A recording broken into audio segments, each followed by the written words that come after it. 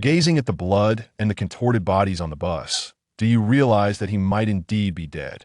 Now he stood weightlessly outside the bus, his ethereal form swaying with the wind, his helpless eyes surveying the surroundings. All around him were the bustling medical staff and curious onlookers. I am dead. Just a minute ago, a truck had suddenly lost control, skidding at a 45-degree angle and striking the bus squarely in the middle, resulting in precise demise. Aside from him, there were no other casualties, not even a single injury. Dee was at a loss for words. Is there truly such a wretched way to die in this world?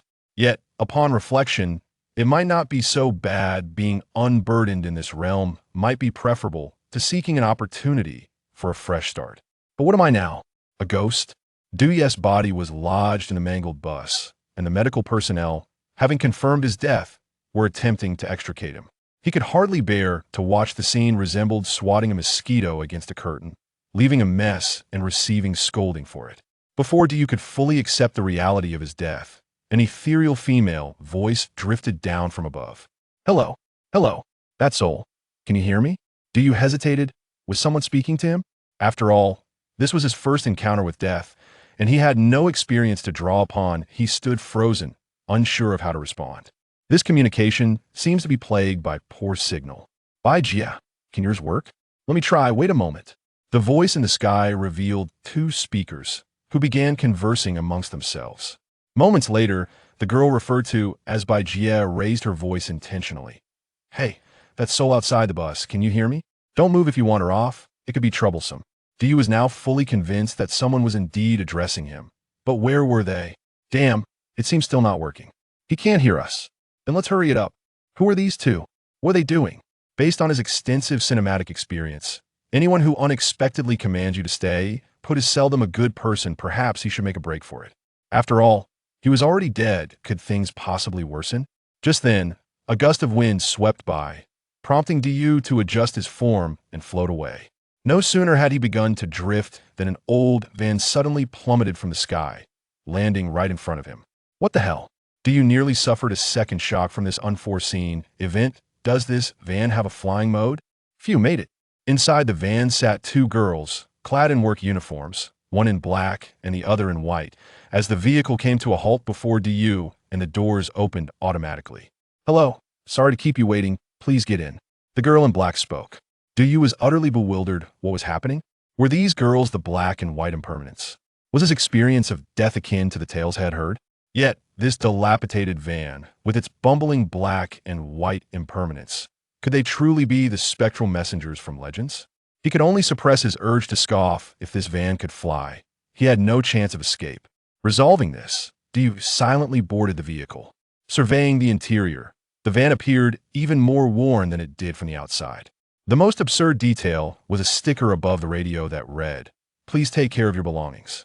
Just as he settled into his seat, the girl driving the van inquired, "May I have the last 4 digits of your ID?" Hearing this, Dew sensed something amiss. What the hell? Is this a ride-sharing service? Do I need to provide my ID number for a ghost car? The girl in white, seated in the passenger seat, quickly intervened. Oh, we're just following protocol. The Ghost Management Bureau has recently implemented new regulations, especially since there have been numerous souls scattering after using the ferry service. The higher-ups are taking this matter very seriously. Dew was left speechless, pointing at the girl in white. But aren't you just a ferry service? Isn't scattering souls you're doing? The girl in black frowned at this remark, retorting, "That's different. We are an official organization with proper vehicles and documentation. There are many illegal ghost transporters out there." Ghosts and illegal transporters? Dew held his forehead, never imagining death could be so exhausting. Fine, fine. The last 4 digits are 2213, he mumbled. Very well. Mr. Dew, shall we follow the navigation, or would you prefer to direct us? How could I possibly know the way? Haha, just a joke. Mr. Dew seemed a bit impatient. Dew fell silent. It was clear he couldn't explain himself to these two girls anytime soon. The van executed a U-turn and gradually ascended into the air. Dew glanced back one last time at his body, which was still stuck in the bus. By the way, are you two really the black and white impermanents? Dew asked as the van rose into the sky. Yes and no, the girl in white replied. The black and white impermanents are not just two individuals, but two families. Members of both families serve as spectral agents, but we cannot represent the entirety of the black and white impermanence. So that's how it is. You hadn't expected to acquire such knowledge in death, but what use was it? Now, let us confirm your file, the girl in white said, pulling out a folder and unfolding an A4 sheet. Do you, male, 26 years old, Han Chinese, employee at a state-owned enterprise. Cause of death as follows. The white-clad girl paused, clearly taken aback. What is it? What does it say? Do you inquired. Oh, the girl glanced at the file and remarked, your cause of death might qualify you for a wrongful death designation. Wait, I don't understand. I died in a car accident. How could that be considered wrongful death? Because today it was not meant for you to die, interjected the girl in black. Indeed, according to the Book of Life and Death, the person destined to die today is named Zhou Zhuangshi, the old man you attempted to offer your seat to before your demise. Had the white-clad girl not mentioned it, you might have forgotten that just a minute before his death, he had indeed intended to offer his seat to an elderly man who had declined and walked straight to the back of the bus. The girl in white continued, Zhou Zhuangshi, age 36, has a history of heinous crimes, and his soul capture value has reached 97. Thus, even if he had not been struck by that truck, he would not have survived today. That's great, the girl in black remarked. Such a person deserves to die early. I know people in the hell of misdeeds, and he'll make sure he gets what's coming to him. Is that the point? You could no longer contain himself. The focus shouldn't be on that old man dying today, but rather on why I am dying today. According to you, this has nothing to do with me at all. Ah, such things are inevitable. The girl in white flipped through the documents. According to the records, Zhou Zhuangshi was supposed to accept your offer of a seat and then die in this accident. The reason he did not accept your offer was that he spotted a beautiful girl behind the bus, who, theoretically, should not have been in that position in this timeline. We will investigate this matter thoroughly. I don't understand. He shook his head. I know, I didn't intend for you to understand, the girl in white replied. Let me say something you can comprehend. If you're deemed to have died wrongfully, you will be fortunate. There are 2 welfare policies for wrongful death victims. Welfare policies? Indeed, the first stipulation is that if the deceased harbors any lingering affection for the mortal realm, they may choose their next familial lineage, be it a wealthy heir or a star offspring, though they must still endure a lottery due to the scarcity of desirable families. The second stipulation allows those who feel no attachment to the living world to apply for the positions of Yin Chai or Yang Chai. However, it is exceedingly difficult to secure such positions within the system, which is predominantly occupied by those with connections. You might start as a contract worker, as the benefits are quite similar. After listening, you fell into silence for a moment before saying, this all feels eerily familiar. Have I truly passed away? The vehicle sped through the air, and the 2 young women, clad in black and white, appeared remarkably composed. The girl in black yawned while driving, and the girl in white busily took selfies with her phone. Were it not for the sight of his own ethereal body, you might have thought he was merely carpooling with strangers. We are nearing Fengdu City by Jia. Let him fill out the form, said the girl in black. Sure thing, replied the girl in white as she extracted a stack of papers from her folder and handed them to you. Although the authorities have yet to determine your status as a wrongful death, based on our experience, it is highly likely. Please sign the welfare policy application for wrongful death. You glanced at the document, which prominently began with, to alleviate the grievances of wrongful deaths, resolve disputes among celestial souls, and cultivate a harmonious underworld. The provisional measures for the latest welfare policies for wrongful deaths. Document number 78. He silently read the introduction and said, I never imagined it would be so formal. Flipping through a few more pages, he indeed found the 2 options previously mentioned by the 2 women, and he was now required to select one. It must be the wealthy heir, he declared without hesitation, signing his name with fervor. His yearning for the earthly realm was not merely sentimental. For many years, he had not even held a woman's hand. After graduation, he had toiled away in a workshop, exhausted daily with hardly any savings to show for it. If given the chance to start anew, he would certainly wish to live life to the fullest. After signing, he looked up to find the sky had turned pitch black. You distinctly remembered it being afternoon? How could the sky be so dark? Before he could process this, the van suddenly plunged straight down, and with a startled cry, he found himself immersed in darkness. When the brief obscurity lifted, a vast expanse revealed itself before him. A colossal ancient city stood majestically underground. From afar, The city flickered with ghostly flames, the lights casting an eerie azure glow. Surrounding the city was a pale green river, its waters swirling with countless souls. The van did not slow down, but sped directly toward the city's grand entrance. Moments later, they arrived at a towering stone gate, 300 to 400 meters high, inscribed with the words, "Ghost Gate of the Underworld." Dio was awestruck by this magnificent sight, unable to fathom the reality of it all. "We've arrived. Just a moment. I need to find a parking spot," the girl in black said as she navigated the van. At that moment, Dio noticed numerous similar vans in the sky, each carrying a pair of individuals dressed in black and white, both male and female, young and old, ceaselessly coming and going, turning the ancient city into a bustling trade hub. Before the Ghost Gate, thousands of souls queued for entry. Excuse me, I'd like to inquire why you, as public officials, do not have designated parking here? You're quite naive. Do you have any idea how many people die each day, both naturally and unnaturally? Just look at the ferrying vehicles in the sky. There isn't nearly enough space for us to park." Dio silently nodded, realizing that even the underworld had its own challenges.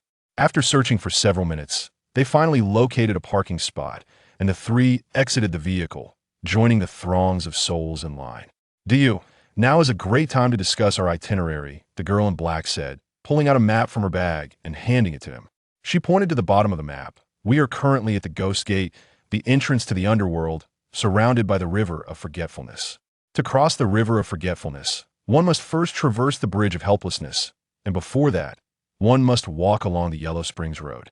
Oh, and at the entrance of the Yellow Springs Road, be sure to visit the Meng Pa's office to receive Meng Petit. There's a special summer flavor available now. Further ahead lies the reincarnation platform, and oh, you can also meet the 10 Yama Kings."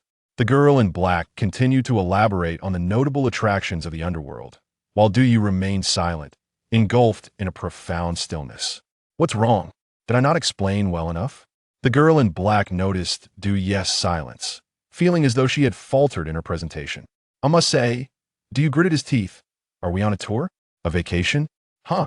The girl in black was somewhat perplexed. "I am dead. I just died." After encountering the Ghost Gate, Dio finally seemed to accept the reality of his situation. No matter what he faced in this realm, his life had concluded, and there was no turning back. "It's quite a feat that I am not mourning. How can you casually guide me through the sights of the underworld, as if it were a spring outing?" "Xiaohei, I believe he has a point. There's no need to provide him with a guided tour. Moreover, as a wrongful death, he may not even need to traverse the Yellow Springs Road." The girl in white stepped forward to address the girl in black. "We have encountered countless souls, yet this is his first experience with death." Dio glanced at the two young women before him, unsure of how to respond.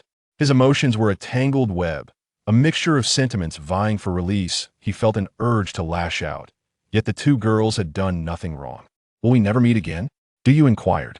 "The Yellow Springs Road is a path that cannot be retraced.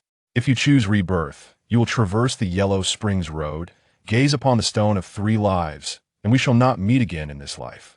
However, if you opt for the position of Inchai, not only will you avoid the Yellow Springs Road, but we may even become colleagues," the girl in white explained.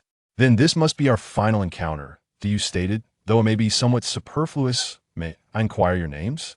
"Certainly," the girl in black bowed slightly, reminiscent of an ancient swordsman. "Heavenly Black, Fan Xiaohua." "Heavenly White, Xiejin," the girl in white added. Chapter 2. The Gate of the Underworld. Xiejin and Fan Xiaohua. Are the legends truly real? Do you recall that the book mentioned that the white impermanence was named Xie Bian, and the black impermanence was named Fan Wujiu? Following Xiejin and Fan Xiaohua, the three of them moved forward through the throng of people. The procession of over 10,000 souls advanced far more swiftly than Dio had anticipated, almost at a brisk jog. Soon, they reached the forefront of the line. Xiejin and Fan Xiaohua did not lead Dio directly into the gate of the underworld. Instead, Xiejin stepped forward and addressed a dark-faced, ghostly official, saying, "Hello, leader, we have a suspected wrongful death here. Please send a judge to escort us across the River of Forgetfulness." The black-faced official nodded in acknowledgement, turned, and entered the gate. Shortly thereafter, a burly middle-aged man clad in a wine-red official robe emerged. Standing at 2 meters tall, with a bushy beard, he held a pure black scepter. Who requires judgment? Hurry it up. The man's voice was gruff, reminiscent of a low rumbling engine. Greetings, sir. Siajin bowed respectfully. We are here today with a wrongful death case that requires your judgment. Wrongful death? The man did not even lift his eyelids, quickly flipping through a notebook pulled from his robes. No, the quota for wrongful deaths has been filled in recent years. Consider it an accidental death instead. Add 5 years to his lifespan in the next life. Otherwise, the workload is too overwhelming. After speaking, he closed the notebook and prepared to leave, leaving Du Yu and the others in a state of shock. Sir, Fan Shaowu reacted quickly, calling out, this deceased must be counted as wrongful due to the influence of Tai Shu. It cannot be disregarded. And what of Tai Shu? The man turned back, his voice tinged with disdain. The Bureau of Legends has been neglected for nearly 1,000 years. How many Tai Shu have you encountered? If every death attributed to Tai Shu were deemed wrongful, would there be any law left in this world? How could the underworld be governed? As he spoke, he advanced, emanating a palpable anger that forced the 2 young women to retreat repeatedly. Just as panic set in among the 3, a gust of wind rushed from behind them, the whirring sound of air slicing past their ears, and suddenly, a figure in white robes appeared before them, facing the burly man, holding a massive brush adorned with talismans. Though the figure in white lacked the imposing stature of the man, upon seeing him, the latter's eyes widened in sheer terror. Before he could utter a word, the figure in white swiftly struck him across the face with a resounding slap. The blow was so forceful that the man spun around on the spot. 3 questions. The figure in white spoke calmly. First, from now on, you are forbidden from speaking in such a manner to other officials. Second, a wrongful death is a wrongful death. No matter how many there are, it is the judge's duty to acknowledge it. Third, the Bureau of Legends has never been neglected. This scene left Du Yu utterly astonished.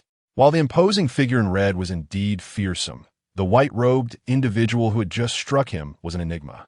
Before Du Yu could process this, the red-robed man suddenly knelt with a thud, nearly in tears, exclaiming, "At your command, great judge."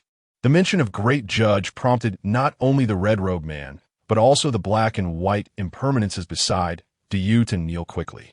In a matter of moments, all the other black and white impermanences and ghostly officials nearby followed suit, leaving only the multitude of souls still standing.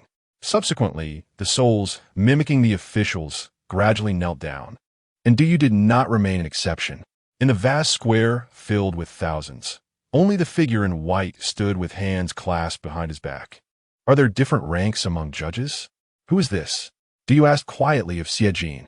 Indeed, there are ranks among judges. Siajin whispered back.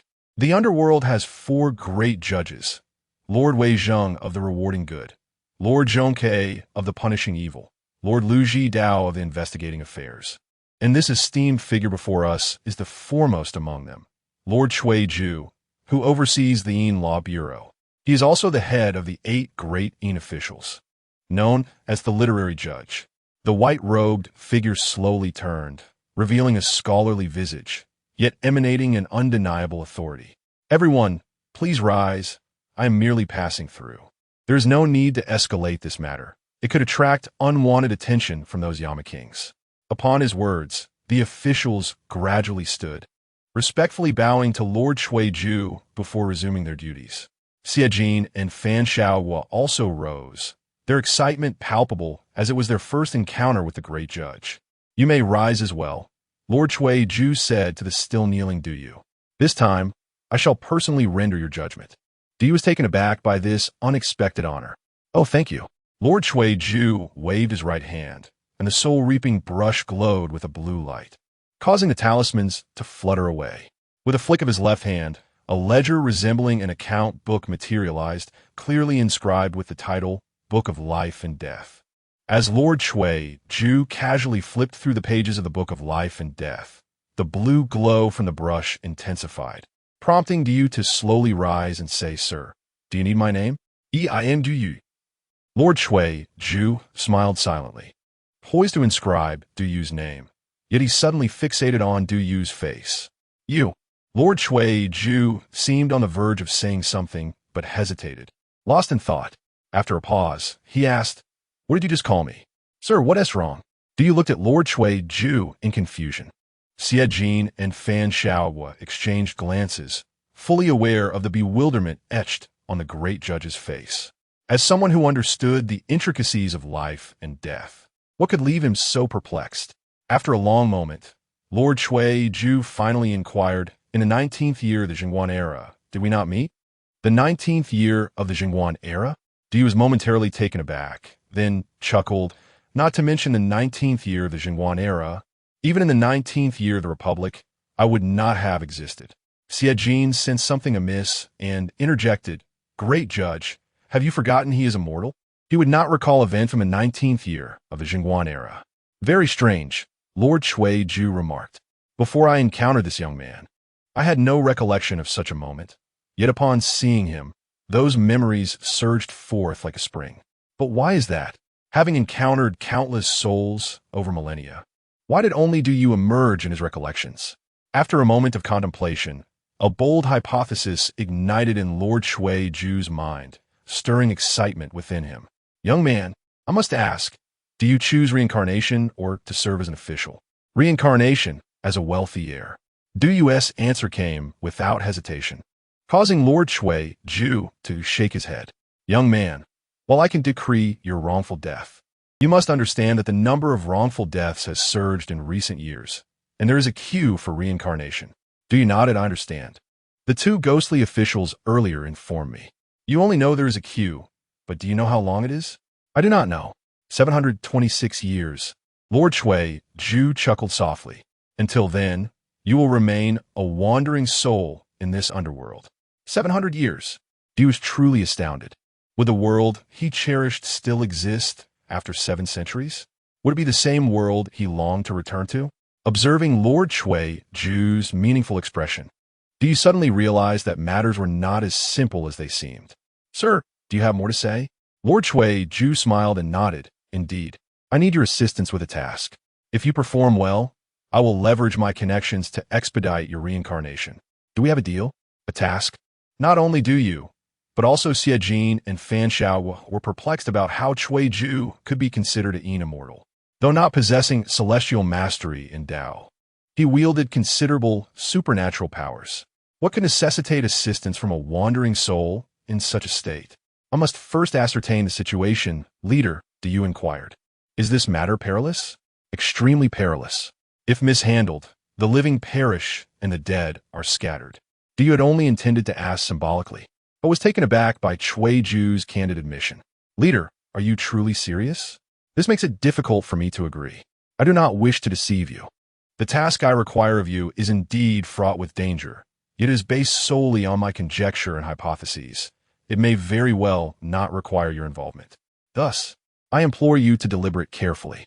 7 centuries of waiting or seizing this chance." Du exhibited evident hesitation. In life, he had encountered numerous such opportunities, but had invariably chosen to forego them. From the moment of his birth, he had not been inclined to strive for anything, not even during his days in the orphanage, where he never actively sought anything. Perhaps this was why he had remained unadopted. "I shall agree." Du responded with utmost seriousness. "I will assist you with this exceedingly dangerous task, provided you allow me to return to the mortal realm." Shui Ju nodded and addressed Xie Jin. 40 miles west of the ghostly gates lies a mountain shrouded in energy. Half of it is verdant while the other half is obsidian. The world refers to it as the peak of no return. At the foot of the mountain, there's a house. You two shall escort Du there." Xie Jin, not daring to delay, hurriedly took Du and Fan Shao on their journey. After bidding farewell to Shui Ju, the trio returned to their van. "Sister Bai, what is the situation?" Fan Shao murmured as he started the vehicle. "The great judge gives off an odd vibe. How can we possibly comprehend the thoughts of such eminent figures? Just follow their directives," Du replied, gazing out the window, his mind a tumult of emotions. "Du, have you encountered Lord Shui in the mortal realm?" Xie Jin asked. "Never. This is my first meeting with him." "How curious." Just as they were conversing, Xie Jin's phone rang. Upon seeing the caller ID, he straightened his posture. "Hello. Greetings, ancestor." Xie Jin respectfully answered the call. "Oh dear, my good grandson Jin, who are you with?" Returning to the ancestor, "I am with Fan Shao from the Fan family. escorting a wronged soul. Upon hearing his name mentioned, Fan Shaohua added, "Greetings to the seventh ancestor." "Shaohua? Hello. Please extend my regards to the eighth ancestor. Thanks to your blessings, the eighth ancestor speaks of you daily." "Speaks of me? That old ghost owes me a meal. I told you, my good grandson Jean, that today we agreed I would learn to use photo editing software. It has been quite some time. Are you still occupied?" "Ah, ancestor, I sincerely apologize." Xie Jin repeatedly expressed his regrets and conveyed the entire situation to the person on the other end of the line. Do you muse that the individual whom Xie Jin referred to as ancestor was undoubtedly the renowned by Wu Chang, Xie Bian? After listening to Xie Jin, Xie Bian paused for a moment.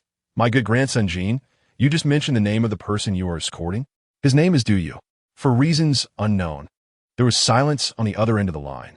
What is wrong with the seventh ancestor? After a while, Fan Shaohua, who was driving, whispered his inquiry. "I do not know." Suddenly, the van began to shake violently in midair, and the sky darkened. Observing the van's erratic movements, Xie Jin initially panicked, but quickly regained composure. He turned to Du Yu and said, "Dear passenger, our vehicle is experiencing turbulence. Please remain seated, fasten your seatbelt, and retract the tray table. The restroom is temporarily out of service." "What nonsense! What tray table or restroom? Where on earth did you learn this?" Du Yu scoffed, reaching for his seat only to discover there was no seatbelt.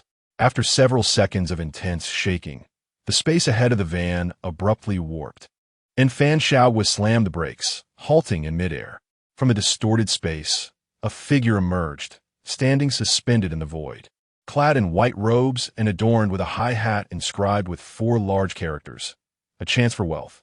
This figure had cascading silver hair that flowed like a waterfall. What astonished them most was his breathtaking beauty. Though undeniably a man, his allure was utterly captivating. Strangely, he had slices of cucumber affixed to his face. "Seventh ancestor," Fan Shaohua exclaimed. "Ancestor," Xie Jin gasped, hastily opening the door from the passenger seat. However, she forgot her limited abilities and nearly fell due to the imbalance. With a gentle wave of his hand, Xie Bian ensured she remained aloft. "My good grandson Jean, do not be overly courteous. I merely came to take a glance and shall depart." This was Du Yu's first encounter with a legendary by Wu Chang, Xie Bian, and he was so anxious that he could scarcely speak. Compared to the black and white uniforms worn by Xie Jin and Fan Shaohua, Xie Bian's official hat and long robe were far more intimidating. Xie Bian scrutinized Du Yu for a considerable time, causing Du Yu to feel increasingly uneasy. Eventually, Xie Bian slowly spoke to Du Yu. His expression gradually morphed into one of madness, followed by uproarious laughter. "Marvelous! Ju, marvelous! Ha ha!" The trio stood frozen, bewildered by Xie Bian's overwhelming presence. "What is transpiring? This is my first encounter with such an ancestor.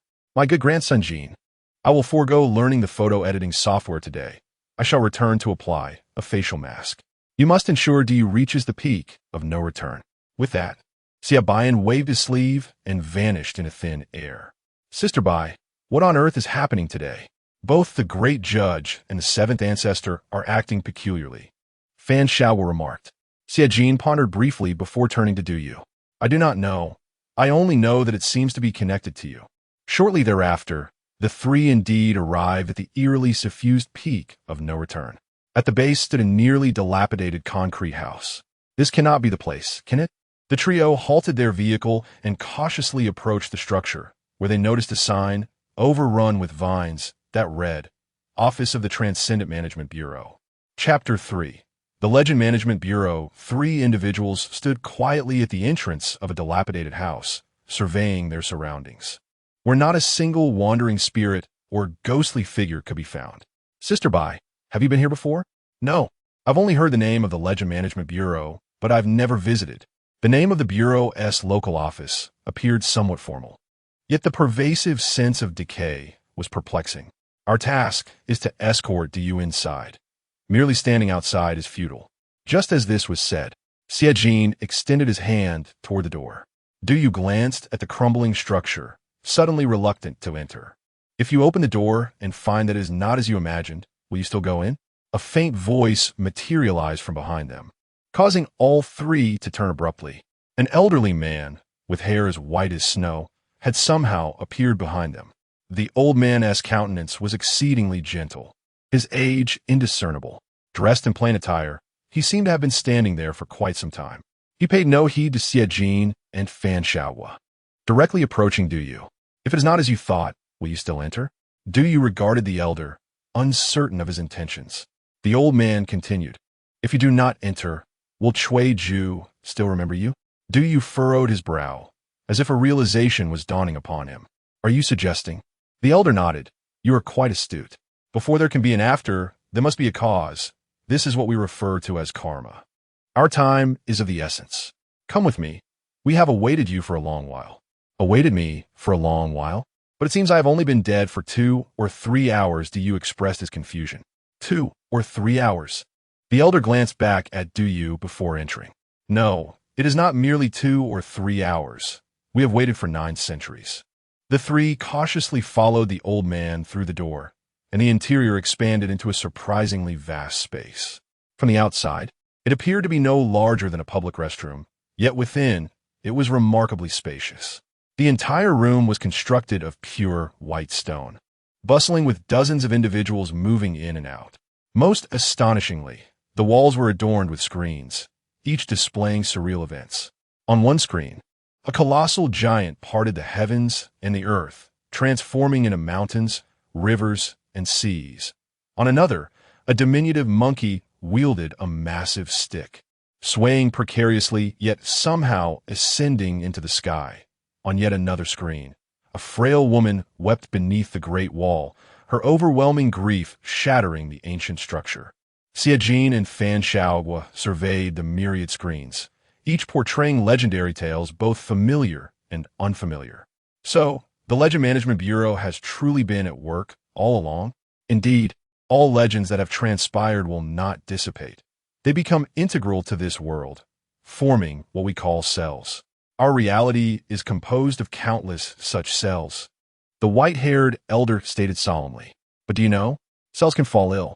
Once a legend becomes afflicted, it may unfold according to an alternate conclusion, altering the course of history and consequently affecting our reality. If the effect is minor, it may inexplicably give rise to individuals who originally did not exist, whom we term Tai Shu. They exert subtle influences on this world, such as your demise. Du Yu appeared to grasp a portion of this concept, though some aspects eluded him. Siajin interjected. Today, when you offered your seat to Zhou Zhuangshi, he should have accepted, as recorded in the Book of Life and Death. However, he noticed a Tai Shu in the back seat, thus declined your courtesy and chose to stand with her. Such alterations, instigated by Tai Shu, cannot even be predicted by the Book of Life and Death. Correct, if a cell becomes ill, it will produce a Tai Shu. If the ailment becomes critical, our world may cease to exist. For instance, if one day Pangu suddenly refuses to create the heavens, what would become of us? But Du Yu questioned, even if Pangu truly decided against it, there would be nothing we could do, as this is an ancient matter. An excellent query, Xiaozhan. The elder stroked his beard and patted Du Yu's shoulder. Xiaozhan? What does that mean? Forgive me. A woman wearing gold-rimmed glasses and professional attire approached, greeting the group. The director has a bit of dementia. He mistook you for someone else. And you are? Siajin inquired. Greetings, I am Dong Qinxiu, the assistant director of the Legend Management Bureau. Assistant director? So, you are the second in command of the bureau? Du Yu noted, observing Dong Qinxiu. Aside from her impressive figure, the only other impression she left was one of meticulousness. Her hair was impeccably styled, with not a single strand out of place. Her dark attire bore no hint of white. I must truly be losing my faculties, having forgotten to introduce myself. I am He Sui, the director of the Legend Management Bureau. The elder smiled at the trio, then addressed Siajin and Fan Shaohua. You may leave. I will take care of everything. Please pass on my regards to the Yama. We cannot accept such an honor. The two hastily waved their hands. We are merely descendants of the ancestors, you need not say more. I understand completely. Du Yu stated, my task is to assist you in locating that medicine to heal the ailing legends, correct? Is it true that I have not articulated myself clearly? He swore replied, it is not for you to find the medicine. You are the medicine. I am medicine? What does that entail? There was no time for a detailed explanation, as Dong Qianxiu rifled through her documents, addressing Du, in simple terms, we need you to enter the legend and guide the narrative back on course. Du was momentarily taken aback. While he understood the meaning of her words, it was entirely unexpected. 81 years ago, we discovered a diverging legend, which we could only temporarily seal. Now, the seal is on the verge of failing, and if the trajectory of this legend strays further, our current world may face annihilation. As Dong Qianxiu spoke, she led Du toward a machine, beginning to connect various tubes to him. Wait a moment. I'm a science major, not a humanities student. I know nothing of your history or legends, and we're going now. Du protested, taken aback by the sudden turn of events. I still have many questions. Why me? As Dong Qianxiu made final adjustments to the machine, she replied, due to certain reasons, only a select few can enter the legends. And you happen to be the second individual in 9 centuries. Although our bureau has many members, we are all merely aides. We have not had an operator in 900 years. I still have questions. Do you not have any form of employee training? What am I supposed to do? Du's voice trembled as he sought to comprehend the daunting challenge that lay ahead.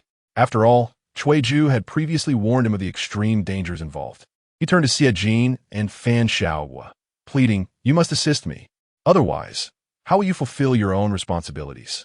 Xie Jin and Fan Xiaohua exchanged helpless glances. The Xie and Fan families adhered to a long-standing principle: unconditionally cooperate with the work of the Legends Management Bureau. There was no time for employee training, Xiaozhan. Hisuo approached, explaining that the seal of this legend would be broken within an hour, and Du had to immerse himself in the tale during that time. He had 7 days to complete the legend. Otherwise what? Du pressed. Hisuo stroked his beard, speaking with gravitas. Otherwise, you will dissipate into the past, and we shall perish in the future. Is it truly that serious? Du had thought only he was in danger, failing to realize the lives of many were at stake. So, the final question, Du inquired, which legend am I to enter? Upon hearing this, Dong Qianxiu pulled a lever, and a display screen materialized before Du, revealing a rugged man clad in coarse garments, drenched in sweat, laboriously tilling the earth while facing the ground. To Du's astonishment, 10 suns blazed in the sky. He's shooting the suns? Du could scarcely believe his eyes. Was he truly capable of intervening in such a momentous legend? Indeed, he's shooting the suns, Dong Qianxiu clarified. I will now impart the script of the legend. Pay close attention. Under normal circumstances, he would receive guidance from a celestial being at the age of 11, and after a decade of enlightenment, he would attain a semi-divine form. At 21, he would draw his bow and shoot down the 9 suns to save all living beings. Is this sufficiently clear? Wait. Du felt more anxious than during his college entrance exams. What is the current issue with this legend? Dong Qianxiu adjusted his glasses. The problem lies in not receiving celestial guidance at 11. He remained an ordinary mortal until the age of 21. Du chuckled bitterly. You mean to say that as an ordinary person, I must assist another ordinary person in shooting down 9 suns? Precisely, Dong Qianxiu affirmed. Had he known the task would be of such difficulty, Du would have opted out. Starting at hellish difficulty was overwhelming, given the choice. He would have preferred to wait 700 years. At least then he could avoid soul annihilation and live as a wealthy heir. I recall learning in elementary school that there were 9 great firebirds in the sky. Regrettably, Dong Qianxiu interjected with a shake of his head. In past legends, the 3-legged golden crows often represented the 9 suns. However, our colleagues have already investigated. All 10 3-legged golden crows are currently perched upon the Fusang divine tree, remaining inactive and oblivious to the situation.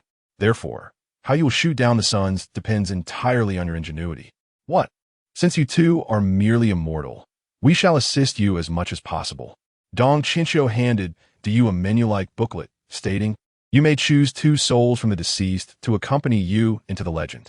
At critical moments, you can summon their spirits. But do take note, each spirit can only manifest for 5 minutes. Du glanced at the lengthy list, noticing a note requesting him to mark his selections. Soul manifestation? 5 minutes? He thought, cursing inwardly. What good could such a brief duration serve? Even if he chose Sun Wukong, It was impossible to shoot down 9 suns in 5 minutes. Wait, Sun Wukong? Du pondered, astonished to find the name of the Buddha of battle, Sun Wukong, on the list. Is Sun Wukong already deceased? He blurted out. Not quite, Dong Qinqiu responded. When Sun Wukong attained Buddhahood, he relinquished 7 aspects of his soul, and we have taken one of them. Wonderful. I'll choose Sun Wukong. Du thought, convinced that within 5 minutes, Sun Wukong could at least shoot down 1 sun. Even if the legend shifted from E shooting 9 suns to E shooting 1 sun, it would still be acceptable, right? Very well, if you choose Sun Wukong. Simply mark it. Have you selected the second spirit? Du scrutinized the list, recognizing many renowned figures, including the great General Guan Yu, yet most were ordinary mortals. He contemplated the practical utility of these spirits. Without extraordinary powers, venturing into the story of E shooting the suns would be futile. He could only select one more spirit. Who should it be? As he perused the densely packed names, a singular thought echoed in his mind. Choosing anyone would likely result in failure. I have a recommendation for you. Isuo approached, sitting beside Du, and whispered, a seemingly impossible task must have its breakthroughs. To discover these breakthroughs, mere strength will not suffice. He pointed to a name, Hanxiang Wulong, Zhuge Kongming. Sometimes, you need to employ your intellect. Du contemplated this name, pondering whether cleverness would indeed prove useful in shooting down 9 suns. Even if Zhuge Liang possessed exceptional intellect, could he design and construct an intercontinental missile capable of striking the suns in 5 minutes? Please expedite the process, Dong Qinqiu urged, her expression one of exasperation. Oh, I will be quick. Du gritted his teeth, deciding not to quibble with the woman any longer. Zhuge Liang it would be. Though he appeared somewhat muddled, the old man had a point. He picked up the pen and marked the choice beside Zhuge Kongming's name. Done. Dong Qinqiu turned to a staff member, instructing, quickly retrieve the souls and prepare the crossing package. The remaining personnel should commence soul migration. The staff of the Legends Management Bureau bustled about, activating various instruments and screens. Is this truly about to begin? Du clenched his jaw. He had never encountered anything so absurd. Mere hours earlier, he had been playing on his phone while riding the bus, and now he was about to traverse into a legend. Remember, if the legend is not completed within 7 days, the 10 suns will persist, plunging not only the past, but also the present world into chaos and despair. Dong Qinqiu cautioned him one final time before placing a peculiar headpiece upon Du. He felt a sharp tearing sensation in his head, and in an instant, he lost consciousness. Chapter 4. 10 Days of Burning Heaven. Du felt enveloped in a shroud of darkness, his entire being weightless and adrift in an unknown realm. Du, can you hear me? Dong Qinqiu. Indeed, it is I. I'm your primary contact for this undertaking. The voice of Dong Qinqiu resonated directly within his mind. Where am I? You are currently undergoing a corporeal transmission and reconfiguration in the void. For this mission, you will descend in the guise of the traveler Pang Meng. To avoid disrupting the course of history, please refrain from revealing your true name. Additionally, various versions of a legend have been included in your time travel package. Be sure to examine them closely upon awakening. Du began to comprehend the situation. What was this? An immersive, holistic script-killing experience? Before he could voice his thoughts, a flicker of light pierced the darkness, rapidly expanding until he realized he was hurtling toward it. A dazzling brilliance overwhelmed him, and upon regaining his senses, Du found himself sprawled upon the ground, which felt unusually scorching beneath him. Location: Eastern Shenzhou. Era: the reign of Emperor Yao. Character: Pang Meng descends. Wake up, brother. A hand was shaking him persistently. Struggling to his feet, Du experienced a disorienting sensation of weightlessness.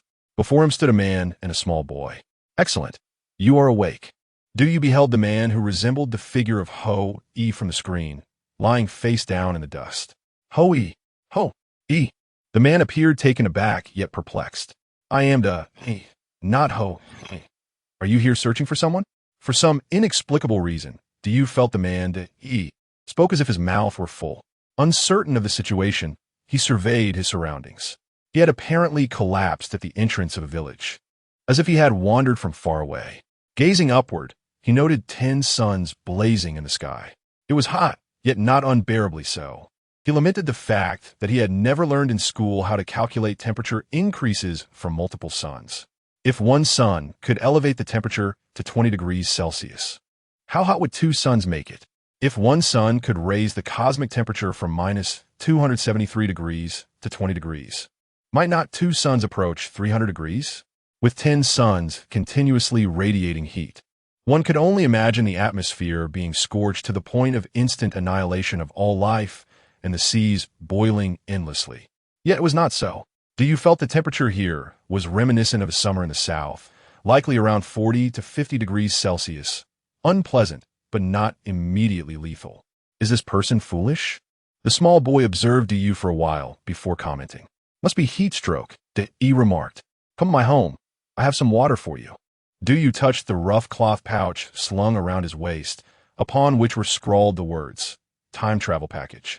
To be frank, judging by the quality of the pouch, the contents were unlikely to be of high caliber. Are these people trying to deceive me? Du silently cursed. Brother? De called again, yet Du remained unresponsive. This person is truly foolish, the small boy commented, digging at his nose. You are the one who is foolish. Du shot a glare at the child, and then pondered, wondering if there were children in the tale of shooting down the suns. Be quiet. You insolent one. De admonished the boy before turning back to Du. Brother, what is your name? I am Du. Pang Meng. Du Pang Meng? No, I am simply Pang Meng. De regarded Du with an expression befitting one observing a simpleton. Truly, I am Pang Meng. I have not forgotten my own name. Please do not look at me in such a manner. Du's heart swirled with mixed emotions as he gazed at the 10 suns overhead, his thoughts drifting to the tattered time travel package at his waist. Uncertain if it was too late for regret. In a legend management bureau, a group of individuals gathered around a screen. Director, are you certain he is truly fine? Dong Chinchio expressed concern over Du's demeanor. Regardless, our world currently has but one sun, does it not? This lad is clever. We shall see, responded Isuo, glancing toward the door. If you have arrived, do not linger outside.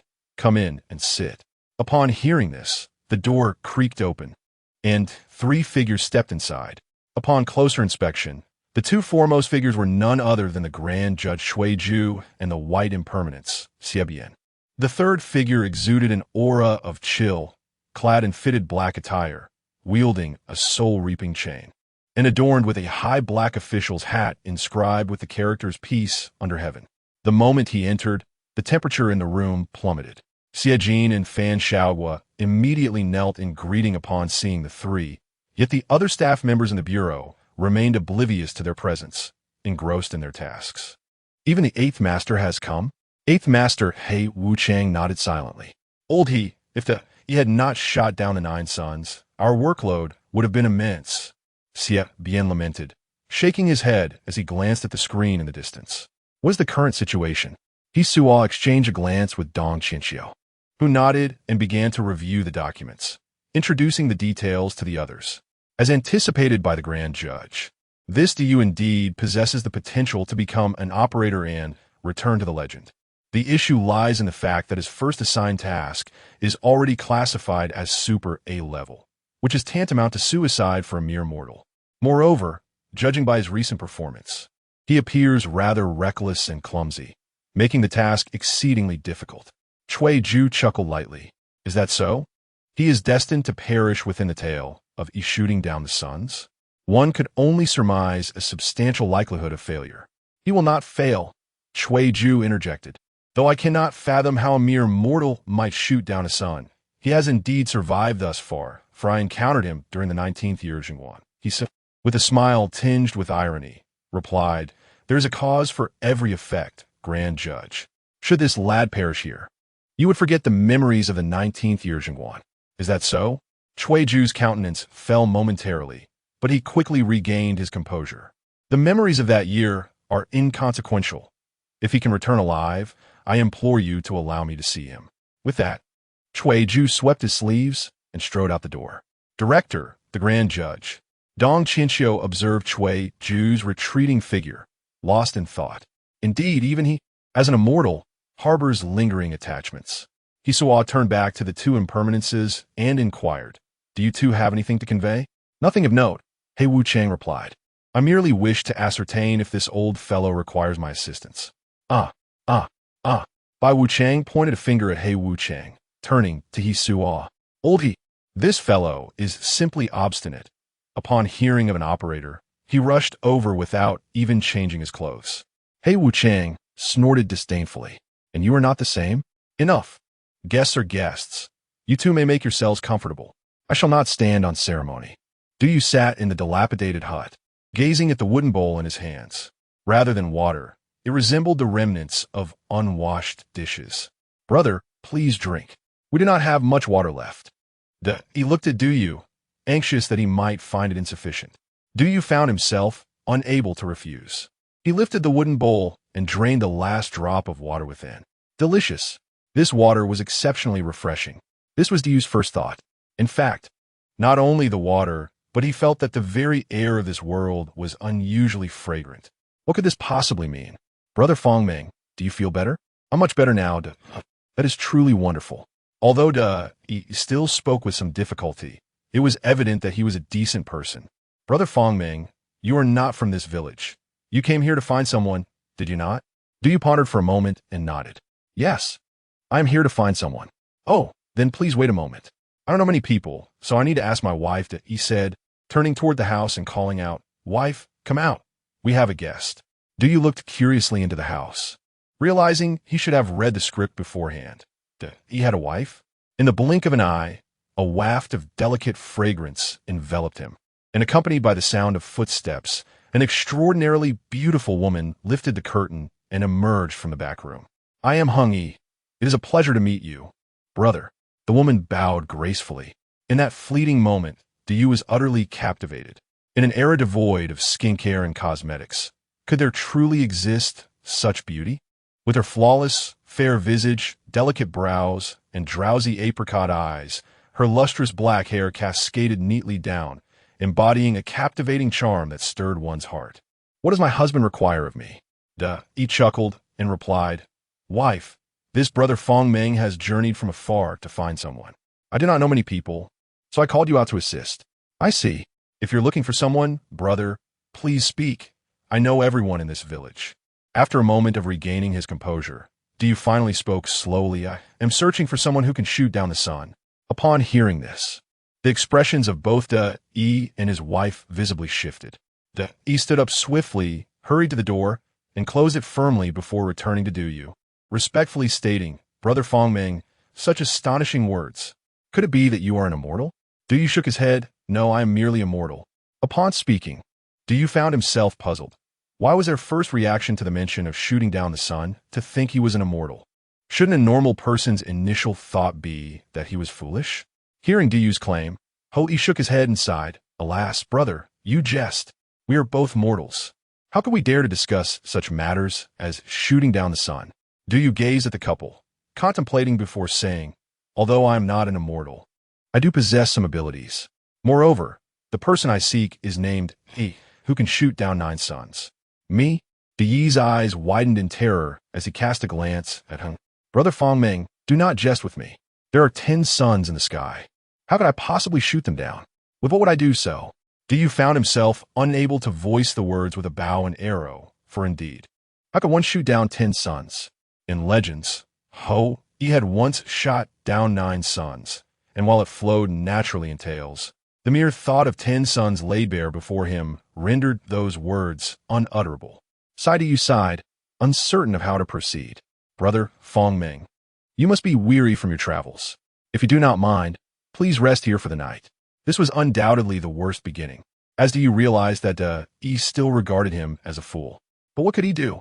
He could not leave He. His time was limited. If he could stay for a night, how splendid that would be. Du mustered his courage and said, "Well, I won't be polite." He patted Du's shoulder and led him to a side room. "You shall rest here tonight." As he spoke, he tidied up the room, which was already impeccably clean, indicating that the lady of the house was truly diligent. "By the way," Du turned to Hung Yi and inquired, "Is there anyone in this village named Yi, aside from Du?" Du felt he may have jumped to conclusions. Having seen this man on screen did not necessarily mean he was the main character. Perhaps the true protagonist was someone else. Hung Yi bowed slightly and replied, I am but a humble woman, and I do not know of any man named Ho Yi in the nearby villages. Is that so? Then I understand. Alone in the side room, Du could not discern whether it was day or night. Lowering his head, he felt the small, tattered bag at his waist. Ah, the gift bag for my journey. With a cold chuckle, Du opened this so-called great gift. Inside were 2 jars, each adorned with a handwritten label reading Sun Wukong, the victorious fighting Buddha, and Zhuge Liang, the sleeping dragon. How ordinary the glass jars were. The most ludicrous part was the printed note on the bottom. Please consume before the expiration date. Du cast the jars aside and discovered a stack of paper. This paper contained numerous versions of the tale of Ho Yi shooting the suns. Just as he was about to delve into them, he noticed something else in the tattered bag. What could this be? A stack of very worn yellow paper, embellished with intricate designs in red cinnabar. These are talismans. Dong Qinxiu's voice suddenly echoed in his ears, startling Du. I said, Qinxiu, could you not be so frightening? My task is to watch over you and answer your questions. But I haven't even begun to ask. Du shook his head and asked, are these talismans the kind often referenced in cultivation novels? Quite similar, Dong Qinxiu replied, but you lack any true spiritual power. These talismans are merely basic and can only serve a supportive role. Du examined each talisman, discovering that the reverse side bore printed descriptions of their functions and usage. 2 were teleportation talismans. One was a listening talisman, another a loud voice talisman, and the last was a rejuvenation talisman. Surprisingly, the most powerful was the teleportation talisman, while the others were utterly unimpressive, including one simply for increasing vocal volume. This was certainly not what was portrayed in cultivation novels. Were the ice spikes, the fireballs, the thunderclaps? Du found himself at a loss, as the difficulty of this task felt insurmountable. Grasping his hair in frustration, he gazed at these lackluster tools, growing increasingly agitated. Damn it!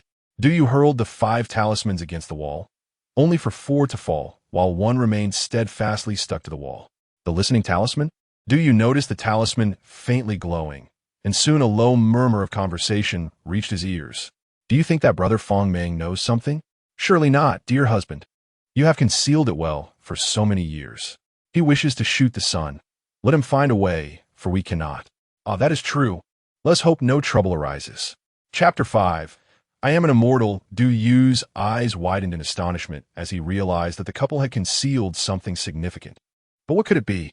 He strained to listen further, only to find that their conversation had ceased. Moments later, the listening charm affixed to the wall disintegrated into ashes. Having served its time, although he had gleaned some clues, a lingering sense of disconnection pervaded his thoughts. Thus, he began to entertain bold hypotheses. What could he be hiding? Was he perhaps a half-immortal, concealing his true nature from the world? Yet, this theory seemed implausible. According to Hung, they were powerless to shoot down the sun.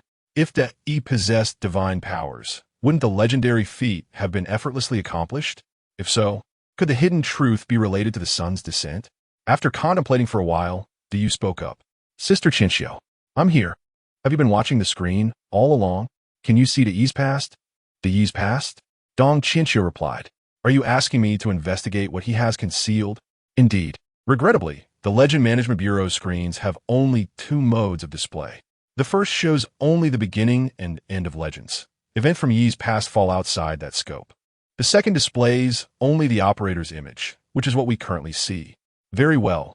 Du shook his head in resignation, realizing he would have to rely on his own efforts. He retrieved the script and began examining various versions of the tale of Ho Yi shooting the sun. What he uncovered was astonishing. It turned out Hung Yi was, after a lengthy perusal, Du pieced together the most complete and coherent version of the story as follows. One day, 10 suns suddenly appeared in the sky. These suns scorched the flora and crops, giving rise to 6 monstrous creatures: Yiyu, Zhao Qi, Jiuing, Defeng, Feng Shi, and Xiuxi. The people were in dire straits, lamenting their misfortune.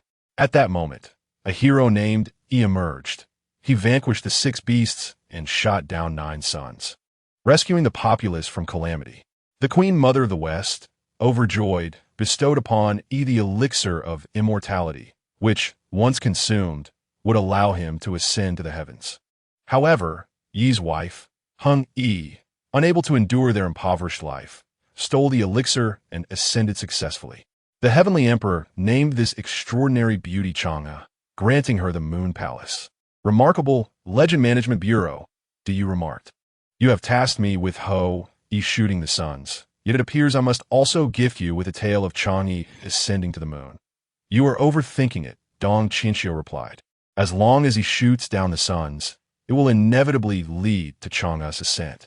I have seen this legend countless times, without exception.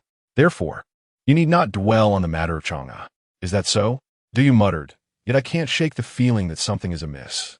There is nothing strange about it, Dong Qinxiu said flatly. You need only focus on Yi shooting the suns. Du disregarded Dong Qinxiu's words, lost in contemplation.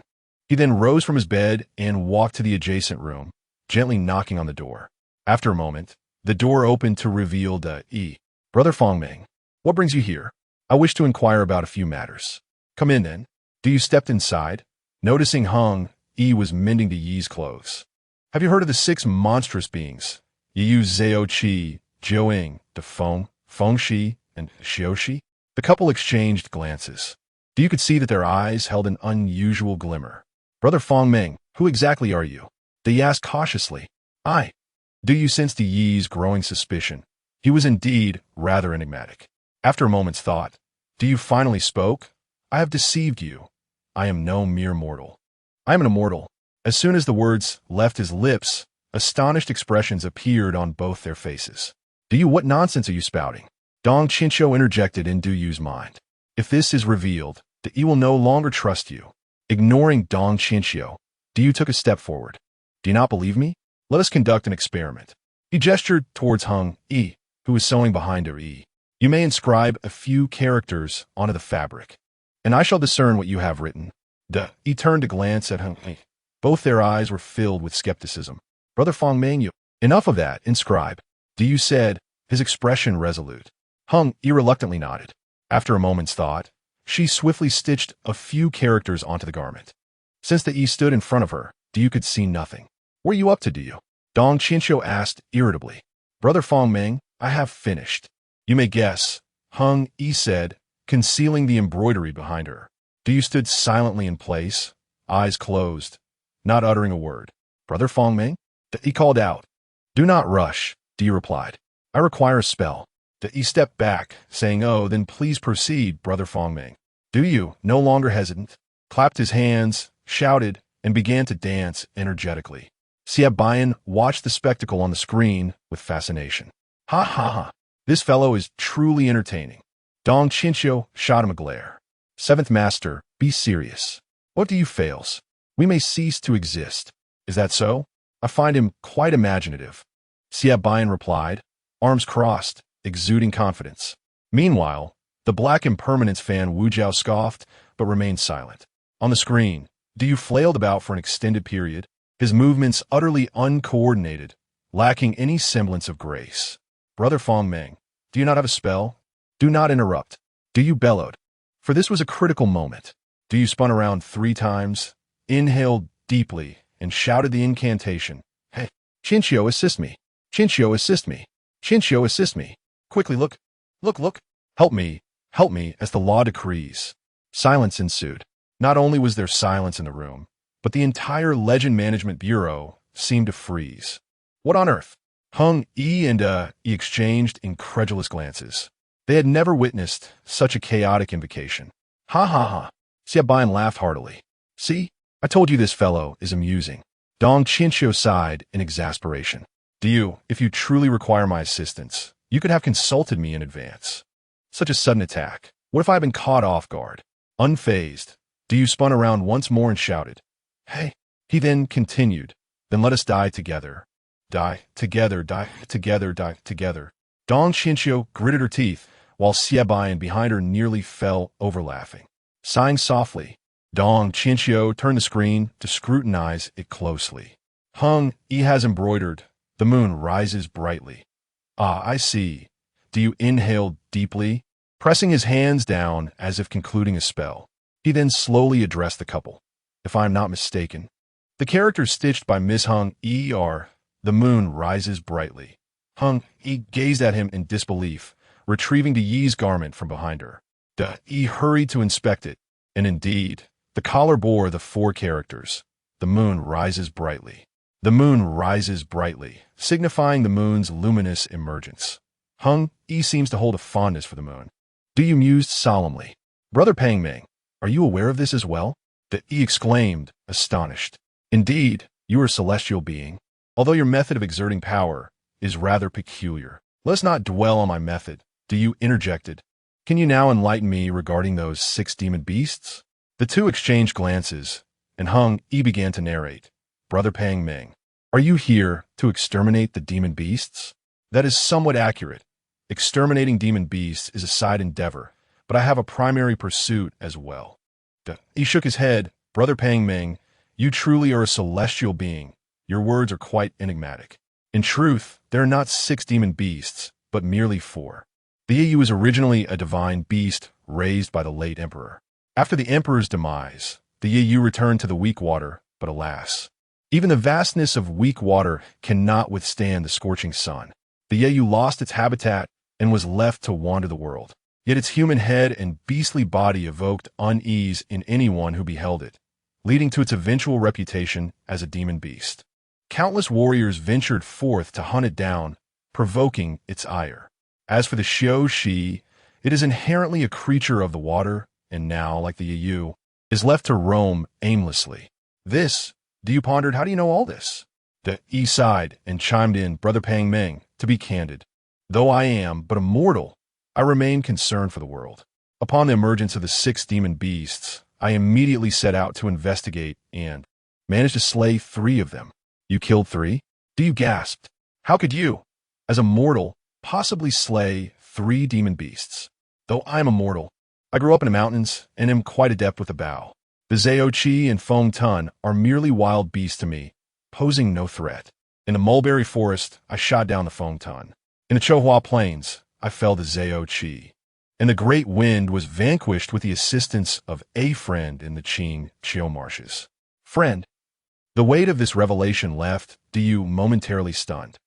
He had a friend of immeasurable strength. And what are the remaining demon beasts? The Yu has promised me it will not reveal itself to the world for the time being. And the Xiao, she has changed its name and is now hiding. Thus, only the Jiao Ying remains among the demon beasts. Excellent. We shall go forth and slay the Jiao Ying. Du suddenly felt that they were merely a step away from completing their mission. Do not speak foolishness, Brother Pang Ming, De interrupted. The Jiao Ying was born at the dawn of creation.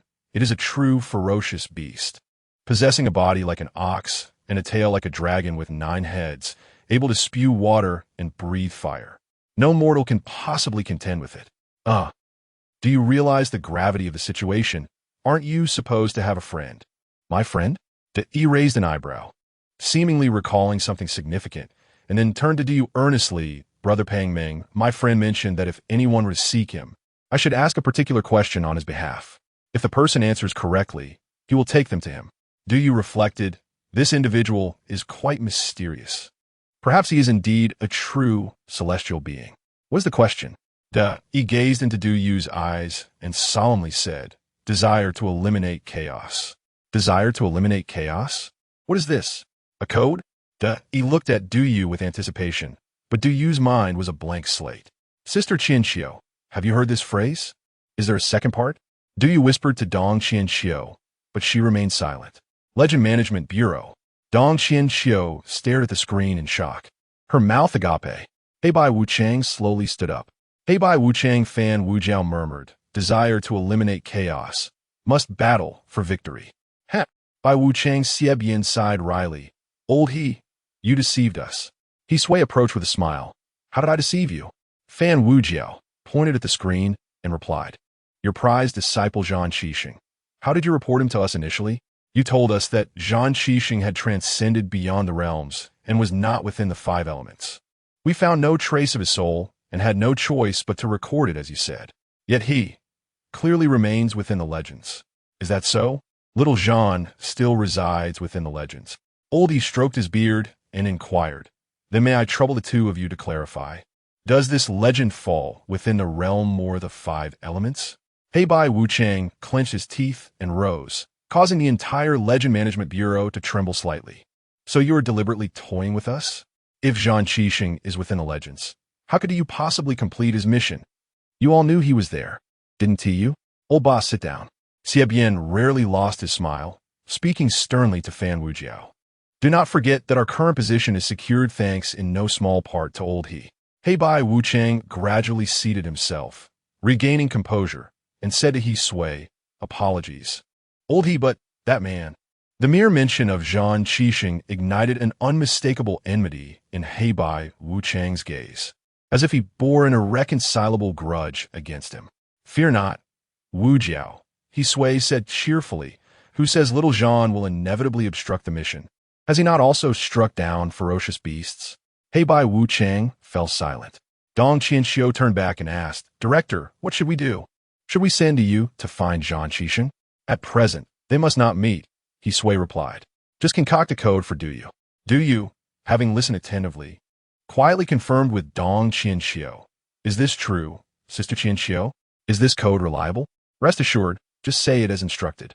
With newfound confidence, Do You raised his head to look at the smirking, "Your friend is quite mischievous. Although this code may be unknown to mortals, I am a celestial being. For us, this code is as simple as a blink of the eye. Pay close attention." He looked at Do You with eager anticipation. Do Yu's lips curled into a proud smile as he declared, "Desire to eliminate chaos. Must eat a full meal." He was taken aback, having never before witnessed such audacity. How could this individual be so confidently imaginative? How is this? Not quite right? Do You notice that E.S. expression was rather peculiar and tentatively inquired, "Brother Pang Meng." He rubbed his temples and remarked, "Is indeed somewhat different." Hey, Dong Qianxiu, what is going on here?"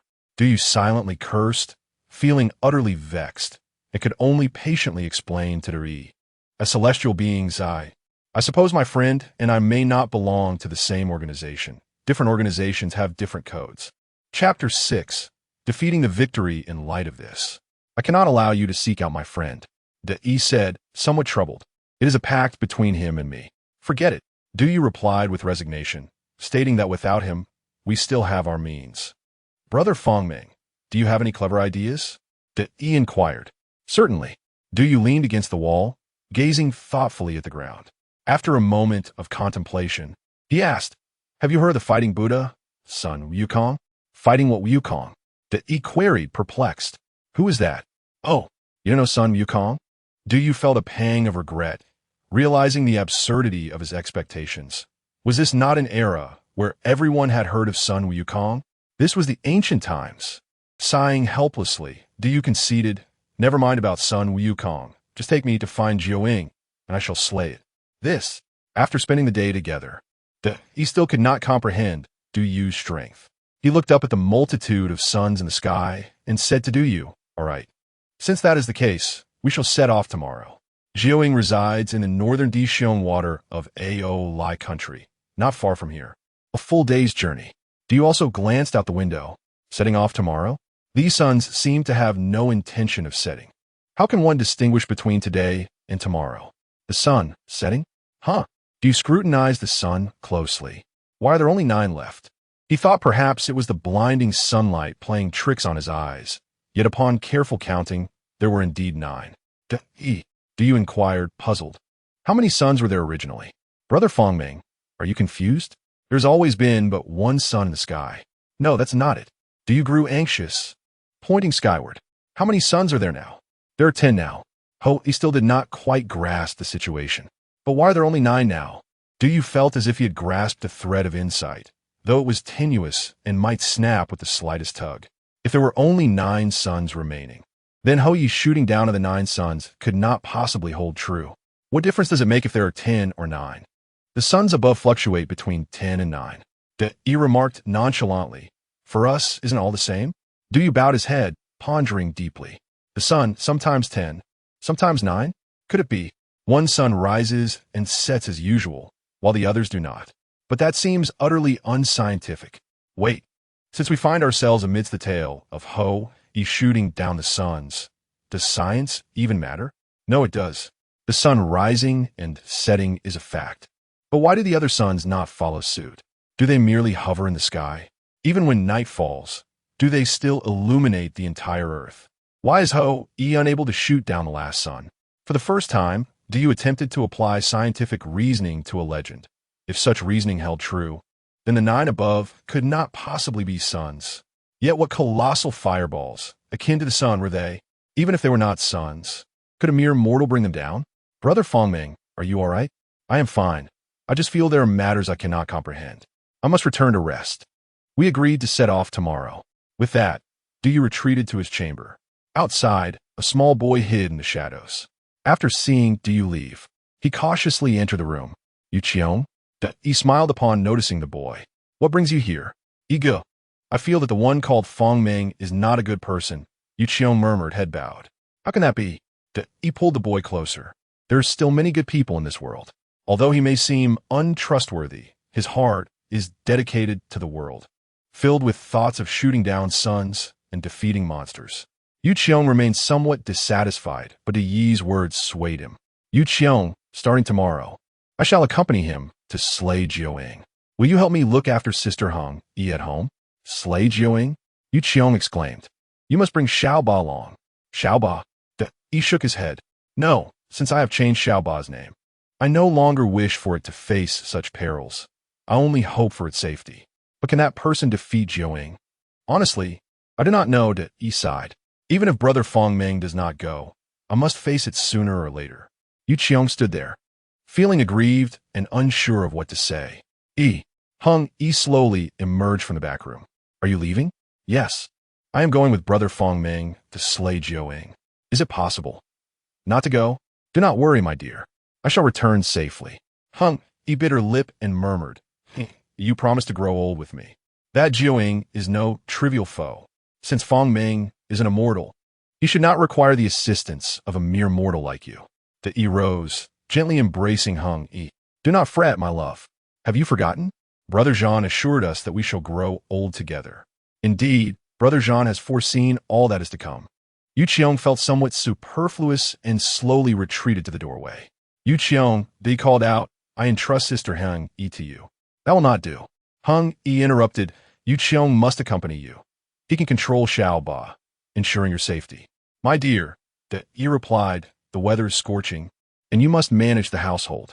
I cannot bear to impose further. Let Yu Qiong assist you instead. Do not worry about me.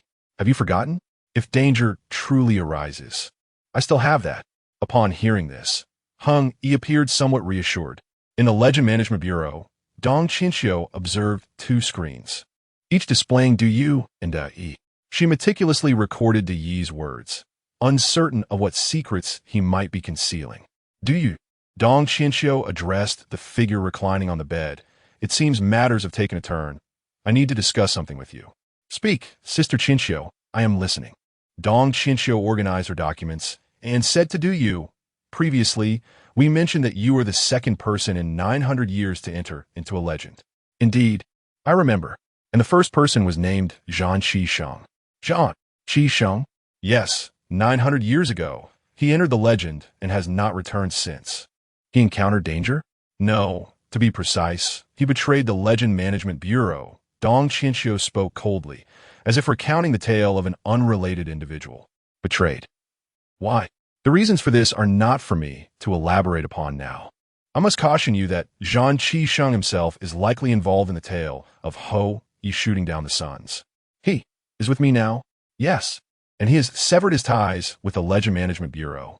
We cannot view his images, but I overheard Yi's conversation with Heng He mentioned a Brother Jean, who is likely Zhan Qisheng. Dong Qinxiu adjusted her glasses and continued, to quell the chaos, one must defeat Zhan Qisheng. He left behind this cryptic message. Thus, it was also Zhan Qisheng who aided Yi in slaying the beast, Defone. Dong Qinxiu's expression was grave. I suspected he had been involved in this legend from the very beginning, yet we could not ascertain his true intentions. Du pondered briefly. The clues at hand were perplexingly scattered. He sat up, retrieved a stack of scripts, flipped to the back and picked up a charred stick from the ground, beginning to jot down all current suspicions. Firstly, Dei is but a mortal. Dong Qinxiu had previously mentioned that he had encountered this legend countless times. Yet what could have caused the discrepancies in Dei's lineage? Secondly, one of the 10 suns must set, indicating that one is the genuine sun. What then are the other 9? Thirdly, Dei and Chang'e harbor secrets. The nature of these secrets remains unknown, but it is subtly apparent that Dei is not simply an ordinary mortal. Fourthly, Chang'e's avarice for wealth. Had he not met Chang'e, you could have chosen to believe this tale. Yet, he had witnessed the sparkle in her eyes when she looked at Dei, a glimmer of affection. Furthermore, as Diyu touched the long-unused side room, meticulously cleaned and devoid of dust, it did not seem to reflect the actions of a woman enamored with riches. Chang'e is virtuous, well-educated, and deeply loves Dei. Fifthly, Dei's friend Zhang Qixing. This Zhang Qixing is presumably the little Zhang referenced by the director. Diyu is unaware of his stance or motives, hoping only that he would refrain from causing disruption at a critical moment. Observing the clues Diyu had organized on the screen, Dong Qinxiu's attitude toward him softened slightly. Although he appeared boisterous, his thoughts were astute, perhaps offering a glimmer of hope to accomplish their task. Diyu carefully folded the paper and tucked it into his pocket. Sister Qinxiu, traversing into a legend is truly an extraordinary affair. Is it? Dong Qinxiu replied indifferently. Indeed, many things are hard to fathom. For instance, the renowned hero Ho Yi, who is surprisingly approachable. Indeed, Dong Qinxiu concurred. Perhaps it is because he is a mere mortal devoid of any prideful stature. Diyu offered a wry smile. Moreover, who would have imagined that this great hero speaks with a slight lisp? A lisp? Dong Qinxiu furrowed his brow. In previous versions, Ho Yi was not depicted as such. Oh, Diyu questioned, is Dei's speech impediment unique to this rendition of a legend? Exercising caution, Diyu retrieved the paper from his pocket and inscribed a 6th item. Sixthly, Dei's initial speech impediment. It felt as though a key was required to weave all these clues together. Although the day was still bright, Diyu felt fatigued as his mind wrestled with the chaotic clues, eventually succumbing to slumber. At the Legend Management Bureau, upon reaching a pause in the tale, Xie Bian instructed Xie Jin and Fan Xiao to return for rest, yet he and Fan Wujiao were adamant about staying. Dong Qinxiu had no choice but to allow them to remain seated, as no one else in the bureau proposed taking a break. After an indeterminate period, someone knocked at the door. Diyu unsteadily rose, noticing the temperature outside was even hotter than the previous day. Glancing out the window, he beheld 10 suns blazing in the sky. Brother Fongming, Dei called, rapping on the door again. Diyu opened the door to find a perspiring Dei. Are we ready to depart? Not yet. We must wait a little longer.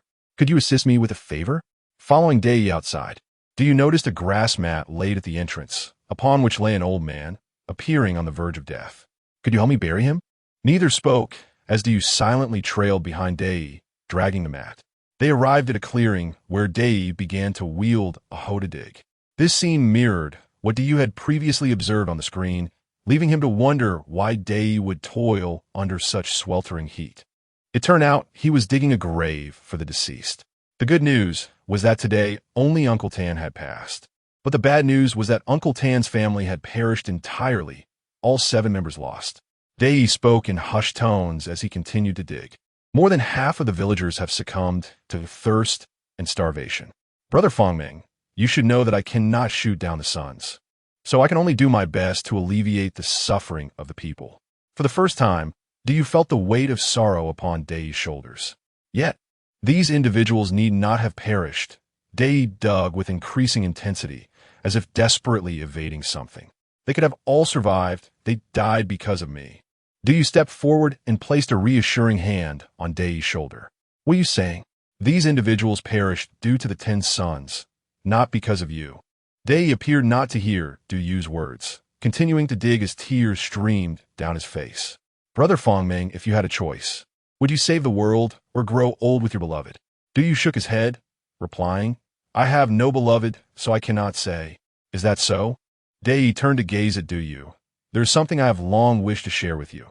You need not seek that archer named he any longer. for he no longer exists. In that moment, a thread began to weave all the clues together in Duyu's mind. His eyes widened in realization. You knew that one day, 10 suns would appear in the sky, did you not? Duyu inquired. Indeed. Dei set down the hoe and turned to lift Uncle Tan's corpse, gently placing it into the grave. Once, someone presented me with a choice, but my choice was to grow old with Chang'e. Someone once offered Dei a choice. Who else in this world could foresee the emergence of 10 suns?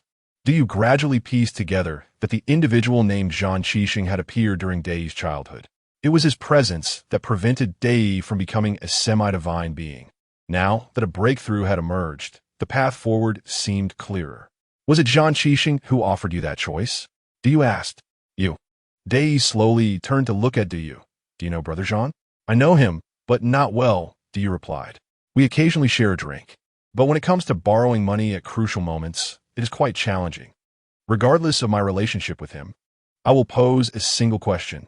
Do you wish to shoot down the suns? Chapter 7. The Hidden Past. Do you wish to shoot down the sun? Yi fell silent. Duyu had initially expected Yi to readily agree, but it seemed he had reservations. If I shoot down the sun, Yi will leave me, won't she? Duyu was momentarily at a loss for words. Everyone praises the Yi's heroic tale of shooting the suns. But has anyone ever inquired whether he truly wished to shoot down those 9 suns? Brother Fongming, let us set forth. We can converse along the way. Duyu nodded solemnly.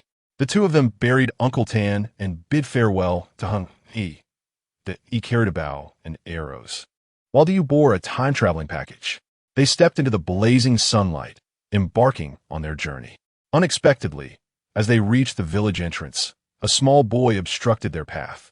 Yuqiong? Yuqiong glared at Duyu and asked, Who are you? Why must you take Igu to confront the 9 infants? Duyu had never considered answering that question and could only fabricate a response. Brother Yi is exceptionally skilled in archery. I come to learn from him. Learn archery? After all, Yuqiong was just a child. He suddenly felt that Duyu wasn't so bad after all. So you are Yi's disciple? Yuqiong inquired further. Yes, disciple, Duyu affirmed with a nod. Brother Fongming, isn't this inappropriate? Yi murmured. How dare I take on the role of a master to an immortal? It's fine, Duyu waved his hand. Once my identity is established, it will be easier to act. Yuqiong lowered his head, somewhat perplexed. All right, Yuqiong, you need not worry. Yi patted Yuqiong's head. Remember to take care of Sister Yi for me. Watching the two depart, Yuqiong did not return to the village. Instead, he dashed to a massive locust tree, which stood alone, its leaves having long fallen due to the sweltering heat. Xiaoba, Xiaoba, Yuqiong called out several times. The ground around the locust tree began to tremble, as if some colossal creature lurked beneath. Moments later, a giant serpent, entirely black with a dark yellow underbelly, emerged from the earth, measuring dozens of zhang in length. As the serpent reared up, it seemed to overshadow the entire sky. The colossal serpent peered down at Yuqiong and inquired, Master, did you summon me? Its thunderous voice was deafening, yet Yuqiong appeared unfazed, walking beneath the serpent and gently leaning against its body. His diminutive figure resembled a mere scale of the serpent. Xiaoba, I hope you can assist me with a task. It may be perilous. Master, my life was saved by you, and you may reclaim it at any moment if needed. No. Xiaoba, Yuqiong cried, shaking his head. I wish for you to live well. And I hope Igu can also thrive, but Igu may encounter danger.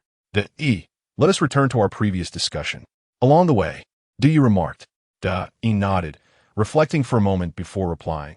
Brother Fongming, there are many matters I have only shared with my wife and Brother Zhan.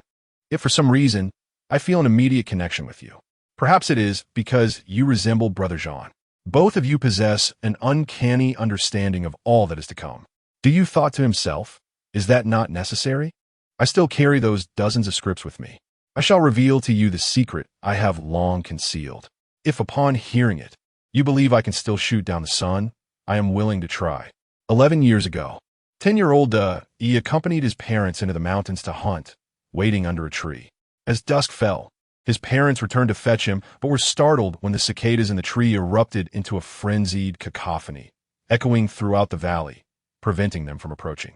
Believing the child to be an omen of misfortune, his parents abandoned him, leaving him alone in the depths of the mountains. Young he had to survive on his own in the wilderness, mimicking his parents to fashion a bow from branches and vines. Whether due to an innate talent for archery or sheer fortune, he managed to endure amidst the venomous insects and mythical beasts of the forest. After nearly half a year, he encountered another person for the first time. On a hillside, he found a girl of similar age, unconscious from insect bites. She was dressed in exquisite garments, her beauty unmistakable, clearly not of humble origin. After much toil with herbs and 7 days of diligent care, he revived the girl. However, she refused to divulge her past, insisting only on repaying De's kindness with her devotion. Yet De, aware of his humble status as a mere villager, felt unworthy of such a radiant moon-like figure. No matter how he implored, the girl would not leave. Reluctantly, he accepted her, and they began to live together. Another half-year passed, and he met a second individual in the mountains. How to describe him? He wore a black robe with patterned sleeves, a dark purple sash at his waist, and his long black hair was tied up in a high bun. He was tall and graceful, with unfathomable eyes. As he would later express, he was the kind of person one immediately senses is no ordinary being. "Little brother, are you De?" The man spoke, commanding authority without anger. De, for the first time in over a decade, encountered an immortal and was momentarily rendered speechless. "Fear not. I am here to assist you." "Assist me? To help me hunt?" "Ha ha ha." The man laughed heartily. "No, my purpose is far more significant than hunting. What I am about to tell you is of utmost importance. You must listen closely and not divulge it to outsiders." "Oh, very well. At this time tomorrow, you will encounter an old man in the mountains. Do your utmost to assist him, for as a reward, he will bestow upon you a treasure of the immortal realm." He was astonished at such fortune. Aiding an old man could grant him an immortal treasure. "However, I must present you with a choice." The man continued. "The old man will offer you a 9 revolutions yuan spirit pill or an immortal artifact. You must choose one. Your choice will directly influence your fate. If you choose the 9 revolutions yuan spirit pill, you will cleanse your marrow and transform your body, gradually becoming a semi-immortal. In your 21st year, a great calamity will befall the world, and you must use your semi-immortal strength to avert disaster and save the populace. However, should you embark on the path of immortality, you will inevitably drift away from your wife, ultimately losing your beloved and living in solitude." He paused, as if he truly glimpsed the future the man described. Faint memories of becoming a semi-mortal surfaced, where he no longer needed to eat or sleep. His existence increasingly estranged from his wife. Gradually, they would lose their common language, becoming like strangers. The woman in that vision was none other than Hung E, with whom he had recently grown closer. He was perplexed as to why these memories felt so vivid, as though he had genuinely experienced them. The man continued, "If you choose the immortal artifact, you will remain a mere mortal throughout your life. The artifact can only save you in times of dire need, ensuring your safety. You will never be able to save the world, but you will be able to grow old with your beloved, while the fate of the world rests with those who choose to save it." He pondered for a moment. The fate of the world? Who do the common people refer to? Is it the parents who abandoned themselves to the mountains, leaving their fate to chance? Is it the villain who banished Chang'e to the mountain, allowing her to be bitten by poisonous insects? He was perplexed. Why must he forsake Chang'e, his only companion, for the sake of such individuals? Strangely, unlike before, no matter how he envisioned it, he could not glimpse the future of growing old together as described by the man, as if such a reality would never come to pass. But did that truly matter? It seemed you had the answer. The man gazed at E with a faint smile. It was only fair that everyone should possess the right to choose their own destiny. Upon finishing his words, the man flicked his sleeve and vanished into thin air. E, now aware he had encountered a true immortal, excitedly returned home to share this revelation with Chang'e, entirely forgetting the man's admonition of do not speak of it to outsiders. Upon hearing this, Chang'e's face flushed slightly. She cared little for immortals. Biting her lip, she asked, "Do you wish to grow old together with me? I mean, Would you consider taking me as your wife? Her fair complexion blushed deeply. Her gaze lowered slightly, as her fingers fidgeted with her attire, exuding a breathtaking beauty. I would, he stammered in response. Chang'e, overwhelmed with joy, shed tears as they embraced one another. In that moment, was there anything more significant to Yi than Chang'e? The following day, Yi indeed encountered an elder on a mountainside. The elder, with white hair yet youthful features, donned a pristine white robe. Unbeknownst to Yi, he was performing some divine art. His eyes gently closed as he sat cross-legged upon a large stone, 5 hearts directed heavenward. Before him, a black cauldron spun in midair, while he perspired profusely, urging a radiant red flame to engulf it. He pondered how he could assist this elder, as it was evident that the elder was no ordinary being. The flames beneath the cauldron intensified, causing the entire cauldron to tremble, as if the moment of divine intervention was imminent. At that moment, something rustled in the grass, slowly emerging behind the elder.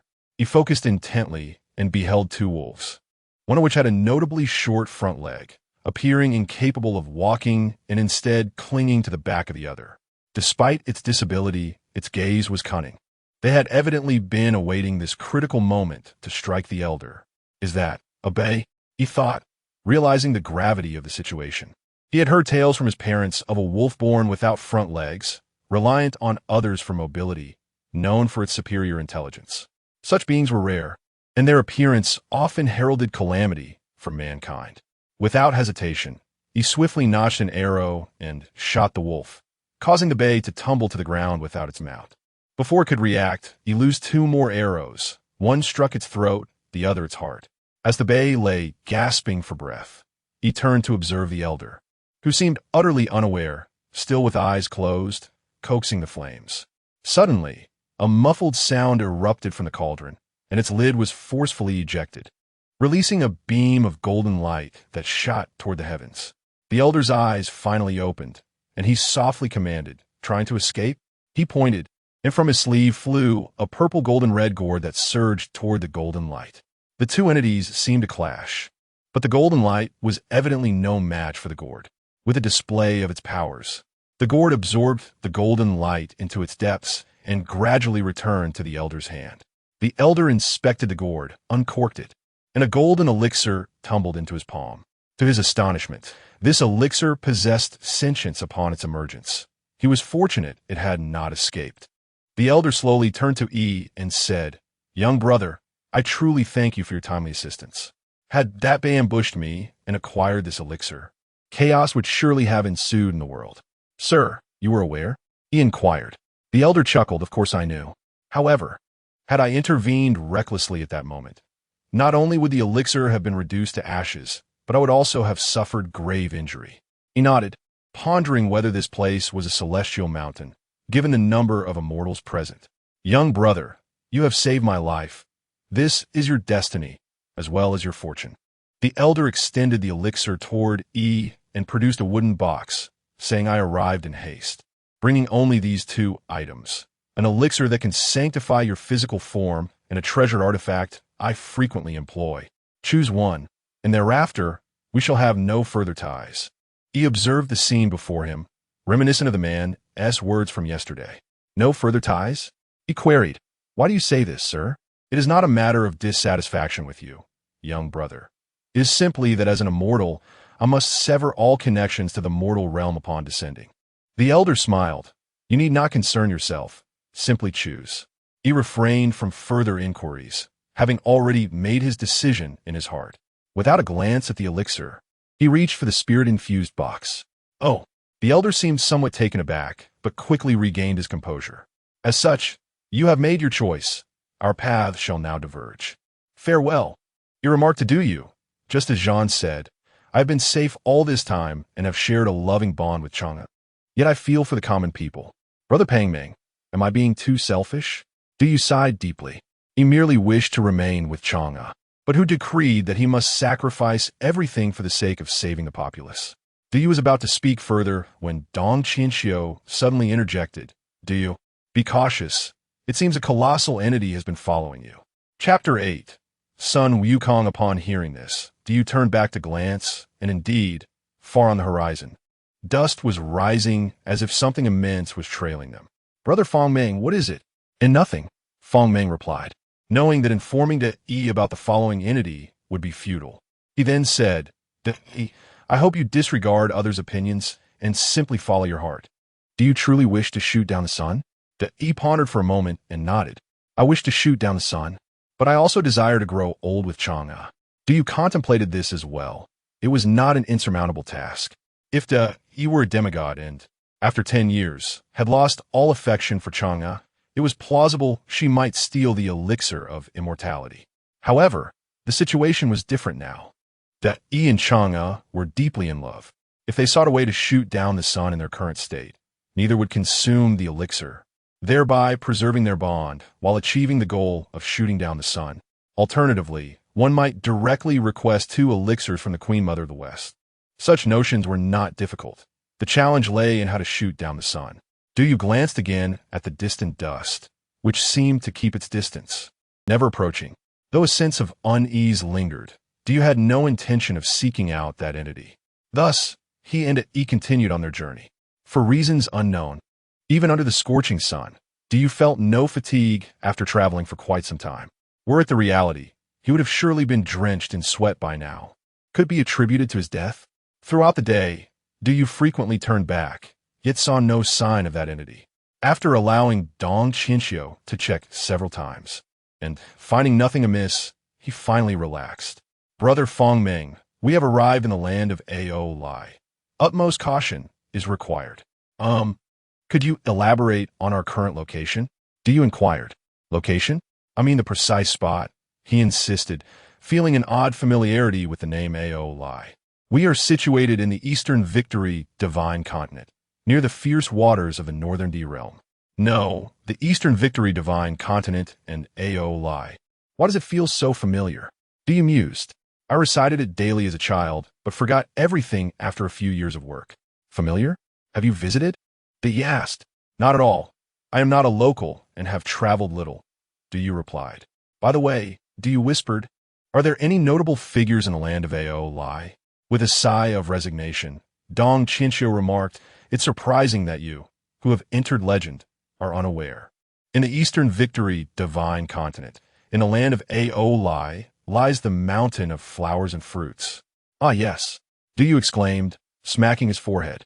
Isn't that the place frequently mentioned in the tales of the Monkey King's emergence? The mountain of flowers and fruits, where the great sage, the Monkey King's son Wukong, resides. As he became animated, he wondered why he hadn't recalled this earlier. Dong Chinchio shook her head in exasperation. You can't blame me. I haven't used this knowledge since high school. He looked at Du in bewilderment. What is this Qi Tian de Sheng? No need for you to know, Du retorted with a confident smirk. He then patted his backpack and whispered, Grandfather Great Sage, today we are in our home ground. Do not feel pressured. You will take the lead, and we shall conclude this match in 5 minutes. Brother Fong Meng, are you feeling overheated? He asked, concern etching his face. Ha! I am not overheated. I am in fiery spirits. Du strode forward, as if he could already envision the corpse of Jiaoying. Suddenly, a colossal fireball plummeted from the sky. Quick on his feet, tackled Du aside just in time. As Du narrowly avoided the fireball, he was caught off guard by a massive dragon tail sweeping across, sending him flying. Brother Fong Meng, he shouted in alarm. I'm fine. Du coughed on the ground. The impact was harsh, yet his body felt resilient enough to withstand it without internal injury. A monstrous creature, entirely covered in red fur and towering 10 zhong, descended slowly. It resembled a water buffalo with 9 heads, its rear adorned with a scaly dragon tail. Is it here? Jiaoying? Du wiped the corner of his mouth and reached for his backpack. Brother Fong Meng, I will hold it off. You find a moment to chant the incantation, He declared, drawing 3 arrows and aiming at Jiaoying's eyes. Yet, Jiaoying was no ordinary foe. Each time an arrow approached its eyes, it would swiftly turn its head, allowing the arrows to miss. With a thunderous roar, Jiaoying unleashed a torrent of water towards Relying on his agility, He dodged left and right, narrowly evading the onslaught. Excellent. If I can just keep it occupied, he thought, knowing that Brother Fong Ming needed time to chant. As long as he avoided death before that, all would be well. Lost in thought, he suddenly heard Du Yu's frantic roar. Sun Wukong! Such a desperate cry. Had Brother Fong Ming completed his incantation? Behind the trees, Du Yu gazed at the shattered jar in his backpack. The blow from Jiao Ying had crushed the vessel containing the soul of the battle array, conquering Buddha, Sun Wukong. Upon opening the backpack, he noticed a wisp of white smoke drifting away. Initially indifferent, he realized that the wisp was most likely the soul of Sun Wukong. Ah! Du Yu screamed in a frenzy. What arrogance do I have left?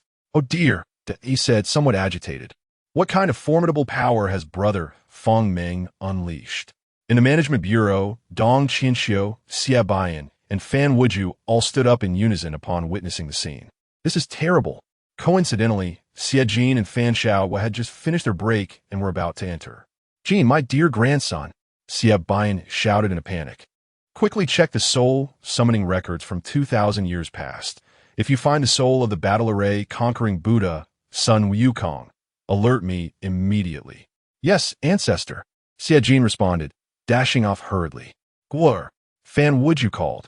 Contact Shui Ju and Zhong Kuei at once and examine all souls from the Yao Emperor era to see if an additional unjust soul, Sun Wukong, has appeared. Understood, ancestor. Fan Xiaogua, taking a sip of milk tea, hurriedly followed suit. Bureau Chief, Dong Qinxiu exclaimed. We must investigate which soul among the 3 souls and 7 spirits that Du Yu has taken belongs to Sun Wukong. He stood there, bemused. Wait, they are directing their grandchildren to work, yet you're giving me orders. This is quite awkward. Bureau Chief, what time is it? Yes, he replied, hurrying away. What terrible luck, Dong Qinxiu lamented. To have released Sun Wukong's soul during the Yao Emperor era, if he enters the underworld. It would spell an unprecedented catastrophe. Brother Fong Ming, have you finished yet? As he found himself on the brink of collapse. The torrents of water spewed by Jiao Ying, though liquid, felt as heavy as stone upon his body. Bruises marred his skin, and he lamented, I can barely hold on any longer. What are you even holding on for? Du Yu exclaimed as he dashed from behind a tree. Plans have changed. We must flee. Huh? He was momentarily bewildered, unable to grasp the meaning. The wind is fierce. Run, Du Yu shouted, sprinting away. Though he did not fully comprehend the urgency. He instinctively turned and followed Du Yu in a frantic dash. Observing their flight, Jiao Ying swiftly lunged at the nearest target, sinking its teeth into his shoulder. Ah! Du Yu cried out in agony. Du Yu glanced back, determination hardening his resolve. Let go of my brother. As he sprinted toward he snatched an arrow from the ground, leaping to fiercely jab it into Jiao Ying's eye. Taken aback by this unexpected bravery, Jiao Ying failed to evade, and one of its eyes was brutally pierced. In pain, Jiao Ying released its grip, allowing Du Yu to swiftly assist as they fled. A glance at revealed a grievous wound upon his shoulder. Let me go, Pang Meng, he urged. If you carry me, we shall both perish. That is out of the question. Du Yu gritted his teeth. I brought you here. I must ensure your safe return. However, Jiao Ying quickly regained its composure, seething with fury as it unleashed a barrage of massive fireballs toward the two. We're doomed. There's no way to evade. Du Yu realized that with his agility, he could not protect from the impending doom. In that fleeting moment, the ground between them and Jiao Ying began to tremble violently. Just as the fireballs were about to strike, a colossal shadow erupted from the earth, absorbing the impact of the flames. Scales flew as an immense serpent appeared before them. What on earth is that? Dong Qinxiu exclaimed in alarm. Du Yu, be careful. The show serpent has emerged. According to legend, he always aimed to blind the show serpent, making them eternal foes. Is this the end? Du Yu muttered while pulling De along. He glanced at the scattered scales and weakly inquired. Xiaoba, I have come to rescue you, the show serpent declared. You two know each other? Du Yu questioned, smiling at the serpent. So you are allies. The show serpent paid Do you no heed, fixated on Jiao Ying. This is futile. Xiaoba, you cannot defeat it. You must retreat. He managed to utter weakly. I cannot flee. My master commanded me to ensure your survival. The Xiao serpent stated firmly, unwavering in its stance against Jiao. Curiosity flickered in Dong Qianxiu's eyes. Why would the Xiao serpent risk everything for Yi? Jiao, sensing the threat, took tentative steps forward, then unleashed a torrent of water. The Xiao serpent, massive and unable to evade, charged directly into the deluge. Colliding with Jiao, the two monstrous beings engaged in a fierce battle, though it was evident that the Xiao serpent was no match for Jiao-Ing's magical prowess. Seizing an opportunity, the Xiao serpent coiled around Jiao, but the latter retaliated with all 9 heads, each biting fiercely at the serpent's body. In an instant, the Xiao serpent was left bloodied and battered as Jiao followed up with explosive fireballs, leaving the serpent to groan in agony. Despite its suffering, the Xiao serpent clung tightly to Jiao, refusing to relent. What now? Du pondered, realizing he was the only one capable of action. But what assistance could he provide? Suddenly, a thought struck him. He possessed talismans designed for cultivators. Rummaging through his backpack, he retrieved a rejuvenation talisman and affixed it to De's body. A golden glow enveloped them, visibly healing De's wounds. This, De gazed in astonishment at his own body, astonished that Pang Meng had such a trick up his sleeve. This is a one-time use, Du cautioned. That is sufficient, De replied, feeling a surge of strength return. He grasped his bow and declared, I cannot abandon Xiaoba. I must confront Jiao. Wait. Du mused, your arrows can evade. Listen to my command, and we may find a way. Oh, so you have a backup plan? De inquired. Indeed. Du nodded. I have yet to employ my strongest technique, the Qianxiu divine art. Qianxiu? Divine art? Dong Qianxiu was taken aback. I warn you not to act recklessly. I can only observe and transmit words to your world. I cannot cast spells. No need for you to cast spells. Du replied.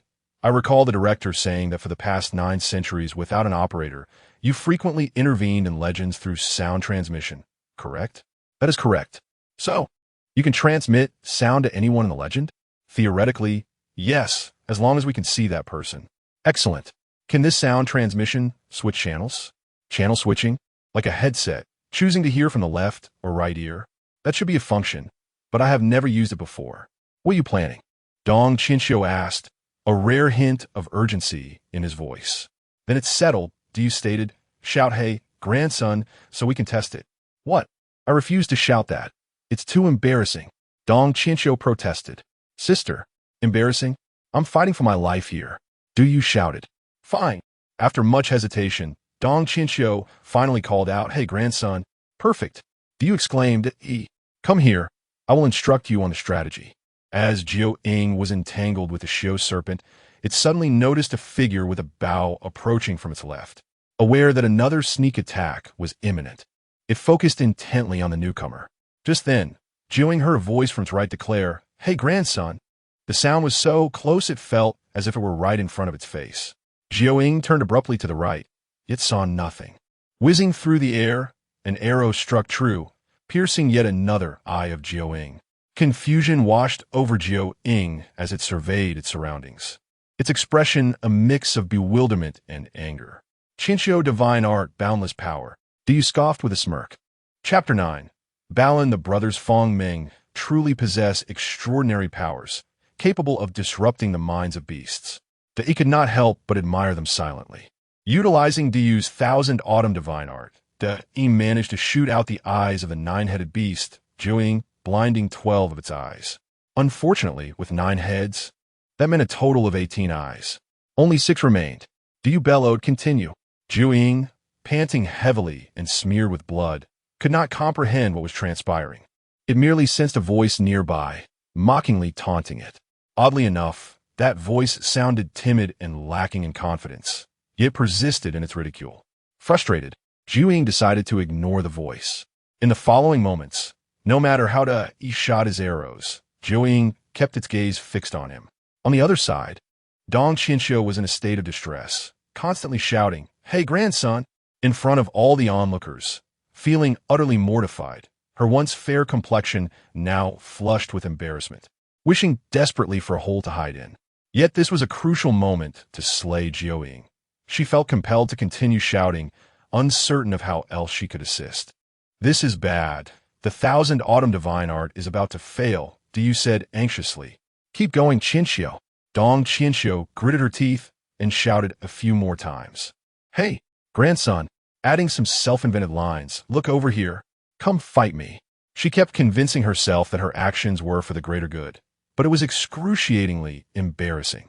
Conversely, Jiuying, regardless of Dong Qinxiu's shouts, paid no attention and remained focused on Yi. That's enough. A voice suddenly broke the tension. It was the Xiao snake, whose strength had significantly waned. I am now certain I can kill it. Kill. He felt a sense of foreboding. Xiaoba, what are you planning to do? The Xiao snake shook its head, saying, Yi, please tell my master that I can only fulfill half of my promise. He wishes for both you and me to survive, but I have failed him. No, you mustn't do anything foolish. Yi shouted. Xiaoba, we will find a way. Yi, you are aware, even if you and Fong Meng blind all its eyes, you cannot kill it. After all, Jiuying is no ordinary beast. Your arrows can only pierce its eyes. The Xiao snake smiled faintly. I should have perished on the day 10 suns appeared. Having lived this long, I am content. Today, I return this life to you. With that, the Xiao snake let out a roar, a beam of purple light shooting forth from its mouth, containing a deep purple orb. What is this? Diyu exclaimed in astonishment. It is the inner core of a beast. Dong Qinxiu cried out. Quick, take Yi away. Upon hearing this, Diyu immediately rushed to grab Yi. Brother Yi, let us go. No, I can't leave. Xiao Ba, the snake is beyond saving. If you don't move, it will die in vain. As Diyu pulled him away, Yi cried out, being dragged to safety. At that moment, Jiuying sensed impending doom. A beast like the Xiao snake, which had taken thousands of years to cultivate, was about to self-destruct for a mere mortal with a lifespan of only a few decades? Jiuying couldn't fathom it. It was beyond its comprehension. I truly wish to see the azure waters of Dongting Lake once more. The Xiao snake uttered its final words to the world. A tremendous explosion resonated, reverberating across the heavens and the earth. What on earth is happening? Dong Qinxiu questioned, bewildered, as she had never witnessed such an outcome between the Xiao snake and Yi. Report to the ancestors. Xie Jin suddenly burst through the door. My kin and I have reviewed all the soul summoning records and found no mention of Sun Wukong from 2,000 years ago. Report to the ancestors. Fan Xiaoguo followed closely. Lord Chuiju and Lord Zhongkue have examined the Book of Life and Death. There was no record of Sun Wukong during the reign of Emperor Yao. Xie Baiyan and Fan Wujiao were puzzled. A wandering soul with no record? Qinxiu. He Suai approached. It seems complicated. That fragment of a soul is precisely the evil among the 7 souls. If we do not eliminate it quickly, it will become a significant problem. We indeed wish to eliminate it. But where is it? Dong Qinxiu pondered. Assistant Dong, I have tracked the image of that soul. A staff member suddenly shouted. You tracked the image of the soul? Dong Qinxiu gasped. Why would that soul have an image? Could it be a legend? Assistant Dong, you should take a look at this. The group hurried to the screen. On the screen, a wisp of white smoke floated aimlessly. After a while, it seemed weary and plunged downward, burrowing into a stone. What legend does it depict? Dong Qinxiu asked the staff member before the screen. Report, Assistant Dong. The legend displayed is titled The Birth of the Monkey King. Ah, I see. Hisuai marveled. In the East, victory, divine continent. In the kingdom of Owlai. A millennium later, this wisp of soul will give birth to a stone monkey from within this stone. Ha ha ha ha! Xie Baiyan suddenly laughed heartily. Among the 3 souls and 7 spirits, only evil? No wonder it caused chaos in the heavens and the underworld. Fan Wujiao also relaxed, glancing at Dong Qinxiu and then gesturing toward Du Yu on the distant screen, saying that lad might just be a genius. Du Yu and Yi gathered numerous stones, constructing a tomb. The Xiao snake had exploded into fragments, rendering its body untraceable.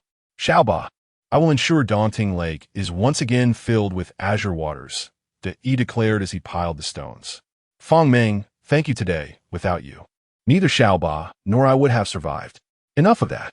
After carefully arranging the Xiao snake's resting place, Yi took out an arrow, meticulously carving the characters Xiao Ling onto a stone. Brother Yi, what does Xiao Ling mean? Yi replied softly, Xiao Ling is the tomb of the Xiao snake. Du pondered for a moment, then struck the inscribed stone against another until both shattered into pieces. Fong Meng, what are you doing? Yi asked, unusually irked. Xiao snake?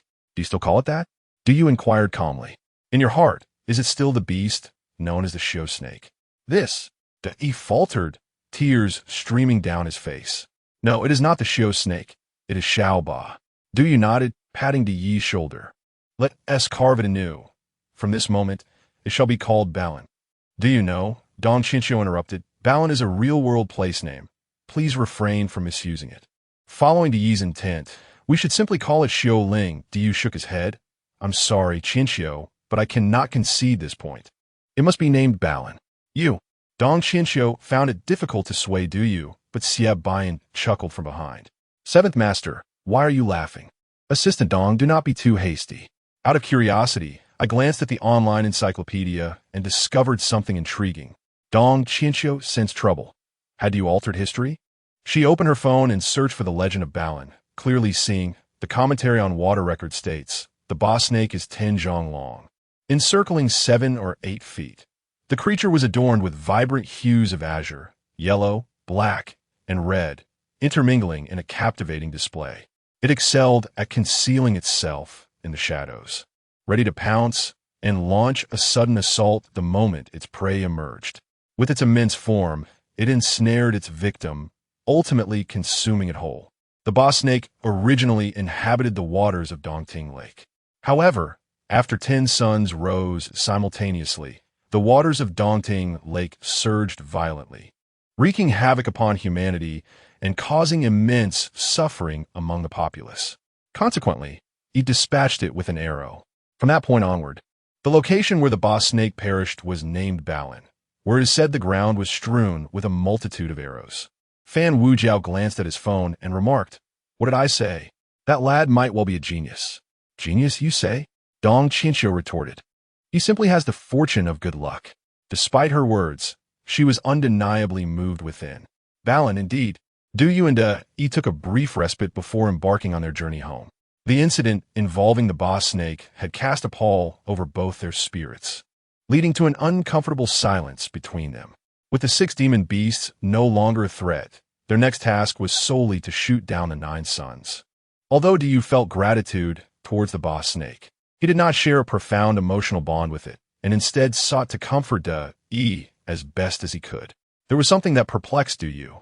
For 2 entire days, he had scarcely eaten or slept, yet he felt no fatigue at all. After a lengthy day of travel, they returned to the village. To Du's surprise, Chang'e had been waiting at the village entrance, beads of sweat glistening on her forehead from the sweltering heat, yet she remained steadfast. My lord, Chang'e exclaimed upon spotting Yi rushing toward him.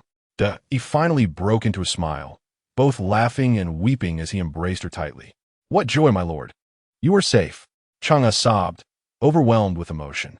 In the end, Chang'e refrained from inquiring about the demon beasts, her gaze fixated on the bloodstains onto Yi's attire, her face etched with concern.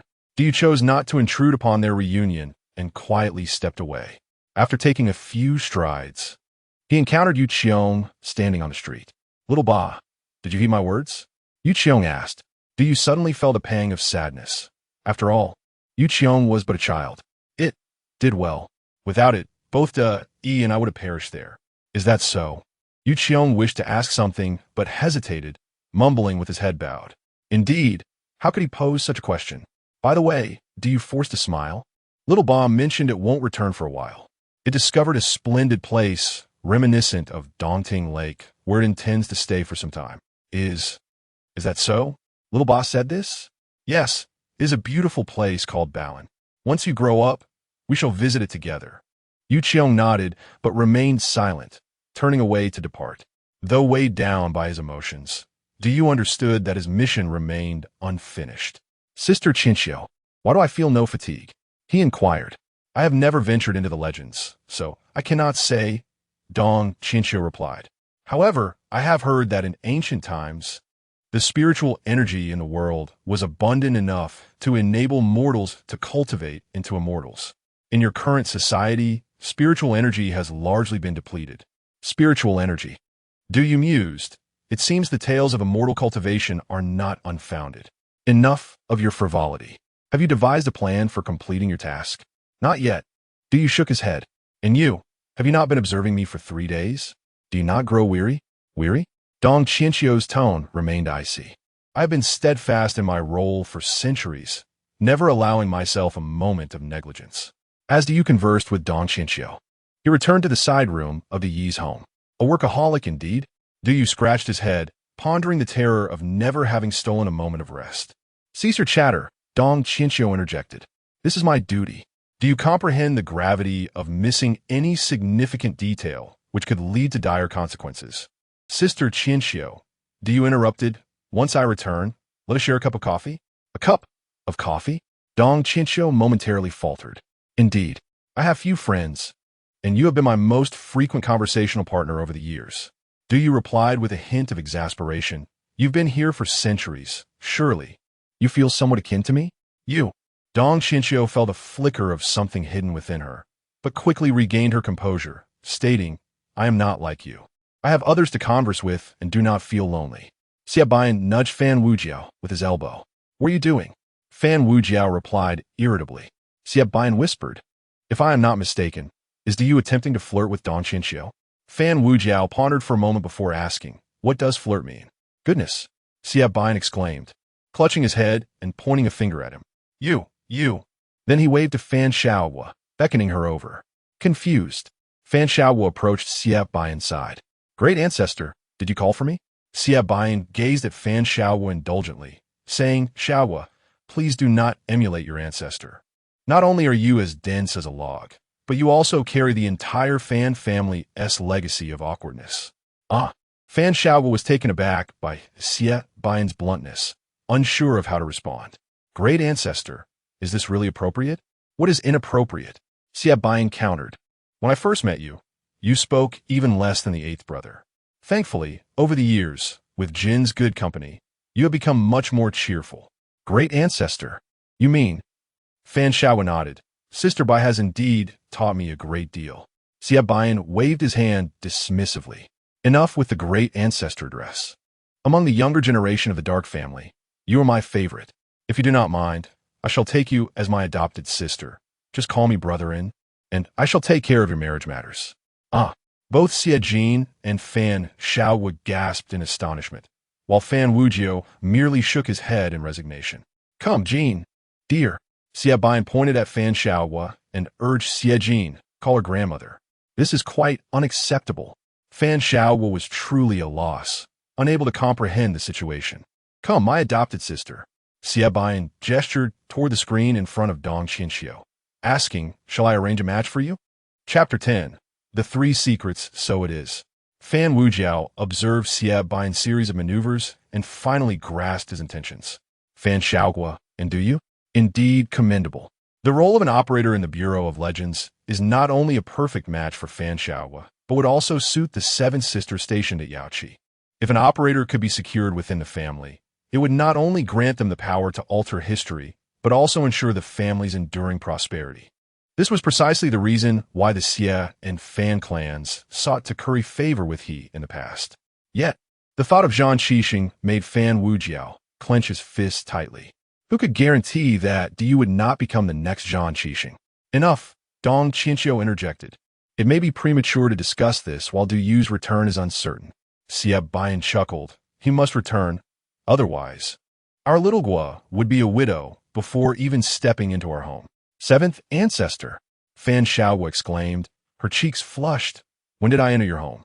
Meanwhile, Du Yu lay in bed, meticulously piecing together all the clues. His recent journey with Yi to vanquish the 9 infants had unveiled numerous critical insights. First, Yi was no ordinary mortal. He possessed a celestial treasure for protection. Second, though Yi aspired to shoot down the sun, he found himself powerless to do so. Third, should the mission succeed, it would trigger the outcome of Chang'e's flight to the moon, necessitating a dual solution. It was time. Du Yu felt the contents of his pocket, where only the soul of Han Xiang Wulong, Zhuge Kongming, remained. Sister Qinxiu, how do I utilize this? He inquired, holding the glass jar and gazing at the pure, white mist within. Swallow it. Swallow it? Do you question, bewildered? Is it that simple? Indeed, different souls will manifest various states upon consumption, yet they all share a commonality. They last only 5 minutes. I understand now. Du Yu nodded and placed his hand on the jar's lid. Are you about to summon Mr. Kongming now? Dong Qianxiu felt a twinge of unease. Was it too soon? If no one helps me clarify these clues now, I won't be able to do anything in the coming days. With a twist of the lid, Du Yu promptly positioned the glass jar at his mouth, and a chilling sensation surged down his throat into his body, causing him to shudder from the cold. However, once the moment passed, Du Yu found no change in himself. Is this it? Am I now a living Zhuge? Before he could finish his thought, Du Yu suddenly lifted his gaze, and white light erupted from his mouth and eyes, a sensation akin to overindulgence that left him feeling hollowed out. Moments later, a figure was spat out before him, standing right there. So, Mr. Kongming is a form of external soul. Dong Qianxiu silently mused. Returning to his senses, Du Yu looked up to find a person standing before him, who stared out the window, murmuring, 10 suns? What is this situation? The figure stood 8 feet tall, with a face like a crown of jade, adorned with a silk cap and draped in a crane cloak, exuding an ethereal presence. Mr. Kongming, Du Yu blurted out. Didn't we agree on possession? Why is Kongming standing here directly? Kongming turned to face Du Yu, surveying himself as he spoke. Young brother, I should have long since passed. What is the current situation? And what are the 10 suns outside? Du Yu gazed at Kongming, tears nearly spilling from his eyes. He had finally encountered a reliable figure.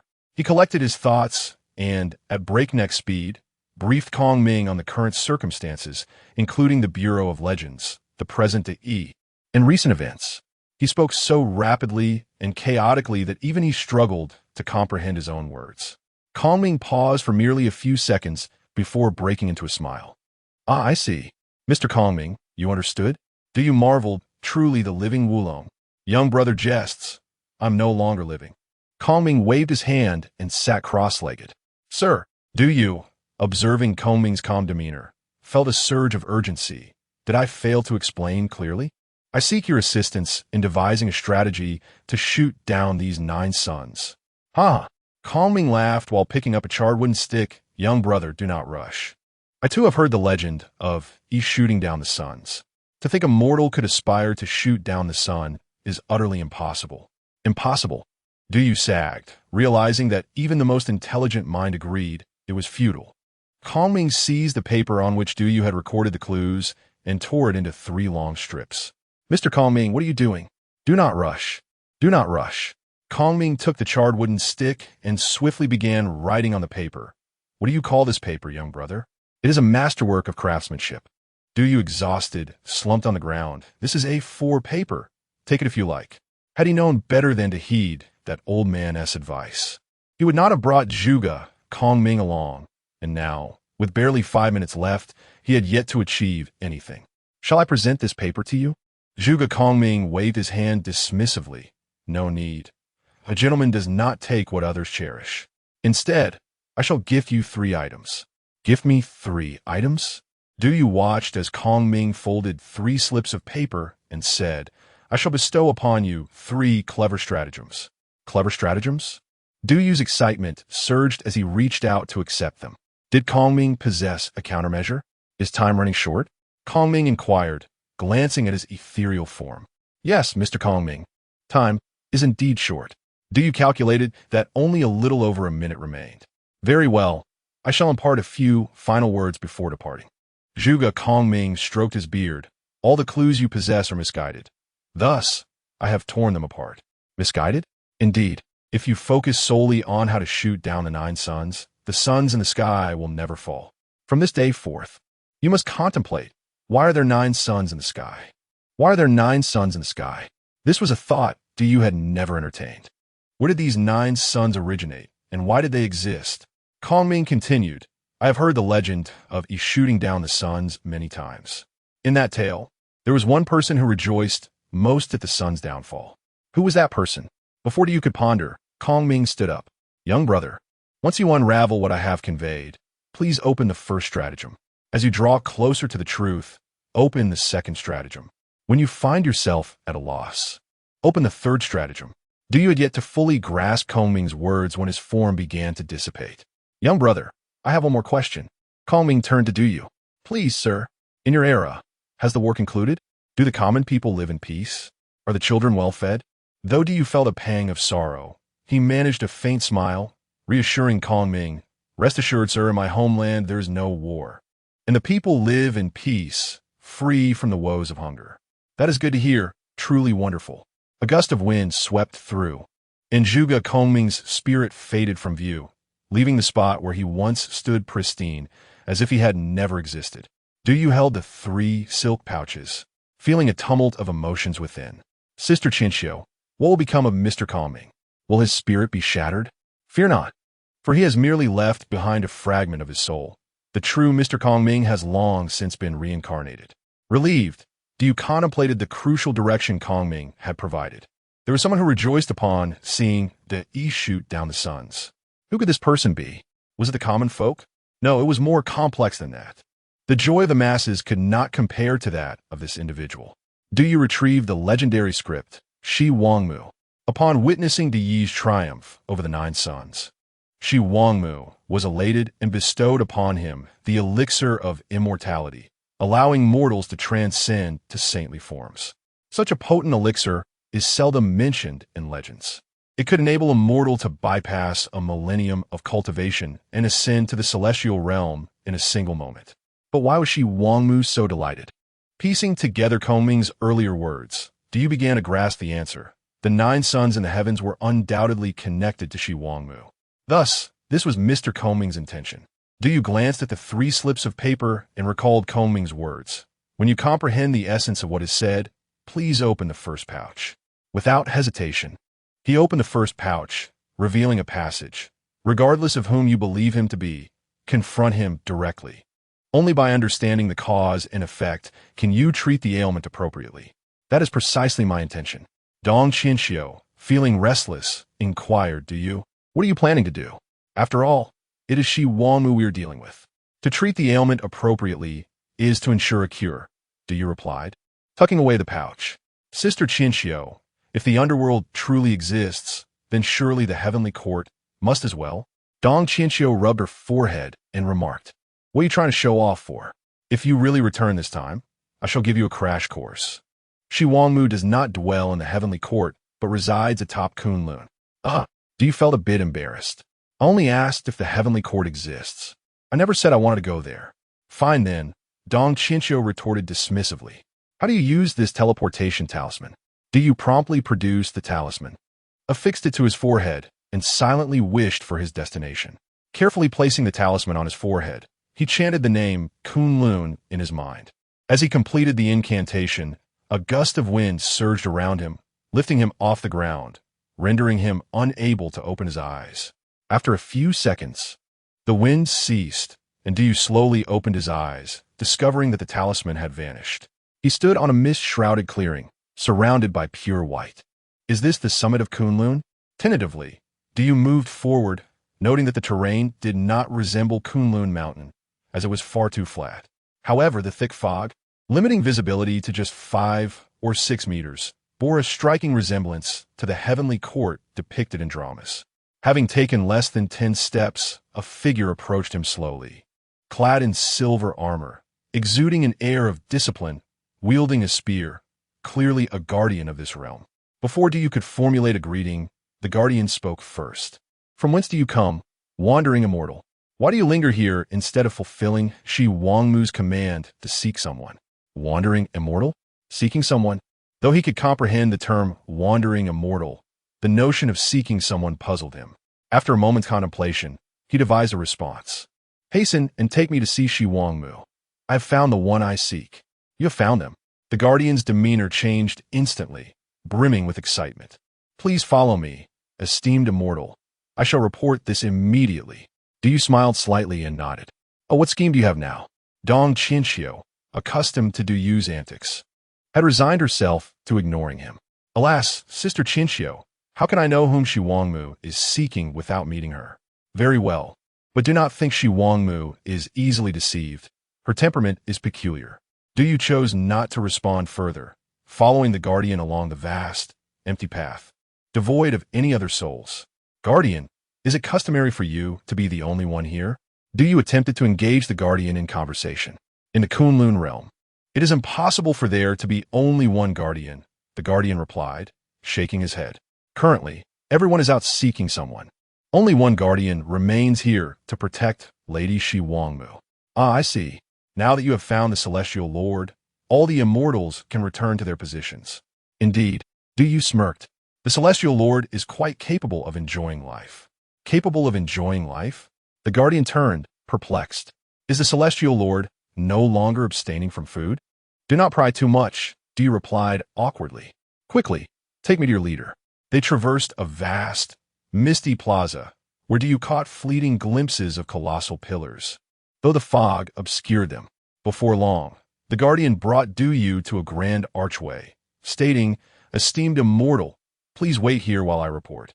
Du Yu nodded slightly, watching the guardian enter the archway. This place is splendid, imbued with celestial energy, he mused, rubbing his hands together, though it is rather damp. I wonder if Shi Wangmu suffers from rheumatism. After a brief wait, the guardian emerged, bowing respectfully and addressing Du Yu. "Esteemed immortal, please proceed to meet her." Du Yu patted the guardian's shoulder. "Young man, your future is bright." The guardian looked at him in confusion. Though he had stood guard here for many years, he had never encountered such an eccentric wandering immortal. Ignoring the guardian's bewilderment, Du Yu stepped confidently into the archway, which revealed a vast hall. Albeit the fog within was overwhelmingly thick. Who could possibly reside in such a place? "Leader, where are you?" Du Yu called tentatively. "I am here, come closer," came a voice. Following the sound, Du Yu approached and was taken aback by the sight before him. Chapter 11. The Queen Mother of the West before me. The figure seated on the stone bench scarcely resembled a human. She sprawled across the stone like a feline, her enchanting visage juxtaposed against a body reminiscent of a tiger. With her dark brown fur and a long, leopard-like tail trailing behind, she embodied a living, breathing rendition of the Sphinx. Having encountered various mythical beasts before, Du Yu managed to maintain a semblance of composure. Yet the Queen Mother of the West's appearance left him bewildered. Such depictions were not found in the dramas he had seen. Which realm do you preside over, celestial being? Why have I never encountered you before? The Queen Mother, with the visage of a human and the form of a tiger, spoke, sending a shiver down Du Yu's spine as he caught sight of her razor-sharp tiger teeth. I initially served as a paladin in Azeroth for a few years, before becoming a summoner in the realm of runes. Du Yu stammered, fabricating his tale while quietly calling out for Dong Chinchio. "Sister Chinchio, why does the Queen Mother appear this way? You must not be overly alarmed. She is yet to fully assume human form, merely an immature mythical beast. Such reactions may provoke her ire," Dong Chinchio advised. "An immature mythical beast? So she's just a big cat? I suppose I can manage to amuse a cat." Du Yu mused. Azeroth, the realm of runes? The Queen Mother regarded him with suspicion. Is there a realm in this vast world that I, the Queen Mother, have never heard of? What rank are paladins and summoners? Du Yu chuckled nervously. "My esteemed leader, let's not dwell on that. Aren't you in search of someone?" Indeed, the Queen Mother rose, nearly forgetting in her excitement. "I have heard. You have found Celestial Lord? Oh, I have not only failed to find the person you seek, but I'm also unaware of who it is." Du Yu scratched his head. "Failed to find him?" The Queen Mother leaped from the stone bench, fixing her gaze on Du Yu with the ferocity of a tiger ready to pounce. "Are you mocking me?" "Not at all." Du Yu was at a loss for how to proceed. The fierce demeanor of this tigress was utterly unexpected. "My leader, please do not be hasty. I have a matter to discuss with you." "Audacious!" the Queen Mother exclaimed, her voice sharp and accompanied by a resonant roar, her leopard tail arching high. "Not only do you mock me, but you dare to come to Kunlun and inquire of me? My leader, you must trust me," Du Yu pleaded, growing anxious. "Regardless of how many celestial beings surround you, I am the only one wholeheartedly devoted to assisting you." "Wholeheartedly assisting me?" The Queen Mother suppressed her anger. "Pray tell, what troubles have I encountered? And how do you intend to assist me? Du pointed to the ground and said, the sun. At the mere mention of the word, the Queen Mother's expression shifted dramatically. The sun. What of it? I had hoped to converse with you as an ordinary person, but it seems that is no longer feasible. My leader, I shall no longer feign ignorance. I am here from a distant realm to assist in bringing down the 9 suns. Du declared. You. The Queen Mother was momentarily speechless, yet soon regained her composure, her eyes shimmering with golden light as she scrutinized Du. After a prolonged gaze, she expressed her astonishment. You are indeed a mortal. I am more than a mere mortal, Du replied. This is my first unveiling of the truth in this world. My leader, I must be forthright with you. If the 9 suns are not brought down, both the world you inhabit and the world I hailed from shall perish, along with the lives of countless common folk. The Queen Mother's eyes widened in disbelief. She could not utter a word, and her leopard tail drooped feebly. My leader? Du waved his hand before her. Do you hear me? I had not anticipated that I would be the cause of such calamity. My leader, could you elucidate how this came to be? After a long silence, the Queen Mother responded, the troubles I have caused must be resolved by me alone. There is no need to trouble you, an outsider. My leader, this is where you err. Du shook his head and boldly sat beside her. I have revealed my hand. Cannot you do the same? I am solely devoted to helping you resolve your current predicament. But I need you to tell me the details of the incident so I may assist. Remember, confessions lead to leniency, while resistance invites severity. Du fixed his earnest gaze upon the Queen Mother, leaving her in a state of confusion. What did this mortal mean? Did he not understand his own status? As Du's fervor grew, he began to treat the Queen Mother as if she were merely a large cat. He reached out to stroke her fur, saying, even if you do not consider yourself, you must think of your family. Audacious.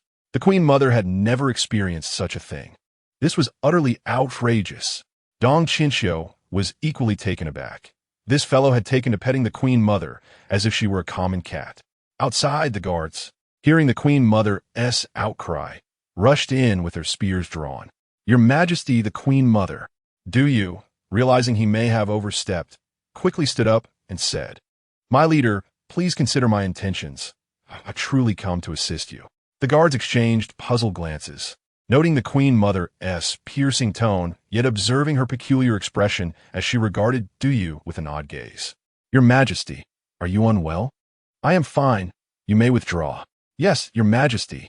Once the guards departed, the Queen Mother collected herself and remarked, even if I confide in you, what can a mere mortal such as you do?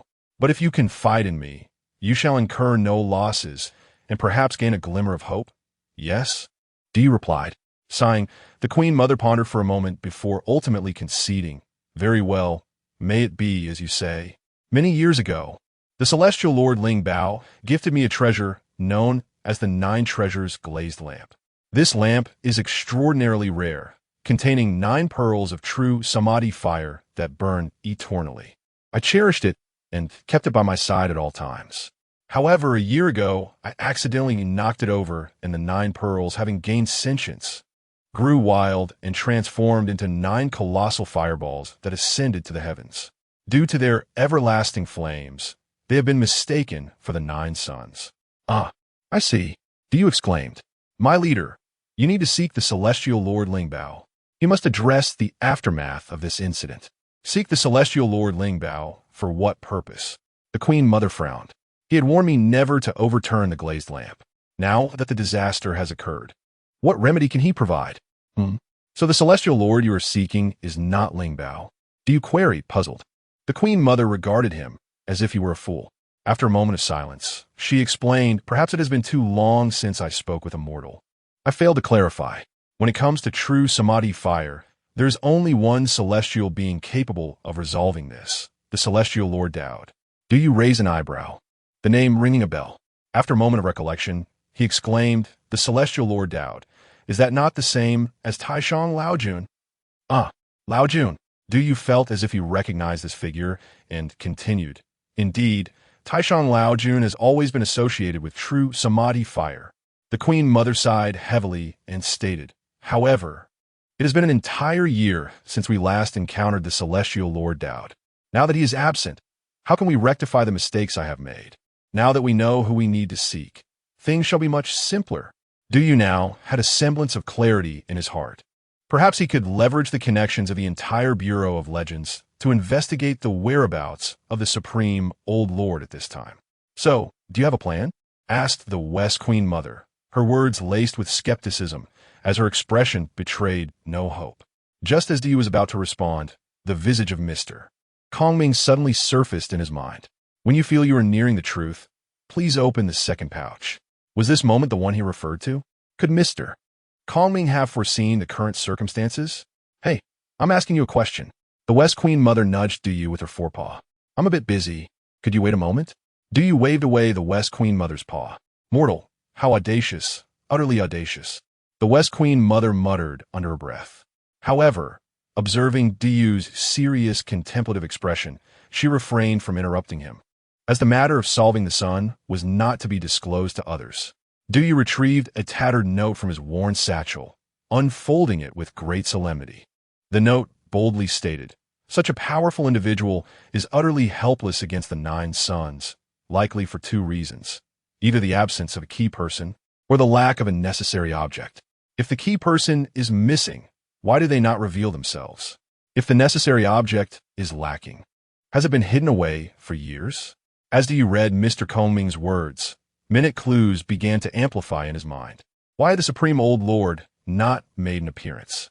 Sister Qinxiu, I suddenly recalled something. What scheme do you have now?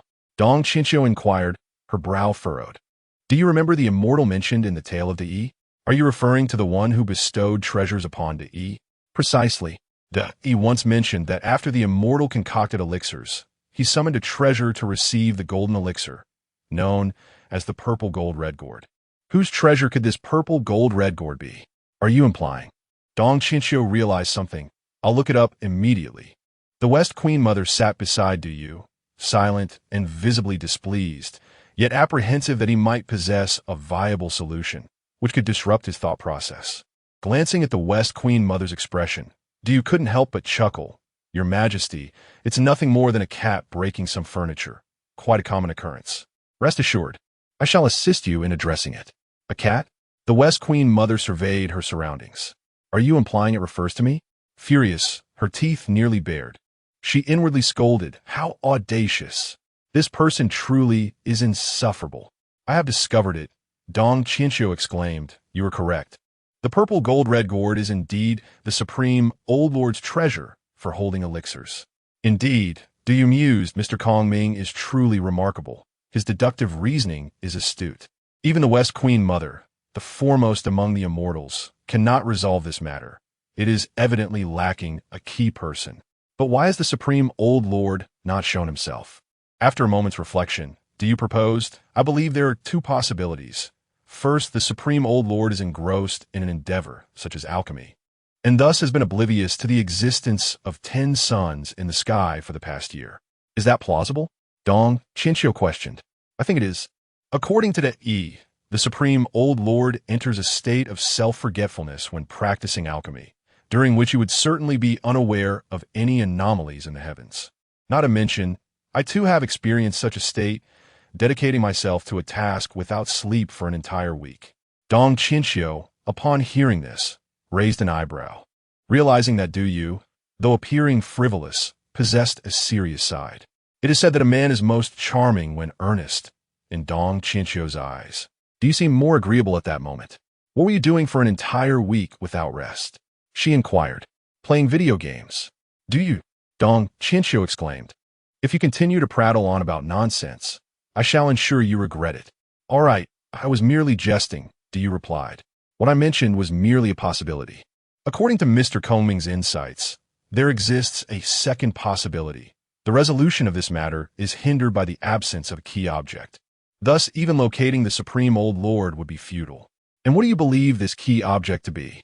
Dong Qinxiu pressed, suppressing her irritation. Mr. Kongming has provided the answer. Du Yu glanced at the pouch in his hand. This object has been hidden away for ages. When it comes to the Supreme Old Lord's treasure, the only possible explanation is, Dong Qinxiu finally grasped it. He possesses a treasure from the Supreme Old Lord, yet he has kept it hidden from the world. Thus, The ultimate answer to the dilemma lay with de. Leader, do you address the West Queen Mother? I have devised a plan to resolve the issue of the sons. Really? The West Queen Mother exclaimed, her excitement causing her pupils to dilate. It seems the tiger-headed, human-bodied West Queen Mother was, after all, merely a large cat. Indeed, but I must first verify this matter. As for you, I require your assistance. What do you need?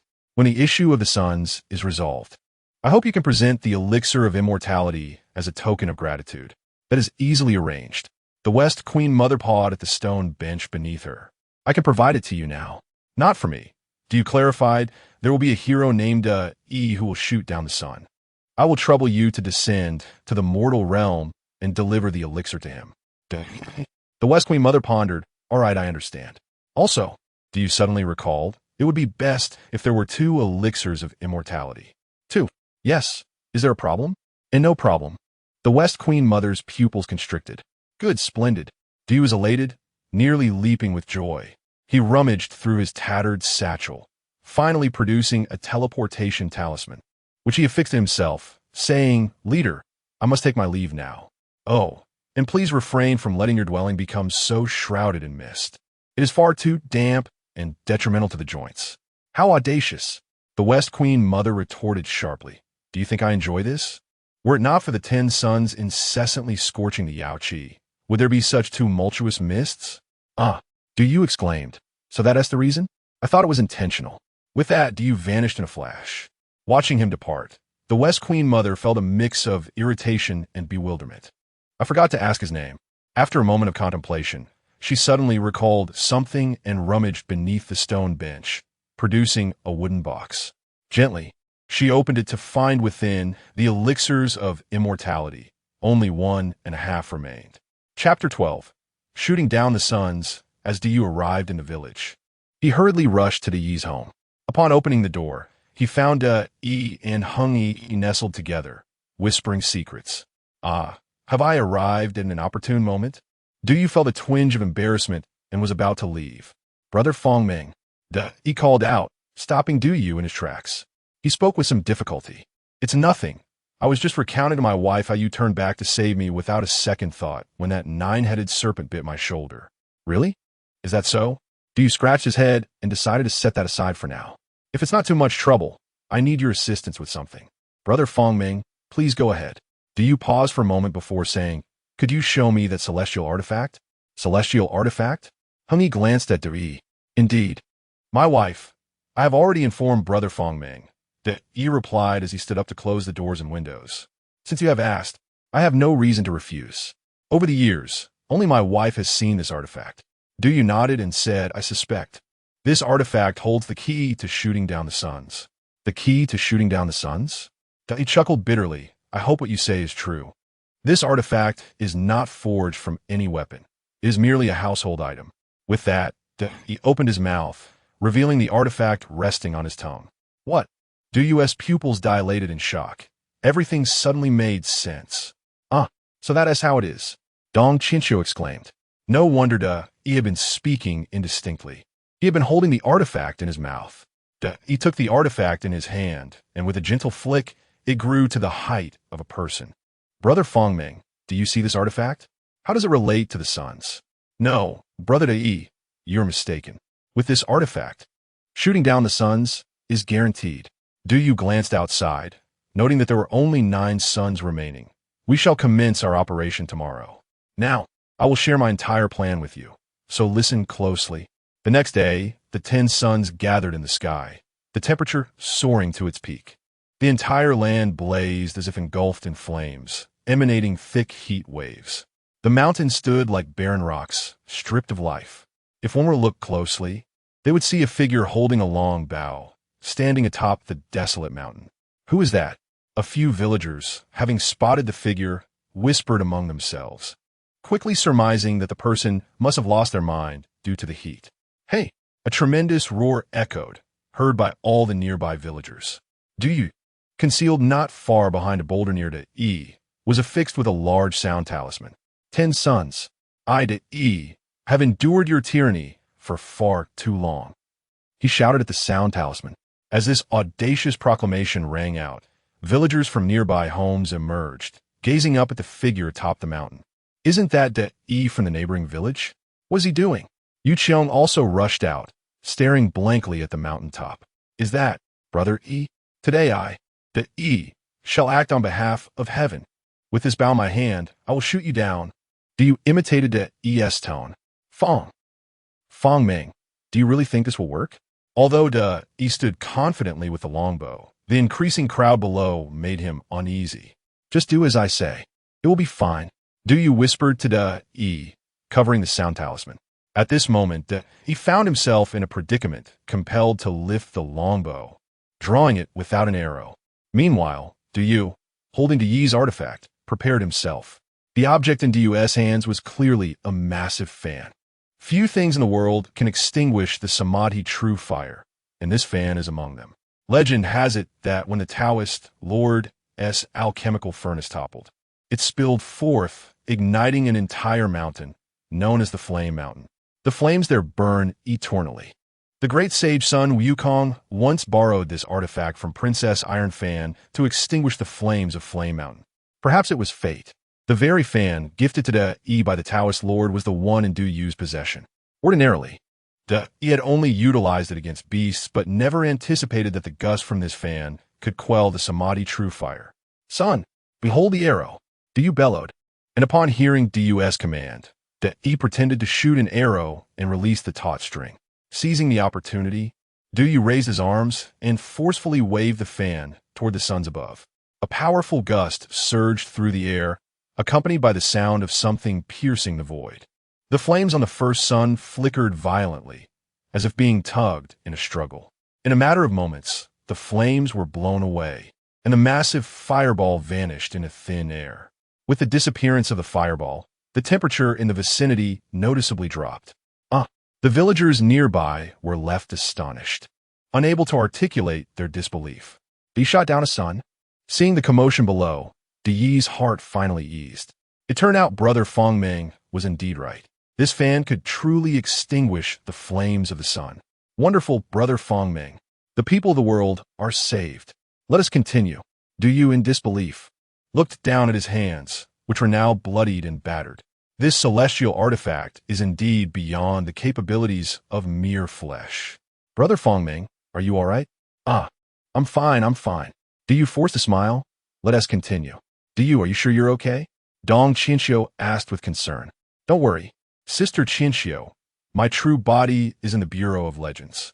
Dong Qinxiu glanced at Du Yu's true body not far away, which was also bleeding.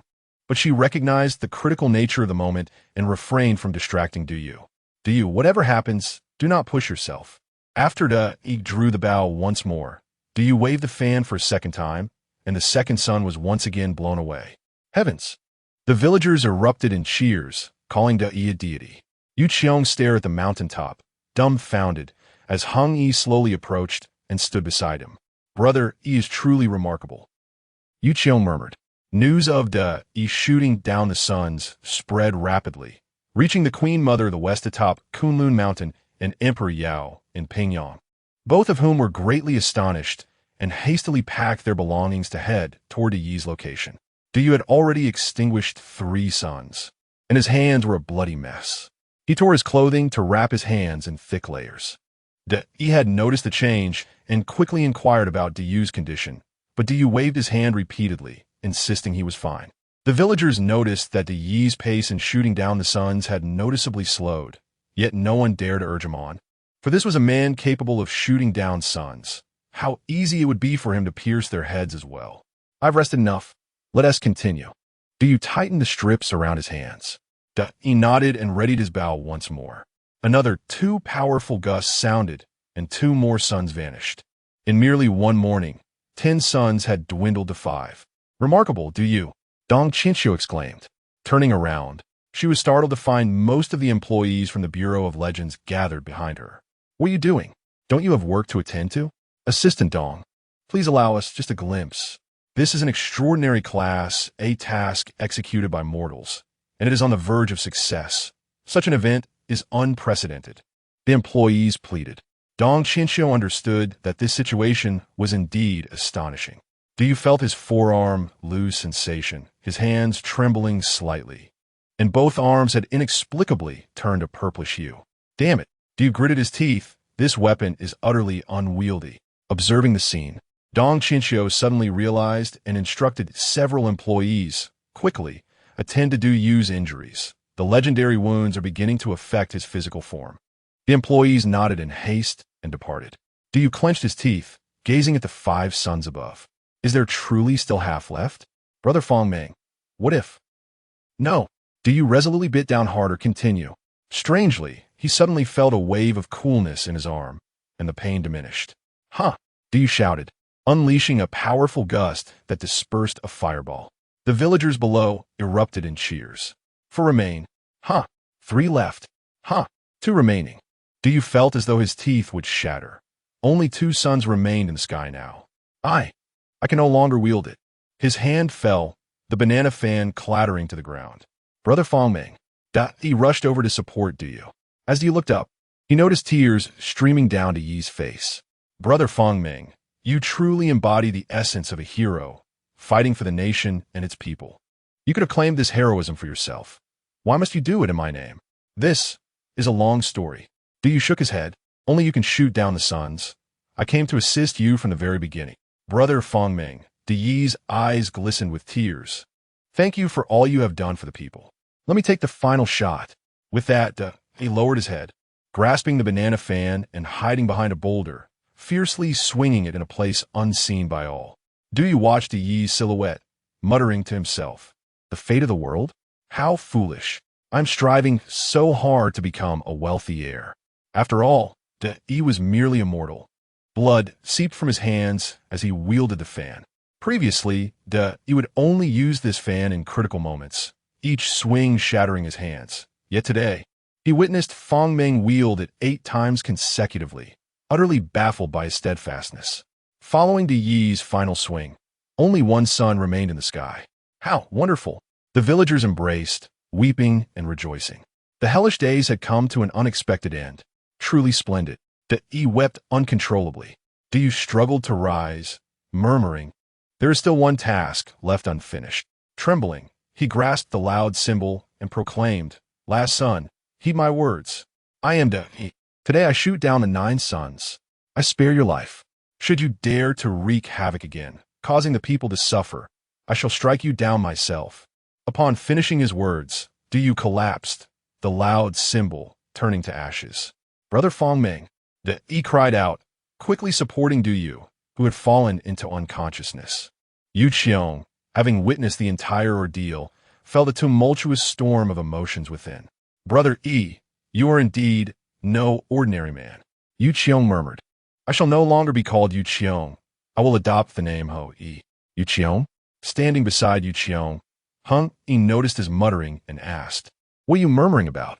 Sister Hung Yi, I have made my decision. I will establish a nation called Yu Qiong, dedicated to commemorating the legend of Brother Du Yi shooting down the 9 suns. Seeing Yu Qiong's earnest expression, Hung Yi couldn't help but laugh. Establish a nation. You say? I shall await that. Suddenly, a villager shouted, Look, what is that? The crowd looked up to see a radiant beam descending from the mountaintop where Du Yi had shot down the suns, revealing a woman in flowing, ornate robes gracefully alighting from the heavens. It is the Queen Mother. The villagers recognized her resemblance to the painted image of the West Queen Mother, kneeling in reverence. The Queen Mother transformed into a human form, gently touching down atop the mountain. Du Yi, witnessing the goddess's descent, was rendered speechless. You are Du Yi? The Queen Mother inquired softly. Before Du Yi could respond, she noticed Du Yu lying nearby, his hands unrecognizable and bleeding profusely. What has happened to him? The Queen Mother swiftly approached Du Yu. You must be a deity.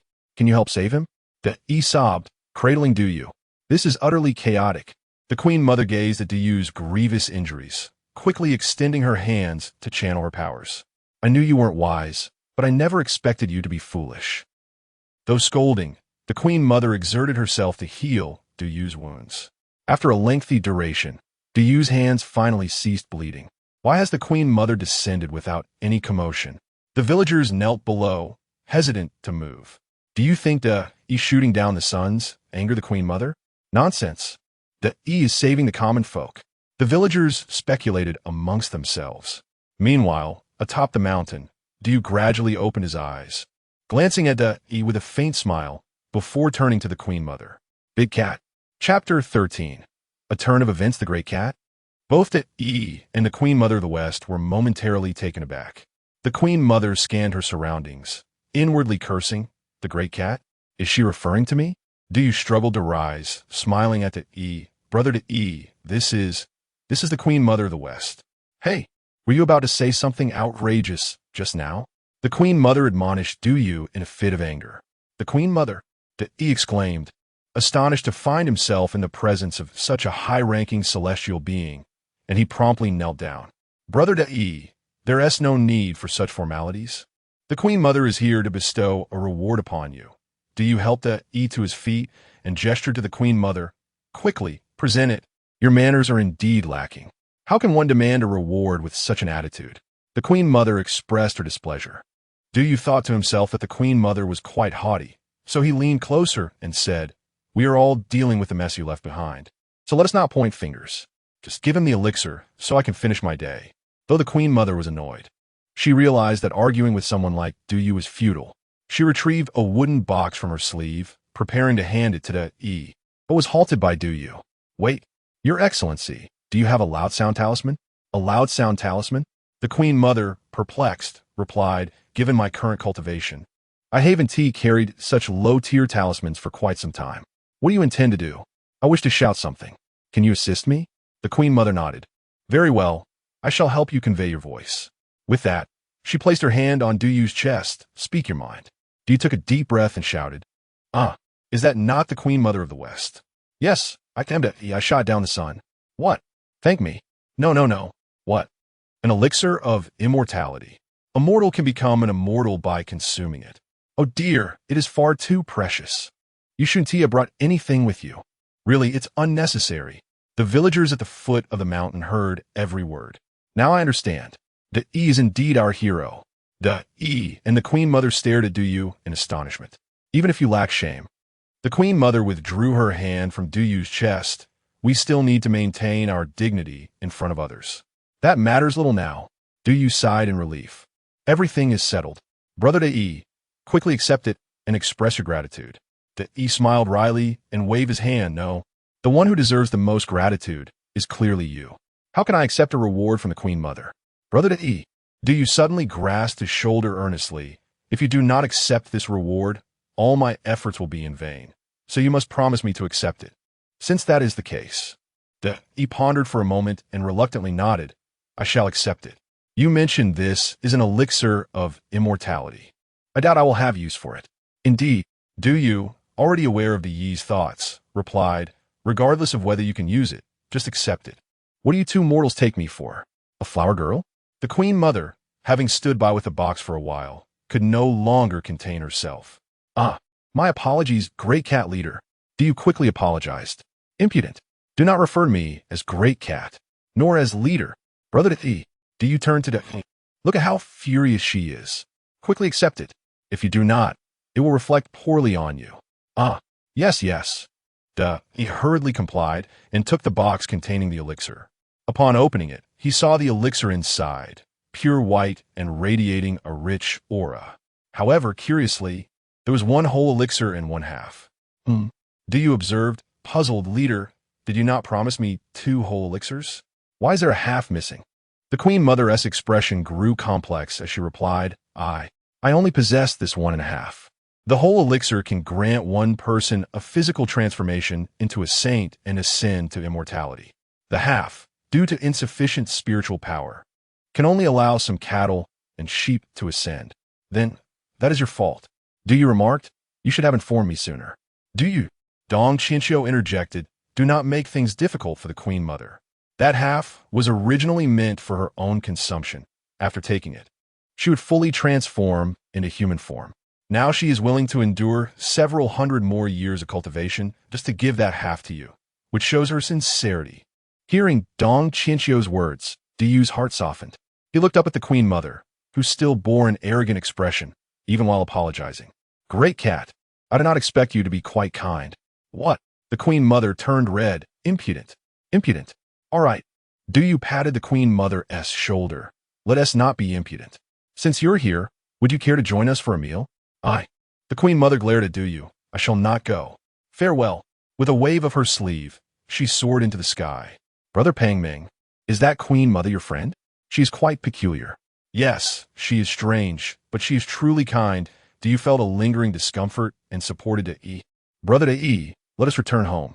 As they descended the mountain, the villagers cheered, praising De, oblivious to Du's identity. Sister Chinchio, how did I do? I completed the task in just 5 days. Thinking he might engage in a playful banter with Dong Chinchio, he was instead met with silence. This was the first time Du had called out to Dong Chinchio without receiving a response. Sister Chinchio? He called a few more times, still receiving no reply. How strange. Did she go to the restroom?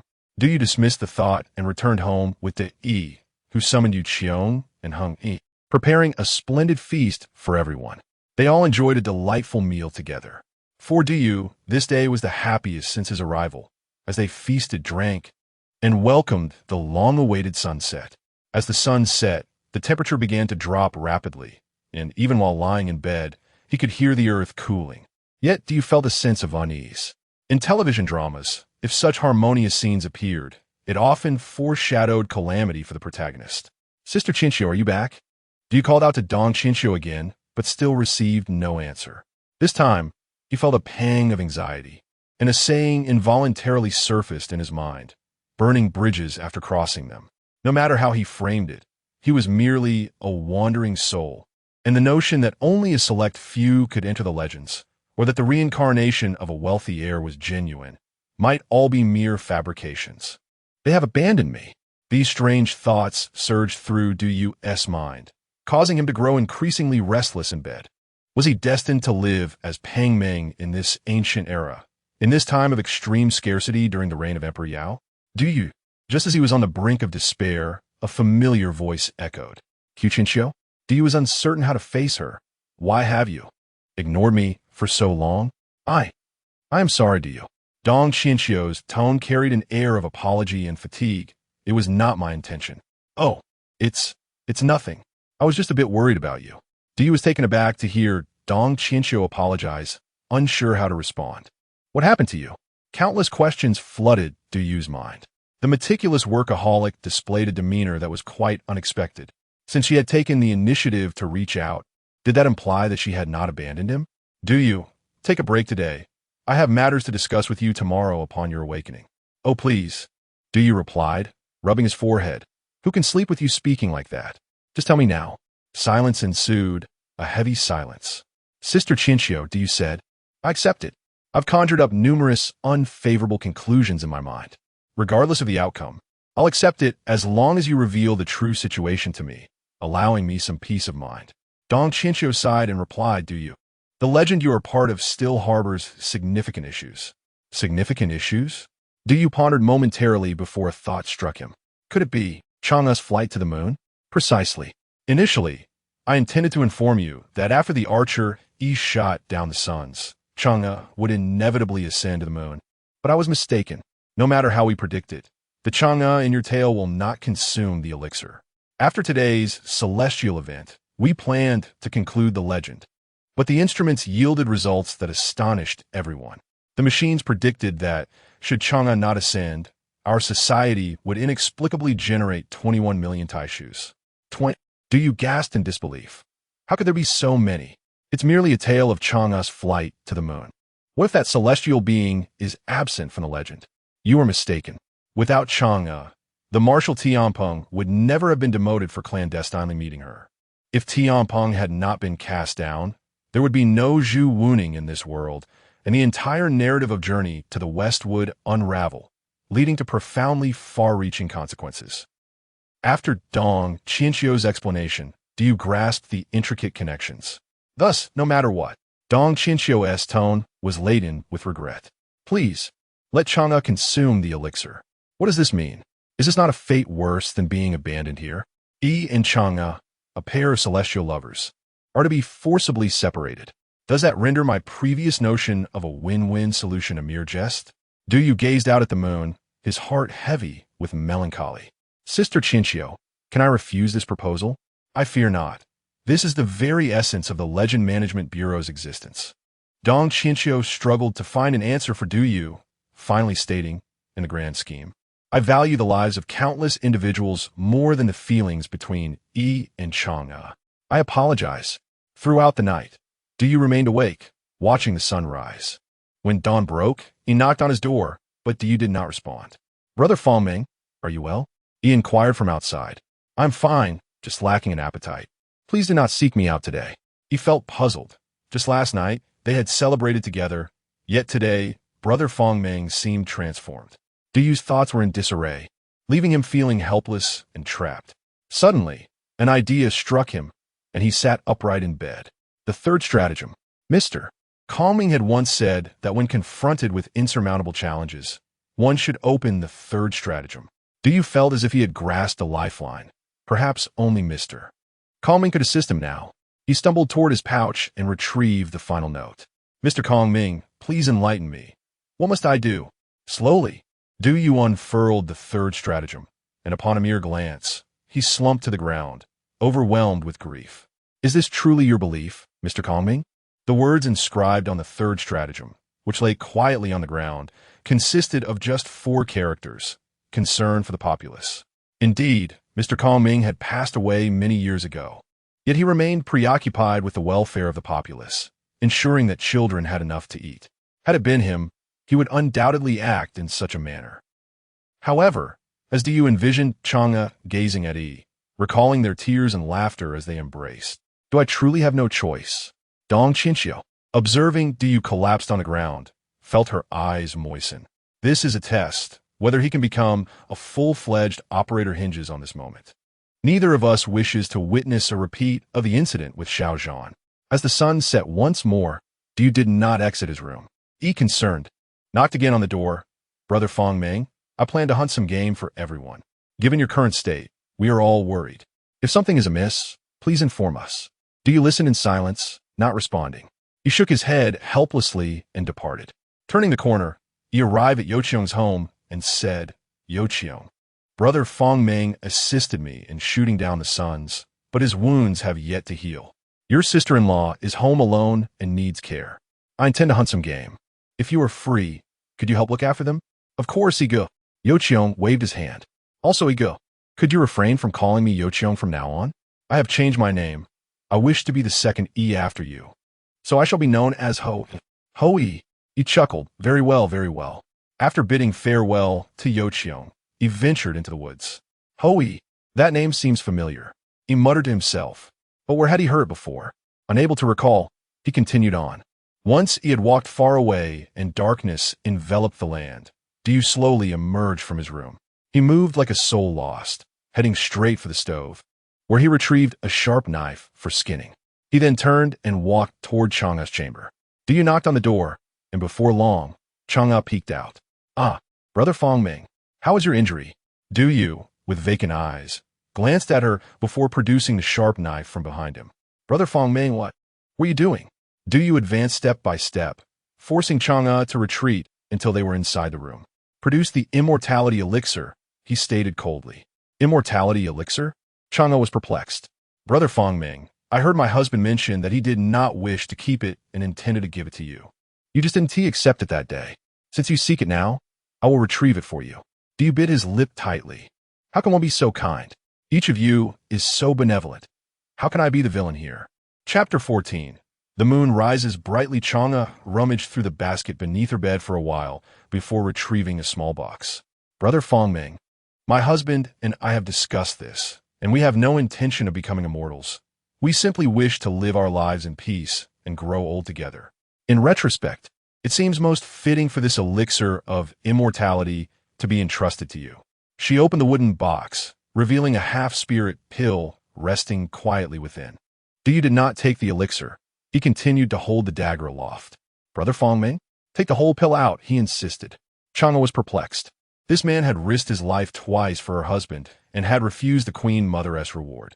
Why had he now transformed into someone so different? She retrieved the entire elixir and set aside the half pill in the box. Is this the only one you desire? Du gritted his teeth and replied, consume it. Consume it? Chang'e looked at Du incredulously, then at the elixir. Are you suggesting that I should eat it? Indeed, you must swallow the elixir, he urged. Chang'e remained bewildered. Brother Fongming, you come to my chamber at night, wielding a dagger, demanding that I ingest the elixir to become immortal? Is that truly your intention? Precisely. Du's emotions were a tumultuous storm, and he dared not meet her gaze. I refuse. Chang'e placed the elixir back into the box. Though I cannot fathom your motivations, I sense no malice in you. You wish for my immortality, yet I do not desire it. What will you do now? Will you harm me with that dagger? Du's hand trembled as he clutched the dagger. How could he possibly harm her? What reason could he have to inflict pain upon her? Dong Chinchio sighed softly, turning his head aside. Such scenes were all too familiar to the Legend Management Bureau. Miss Chang'e, what I am about to say may be hard for you to believe, but I assure you, I speak no falsehood. Chang'e regarded him with suspicion, remaining silent. If you are unable to ascend to immortality, countless lives will be lost in this world. I am at a loss, unable to devise a solution that spares anyone from harm. If you ascend, you will not perish, and neither will Brother E. Those innocent souls will also be spared. I will do everything in my power to beseech the West Queen Mother for another elixir. I will strive to ensure Brother E ascends as well, so that you may be together for eternity. Brother Fongming, Chang'e interrupted, you are lying. If there were 2 elixirs, why would the West Queen Mother present only a half? Du clenched his teeth, rendered speechless. Indeed, if there were truly 2 elixirs, why had the West Queen Mother only offered half? Her husband had once remarked that you, like Brother Jean, would always foresee the events to come. Witnessing you assist her husband in shooting down the 9 sons had solidified her belief in that. Miss Chang'e, Du is a loss for words. I merely wish to ask you one question. What future awaits my husband and me after I consume this elixir? Du pondered for a moment before responding. You will become one of the most renowned immortals, leading a life rich with color. However, as for Brother E, I cannot say. Brother Fongming, from your tone, it seems I will not be with my husband in the future. Why, then, do you claim my life will be vibrant? Brother Fongming, come sit with me. Let us converse. Chang'e forced a smile and settled into a chair. Du, burdened with guilt, remained rooted to the spot. Do you know? 10 years ago, when I first encountered Brother E on a mountain, he resembled a wild man, having gone half a year without tending to his hair. This scruffy boy, upon my awakening, bowed to me with utmost respect. Can you imagine how comical that scene was? Miss Chang'e, what are you trying to convey? Eventually, we married, vowing to be together in this life and the next. We had no grand hall, nor did we believe in heaven and earth, so we bowed to one another thrice. From that day forth, Brother E became my entire world. He was my sky and earth, my family. From then on, my gaze fell solely upon him. When he rejoiced, I rejoiced. When he was troubled, I too felt his sorrow.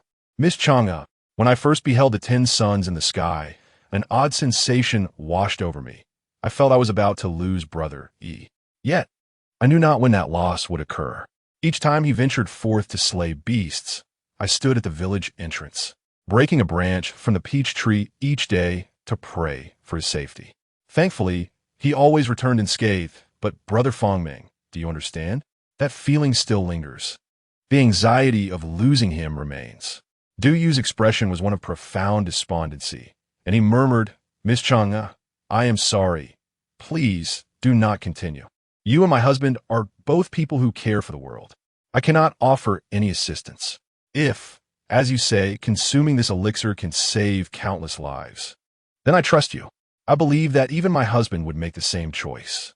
Chang'e slowly grasped the elixir, yet her eyes brimmed with tears. Brother Fongming, I share all this to convey one thing. I cannot part from Brother E. If there exists even a sliver of hope, I implore you to ensure we meet again in the future. This is my only request. I promise you.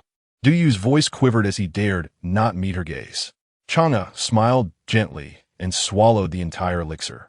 I have finally mended Brother Yi's garment. Please ensure he receives it.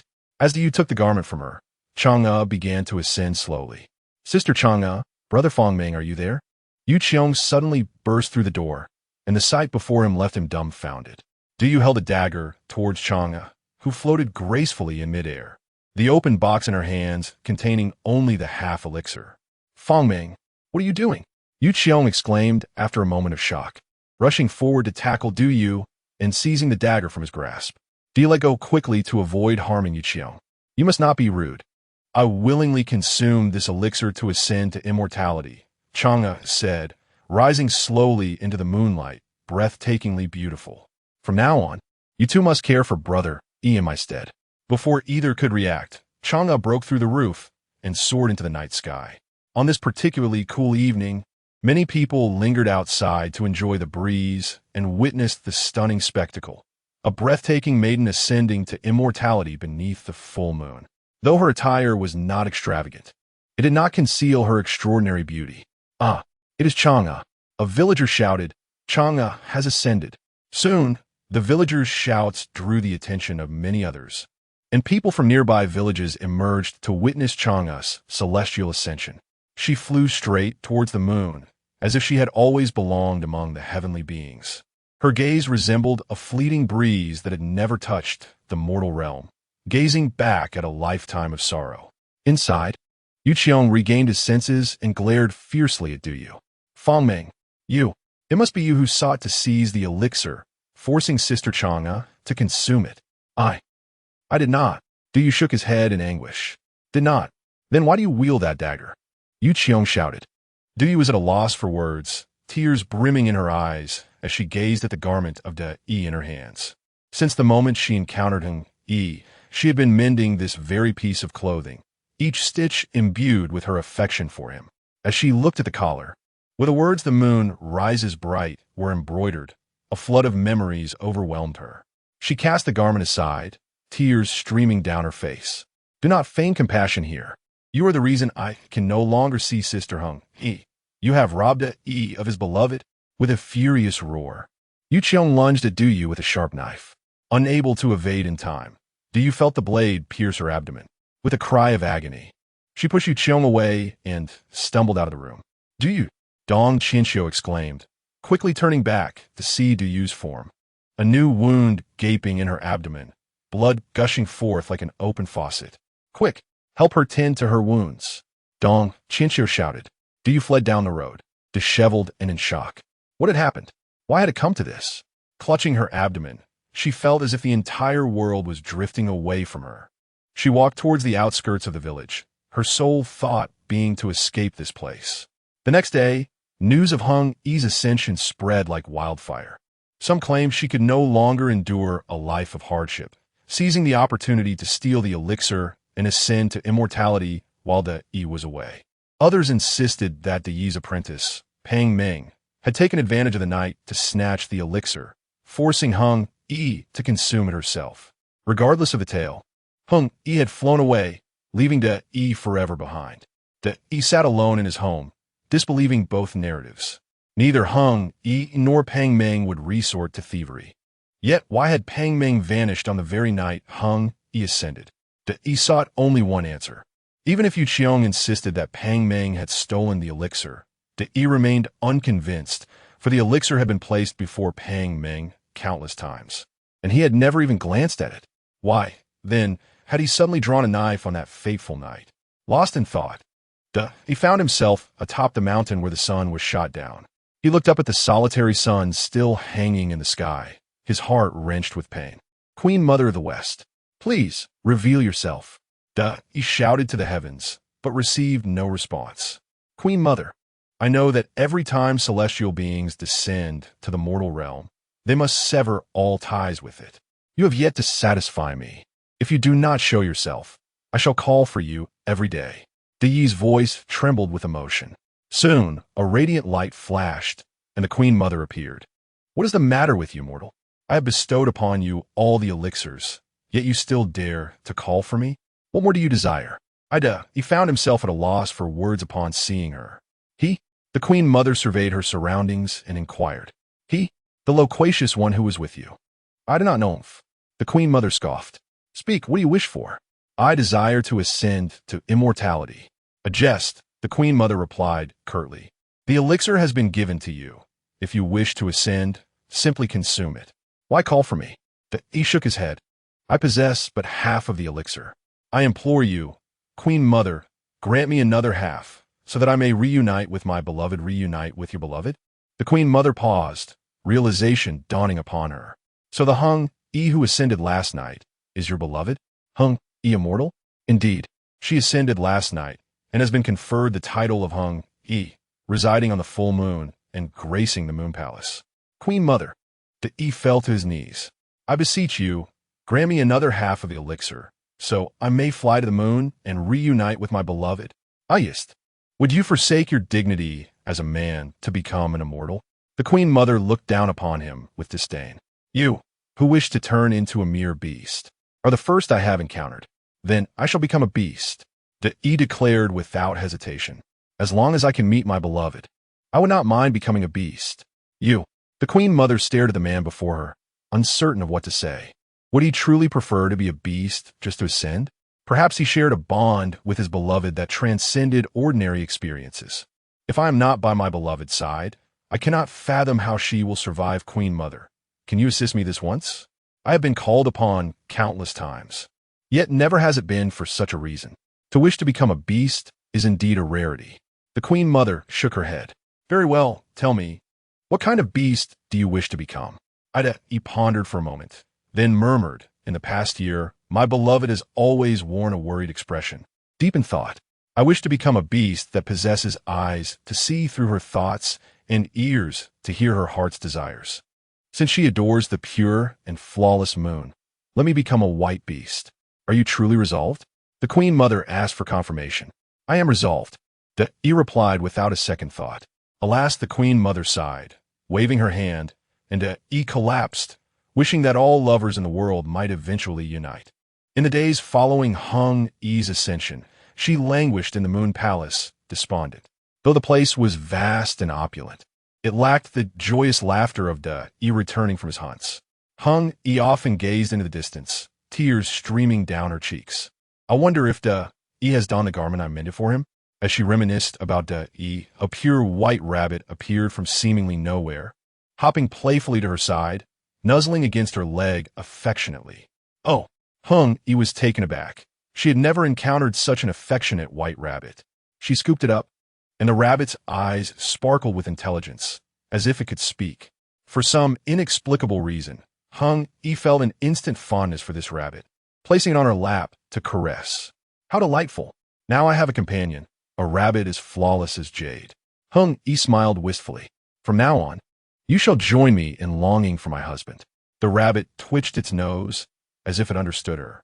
Upon closer inspection, one would notice the 4 characters inscribed on the rabbit's neck. The moon rises bright. As the Book of Songs states, the moon rises bright, the fair one is lovely. Her graceful demeanor captivates the heart. Chapter 15. The return operator DU entered the 7th day of the legend, and the entire Legend Management Bureau was in disarray. It was indeed a rare day, marked by a superclass task executed by a complete novice, achieving an astonishing completion rate of 94. This accomplishment was among the highest since the Bureau's inception, and inexplicably, the completion rate continued to rise. Yet, despite this remarkable achievement, no one in the Bureau could muster a smile. Shortly after D was struck in the abdomen by a piercing attack, the Bureau lost all visual contact with him.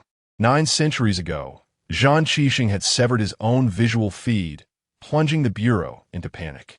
Now, 900 years later, D had similarly lost his connection, invoking a sense of eerie familiarity and distinct unease among all present. Would Du be dead? One employee finally asked, unable to contain his concern. Dead? After Du's visual feed vanished, Dong Qianxiu remained silently beside his physical form, meticulously tending to his wounds. In that moment, she evoked a profound sense of sympathy. Once meticulous in her appearance, now her hair was disheveled, her face wan, and faint dark circles adorned her once ivory complexion. Dead? How could he be dead?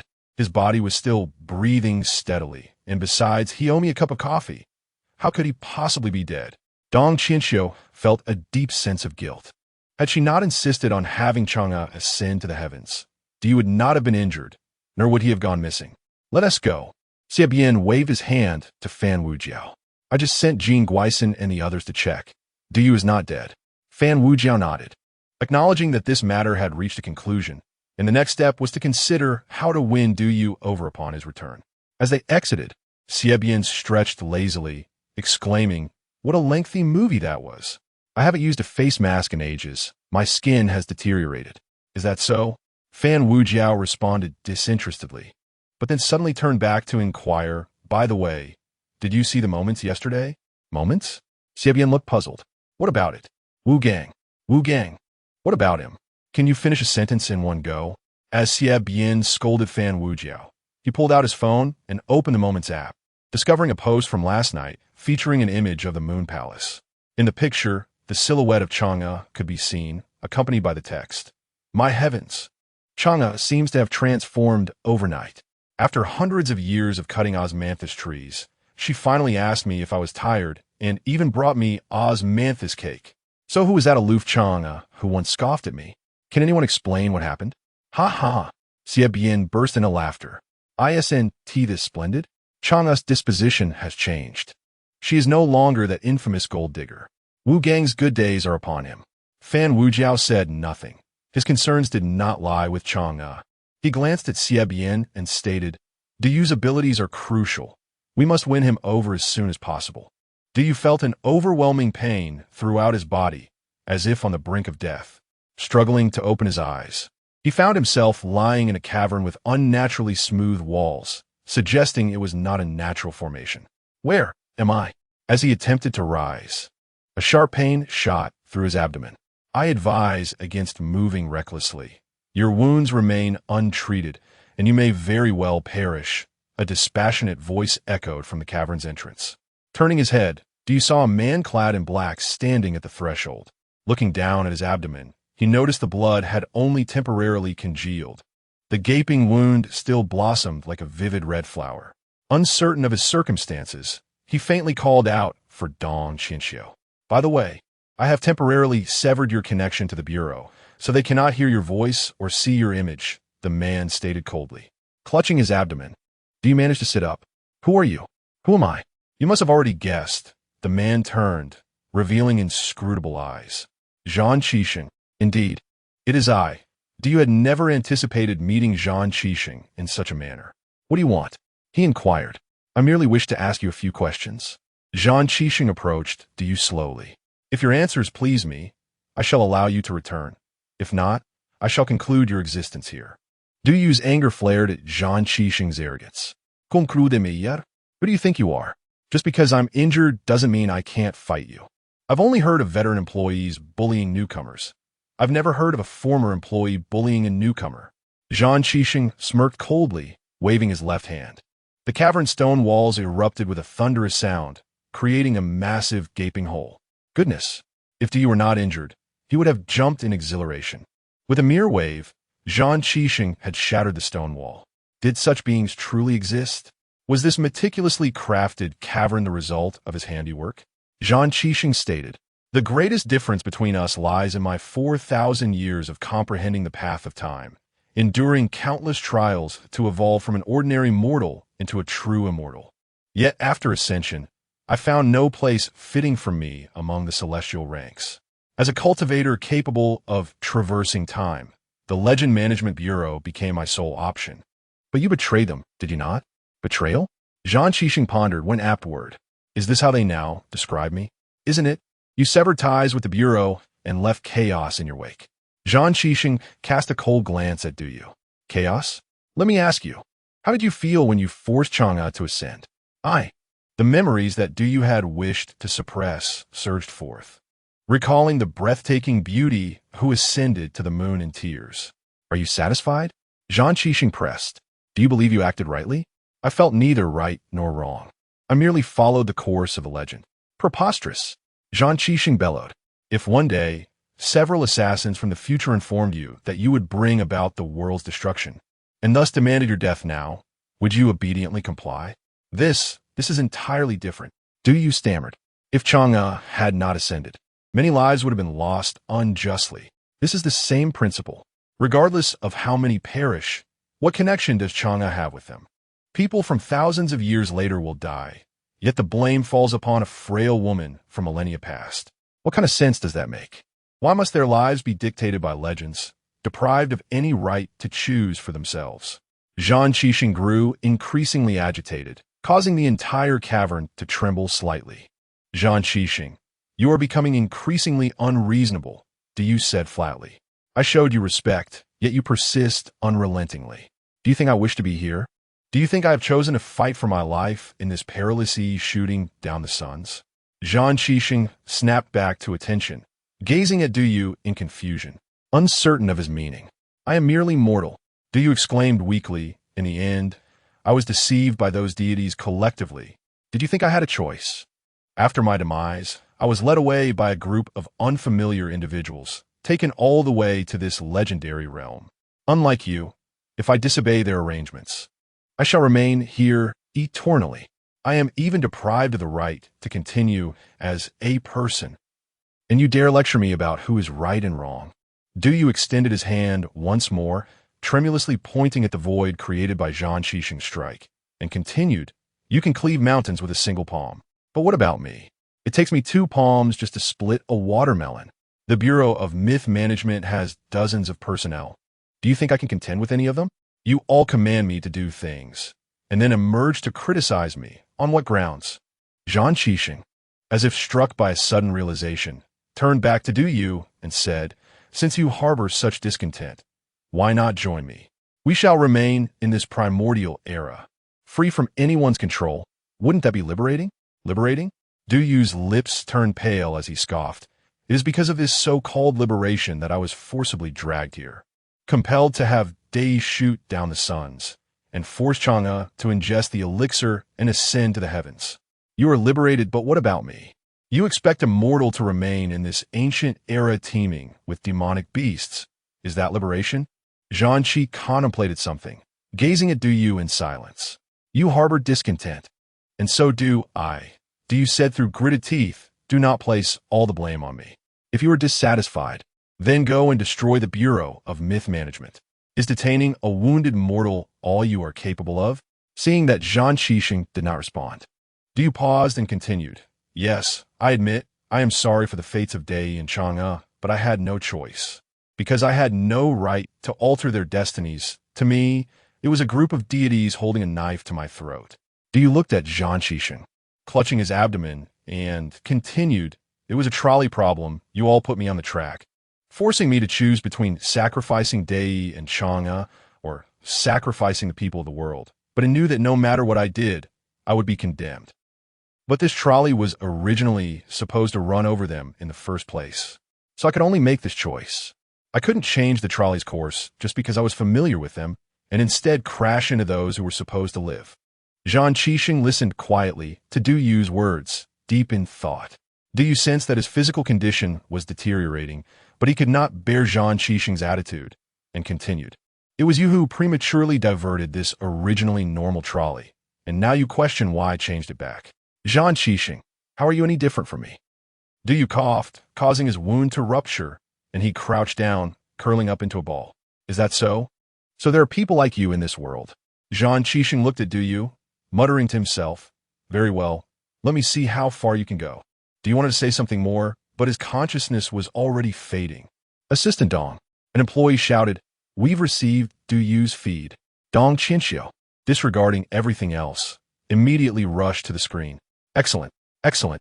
Dong Qinxiu looked at the screen, but what worried her was that Du had fainted on the ground, unresponsive to any calls, and the blood from his abdomen had already stained the ground red. Quickly activate the recall mode. Dong Qinxiu fiddled with the instrument switches next to the display screen, instantly entering work mode. The cleanup team reconfirms Tai Shu. The soul retrieval team proceeds with the recall immediately. Report. The estimated Tai Shu generated by this mythic traversal is 0. Report. Soul retrieval is ready.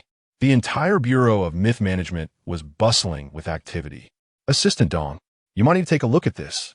An employee, noticing an anomaly, shouted loudly to Dong Qinxiu. Put aside everything else for now. I need Du to return alive. Dong Qinxiu, unfazed, continued to operate the screen. Assistant Dong, things are truly peculiar. Dong Qianqiu bit her lip and shouted, "All team members continue with the recall work. I'll take a look and be right back." Dong Qianqiu quickly walked to the employee who was responsible for the myth's cleanup work. "What is it?" "Assistant Dong, the myth completion rate has reached 98, and it's still increasing." "What?" Dong Qianqiu exclaimed in surprise. 98? Isn't that the highest completion rate since the Bureau of Myth Management was founded? But DU clearly hasn't participated. How can the completion rate continue to rise? Immediately switch the footage to show me. The staff member, not daring to delay, immediately adjusted the screen.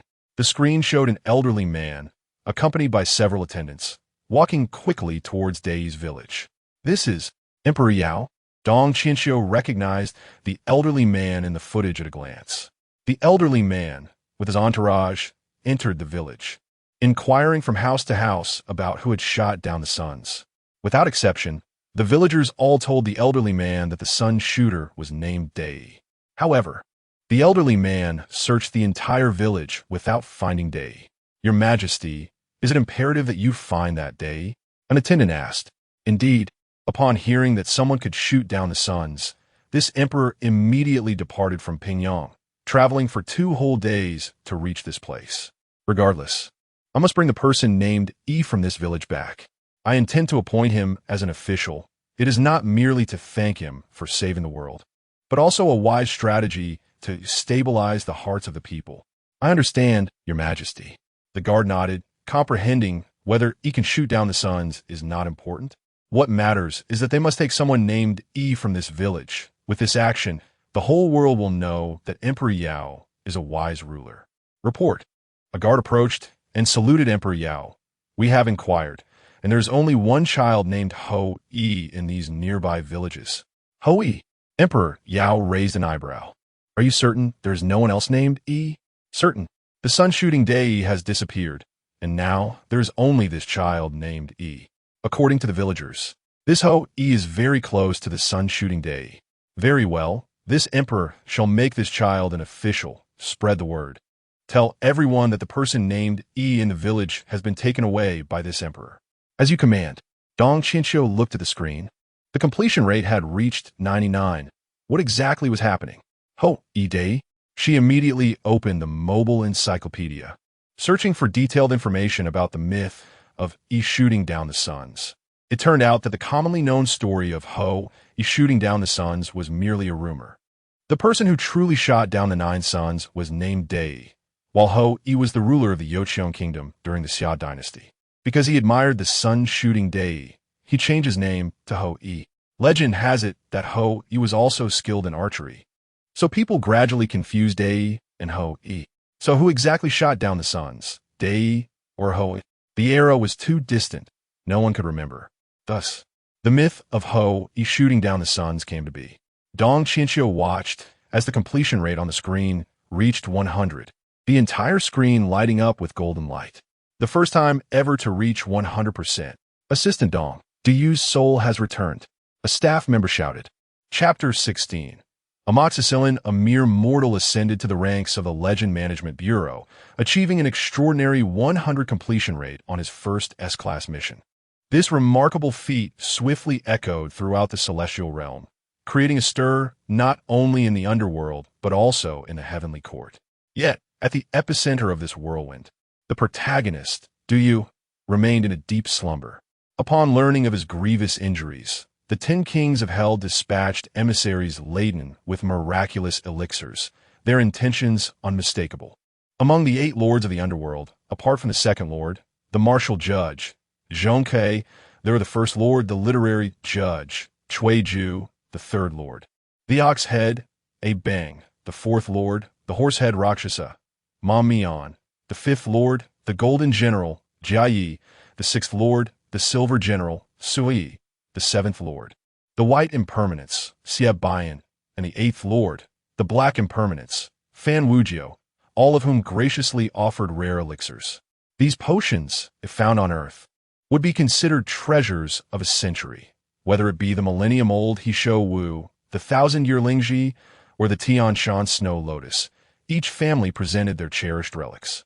In addition to these figures, Meng Pe, the king of Xidagarba, Emperor Fengdu of the Northern Yin, the Eastern Peak Emperor, and even the rarely seen Empress of the Earth, all sent letters of consolation. Noteworthy is the fact that, under persistent urging from Fan Wujiu, Fan Xiaoguo reluctantly ventured forth to deliver a gift. However, she brought forth a humble box of amoxicillin, valued at a mere 12.8 yuan, meant to combat inflammation. In the midst of all these extraordinary treasures, her offering stood out conspicuously. Xiaoguo, what are you thinking? Xie Jin took Fan Xiaoguo's arm as they walked. Fan Xiaoguo was resolute in her decision to present the cheapest, least effective medicine to do you, and no amount of persuasion could dissuade her. What else could I think? I don't want my marriage to be dictated by the older generation.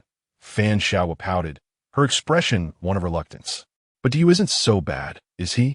He is not unattractive and has a certain charm, Xie Jin remarked. Yes, but Sister Bai, don't you feel it? Perhaps being with him would be quite comfortable. But once the ancestors intervene, I lose all motivation. Fan Xiaoguo murmured, her head bowed. I haven't even figured out what kind of person he is. And already they tell me I must marry him. It's too much pressure for me. Indeed, Xie Jin gently patted Fan Xiaoguo's head, saying, let things unfold naturally. With our Xiaoguo being so delightful, how could there be no suitors? In the Legend Management Bureau, Duyu awoke to find himself surrounded by an abundance of miraculous elixirs. Have I died? Why are there so many offerings? It soon dawned on him that something was amiss. I truly must have perished. Turning his head, he spotted Dong Qianxiu asleep beside him, her hands inexplicably stained with dry blood, her hair falling over her pale face, appearing utterly exhausted. One could not deny, her current state was far more approachable than her usual meticulous demeanor. Didn't she claim to have not left that display screen for centuries? How is she now here? Asleep? Duyu gazed intently at Dong Qianxiu. She seemingly sensed his stare, furrowing her brow and opening her eyes. You're awake? Duyu pondered momentarily, then managed a faint smile. Yes, Sister Qianxiu. How do you feel? Is the wound still painful? Wound? The one injured is the legendary me, not the real me. As he spoke, Duyu shifted his body, suddenly struck by intense pain in his abdomen. The legendary you and the real you are interdependent. The injuries you sustain are indeed real. Ouch! Duyu winced, unable to straighten his back. Is that truly the case? I really need to recuperate. This is all my fault. Dong Qianxiu said anxiously. Though I didn't wish for Chang'e to ascend to the heavens, it is a recorded legend that no one can alter. All right, Sister Qianxiu. I was merely jesting. You tossed off the covers and leaped from the bed. It hurt a bit, but not excessively. See, I'm still full of life. Stop. Seeing you leap from the bed, I can't help but turn away. What's wrong, Sister Qianxiu? Do you look down to find his clothes inexplicably removed? They were cleaning your wounds. They took off your clothes. Goodness. Duyu quickly dove back under the covers, feeling utterly embarrassed. Now that you're lively again, I'm relieved. I shall fetch your clothes, Dong Qianxiu said, rising slowly to leave. Before she exited, she turned back, saying, as it stands, you are the sole operator in the Legend Management Bureau. If you were to perish, the responsibility would weigh heavily on me. Duyu watched Dong Qianxiu exit, then glanced at the plethora of miraculous elixirs surrounding him, letting out a soft sigh. Who on earth has arranged all these boxes? I hear you've awakened. A figure peeked through the door. The Grand Judge? Duyu exclaimed. You knew I had just awoken? The person entering was none other than Grand Judge Cui Ju. Originally, I intended to have Lao he convey a message for you to meet with me upon your awakening. But I didn't anticipate your successful completion of the mission would draw such attention. A line of people eager to befriend you has already formed, so I took the initiative to find you. Oh, Duyu felt a swell of pride. Did I perform exceptionally well on this mission? Indeed, theoretically, it could not have been executed better. Then, Grand Judge, what about our previous agreement? Are you referring to the matter of reincarnation? Cui Ju chuckled. Even if your mission was stellar, it cannot outweigh 7 centuries of waiting. Though Duyu had anticipated this outcome, he still felt a tinge of dissatisfaction, managing a wry smile. So, I must continue to toil here? When will it end? Duyu, tell me, how do you find this job? Cui Ju asked with earnestness. After a moment of contemplation, Duyu replied, it's somewhat enjoyable, certainly far better than being a factory worker. However, it is rather perilous. I've nearly lost my life several times. Typically, such a dangerous job in our realm would come with a hefty compensation. Compensation? Ha ha ha. Du words elicited laughter from Ju. What is so amusing?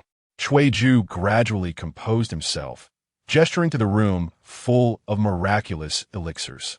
As soon as it was known that an operator of the Legend Management Bureau was injured, every prominent figure in the underworld sent you miraculous elixirs.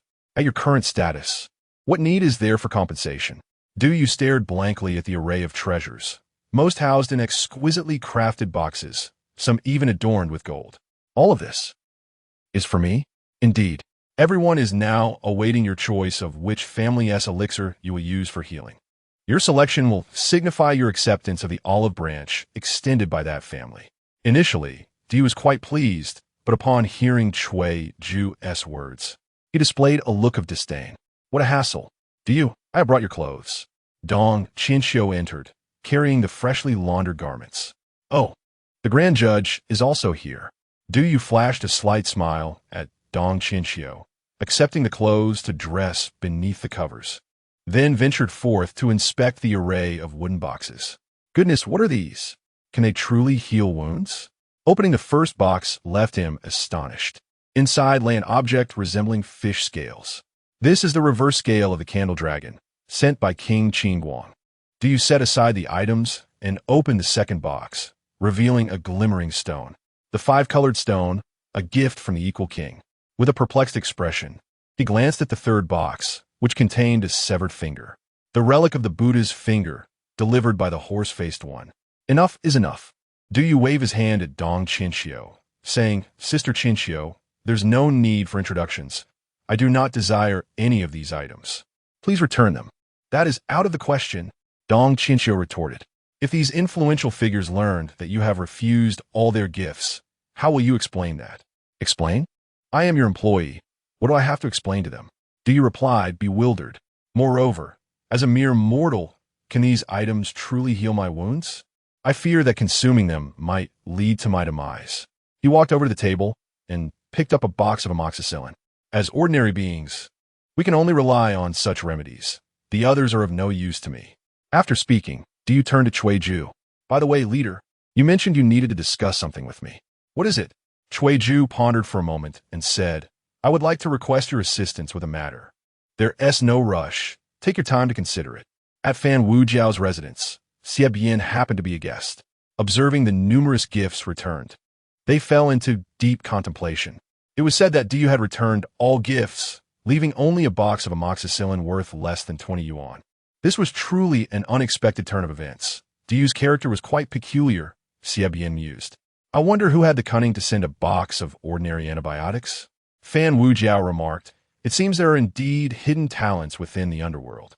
Standing nearby, Fan Xiaowu appeared confused. Ancestor, what did you say Du retained? Amoxicillin. Why? Do you know who sent it? Xie Jin, standing behind Xie Bian, couldn't contain her laughter. Eighth ancestor, it was Xiaowu who sent the amoxicillin. Xie Bian and Fan Wujiao exchanged wide-eyed glances. Really? Fan Xiaowu was baffled. How can a box of antibiotics create such a stir? Well done, Xiaowu. Fan Wujiao rarely displayed a smile. This time, your thoughtfulness is commendable. Our clan relies on you and Du to foster a good relationship. Du learned from Dong Qinxiu that he had been unconscious for 13 days. During this time, the Legend Administration had continued its operations, with only Dong Qinxiu taking leave to care for him. This was the first time in hundreds of years that Dong Qinxiu had requested a day off. Sister Qinxiu, how long must I remain in this position? Du asked, as Dong Qinxiu insisted he stay in bed. For days, she had either attended to him or tutored him on legend knowledge. You may rise once you pass my assessment. Alas, Du sighed. Pity me. Now, here's a question. Are all deities immortal? Du contemplated and replied, that should be the case. Incorrect. Dong Qinxiu exclaimed.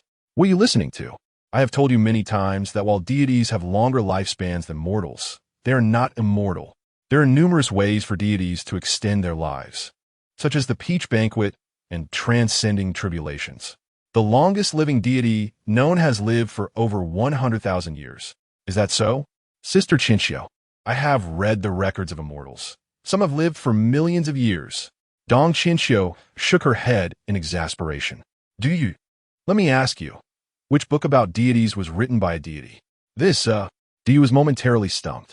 Indeed, all books regarding deities seem to be penned by mortals. All accounts of the deities, originate from mortal authors. Even many of their titles were bestowed by emperors of various dynasties. Do you truly understand what they are like? To put it that way, it is indeed. Do you know how long humanity has existed? Counting from primates, it has been 4,500,000 years. What concept is a deity with a lifespan of millions of years? A monkey immortal? Dong Qianxiu continued. Moreover, with 5,000 years of civilization in Huaxia, where would you find these million-year-old deities? Do you helplessly grimaced? You may continue, Sister Qianxiu. Then I shall continue my educational discourse. Do you listen lethargically to these theoretical teachings, far more tedious than entering legends, causing him to feel drowsy? An hour later, he could no longer contain himself. Sister Qianxiu, perhaps we should stop? What? Dong Qianxiu paused, taken aback. How can we stop? This knowledge might save your life in the future. Isn't there still you? Me? Indeed. When I enter the legends, you will always be by my side, right? Dong Qianxiu opened her mouth, but remained silent. Or will you disregard me, as you did last time? Impossible. The last situation was unique. Thus, acquiring this knowledge means I possess it too. Do you leap from the bed and patted Dong Qianxiu's shoulder? Don't tire yourself. Let's go out for a while. How about a cup of coffee? Dong Qianxiu gazed at the man before her with a hint of confusion, sighing softly. After all, he was the only hope of reviving the former glory of the legend administration. Where shall we go for coffee? Sister, this is your domain. How would I know? Seizing the opportunity while no one was watching, the two escaped the legend administration. Duyu was surprised to find that despite her apparent stature, Dong Qianxiu did not even possess a vehicle. Sister Qianxiu, are you really wearing just that? Duyu inquired, observing her black work attire. Don't women usually dress more nicely when going out? I only have this outfit. For the first time, Dong Qianxiu felt somewhat embarrassed after countless inquiries she had faced over the years. Perhaps I should buy a nice dress? Never mind, Duyu said. I cannot even imagine you in different clothing. This looks just fine. The two exited the No-Return Mountain, heading toward Fengdu City. However, with No-Return Mountain being a full 40 miles from Fengdu City, and with Duyu still nursing an injury, he feared they might not arrive in a day. Just then, an old van flew overhead, circling the two before it gradually descended. Huh, Sister Yinsha? Duyu squinted and recognized the driver as Fan Xiaogua. Assistant Dong, and Duyu? Fan Xiaogua also appeared puzzled. Are you two heading out? Yes. Duyu exclaimed. It's fortunate you came. Give us a ride. Dong Qianxiu shook her head. Duyu, Xiaogua may have business with the director. Let us not disturb her work. Oh, it's nothing, Fan Xiaogua interjected. Actually, I was sent by the ancestor to bring something to Duyu. Wherever you're headed, I can take you there, and I'll leave immediately after. Without further hesitation, Duyu grasped Dong Qianxiu's hand and climbed into the vehicle. The three of them soared toward Fengdu City in a subtle atmosphere. Chapter 17. Zhong Lichun inside the dilapidated van. Apart from the occasional topics initiated by Duyu, the two girls chose to remain silent. Duyu was puzzled by this silence and found himself reminiscing about the eccentricity of Xiejin. Dear passengers, our vehicle is encountering some turbulence due to air currents. Please stow away your tray tables, lower the sunshades, fasten your seatbelts, and kindly refrain from using the restroom for the time being. Duyu emulated Xiejin's manner of speaking to the two girls. Yet, they still exhibited no reaction. Fan Xiaogua wore an expression of awkwardness. Mentally berating herself, Fan Xiaogua, what on earth are you doing? Assistant Dong invited Duyu out, and you have no feelings for him, so why are you meddling? Dong Qianxiu was also in a complex state of mind as she ventured out for the first time in centuries. On one hand, she felt anxious, as if she had committed a wrongdoing. On the other, she was conflicted, knowing that the Fan family intended to use Fan Xiaogua to cultivate a rapport with Duyu. She was uncertain whether she should proactively yield this opportunity for Fan Xiaogua and Duyu to be alone together. Before long, they arrived at the gates of the underworld, having searched for a parking space for quite some time. After disembarking, Fan Xiaowu feigned panic, exclaiming, "We've already arrived. I I have things to attend to, so I want to be joining you too." With that, she turned to leave. "Wait, do you grasp Fan Xiaowu's arm?" "Huh? What is the matter?" "In Chai Jia, weren't you supposed to deliver something to me?" Do you looked at Fan Xiaowu with confusion. "Are you just going to leave?" "Oh, right." Fan Xiaowu suddenly recalled her purpose for coming, which was to deliver an item on behalf of her ancestor. She rummaged through her small handbag and produced a pitch-black scroll. "Here for you. What is this?" You took it and examined it, noticing it resembled the bamboo slips often seen in television dramas, albeit entirely black. "This is a set of cultivation methods. My ancestor instructed me to hand it over to you." "Cultivation methods?" You exclaimed in surprise. "Is it the kind of extraordinary technique that cultivators acquire in fantasy novels?" "Sort of." Fan Xiao would scratch her head. "However, this cultivation method is generally not intended for cultivators. It is meant for evil cultivators or demons." "Seriously?" Dee was taken aback. "If you all intended to harm me, should you keep it a bit more discreet? Being so straightforward makes it difficult to catch me off guard." "Do you misunderstand?" Dong Qinqiu interjected. "Most of the immortals in the underworld, apart from the prominent figures, were once earthly evil cultivators. Due to their prolonged companionship with dark energy and spirits, they ascended as immortals. Is that so?" You glanced at the scroll in hand. "But I'm merely immortal. It could take me years to master this technique. Are there no other better methods?" With an exasperated sigh, Fan Xiaowu replied, "It's not that I want to discourage you, but since the last Global Celestial Realm Survey in 1945, it has been confirmed that the spiritual energy of the three realms, heaven, earth, and humanity, has been utterly depleted. Since that moment, no one has been able to cultivate any form of immortal technique, and the abilities of the immortals have stagnated. Fortunately, this method given to you by my ancestor is exceptionally dark and sinister, allowing for rapid mastery without the need for spiritual energy." "Wow." Diyu is genuinely startled. "Used by evil cultivators. And it's also a method of the utmost darkness?" As Diyu spoke, he unfurled the scroll, revealing 4 gleaming characters. 8 Directions Ghost Record. Dong Qinqiu's eyes widened in astonishment. "The 8 Directions Ghost Record?" She repeated the name several times before suddenly recalling something. Could it be the 8 Directions Ghost Record of Lady Hutu? You scrutinized the scroll, which contained peculiar content that resembled a diagram rather than text. The illustration depicted 8 arrows pointing in various directions, encompassing east, south, west, north, as well as up, down, and the 8 directions. "Sister Qinqiu, do you recognize this?" "Recognize it?" The 8 Directions Ghost Record is said to be the technique used by Lady Hutu when establishing the underworld.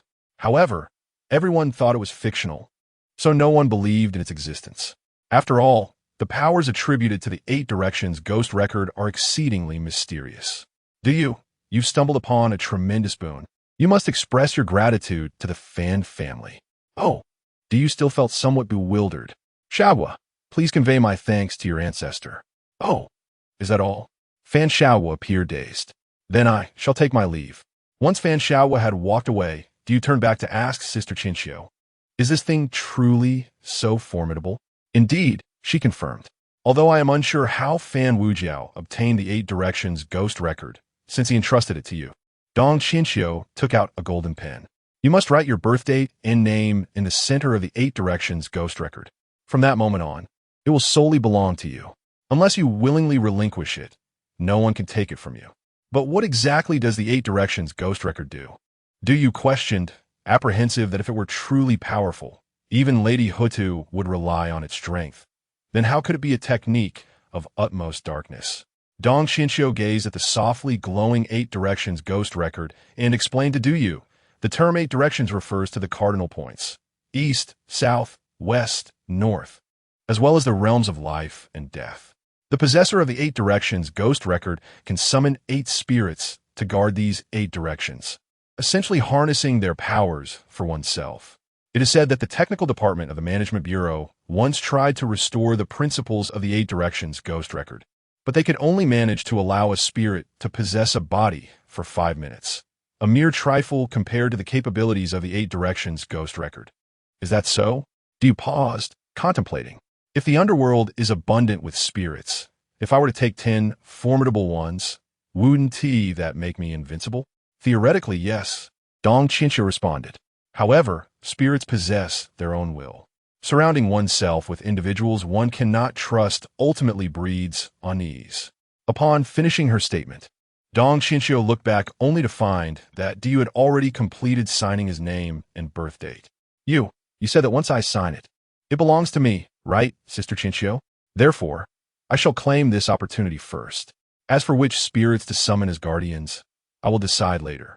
But I must caution you to choose your spirits wisely. Once a spirit becomes one of your 8 directions, it will remain with you for eternity unless it is completely obliterated. Du glanced at the black ghost record in his hands and silently nodded. After a brief moment of preparation, the two set off towards Fengdu City. Sister Chinchio, I thought I could rely on you to show me around the underworld, but you seem even less familiar than I am. Indeed, I haven't stepped outside for nearly 1,000 years, Dong Chinchio admitted, feeling somewhat embarrassed.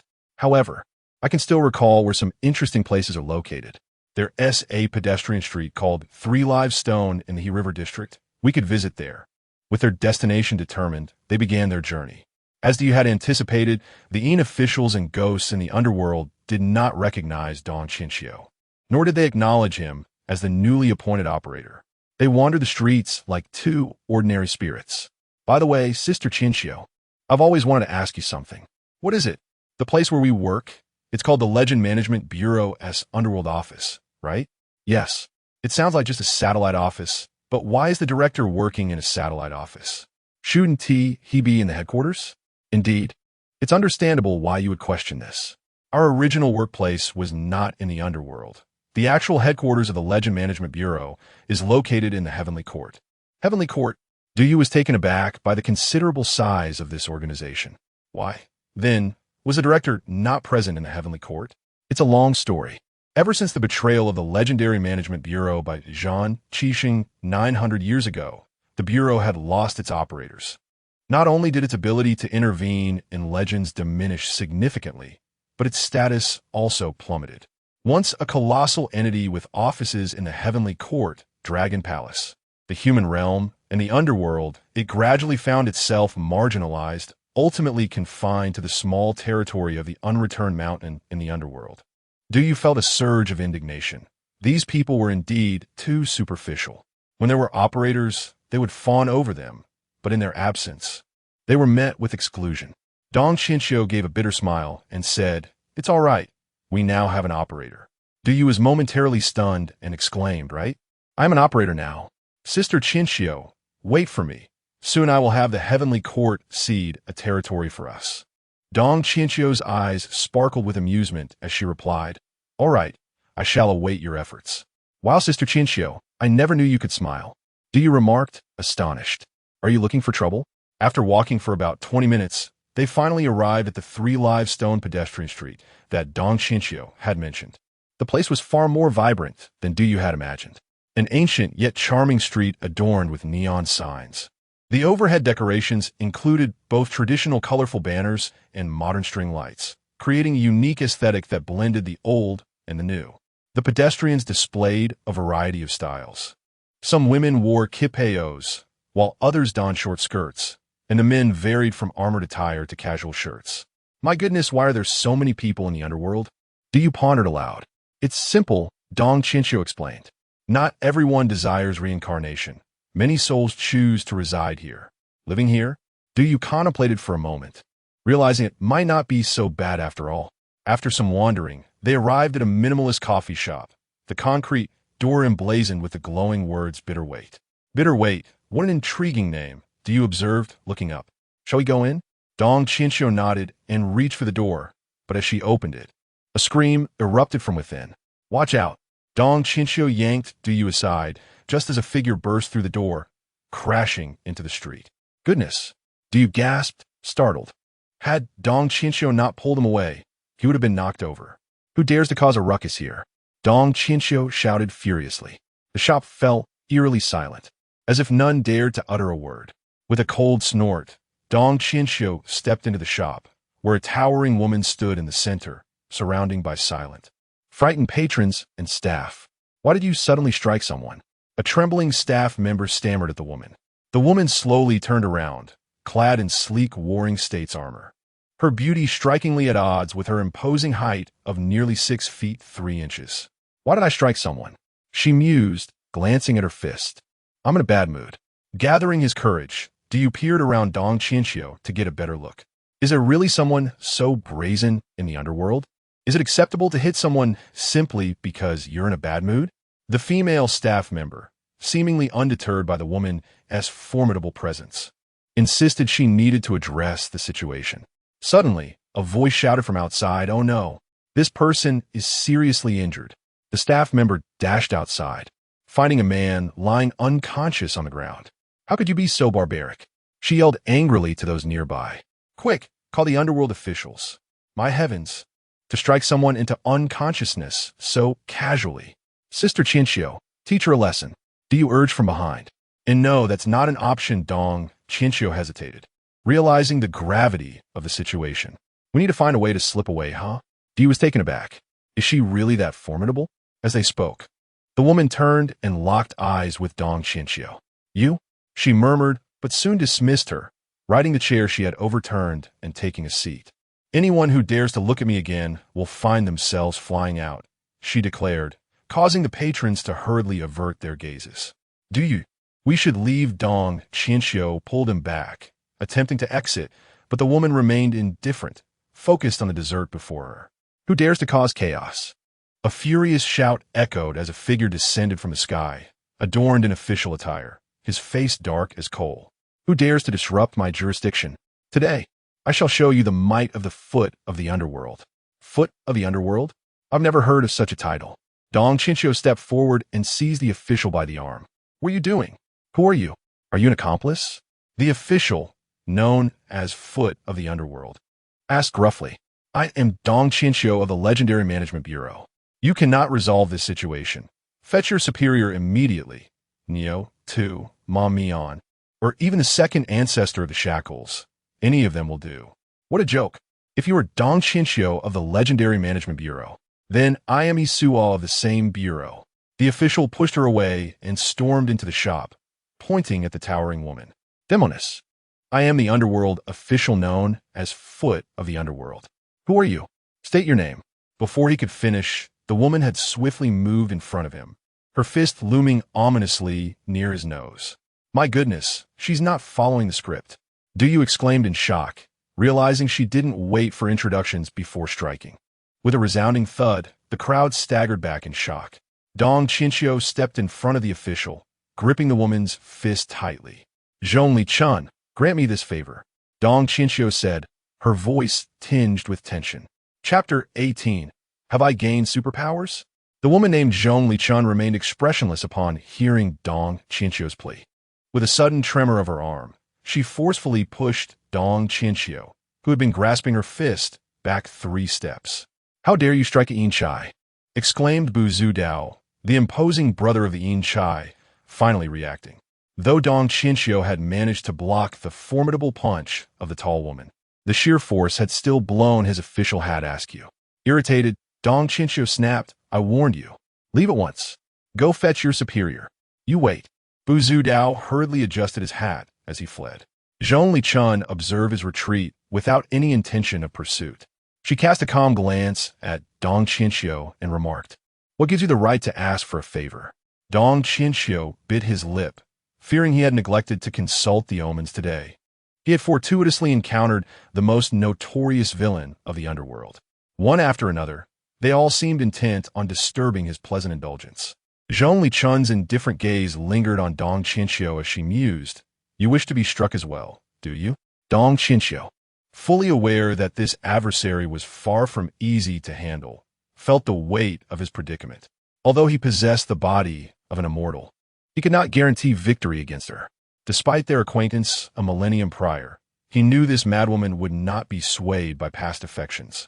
With a whoosh, Zhongli Chun's fist surged toward Dong Qianxiu once more. Gritting his teeth, he waved his hands, summoning a massive round shield that materialized before him, perfectly intercepting her punch.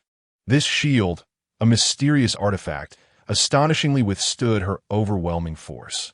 Upon seeing her strike thwarted, Zhongli Chun raised an eyebrow in slight surprise, but soon regained her composure.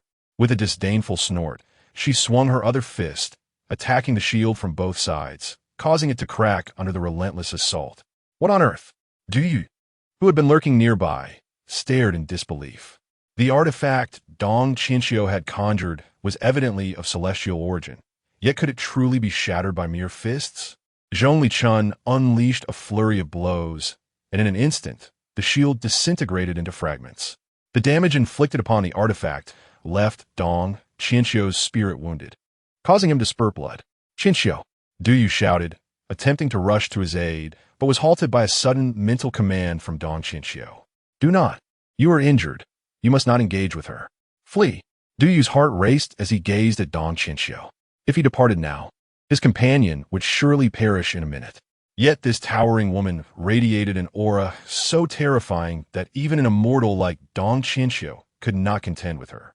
What could he, a mere mortal, possibly do? Zhongli Chun approached Dong Qinxiu, her focus unwavering, and none nearby dared intervene. Dong Qinxiu attempted to rise multiple times, only to falter again, his spirit too damaged to allow for movement, leaving him vulnerable. Zhongli Chun lifted her fist once more. Stop! A commanding voice broke through the tense atmosphere, causing Zhongli Chun to momentarily pause. She turned to see Du Yu, trembling, stepping hesitantly from behind the door. Do not harm her. Dong Qinxiu's heart sank. He knew Zhongli Chun was a creature devoid of reason. Anyone daring to intervene would meet a grim fate. Du Yu, flee. She will not heed your words. Du Yu, acutely aware that fleeing would seal Dong Qinxiu's doom, found himself at a loss for how to confront Zhongli Chun and resolved to buy time instead. Please do not strike Sister Qinxiu, he implored, feeling a terror unlike any he had experienced, her intimidating presence eclipsing even that of the 9 infants. Zhongli Chun stared blankly at Du Yu, seemingly frozen in place. Wait, Dong Qinxiu wondered, perplexed by Zhongli Chun's unusual stillness. Zhongli Chun's gaze remained fixed on Du Yu as she gradually lowered her fist, a flicker of confusion crossing her features. Du Yu, equally bewildered by her sudden change in demeanor, pondered, have I acquired some form of superpower? The situation seemed surreal. Yet he was indeed controlling her. You, please, sit over there, he pointed to the table where Zhongli Chun had previously been seated. To his astonishment, Zhongli Chun complied like a docile sheep, nodding obediently before taking her seat. What on earth is happening? Du Yu's mind swirled with questions, but there was no time for answers. He hurriedly supported Dong Qinxiu, asking, Sister Qinxiu, are you all right? I am fine. I just need to recuperate. But you? How did you manage this? Dong Qinxiu inquired, her eyes fixed on Du Yu with curiosity. You've come to the right person, Du Yu replied, assisting Dong Qinxiu as he added, give me a few days, and I will concoct a good explanation for you. Before they could leave the establishment, Zhongli Chun rose once more. Both of them tensed instantly, wondering what she intended. Zhongli Chun approached, bearing a platter of sweet pastries, and cautiously extended it toward Du Yu, asking, would you like to have some dessert? What? Du Yu looked up at Zhongli Chun, noting her emotionless expression, yet her eyes were locked onto him with an inscrutable intensity. Her towering height made her seem rather intimidating. Perhaps I shall abstain, Du Yu chuckled nervously. I am currently on a diet, and these are too sweet. Do you not enjoy sweets? Zhongli Chun placed the pastries aside and coldly addressed the staff. Bring out the unsweetened desserts immediately, or I shall ensure your souls are scattered. The staff, bewildered by the unfolding situation, stammered, unsweetened desserts. Where am I to find those? Then do not blame me. Zhongli Chun glared at the staff, her murderous intent resurfacing. Stop, Du Yu shouted in panic. Do not harm anyone. Instantly, Zhongli Chun retracted her menacing aura, standing beside Du Yu like a loyal attendant. What? This left not only Du Yu and Dong Qinxiu stunned, but all the patrons and staff in the CAF were equally perplexed. You, remain here and do not move. I shall fetch you some oranges, Du Yu boldly instructed Zhongli Chun. Once again, she nodded obediently. What is happening?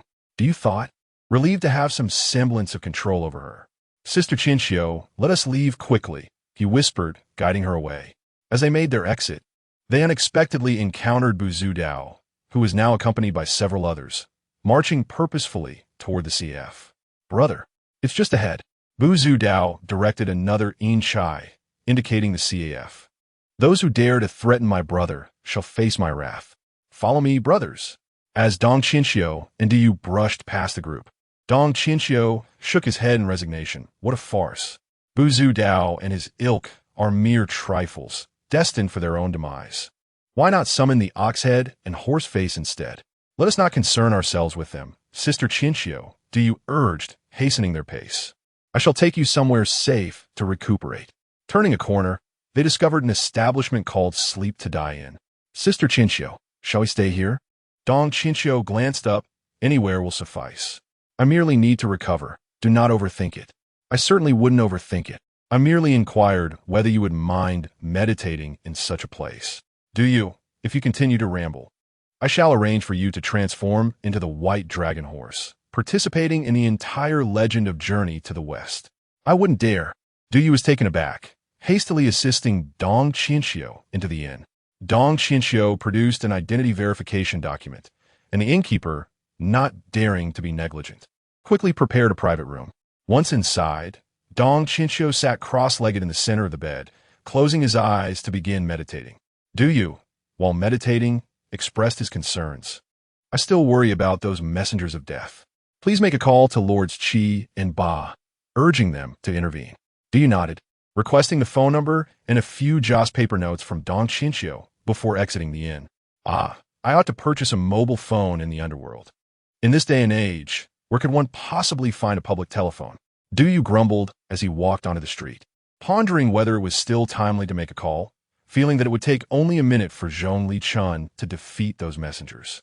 Despite these thoughts, Du Yu sought out a small convenience store, exchanged a joss paper note for a public phone, and, having never encountered Fan Wujiu, decided to call Xie Bian. After briefly explaining the situation, Xie Bian calmly replied, "The situation is not grave. I shall arrive after completing my facial mask." Just as Du Yu hung up and prepared to return to the inn, he suddenly heard a commotion outside. "Hey, have you heard? The messengers seem intent on capturing the notorious villain Chun." Villain Chun? The infamous Zhongli? How could that be? I don't know. Let's hurry over to take a look. A group of wandering souls shouted in the street, piquing Du Yu's curiosity. Could Zhongli Chun truly have been apprehended? Du Yu pondered, questioning whether it was feasible for those few messengers to achieve such a feat regardless. He felt compelled to investigate. If Bu Dao, that elder brother of the footpath, truly possessed cultivation surpassing Dong Qinxiu, he must undoubtedly hold significant standing in the underworld. Yet, why had he never heard of such a figure? Du Yu quickened his pace, soon turning the corner to arrive at a CAF named Bitterweight. There, he found Zhong Lichun standing still, just as he had left her, surrounded by 7 or 8 armed messengers. Her forehead was already bloodied, crimson streaks cascading down her face, yet her expression remained impassive, not even glancing at the messengers beside her. "What is this? Weren't you quite arrogant just moments ago?" Bu Dao taunted, slapping Zhong Lichun's face. "Did you not intend to attack me?" Bu Zu grinned maliciously from his side. "Brother, I must say, you have indeed accomplished something significant. This woman is none other than the infamous villain Chun. Our prospects for promotion look bright." With that, Bu Zu delivered a harsh kick to Zhong Lichun's abdomen, eliciting a muffled groan from her. However, she swiftly regained her composure, maintaining her unyielding silence. Is Zhong Lichun truly daft? Could she be feigning? A lackey questioned nearby. So resilient under punishment, is she truly acting? Bu Zu brandished an iron chain, spinning it before unleashing it with all his might against Zhong Lichun's waist. Oof! The blow landed heavily, nearly causing her to falter. Yet she gritted her teeth and straightened up, muttering something under her breath. "What did you say?" Bu Zu leaned in, straining to hear her.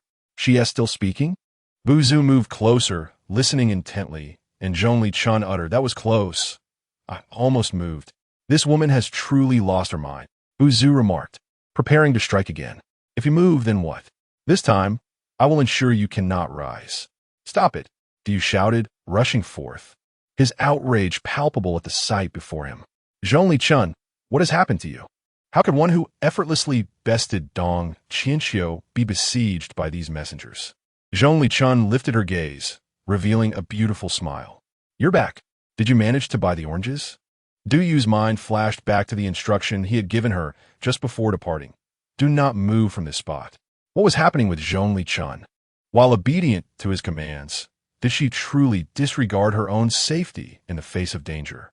Observing her bloodied visage adorned with a smile, Du Yu felt a surge of anger. Are you truly messengers of justice? He addressed the assailants. Do you not see that she has not retaliated?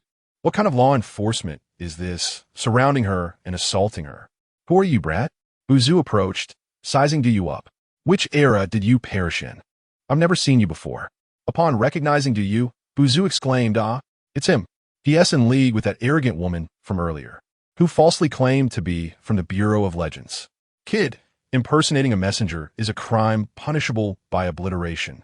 Buzu advanced towards Du Yu menacingly.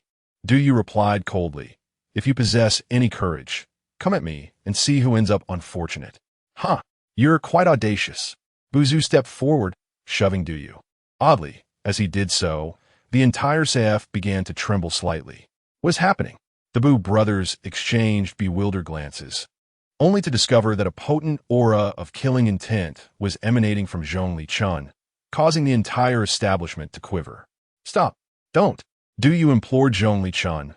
Leave this matter to me. If you harm a messenger, it will only compound the error. Zhongli Chun hesitated, feeling at a loss. She could endure harm herself, but could not bear the thought of Du Yu being hurt. Yet, Du Yu insisted she remain uninvolved. What could she do now? Is this it? Just a shove? Du Yu advanced another step, taunting, if you have the guts, step forward and face me in single combat. Single combat? You think I fear you? He was snapped back, regaining his composure. Do you truly wish to be obliterated? As they spoke of single combat, the messengers surrounded Du Yu. Just as they prepared to act, a portion of the air above them began to distort, and with a violent tremor, a figure clad in white materialized in the sky. What? The messengers immediately knelt, exclaiming, Greetings, Lord Qi. The white impermanence, Xie Bian, appeared suddenly. Droplets of water still clinging to his face, indicating his hasty arrival. He surveyed the scene, confusion etched on his face. Wasn't I instructed to rescue the messengers from Zhongli Chun? Why does it appear that she is about to be subdued? Chapter 19. A prodigy emerges. Several netherworld officers were prostrate on the ground, paralyzed with fear. Lord Xie Bian, the seventh master, a figure rarely seen even once in decades, had materialized before them. Lord Seventh Master, Buzu Shua stammered with a forced smile, What brings you to this humble place? What brings me here? Xie Bian mused, patting his face to facilitate the absorption of his essence serum. I came to prevent Zhongli Chun, but given the current circumstances, it seems I'm not needed. Upon closer inspection, Xie Bian spotted Du Yu standing behind the officers. Huh, didn't you call me? What are you doing here? Du Yu sighed. I didn't want to come, but the situation is rather peculiar. The officers exchanged apprehensive glances, realizing that Du Yu was acquainted with Lord Seventh Master. Their transgression had taken on a far more serious dimension. Before Du Yu and Xie Bian could exchange further pleasantries, a thunderous roar echoed through the air. The space above them contorted once more, revealing a colossal figure. Who dares assault my subordinates? A boisterous voice thundered. Xie Bian chuckled inwardly. This is becoming quite amusing. A buffoon has arrived. Ah, seventh. You're here too. The behemoth's voice resonated like a gong as he clapped Xie Bian on the shoulder in a display of hearty camaraderie. Indeed, third brother, you've arrived as well, Xie Bian responded with a smile. Du Yu craned his neck to observe the newcomer, a peculiar figure with a towering physique, a bovine head, and enormous horns protruding from his temples. It was none other than Yo Tu, one of the most renowned netherworld officers. I heard someone was attacking my men. Who is it? Xie Bian gestured towards Zhongli Chun with a grin. Over there. Go and pummel her. Yo Tu's eyes widened in alarm. Good heavens, Zhongli Chun, are you jesting with me? What's the matter, third brother? Surely you can put up a fight. Xie Bian goaded, stoking the flames. Go on, attack her. Detonate your nascent soul and attack her. Seventh, are you mocking me? Neo Tu bellowed before turning to Xie Bian and whispering, How was I to know I'd encounter someone of this caliber in this pedestrian street? I haven't brought a single magical artifact. If I were to fight her, she'd likely obliterate my nascent soul. Siabayan stifled a laugh, composing himself before replying. Then what you propose? Are your subordinates to suffer in vain? Well, they weren't exactly beaten. I just want to make a grand entrance, Nyotu confessed, his face contorted in distress. Seventh, you're the clever one. Help me devise a plan. I can't afford to lose face in front of my men. Siabayan grinned mischievously. Third brother, it's quite simple. Inquire as to who assisted her, and then punish the accomplice. Brilliant.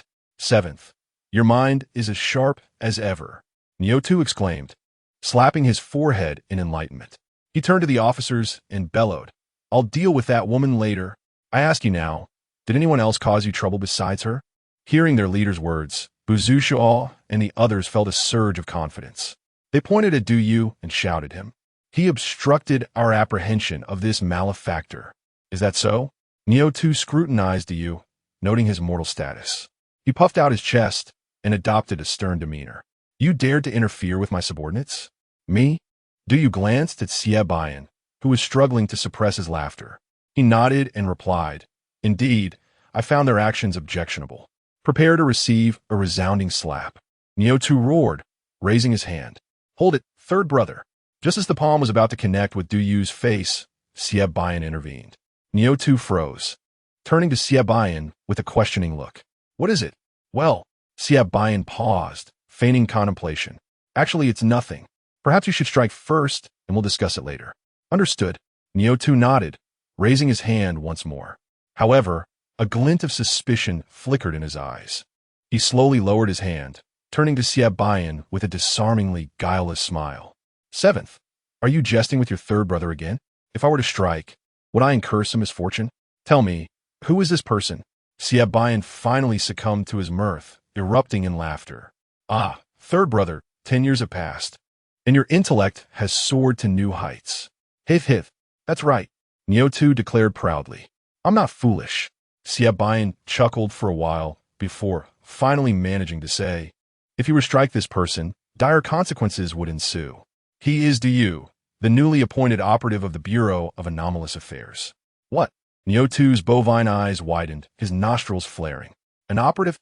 A wave of dread washed over Nyotu. Had he struck that blow, the ramifications would have been catastrophic. The operative could manipulate the past, potentially erasing him from existence. Oh dear, Nyotu exclaimed, his face plastered with a sycophantic smile. An operative. A misunderstanding. All a misunderstanding. Duyu rolled his eyes, muttering, You're remarkably transparent. Your thoughts are written all over your face.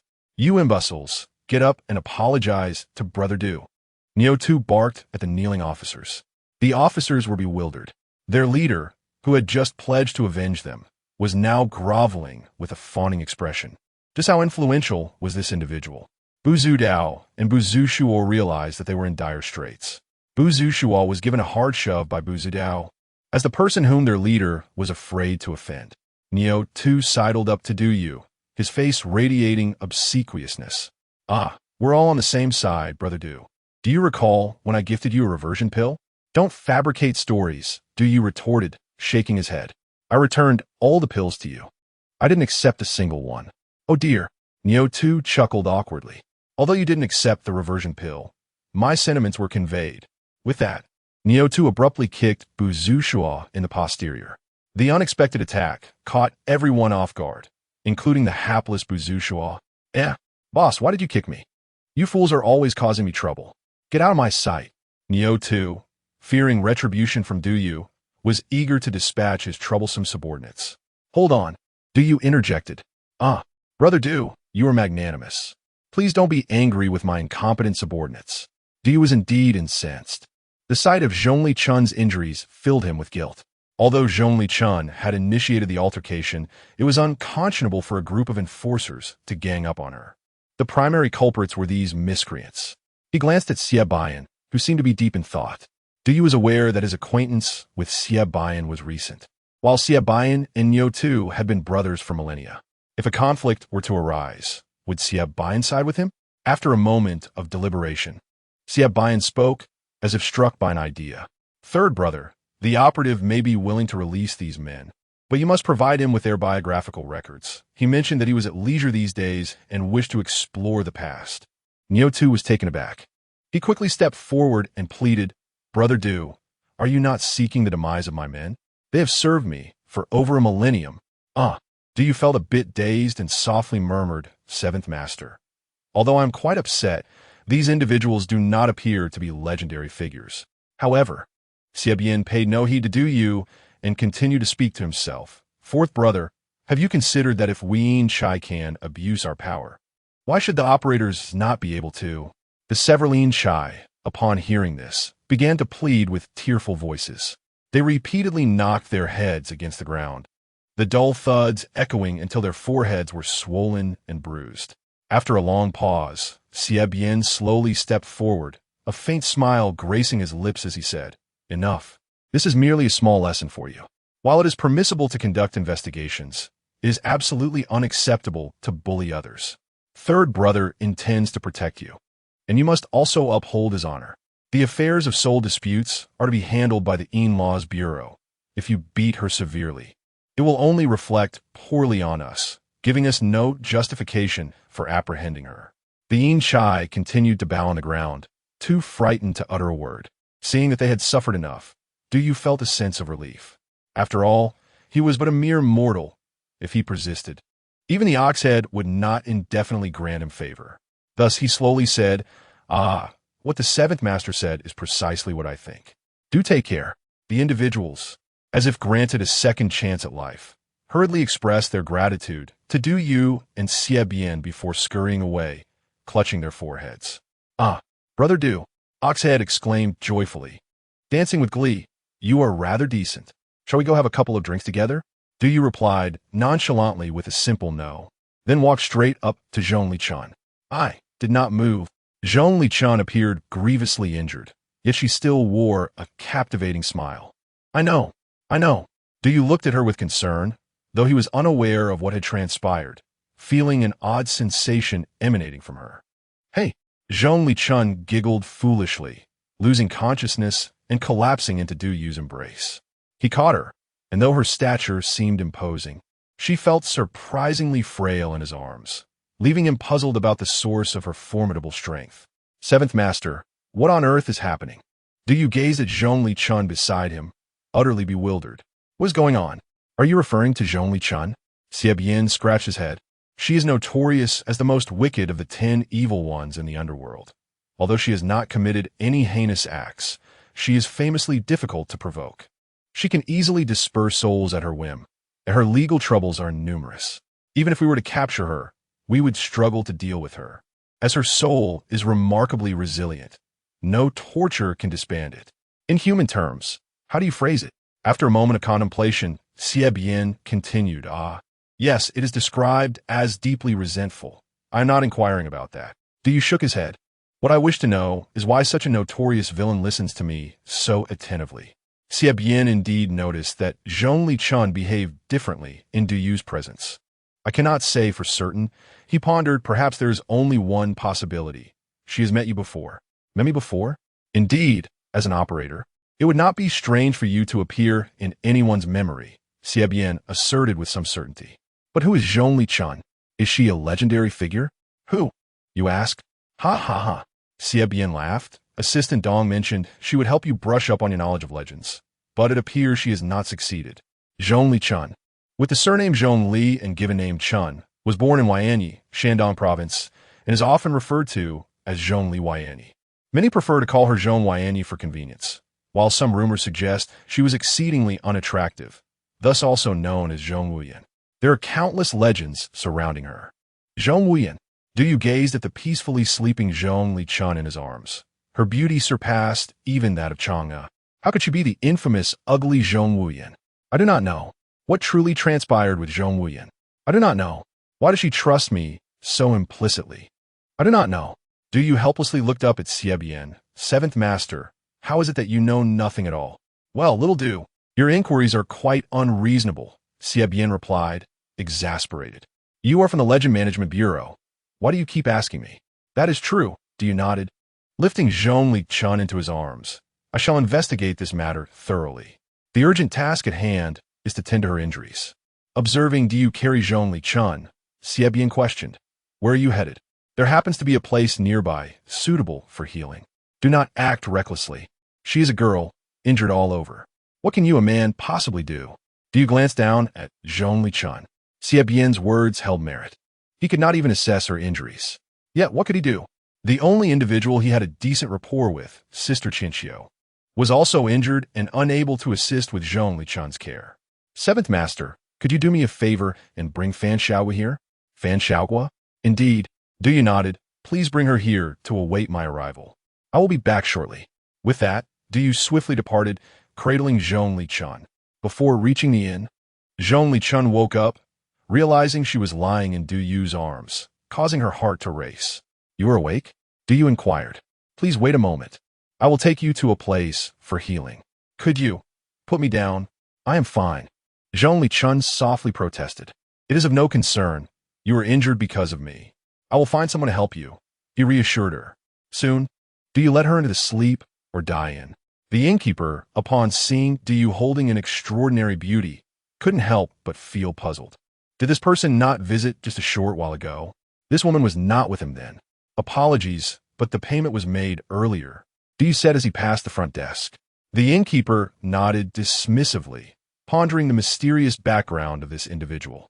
Du Yu carried Zhongli Chun into a room where Dong Qinxiu was still meditating. Sister Qinxiu, due to certain circumstances, I must place Zhongli Chun here for healing. Dong Qinxiu scrutinized Du Yu and Zhongli Chun, perplexed. The first mystery was why Du Yu would tend to this wicked woman, and the second was how, given Zhongli Chun's cultivation, someone could inflict such injuries upon her. Had the Earth Mother come into the world? Even if she lies here, I cannot examine her injuries. Dong Qinxiu stated. I know. I have also sought assistance. Please wait here. I will return shortly. Du Yu said before dashing out of the room. Outside the CAF, Xie Bian used spatial transfer twice and instantly brought Fan Xiaogua to his side. Fan Xiaogua was in line to buy milk tea when Xie Bian unexpectedly descended from the sky and whisked her away, leaving her utterly bewildered. Seventh Ancestor. What are you doing? Do not call me Seventh Ancestor. Refer to me as Brother-in, Xie Bian said, gently lowering Fan Xiaogua to the ground. A familiar person needs your assistance. Fan Xiaogua turned her head and was startled to see Oxhead, prompting her to hurriedly bow. There is no need for excessive formalities. It is not me who requires assistance. Oxhead waved his hand. But old Seven, why do you allow this little granddaughter to call you Brother-in? Why not? I have taken her as my sworn sister, Xie Bian replied with unwavering certainty. That is absolutely unacceptable. Fan Xiaogua's worst fears had come to fruition once again. Indeed, how can that be allowed? If you call her your sworn sister, what should I call her? Oxhead pondered before suggesting, to avoid confusion in our ranks. Let's each refer to her differently. You call her sister, and I will call her granddaughter. I always said, third brother, you have been clever since childhood.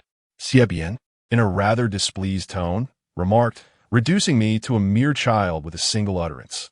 As the two conversed, Du Yu came sprinting from a distance. Wonderful, Sister Incha. Upon spotting Fan Xiaogua, Du Yu grasped her arm and urged, come with me. Before Fan Xiaogua could comprehend the situation, she found herself being pulled along by Du Yu. Not long after, they arrived at the entrance of Sleep to Death. Sister Incha, this situation is quite special. You must assist me. Huh? Fan Xiaogua glanced at the sign above the door, nearly losing her composure. What do you take me for? Even if the situation is indeed special, we cannot act so hastily. Du Yu appeared momentarily perplexed, but he quickly regained his focus. What are you thinking? Help me save someone. Save someone? Du Yu once again dragged Fan Xiaogua past the front desk. The front desk owner observed Du Yu, who had ushered in 3 different lovely ladies within half an hour, and remarked enviously, heroes have always emerged from youth. Chapter 20, A Performance. Alas, what am I even doing? As Fan Xiaogua silently pondered this, she busily tended to the injuries of the woman before her. In the modest room, aside from Dong Qinxiu, whom she had seen earlier, there was now an unfamiliar woman.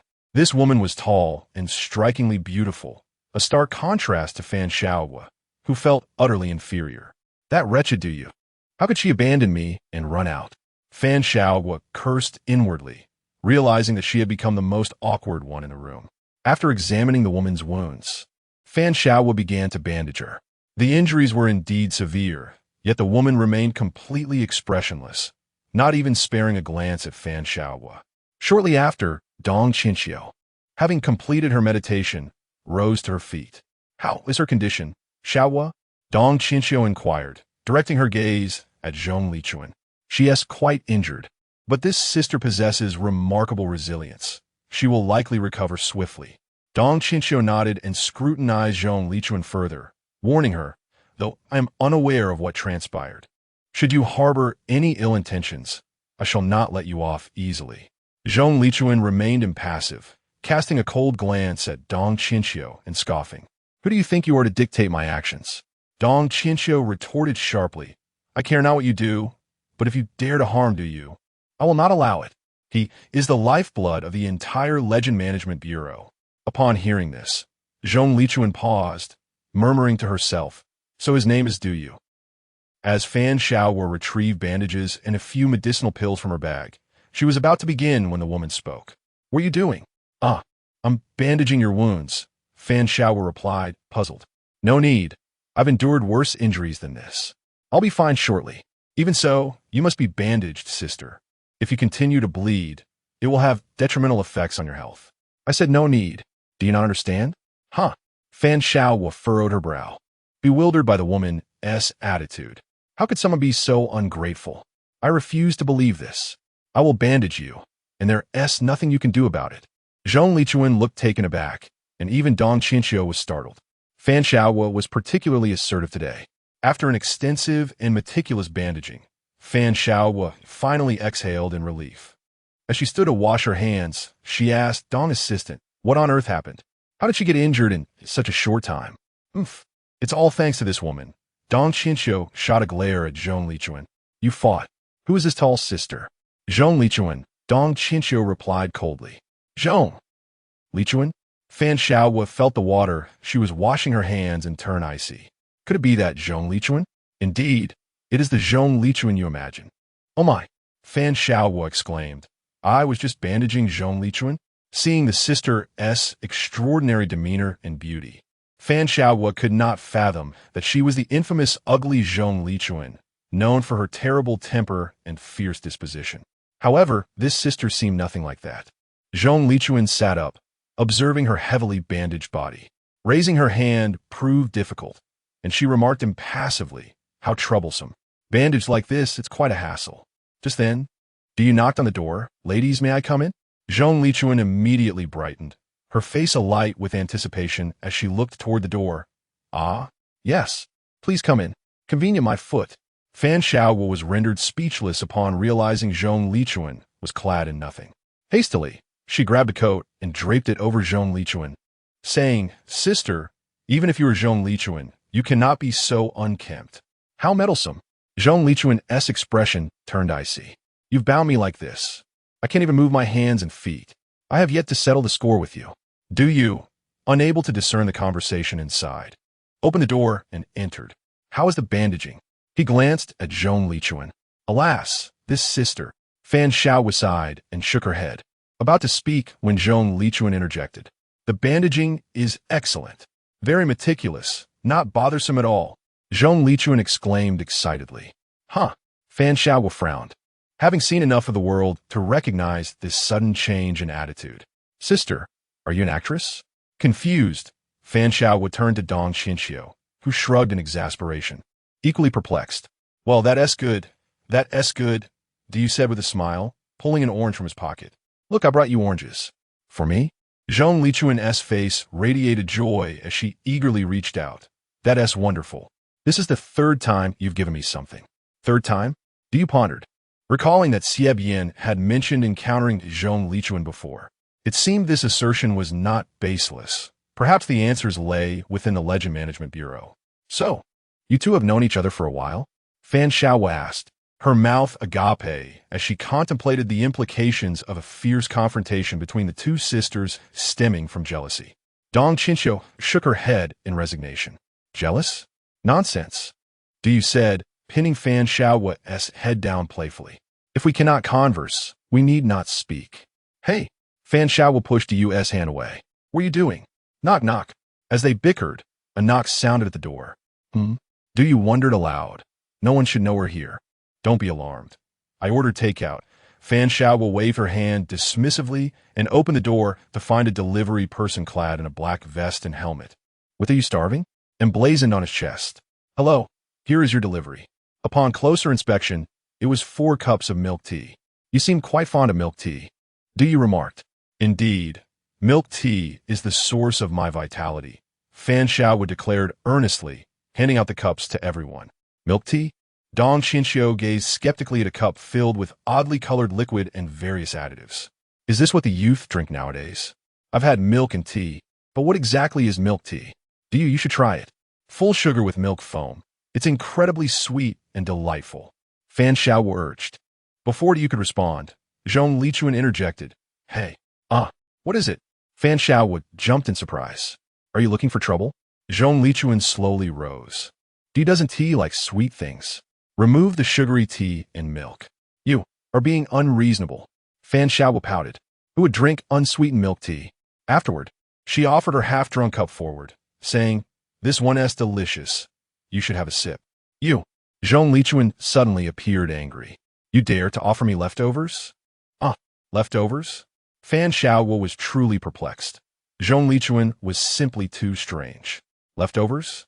Without delay, you rose to his feet, interjecting, No. Observing the formidable aura emanating from Zhong Lichuan, you hasten to appease her. Zhongli, this psychopomp's sister, is acting in good faith. She merely wishes to share something she enjoys. She, along with Qinxiu over there, are considered my friends or colleagues. You mustn't harm them. Is that so? Zhong Lichuan dissipated her murderous intent, lowering her head and murmuring, Am I causing you trouble? Not at all, you responded, shaking his head. He picked up a cup of milk tea from nearby. You should regard them as friends as well. See, if the psychopomp's sister didn't consider you a friend, why would she buy you milk tea? You inserted the straw and presented the milk tea to Zhong Lichuan. Have a taste. Upon hearing Yu's words, Zhong Lichuan cautiously accepted the milk tea and took a sip. A look of utter astonishment spread across her face. What sorcery is this? It's exceedingly delicious. Giggling, Fan Xiao remarked upon seeing Zhong Lichuan's reaction. Sister Zhongli is quite adorable. After swiftly finishing the entire cup of milk tea, Zhong Lichuan appeared to crave more. She inhaled deeply and emitted a resounding burp. Oh dear, Fan Xiao exclaimed, slightly embarrassed. Sister Zhongli, you're so beautiful. You mustn't belch so loudly. Zhong Lichuan, perplexed, inquired. I'm full. Why can't I belch? You, however, found it amusing, a statuesque beauty emitting a hearty belch with utmost seriousness. The contrast was undeniably comical. As the group engaged in light-hearted banter, Dong Qinxiu's phone began to ring. What is it, Sister Qinxiu? You asked. Something must have occurred. Only those within the Bureau of Myth Management possess this number, Dong Qinxiu replied, retrieving her phone. If something's amiss, answer it, you suggested. Dong Qinxiu cast a sidelong glance at Du Yu were currently AWOL. Du scratched his head, conceding, you make a valid point. Answering it might invite a scolding. Although Dong Qinxiu dreaded potential reprimand, her concern for potential emergencies outweighed her fear. After some hesitation, she answered the call. Hello, little Dong, the voice on the other end of the line croaked. Director? Indeed. Have you had your fill of leisure? Dong Qinxiu stammered. Shall we grant you another day of respite? No. That won't be necessary. Isuai chuckled, little Dong. While this marks your first outing in nearly a millennium, and I'm tempted to extend your vacation, the workload accumulated over the past 9 centuries necessitates the attention of an operative. Understood. Dong Qinxiu inquired further for details before terminating the call. We must return. You nodded in agreement. Very well. Dong Qinxiu arose and approached Fan Xiao, addressing her Xiao. It appears we must trouble you once more. The group piled into the vehicle and sped towards Mount No Return. After a considerable drive, Fan Xiao finally voiced her curiosity. I must say, transporting you back isn't an issue. Fan Xiao glanced at Zhong Lichuan in the rearview mirror. But why must Sister Zhongli accompany us to the Bureau of Myth Management? Du Yu echoed the sentiment. Indeed, Miss Zhongli. Mustn't you return home? Home? Zhongli Chun questioned. What is home? Home. Du Yu pondered for a moment before responding. Home is a sanctuary where you can unwind, where you needn't feign strength. It's a place where cherished individuals reside. Home. Zhongli Chun listened intently to Du Yu's description, a smile gradually forming on her face. She gestured towards the van. By your description, is this not home? This. Du Yu hesitated, unsure how to respond. Did this vehicle offer Zhongli Chun greater solace than a true home? Did she harbor affection for anyone within its confines? Du Yu, your approach is ineffective. Allow me, Dong Qinqiu interjected, waving her hand at Du Yu before turning to Zhongli Chun. Zhongli Chun, where do you typically reside? Reside. Zhongli Chun pondered. When fatigued, I slumber on the streets. When hungry, I pilfer provisions from wandering spirits. When soiled, I bathe in the river of oblivion. Huh. Fan Xiaowu exclaimed, pouting. So you neglect skincare? Psycho Pomp's sister, is that the crux of the matter? Du Yu retorted, exasperated. Aside from pearl milk tea, is your favorite pastime to stifle conversation? None of your concern. Fan Xiaowu grumbled, casting a sidelong glance at Du Yu as she continued to drive. Does living such a life not cause you distress? Dong Qinqiu inquired. When distressed, I indulge in something sweet. For reasons unknown. Do you feel a pang of sympathy for Zhongli Chun? He inquired. As a young woman, do you simply wander the streets? Young woman? Dong Qinqiu nearly misheard. Could Zhongli Chun be associated with the term young woman? Fiend seemed more fitting. Is this what you call wandering? Zhongli Chun listened attentively to Du Yu, contemplating his words before responding, slightly embarrassed. I assumed everyone lived similarly. Far from it, sister. Fan Xiaowu interjected once more. We prioritize skincare. Why is your complexion so flawless despite neglecting it? Focus on driving. Do you nudge the front seat? Is skincare the issue here? Have you ever slept on the streets or bathed in the river? But I'm curious. Fan Xiaowu glanced at Dong Qinqiu. Assistant Dong, what are your thoughts? I, too, am curious. Dong Qinqiu gazed intently at Zhongli Chun. Do you not maintain your hair? Esteemed sisters, perhaps we should cease this discussion and simply sit in silence. Du Yu groaned, covering his forehead. Before long, the group arrived at the Bureau of Myth Management on Mount No Return. Dong Qinqiu knocked on the door. A staff member emerged to greet them, his expression visibly shifting upon beholding Zhongli Chun before quickly regaining composure. Assistant Dong, the director requests your presence and that of the operative. Fan Xiaowu exchanged farewells with the group before soaring away in her dilapidated van. Dong Qinqiu, Du Yu, and Zhongli Chun were promptly escorted to He Suai, who was engrossed in reading a copy of the Underworld Early News. Director, we have arrived.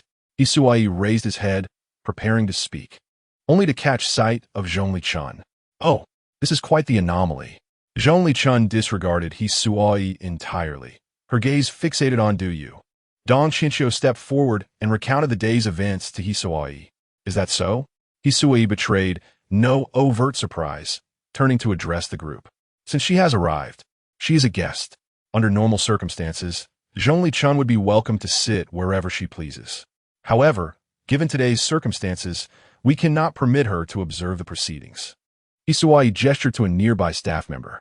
Escort Ms. Zhongli to Du Yu's quarters to rest. Hearing He Suai's words, Dong Qinqiu seemed to comprehend something. Why? Zhongli Chun inquired. It is a regulation of the Bureau of Myth Management. Dong Qinqiu explained. One should not witness their own legend. Today's legend likely pertains to you. One should not witness their own legend? Du Yu questioned, what does that entail?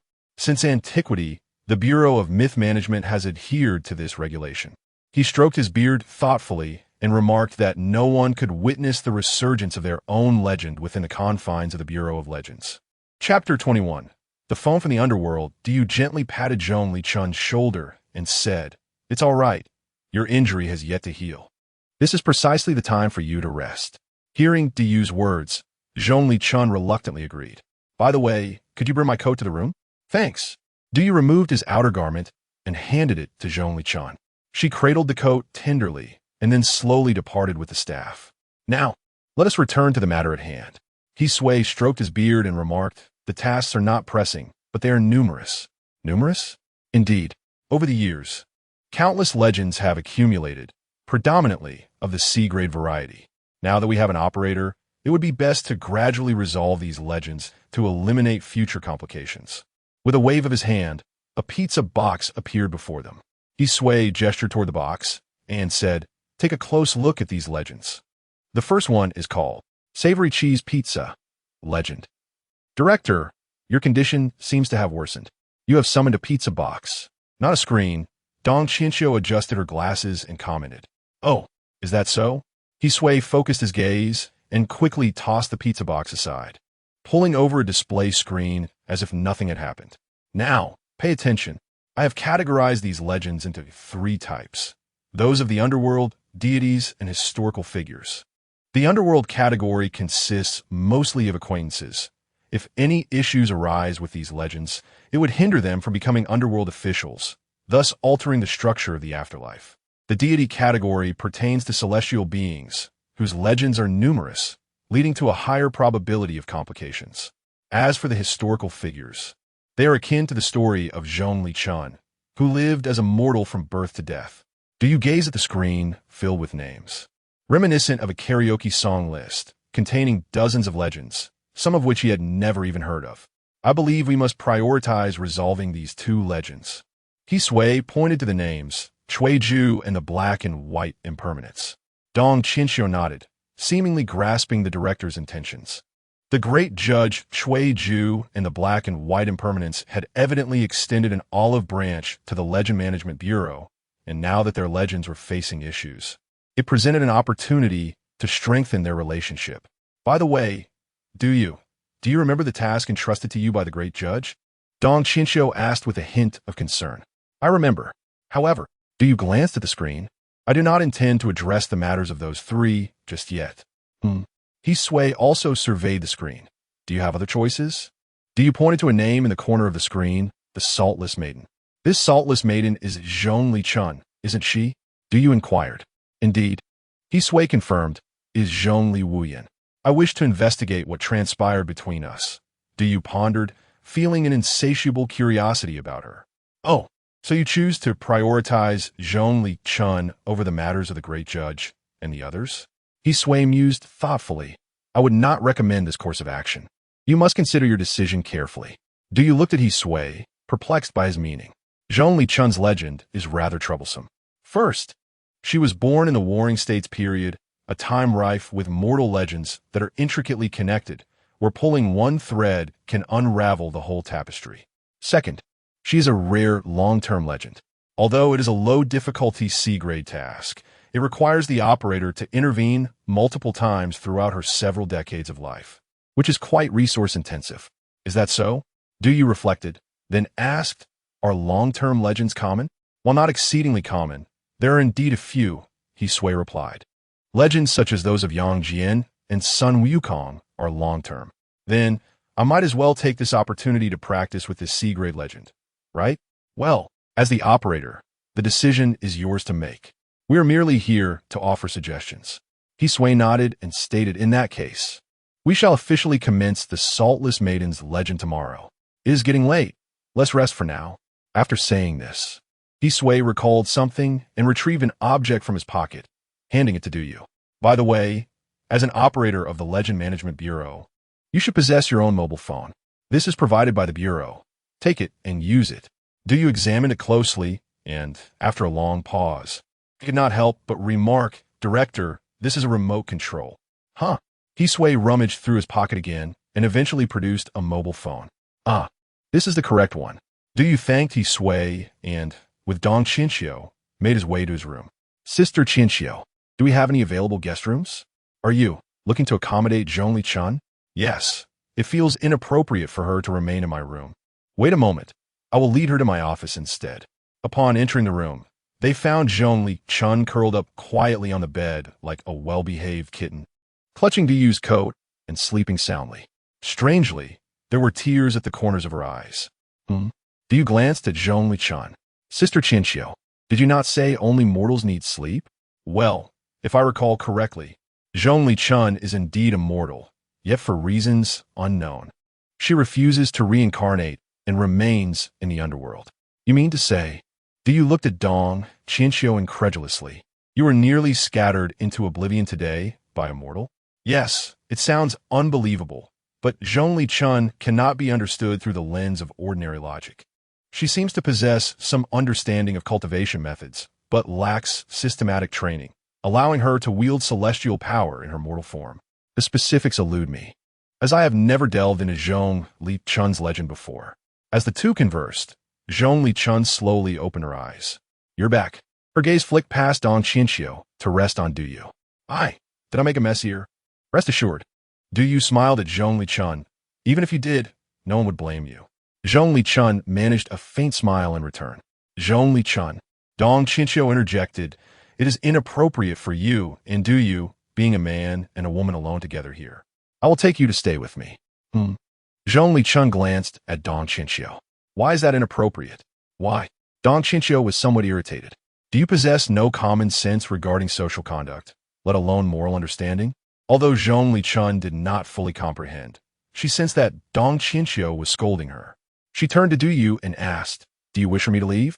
Du was caught off guard and quickly waved his hand. Zhongli Chun, you must understand. My suggestion for you to leave is not because I find you troublesome, but rather that your presence here is indeed not suitable. Zhongli Chun. Zhongli Chun looked at Du, akin to a child who is erred. You call me Zhongli Chun. If I leave, will I never see you again? Never see me again? Du was taken aback. How could that be? I plan to stay here for at least 100 years. As long as you wish to see me, you can come anytime. A century, Zhong Wuyan murmured. How could a mere century suffice? To see you once more, I have awaited here in this dim underworld for 2,300 years. Ms. Zhongli, what are you saying? Du inquired. Nothing, Zhongli Chun replied for the first time without addressing Du's question. She seemed somewhat choked up, glancing at Dong Qianxiu and saying, Hey, take me to your place. Before they departed, Dong Qianxiu tossed a note to Du, stating, Now that you have a mobile phone, here is my number. You also have the numbers for 7th Master and 8th Master. Let us connect on Ghost Chats so we can maintain our camaraderie. What on earth is that? You thought he had misheard? Ghost Chat? Really? You folks in Immortal Realm don't have something that sounds so ominous? Isn't it splendid? Dong Qianxiu replied. We simply don't use such a macabre name. After bidding farewell to the two, Du lay on his bed and began to fiddle with his new phone. Although it was referred to as new, it was evidently second-hand, showing clear signs of wear. Observing the arduous conditions of the Bureau of Legends, Du was certain this phone had been discarded by some employee. Fortunately, despite its age, it possessed all the necessary features. Du explored the device and opened the app adorned with a black icon featuring a small white ghost. Labeled Ghost Chat, the interface was nearly identical to the one he used in the mortal realm, albeit imbued with an otherworldly aura, showcasing functions like find nearby ghosts and ashes drifting box, clearly abnormal features. Du proceeded to add friends, inputting the numbers of Dong Qianxiu, Xie Bian, and Fan Wujiao, sending out requests. To his surprise, Xie Bian accepted within mere seconds. Is that you, operator? Xie Bian messaged directly. Please don't tease me. Just call me Brother Du replied. All right, little Duzzy, I am truly flattered. Am I your first friend? It appears so, Du responded. A few brief exchanges later, Xie Bian ceased replying, granting Du a rare moment of tranquility to explore the phone's other features. It turned out that this underworld mobile was quite comparable to those in the mortal realm, boasting short video apps, social media platforms, browsers, and even photo editing software. Before long, Du noticed a flurry of notifications on Ghost Chat. Upon checking, he discovered that numerous individuals had sent him friend requests. What on earth is happening? As he pondered, requests continued to flood in, and within a short span, over 30 individuals had reached out. Perplexed, Du glanced at Ghost Chat and opened the friend circle, where he saw that Xie Bian had just posted a status 3 minutes prior.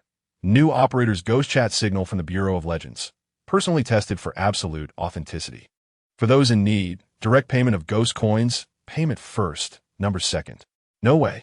Du was utterly astonished that Xie Bian had taken to business so brazenly. 7th Master, this is too much, he messaged Xie Bian.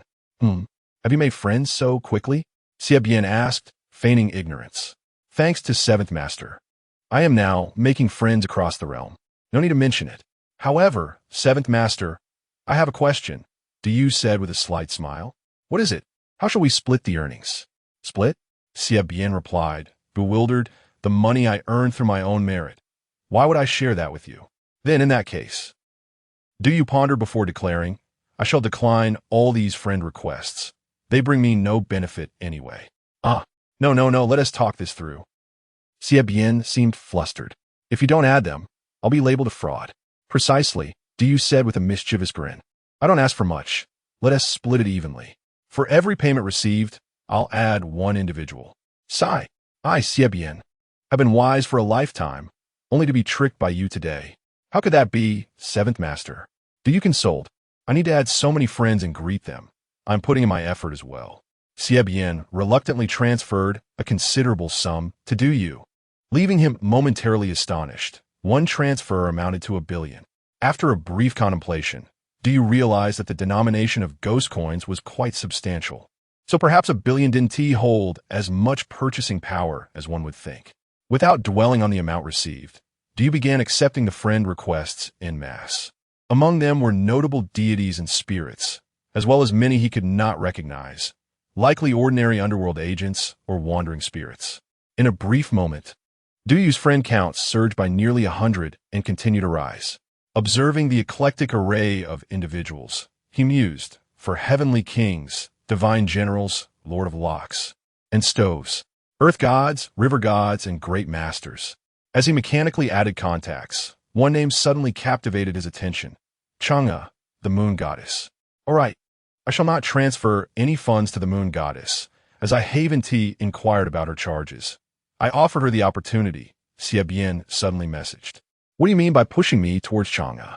What do you mean? You two are somewhat acquainted. Adding each other on Ghost Chat is only natural, Xie Bian reasoned.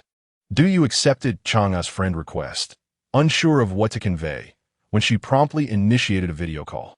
Wait, Du was taken aback. He had never video called a girl in his life, let alone one as extraordinary as a true celestial being. In the rush of the ringing, Du adjusted his hairstyle and attire, trembling as he pressed the accept button. Before he could utter a word, a flurry of frantic sounds erupted from the other side. Oh no, how is this a video call? How do I turn this off? Oh no. After waiting for a while with no response, Du tentatively asked, Chang'e, are you all right? The screen brightened, revealing Chang'e's face. Although she appeared unprepared, her beauty and makeup remained exquisite. Brother Fongming, it truly is you. Chapter 22. The Lady of the Pig indeed.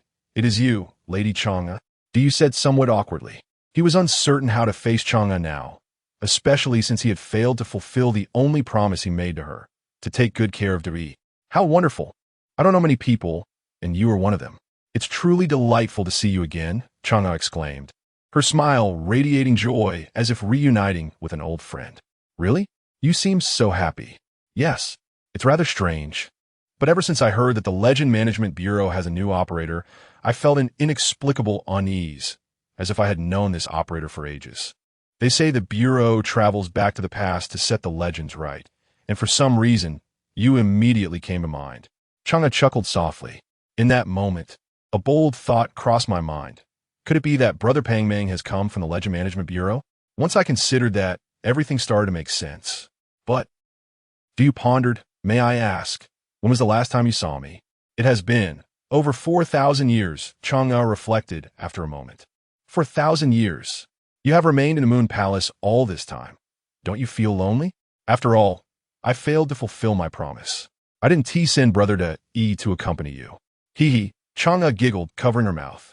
To be honest, I'm not entirely sure why, but in the past, I was always consumed by resentment, dissatisfaction, loneliness, and anxiety. However, just a few days ago, it seems I suddenly came to understand many things. And I recently discovered a remarkable secret. A secret? Indeed, Chang'e grinned mischievously. My husband has always been here. Du exclaimed in shock. Could this be the beginning of a ghost story? Was the Yi's spirit haunting the empty moon palace? With a wave of her hand, a plump white rabbit suddenly popped into view, grinning at Du. This is the jade rabbit? Du recognized it, as it was well known that Chang'e had a jade rabbit by her side. However, the rabbit's demeanor seemed so casual, almost indistinguishable from that of a person. Brother Pang Ming, you did it, Chang'e said. Just a couple of days ago, I discovered that the jade rabbit, who has accompanied me for 2,000 years, bears 4 small characters on its neck. She lifted the rabbit for Du to see closely. Moonlight shines bright. Du gasped. Is that brother to E? Yes. Chang'e smiled. The appearance of my husband may be related to that remaining half of the spiritual herb. No wonder this jade rabbit has always understood my thoughts and feelings. I wonder if it was originally De E or if it transformed upon your arrival, Brother Pang Ming. Regardless, I have gained many beautiful memories from these 2,000 years. Is that so? Tears welled in Duyu's eyes as he watched the little rabbit grin mischievously and give him a thumbs up. He murmured, "That's wonderful, truly wonderful." Indeed, Chang'e said, her own eyes glistening with tears. So, my husband and I intended to have a chat with you. And we didn't expect it to turn into a video call. This high-tech stuff has always baffled me. Ha. Duyu felt genuine joy for the first time since arriving in the underworld. Seeing the two of them like this filled him with happiness. The jade rabbit is the E. This is a secret, mind you, Chang'e stated. No one but me knows this. The jade rabbit paused, patting Chang'e and then itself. Ah yes, my husband is aware too. He might transform into human form in a few years, Chang'e said. So, Brother Pang Ming, you must keep this a secret for us. Do you smile, of course? After ending the video call with Chang'e, Du lay on his bed with a smile. This truly is wonderful. As night fell, he accepted some friend requests and collected a red envelope from Xie Bian before setting his phone to silent and drifting off to sleep. The video call with Chang'e granted Du a particularly sweet slumber. The next day, he effortlessly arrived at the work area, where he encountered Dong Qinxiu. However, Zhong Lichuan was still barred from entry by he saw, indicating that not seeing oneself in the legends remained a strict rule. The last time the legend of shooting down the suns was rushed, we didn't have time for a preparatory meeting. This time, we could be more formal. Dong Qinxiu mentioned. Du followed Dong Qinxiu and several staff members to a round table where they began organizing their materials.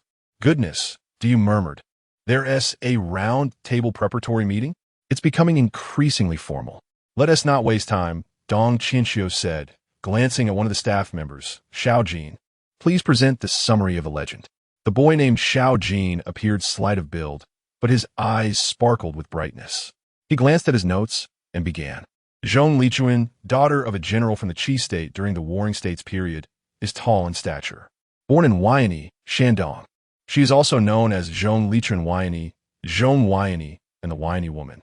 From birth, she was missing 4 of her 7 souls: joy, anger, sorrow, fear, love, hatred, and desire, leaving only anger, sorrow, and hatred. To cultivate a righteous heart, her parents sent her to Gigam Mountain to learn, where she became the 5th disciple of Giguzi, the only female disciple throughout his life. Mastering military strategy, politics, and martial arts on Gigam Mountain, she remained unmarried for 40 years.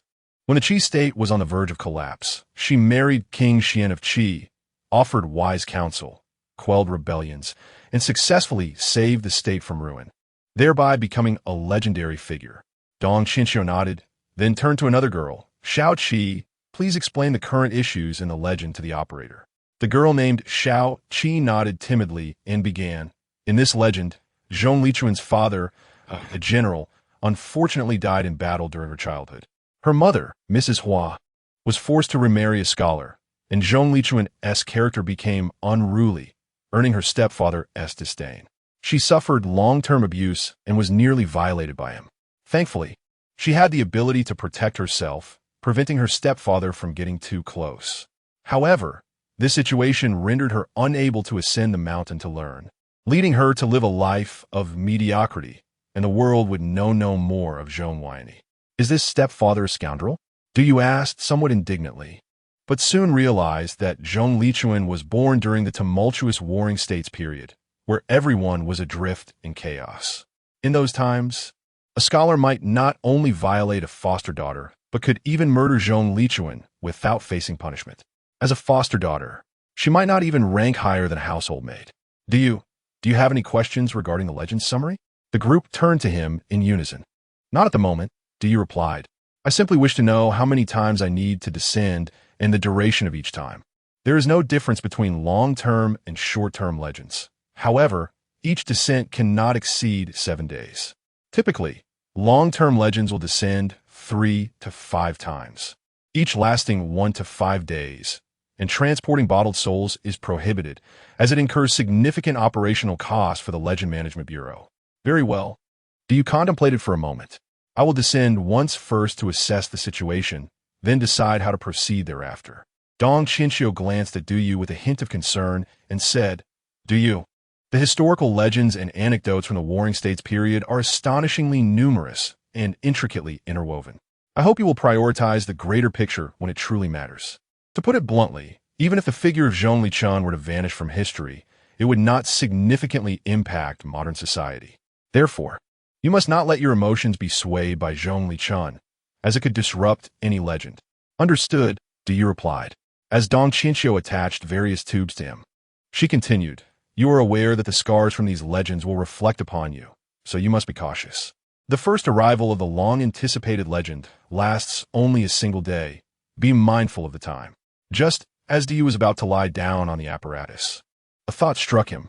By the way, Chinchio, could you prepare 2 more items for me in the time-traveling package? Era, the tumultuous Warring States period. Location, the land of Qi and Lu. The servant, a Wu, descends. Du Yu opened his eyes to find himself standing in the corridor of a grand estate, clad in coarse garments and holding a broom made of bamboo. Goodness, my role this time is a servant? Du Yu mused, glancing at his attire. Chinchio, can't you assign me a character with more status? A character of higher status could easily disrupt other legendary tales. For an operator, the less conspicuous the identity, the better. Fine, Du Yu conceded, tossing aside the broom. Where's Zhongli Chun now? Du Yu, watch your back. Before he could react, a swift kick landed squarely on his backside. Hey, what the? Du Yu stumbled forward and turned to see a burly man, face adorned with a thick beard, glaring at him. Are you out of your mind? Not working and tossing the broom aside, the man scolded. Who are you? Du Yu retorted. Who am I? Are you really insane? The man stared at Du Yu, astonished. Do you even know where you are? This is Zhongli Chun's estate. Zhongli Chun? Du Yu responded. The man rushed over to inspect Du Yu's head, exclaiming, have you been struck silly? Who did this to you? I'll make it right. Du Yu's mind raced. Big brother? He suddenly devised a plan, placing a hand on his forehead and gradually slumping down. Oh, Wu, what on earth is wrong with you? The man hurriedly supported Du Yu. Big brother, I don't know what is happening. I can't remember anything. Have I lost my memory? Am I going to die? Du Yu feigned weakness. Tears streamed down the man's face. Oh, Wu, it's all my fault. I shouldn't have hit you. And I certainly shouldn't have brought you here to be a servant. If only you'd stayed home farming, you wouldn't be in this predicament. Big brother, I have just one wish before I die. I want to meet Zhongli Chun, my brother and she. We are already, alas. The man sobbed, nose running. Oh, Wu, I understand what you mean, but who is Zhongli Chun? What did you say? Du Yu sprang to his feet, realizing he had wasted his performance. Doesn't Zhongli Chun live here? Oh, Wu, you. The man looked at Du Yu, struck silent by his sudden clarity. Hey, big brother, is there really no one? The lady who remarried with her daughter. Her daughter is named Zhongli Chun. The man's face registered shock. The pig girl. The pig girl? Du Yu asked, puzzled. He pondered for a moment, then resolved to play along. Indeed, the pig girl, Du Yu affirmed, nodding. My brother and she are deeply in love, bound by life and death. I must see her no matter what. In love with the pig girl, bound by life and death. The man looked at Du Yu with concern. Oh heavens, why must my brother suffer from such a strange affliction? Enough chatter, big brother, take me to see her. Reluctantly, the man led Du Yu through the front courtyard, past the main hall and side courtyard, straight to the back kitchen. He opened a small door leading to a pig pen. The man bent down and entered. Du Yu felt a sense of foreboding, but followed him inside. As soon as he stepped through the door, a foul stench assaulted his senses. The pigs had spent their days eating, drinking, and relieving themselves in this cramped space, and the odor was unbearable. Hey, ISNT, Vadada, and a Wu? What brings you to the pigsty? A filthy man said, scratching his belly. I need to feed them. Don't get in the way. With that, he picked up a wooden bucket and poured its contents into the pig pen. a foul mixture of rotting food and various unidentifiable weeds and vegetables. Du barely held back the urge to vomit. Even pigs would be hard-pressed to eat such slop. The pigs, however, rushed toward the putrid heap without hesitation. Big brother, what are you bringing me here for? Before Du could finish, a figure darted from the corner of the pig pen, pushing past several pigs and diving into the pile of slop, shoveling it into her mouth with hands. It was a frail young girl, seemingly around 15 or 16 years old, dressed in tattered clothing, her body covered in mud and filth, exuding a terrible odor. She seemed oblivious to the presence of anyone around her, lost in her own world of consumption. Zhong, Du stammered, unable to find his voice. Miss Zhongli, awoo, are you saying? You were in love with this 10-year-old pig girl? 10 years old. Du was taken aback, realizing that this seemingly adolescent Zhong Li Chun was merely a child of 10. Du slowly approached her, disregarding her filth, and grabbed her arm. You are human. You are not a pig. You cannot eat this. Look at me. Do you even know your name? To his surprise, upon seeing Du rush toward her, Zhong Li Chun bared her teeth and glared fiercely, as if defending her food. Du, danger! Dong, Chinchio shouted. But before Du could react, Zhong Li Chun struck him squarely in the chest, sending him flying. Chapter 23, Child Counseling Expert Goodness. Du Yusin lamented her misfortune, having endured 2 blows within merely 10 minutes of her arrival. Awu, are you all right? The imposing figure known as Ado rushed over to assess his injuries, only to be repelled by the overwhelming stench emanating from Du. My word, it's truly unbearable. I'm fine. Du glanced at Zhong Lichuan, who bore a fierce expression akin to that of a wild beast, her face smeared with mud and filth. If not for the familiarity with her cold, piercing gaze, Du could scarcely believe that this was Zhong Lichuan. Little Zhong Li, you are human, not a pig. Du placed a hand over his heart and cautiously approached her. Are you truly content to remain like this? As Zhong Lichuan regarded him, she delivered another punch to his face. Although this blow was anticipated, Du noticed a significant difference. This time, the punch lacked the previous ferocity. Despite nearly being knocked to the ground, he managed to maintain his balance. Du, I advise against forcing your approach toward Zhong Lichuan. She has lost her humanity. Only you will suffer. Chinchio, have you ever trained a dog? If you display weakness in front of a beast, you will never gain entry into her world. Ignoring Dong Chinchio's warning, Du continued to inch closer to Zhong Lichuan, refusing to retreat despite her displays of aggression. Little Zhong Li, have you noticed? I am not here to steal your food. Ada, what is wrong with your younger brother? Why is he suddenly interested in that pig girl? The pig farmer was puzzled by Awu's unexpected fascination with Zhong Lichuan. Du approached slowly.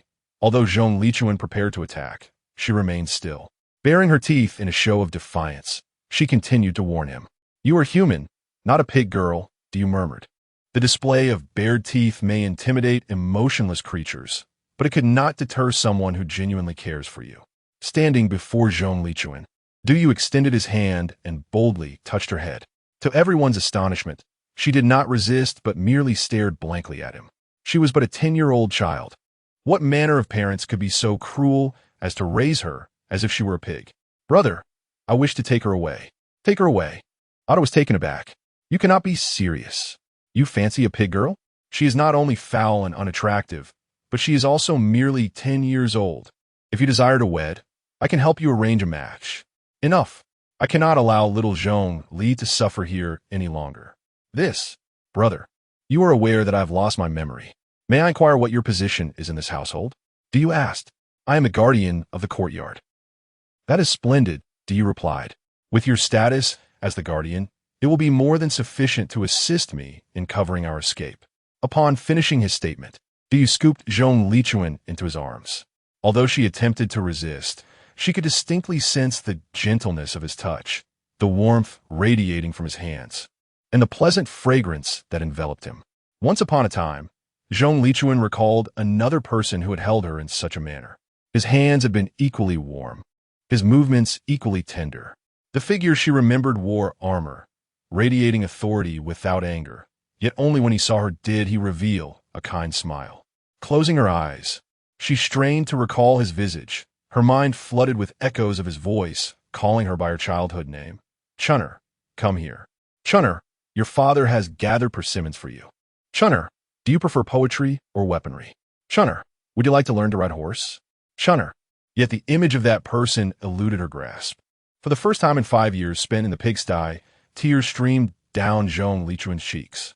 Du carried her through the back door of the courtyard, following Dong Qinqiu's lead as they headed south. The streets were filled with scornful gazes, some covering their mouths and noses, but Du paid no heed, resolutely moving forward. As they walked, Zhong Lichuan observed her surroundings with a sense of wonder, as if all that existed in the world was novel to her. After approximately half an hour, they arrived at a small river outside the city. Du gently set Zhong Lichuan down and instructed her, "Little Zhong Li, remember that you are human. If you become dirty, come to this river to wash."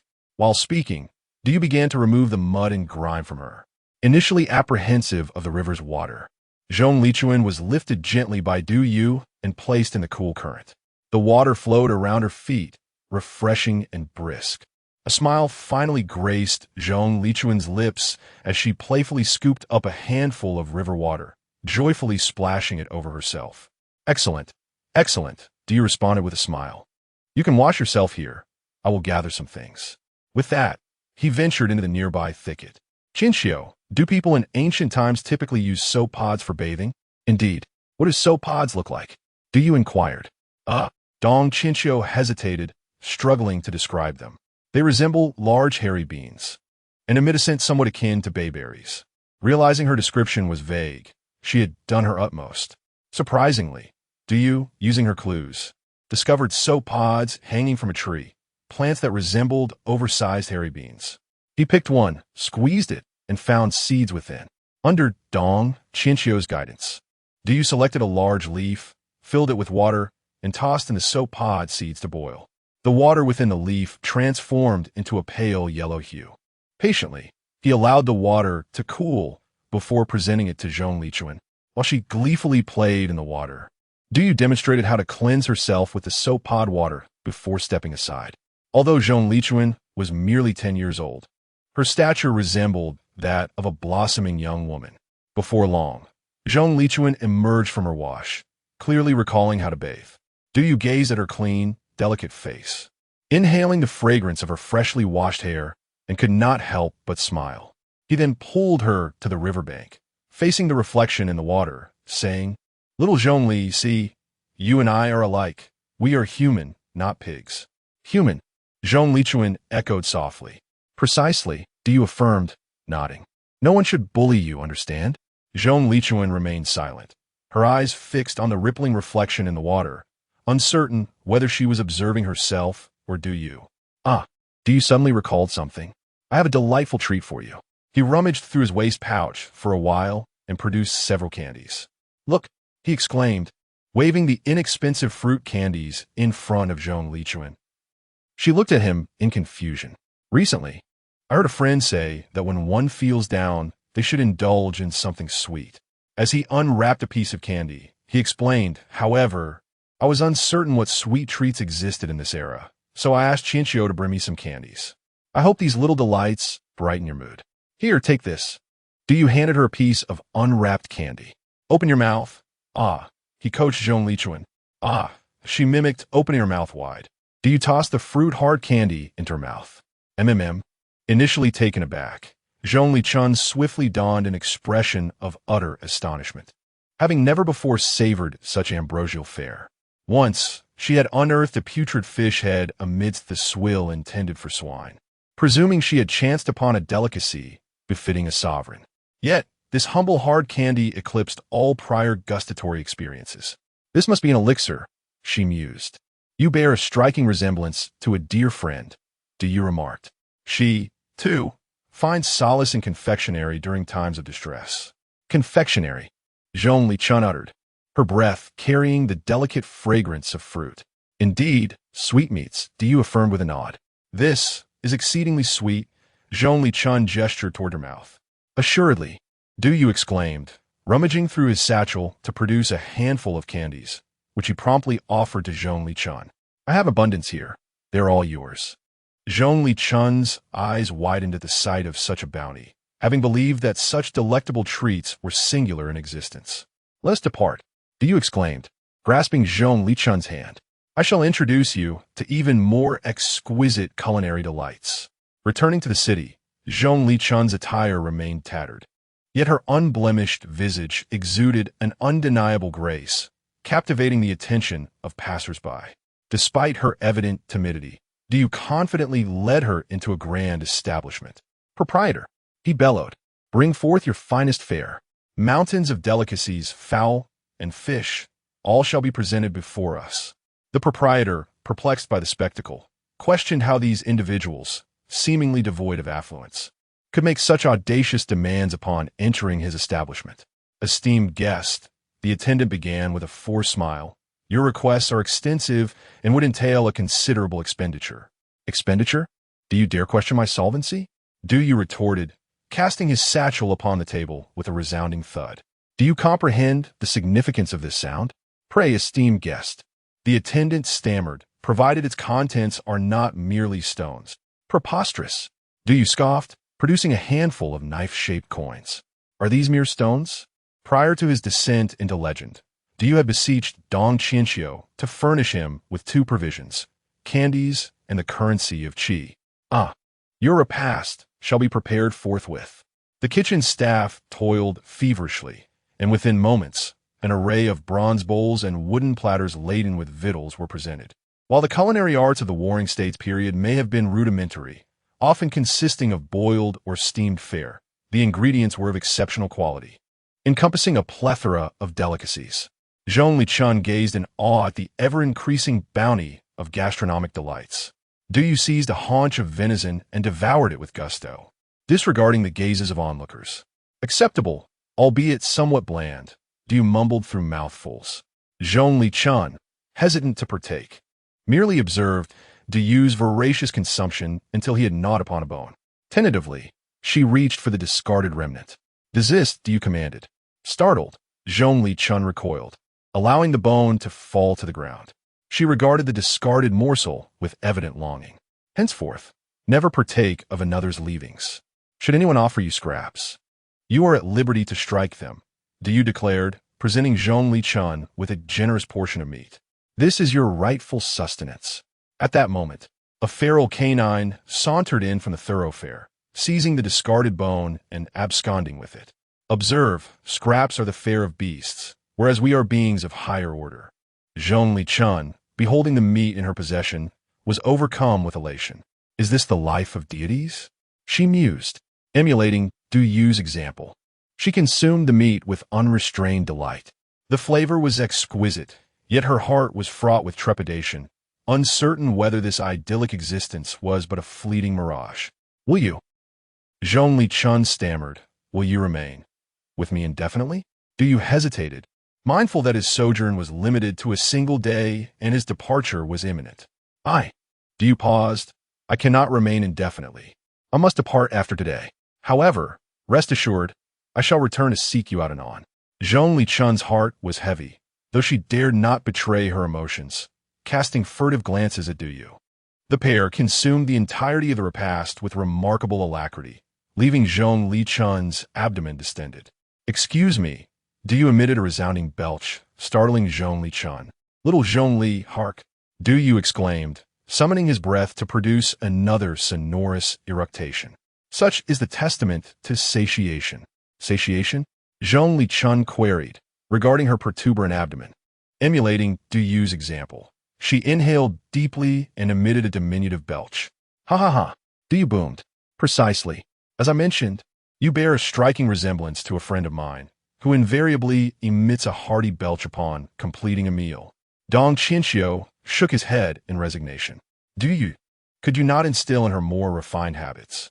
Diyu waved his hand dismissively and summoned the attendant.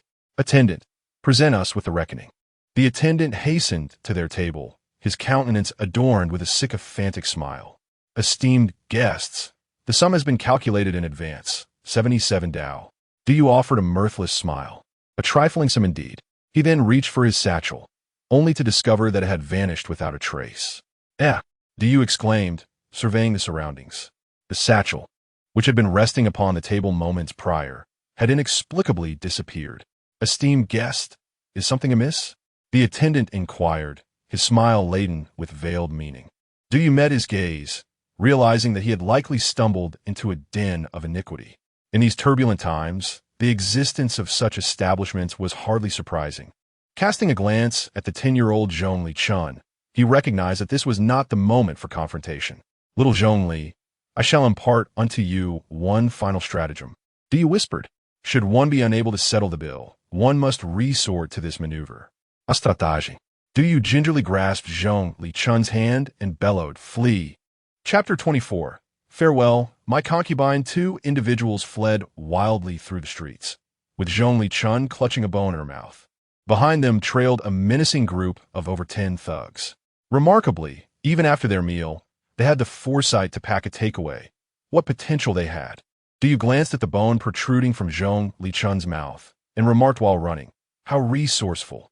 Ulu, Lula, Zhongli Chun mumbled. I can't understand you at all. Could you at least spit out the bone before speaking? Du Yu thought back to the dramas he had watched, recalling that those engaged in illicit activities were typically not so bold. If they couldn't catch their prey, they would often relent. Yet here they were, pursued all the way to the outskirts of the city. Why were these thugs so relentless? They reached a small river where Zhongli Chun often bathed, but the thugs showed no signs of giving up. Du Yu mused, looking at the river before him and the pursuers behind him. This scene felt oddly familiar. Was he about to reenact a tragic farewell? The group of black-clad men, armed with wooden clubs, began to encircle them, with the shopkeeper from earlier at the forefront. Sir, you seem to be in quite a hurry. Du Yu retorted with irritation. You've taken all my money. What more do you want? What do we want? The shopkeeper shook his head. Let me be frank. We are all on the same path. You plan to sell this girl sooner or later, so why not sell her to us directly? She is quite charming, and we can offer a good price. Du Yu was taken aback by their audacity. Had they truly considered themselves human traffickers? It was not entirely surprising. However, as bringing a ragged girl to a tavern for a feast certainly painted a picture of her last meal before being sold.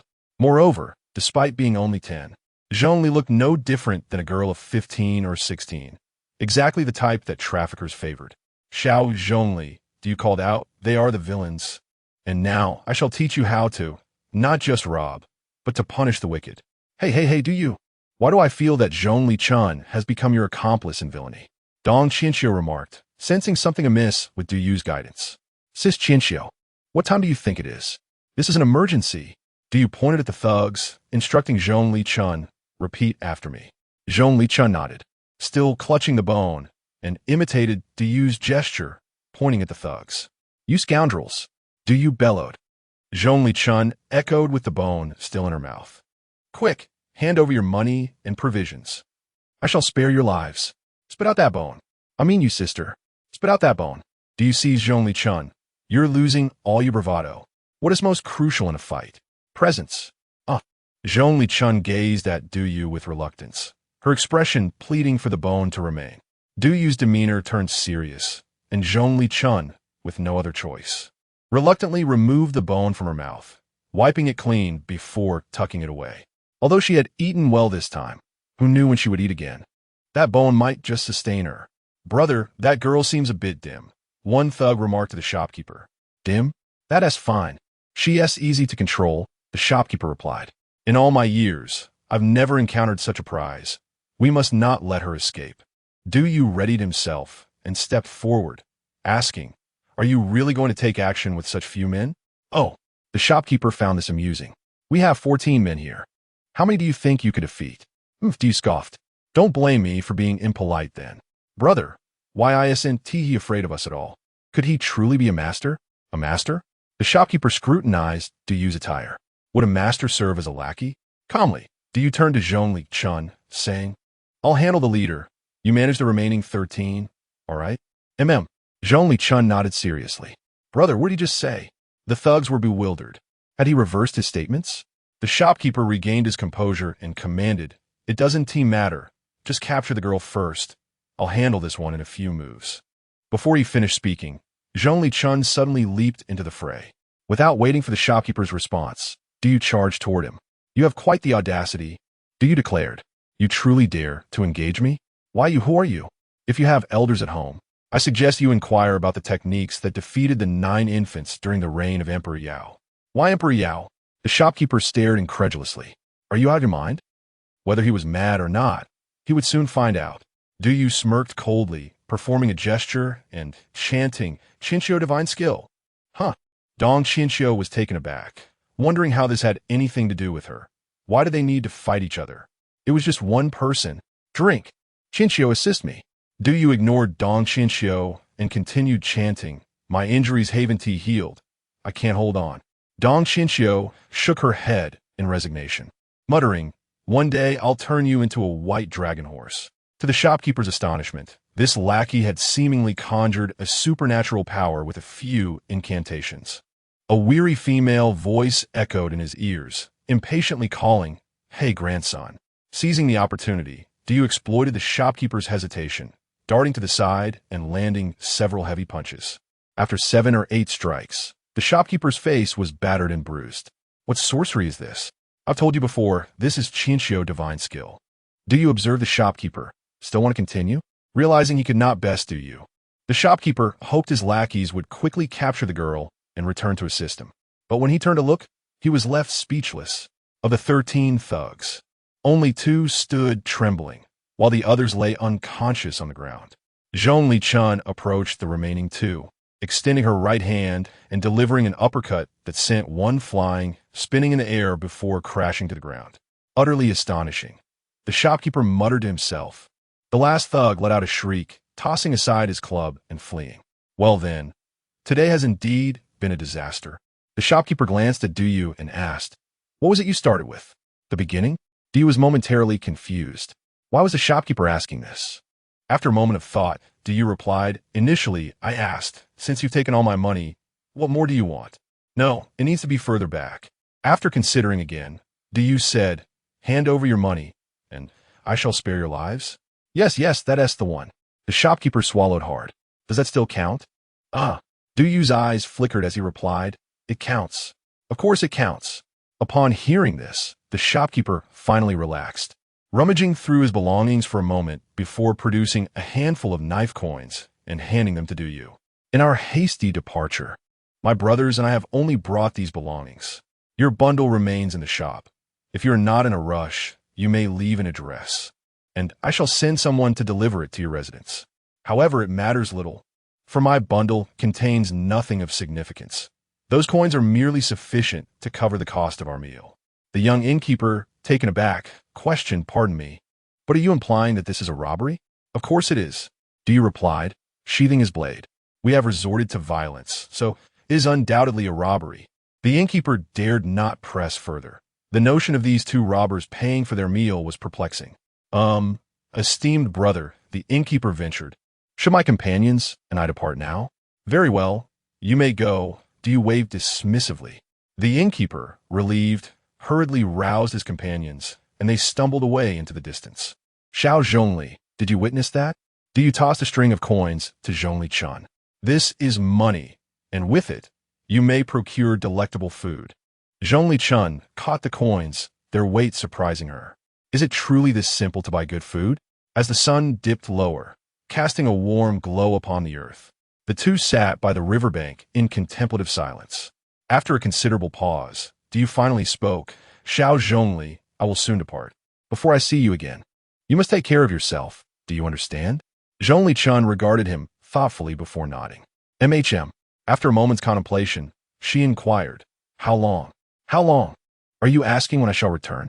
I do not know. Rest assured, I shall return. Du Yu pondered for a moment before continuing. Are you familiar with Giguzi? No, Zhongli Chun replied. Du Yu began to strategize. If he wished for Zhongli Chun's tale to regain its rightful course, she must be sent to Giga Mountain for training.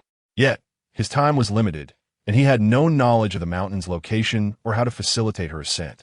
Suddenly, an idea sparked within him. Qinxiu Jia, how long do I have before I must return? Dong Qinxiu glanced at her watch. You have at most 2 or 3 hours left. That will suffice, Du Yu declared. I have devised a plan to ensure Zhongli Chun ascends a mountain, albeit with some risk involved. Oh, Du Share, it seems you have a clever scheme, Dong Qinxiu responded with curiosity. Indeed, but I will require your assistance. Du Yu stood, affectionately ruffling Zhongli Chun's hair. Xiao Zhongli, I must take my leave. In the days that follow, should anyone seek you out to guide you to Guguzi, you cannot refuse. Lest you never see me again. What? Zhongli Chun rose, facing Du Yu for the first time in her life with the harsh reality of parting. Unsure how to mask her sorrow, she stood at a loss. Remember, seek Guguzi, Du Yu urged. Zhongli Chun nodded. Guguzi, she echoed once more. Du Yu, still uneasy, instructed. Repeat it for me. Guguzi. That's incorrect. Du Yu exclaimed. That is your future master. You must show respect. It is Guguzi. Guzi. Guguzi. Zhongli Chun murmured. Yes. Very good. After settling Zhongli Chun, Du Yu ventured into the city under the cover of night, wandering until he arrived at Zhongli Chun's former residence, where her stepfather and biological mother resided. First, he approached the bedroom, finding it empty, then moved to the main hall, where he encountered a middle-aged man harassing a maid, presumably Zhongli Chun's stepfather. Du Yu paid him no heed and continued searching. Finally, in a shrine, he discovered a middle-aged woman adorned in fine garments, who unexpectedly was praying. This must be Zhongli Chun's biological mother, Hua Shi, Queen Mother of the West. I beseech you to bless this wretched woman with eternal sustenance, to enjoy a peaceful old age. Du Yu scoffed quietly. A mother who could abandon her own daughter could hardly expect the Queen Mother to bestow her blessings. Queen Mother, if I can enjoy a peaceful old age, I will ensure your incense never ceases. Du Yu shook his head and asked, Qinxiujia, can you see her? I can, she replied. Good. Let us proceed as planned. I will speak a line, and you will follow. The moonlight illuminated Hua Shi's face, and she could not fathom that the deity she worshipped day and night would manifest on this particular day. Hua Shi approached. Hua Shi glanced around, finding no one in sight. The voice she heard could only belong to the divine Queen Mother. Queen Mother, you have spoken? I command you to approach. Dong Qinqiu's voice echoed sternly in Hua Shi's ears. Hua Shi dared not delay, rushing to the statue of the Queen Mother. Oh no, she has moved too close. I can no longer see her, Dong Qinqiu anxiously remarked, realizing this meant they could not convey their message. Du Yu was taken aback. Very well, let me move closer. You handle the rest.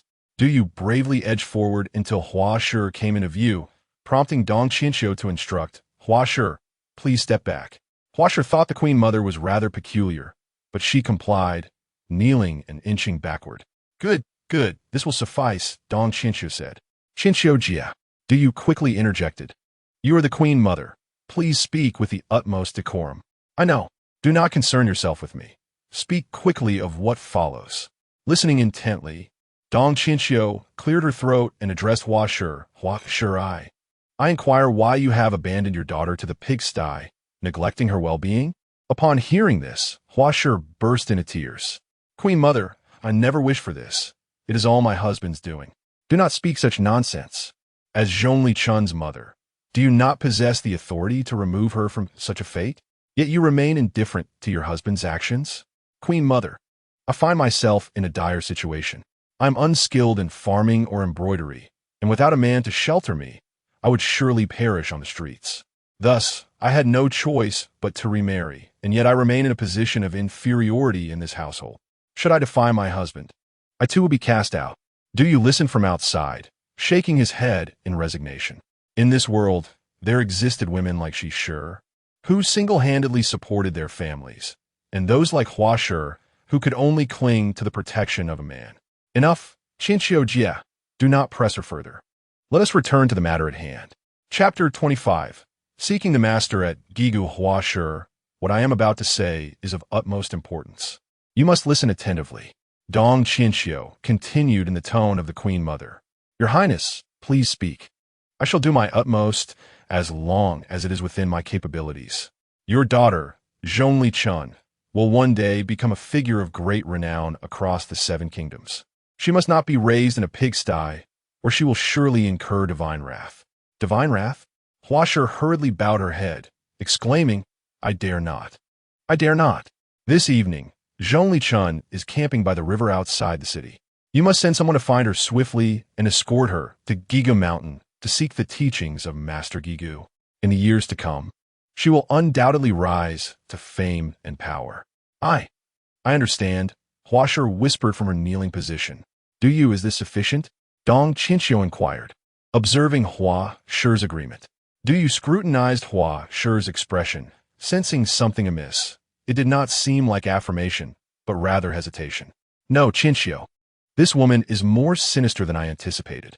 She is likely contemplating not how to send Zhongli Chun to Giga Mountain, but whether Zhongli Chun will seek revenge once she gains fame. Although I know Zhongli Chun would never consider such a thing, it is different in this woman's mind. Is that so? Dong Qinxiu asked, surprised. Aren't they mother and daughter? This woman would sacrifice her daughter to indulge her own desires for wealth and comfort. I cannot trust her. Qinxiu, let us proceed. I have more to say to her. Dong Qinxiu nodded, and thus Du echoed her words. Hua Shi, your intentions are not pure. What? Upon hearing the Queen Mother's words, Hua Shi trembled in fear, bowing deeply. I dare not. I dare not. Let's wager. If you do not find Zhongli Chun and take her to Giga Mountain in the shortest time possible, not only will your husband be demoted to a commoner, but you will also spend your remaining years in a pigsty, living in squalor, until you eventually starve to death in your old age. Furthermore, you will. You became increasingly fervent. You will descend into the 18 layers of hell, enduring each one for a staggering 100,000, 8,000 years, never to be reborn. Every ghost in hell will greet you and strike you once. 10,800 strikes every year. Qinxiu, you must speak. Do you? That seems a bit harsh, not quite appropriate. Dong Qinxiu said awkwardly. Du reflected and realized that in her excitement, she had resorted to cursing the woman. I shall not say more. You must govern your own actions, Dong Qinxiu stated. Yes, yes. I will certainly obey. Hua Shi choked out, appearing genuinely terrified. This was sufficient. The woman was thoroughly intimidated. For her, the promise of her daughter achieving greatness paled in comparison to the fear of an unsettled future. Du opened her eyes to see Dong Qinxiu beside her, carefully removing various tubes from Du's body. Is everything going smoothly? Du inquired. Quite well, Dong Qinxiu replied, nodding. The staff were already conducting accelerated observations. The following day, Hua Shi found Zhongli Chun and set off for Giga Mountain. Goodness, can your observation device fast forward like this? Du asked. Of course. Otherwise, how could you witness her life unfold over decades? That makes sense. Du stood, stretching her neck as she approached the display screen. What happened next? Did Zhongli successfully seek her master? See for yourself. There were some minor complications. Du sat before the screen, where Zhongli Chun appeared, escorted by a group of attendants up a mist-shrouded mountain. At the summit stood several bamboo huts, and upon arriving, the attendants turned and left, leaving Zhongli Chun standing alone. Zhongli Chun disregarded the attendants and walked straight towards the bamboo hut, where two young men were engaged in strategic discourse. Brother Pang, your strategy for cutting off supplies is indeed astute. Yet, a young man placed a chess piece on the map. If I were to abandon provisions and launch a night assault from 3 directions to seize this city, what would you say? The one called Brother Pang glanced at the map, his expression soured. You seem to have seen through my military tactics, Brother Sunday. Not at all. Your command skills are truly exceptional. I merely have the ability to perceive your thoughts at times, Brother Sun replied with a smile. Humph, Brother Pang scoffed. Tossing aside the chess piece, enough of this. Brother Sun chuckled, preparing to pack away the map and pieces when a strikingly beautiful young woman suddenly approached and fixed her gaze upon him, uttering 3 words. Gui Gozi? Oh my goodness. Brother Sun shouted in fright, nearly causing Brother Pang to stumble. Who are you? The two scrambled to their feet, realizing before them stood an exceptionally lovely young lady, and they quickly calmed themselves. Mississippi, who might you be?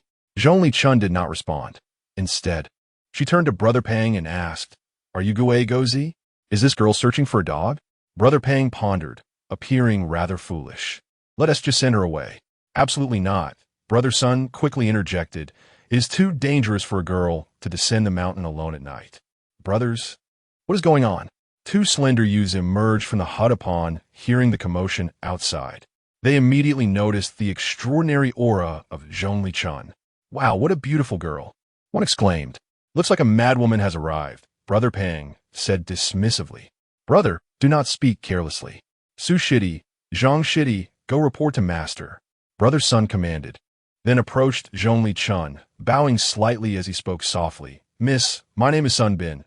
This is my senior brother Pang Wan. And these are my junior brothers Su Qin and Zhang Yi. May I ask for your esteemed name? Do you, sipping water, silently nodded in acknowledgement. Sun Bin, Pang Wan. So, when Zhongli ascended the mountain, these two had not yet become masters? Dong Qinshu interjected. Indeed, they're the four disciples of Master Gigu. Pang Wan, Sun Bin, Su Qin, and Zhang Yi. Each is a figure of great renown in the Warring States period. I feel a bit ashamed for not studying history properly. Wasn't Pang Wan the one who harmed Sun Bin? Do you mused? Now it seems they are actually brothers, engaged in mutual destruction. Not only that, but Su Qin and Zhang Yi were also rivals, Dong Qinshu added meaningfully. So, the disciples of Master Gigu are rather discordant. Do you remarked, contemplating further? Su Qin and Zhang Yi, I haven't heard much about them. Were there notable deeds? Do you? I've heard that in the mortal realm, history studies require examinations. What scores do you usually achieve? Do you chuckled awkwardly? Qinshu, you're putting me in a difficult position. Let us just say I haven't had a history class since my first year of high school, and in middle school. The highest score I achieved was still 20 points shy of passing. Dong Qinshu sighed in exasperation, flipping through her materials.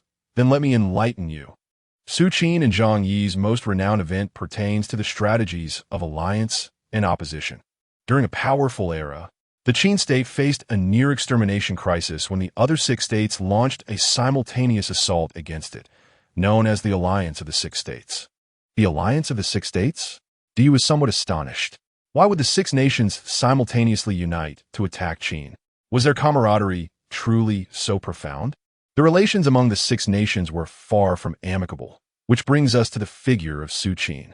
With his singular prowess, Su Qin persuaded the six nations to collectively wield their seals and military orders. In other words, he assumed the role of chancellor for all six nations within a single day. Dong Qinshu continued, stating that the simultaneous military action of the six nations was entirely under Su Qin's command. This was a strategy he had learned from Master Giguzi, the method of vertical alliance. Impressive, but that also raises a question. Do you ponder aloud? If that were the case, why was the Qin state not eradicated? The reason Qin survived was due to the recent recruitment of a strategist named Zhang Yi, who, with his cunning arrangements, fortified the borders and employed numerous schemes to disrupt the vertical alliance. He even allied with several nations that had withdrawn from the alliance to turn against Su Qin, a tactic he had learned from Master Giguzi known as horizontal alliance. Vertical alliance. Horizontal alliance? Do you murmure? Contemplating how such a remarkable individual could merely be a disciple of Master Giguzi. The world succinctly encapsulates the essence of these two men with four characters, Zongheng Tianxia, signifying their ability to sway the entire landscape of the Warring States era with their combined might. Dong Qinshu adjusted his glasses and remarked that thus, Giguzi, Su Qin, and Zhang Yi were all referred to as strategists, and many legends surrounded them. Therefore, your task this time must be approached with utmost caution. You cannot focus solely on Zhongli Chun. Suddenly feeling somewhat overwhelmed, Du Yu murmured as he gazed at the screen, where Zhongli Chun had just begun to speak. I am Zhong Li of Wyanie, seeking Giguzi to become his disciple. The four listeners were momentarily perplexed. Giguzi? Was she referring to Master Giguzi? Just as the group was at a loss, an elderly man emerged from the room, holding a wine gourd. Despite his age, the old man's eyes sparkled with vitality as he scanned the room, his gaze landing on Zhongli Chun. Young lady, are you looking for me? Are you Giguzi? She inquired. I am Wang Su, residing in this Gigu, and thus the world calls me Giguzi. Indeed, Zhongli Chun seemed to recall something, nodding as she spoke. Is Giguzi not Giguzi? Pang Wan hastily approached Giguzi, declaring, Master, do you not think this girl has lost her senses? Giguzi, in response, remained silent, extending his right hand to perform a calculation, revealing a profoundly meaningful expression, born with a fragmented soul and a turbulent fate. She possesses the potential to become either a talented individual or a nefarious outlaw. Du nodded vigorously, exclaiming, "This Master Guguzi is indeed unfathomable." He discerned Zhong Li Chun's issues with just a glance. Dong Qianxiu also nodded in agreement, stating, "There are many gifted individuals in this world, and you will encounter more in future legends." Guguzi slowly approached Zhong Li Chun and asked, "Young lady, I inquire of you, why do you wish to become my disciple?" Zhong Li Chun contemplated for a moment, then shook her head, replying, "I do not know." "Oh." Guguzi, intrigued, continued to question, "If you were to acquire skills, what would you do with them?" Zhong Li Chun again shook her head, "I do not know." Guguzi pondered for a while before stating, "In that case, I cannot accept you." "Not accept me? On what grounds?" Zhong Li Chun glared at Guguzi, her expression fierce. "Simply because you have no notion of your own direction."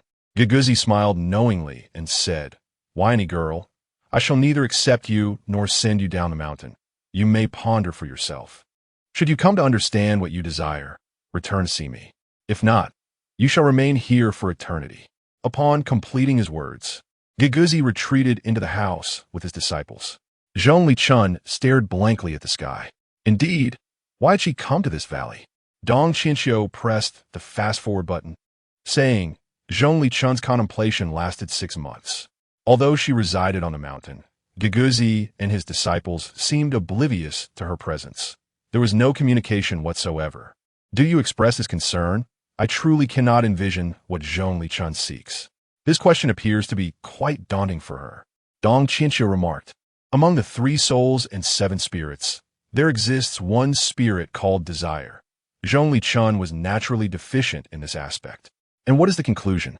Du asked. "What is it that Zhong Li Chun desires?" Dong Qianxiu's expression turned somber as she pressed the fast-forward button again, stating, "It is you." "Me?" Du exclaimed.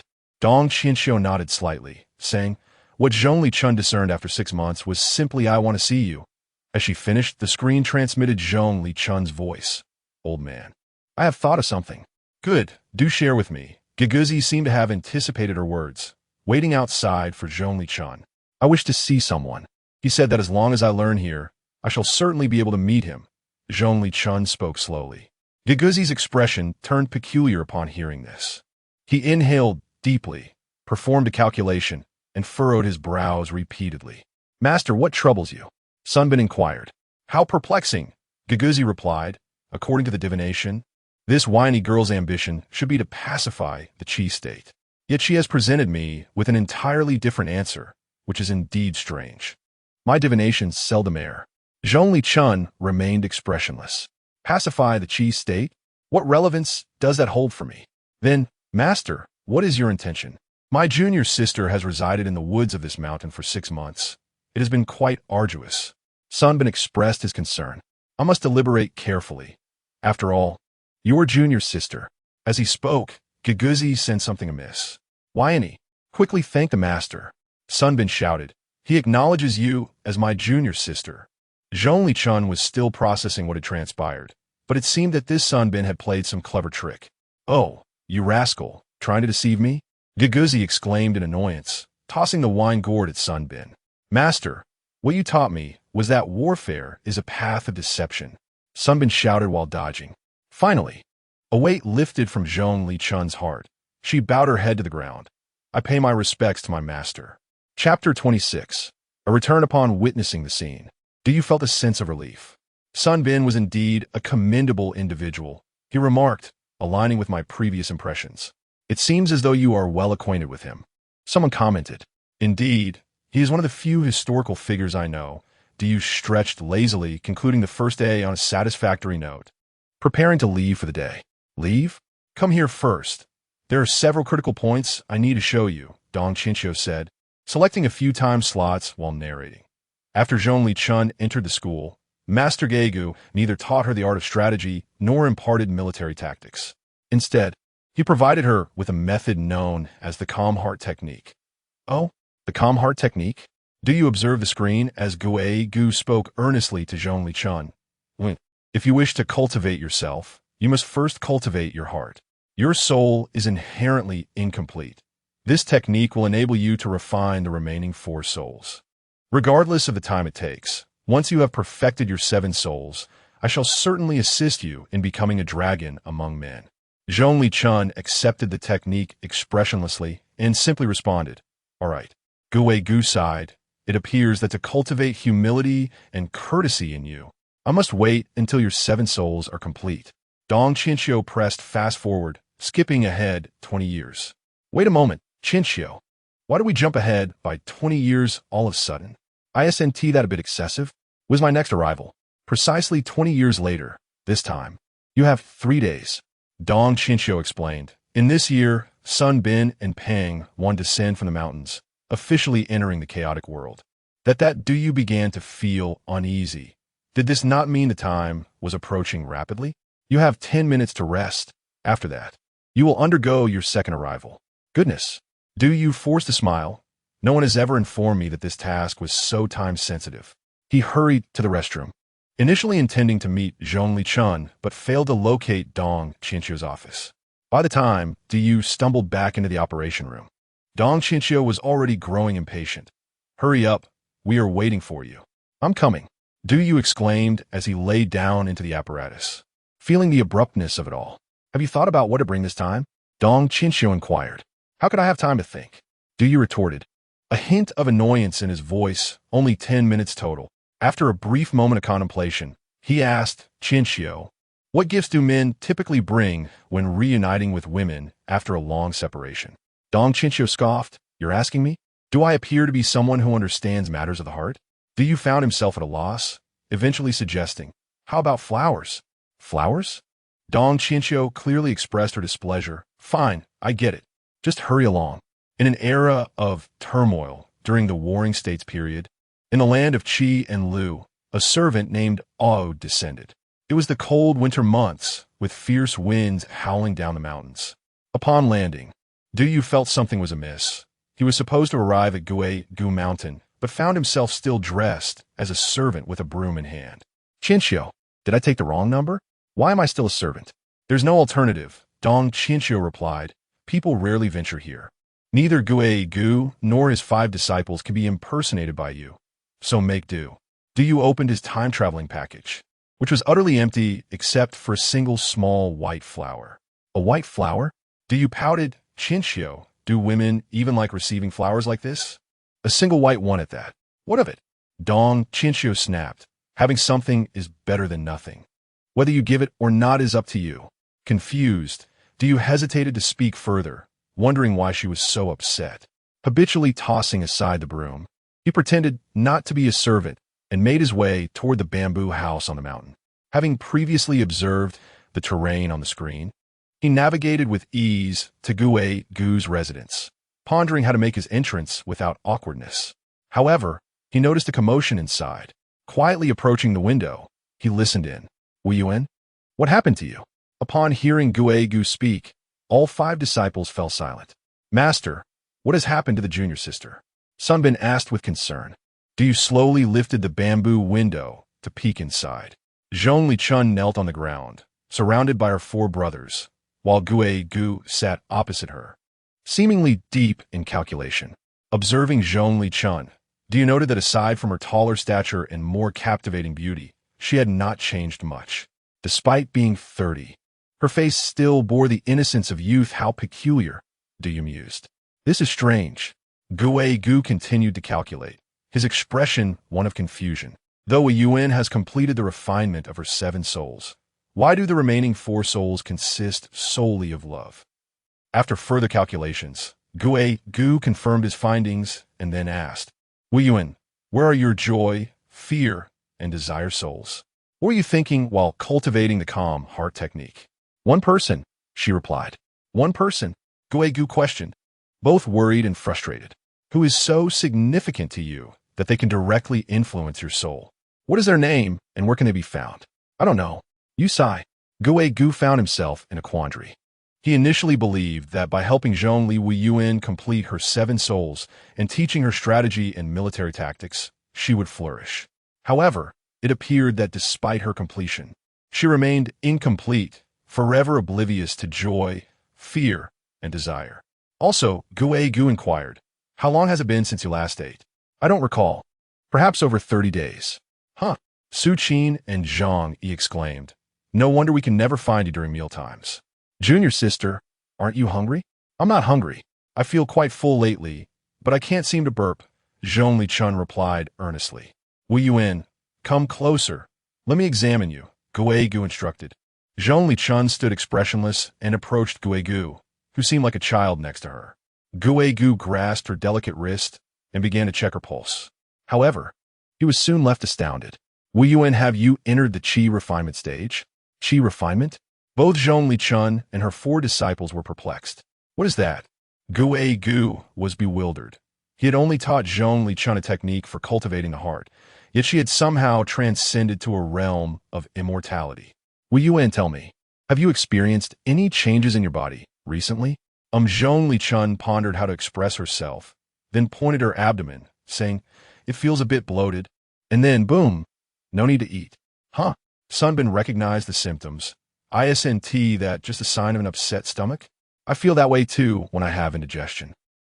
Watch your words. Guegu admonished. That is energy stagnation. Your junior sister has entered the realm of an immortal. Huh?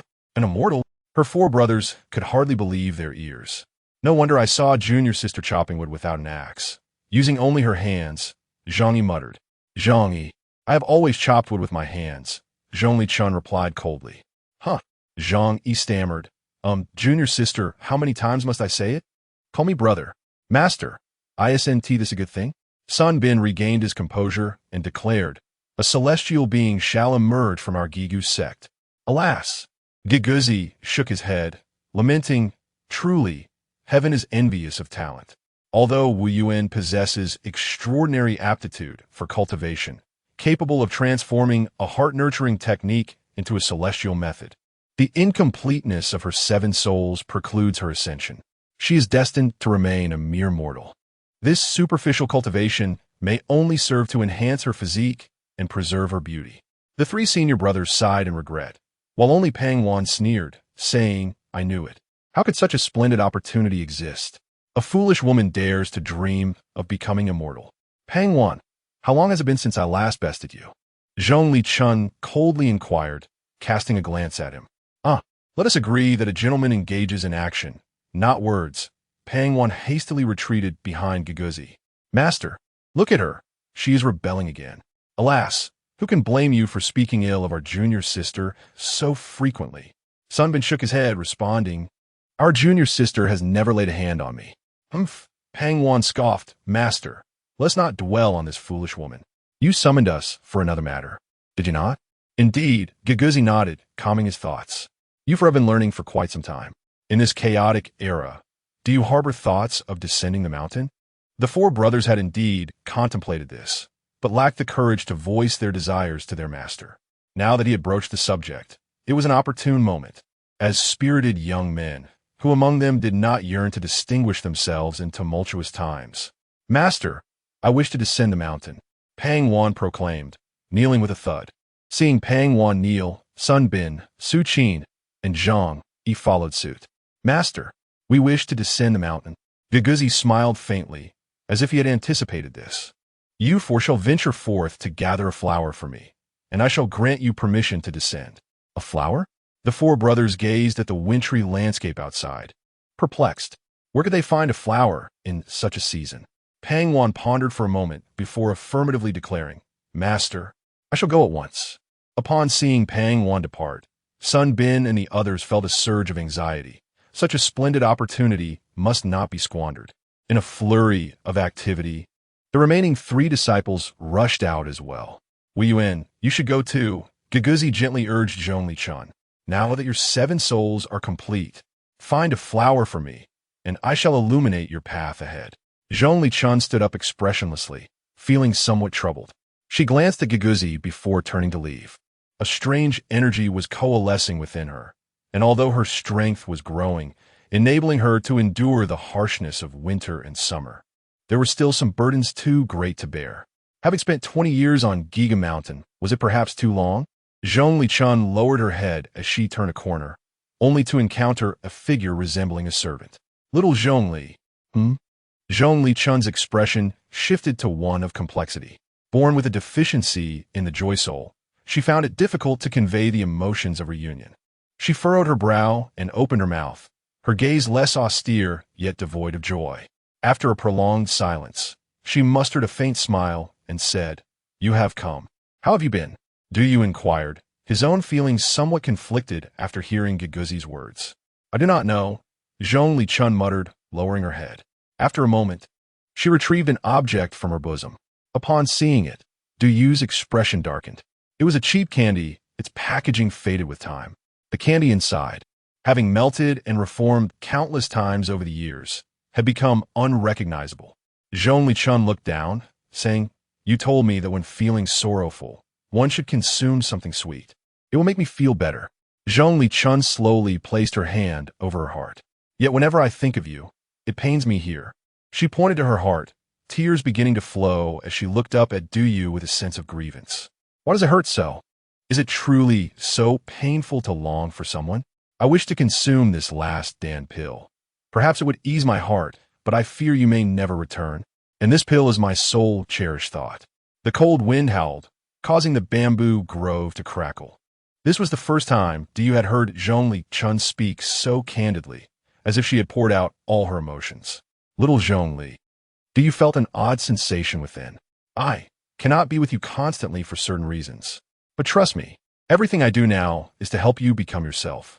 "Help me become myself?" Zhong Lichun asked, perplexed. "Indeed, if you do not heed my words, you may well vanish, and we shall never meet again." A flicker of understanding crossed Zhong Lichun's eyes. "Will we meet again?" "Yes. As long as you follow my guidance, you shall encounter me many times throughout your life. I promise you that. What must I do?" Zhong Lichun inched closer to Du Yu, the atmosphere growing increasingly charged. "What must I do?" Du Yu questioned, confused. Zhong Lichun slowly began to untie her sash. "I have heard my seniors say that I am a woman, and men, upon seeing me, desire to unfasten my garments. If I do this, will you never leave me?" Zhong Lichun's garment slipped to the ground, revealing her flawless skin. The cold wind brushed against her, as if caressing a statue of jade, her expression void of emotion as she gazed at Du Yu.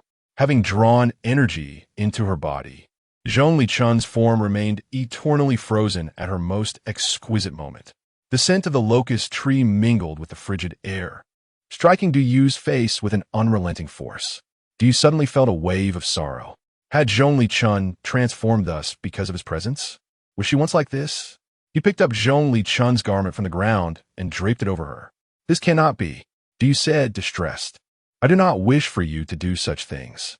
I only hope you can live a smooth life. No one in this world should have to unfasten your garments." Yet the words caught in his throat. Could no one truly unfasten Zhong Lichun's garments? No. Du Yu understood one immutable truth. Zhong Lichun was destined to wed King Qi Xian, a historical certainty that could not be altered. Chapter 27. Enlightenment of the Flowers. Guise sat within his abode, gazing outside at Du Yu and Zhong Lichun in the distance. He extended his right hand to calculate, clearly startled. Is there truly such an extraordinary person in the world? After a moment, Guise shook his head and murmured, "Heaven and earth transcend time. Legends abound throughout the realm. One cannot be carefree and unrestrained. Nor can one be moved or sing with passion." With a hearty laugh, Guise ceased his observation of the two and began to meditate. Du Yu adjusted Zhong Lichun's attire and said, "Let us not dwell in sorrow. I have several days to spend here, and we can enjoy our time together." Zhong Lichun nodded slightly, mustering a faint smile.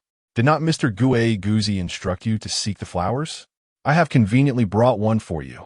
Du Yu retrieved a pristine white flower from his travel pack and offered it to Zhong Lichun. "This is the second time you have gifted me something." Zhong Lichun accepted the flower with a glimmer of joy, finding great delight in it. "Oh, little sister, what are you doing here?" Sunbin approached with a vase in hand. "Who is this person?" "He is." Zhong Lichun began to introduce Du Yu, but was at a loss for words, not even knowing his name. "Ah, I am merely Miss Zhong Li's servant, sent by my master to check on her well-being. Please, Mr. Sun, do not mind me. Attend to your own affairs." Du Yu interjected smoothly. "Oh, then I shall." "Wait, how did you know my surname is Sun?" Sunbin scratched his head, pondering the peculiarity of this individual. Disciples, if you have gathered flowers, please come in and take a seat, guise called from within. Upon hearing this, Sun Bin dared not delay, entering with his vase. Little Zhongli, you go first. Do you urged? I shall wait for you outside. This time, I am in no hurry to leave. We can catch up later. Zhongli Chun glanced at Du Yu and replied, I will not go. I will stay with you. Just as Du Yu is uncertain of what to do, guise spoke again. Wu Yin, bring your servant inside as well. The wind is strong outside, and we must not allow him to catch a chill. Du Yu is taken aback. Is this not your household matter? Is it appropriate for me to enter? Guise smiled gently and replied, Our household matters require your attentive care even more. Come in. Du Yu, uncertain of Guise's intent, recognized that if he did not enter, Zhongli Chun would not either. Very well then, I shall enter, and I hope it is not too much trouble.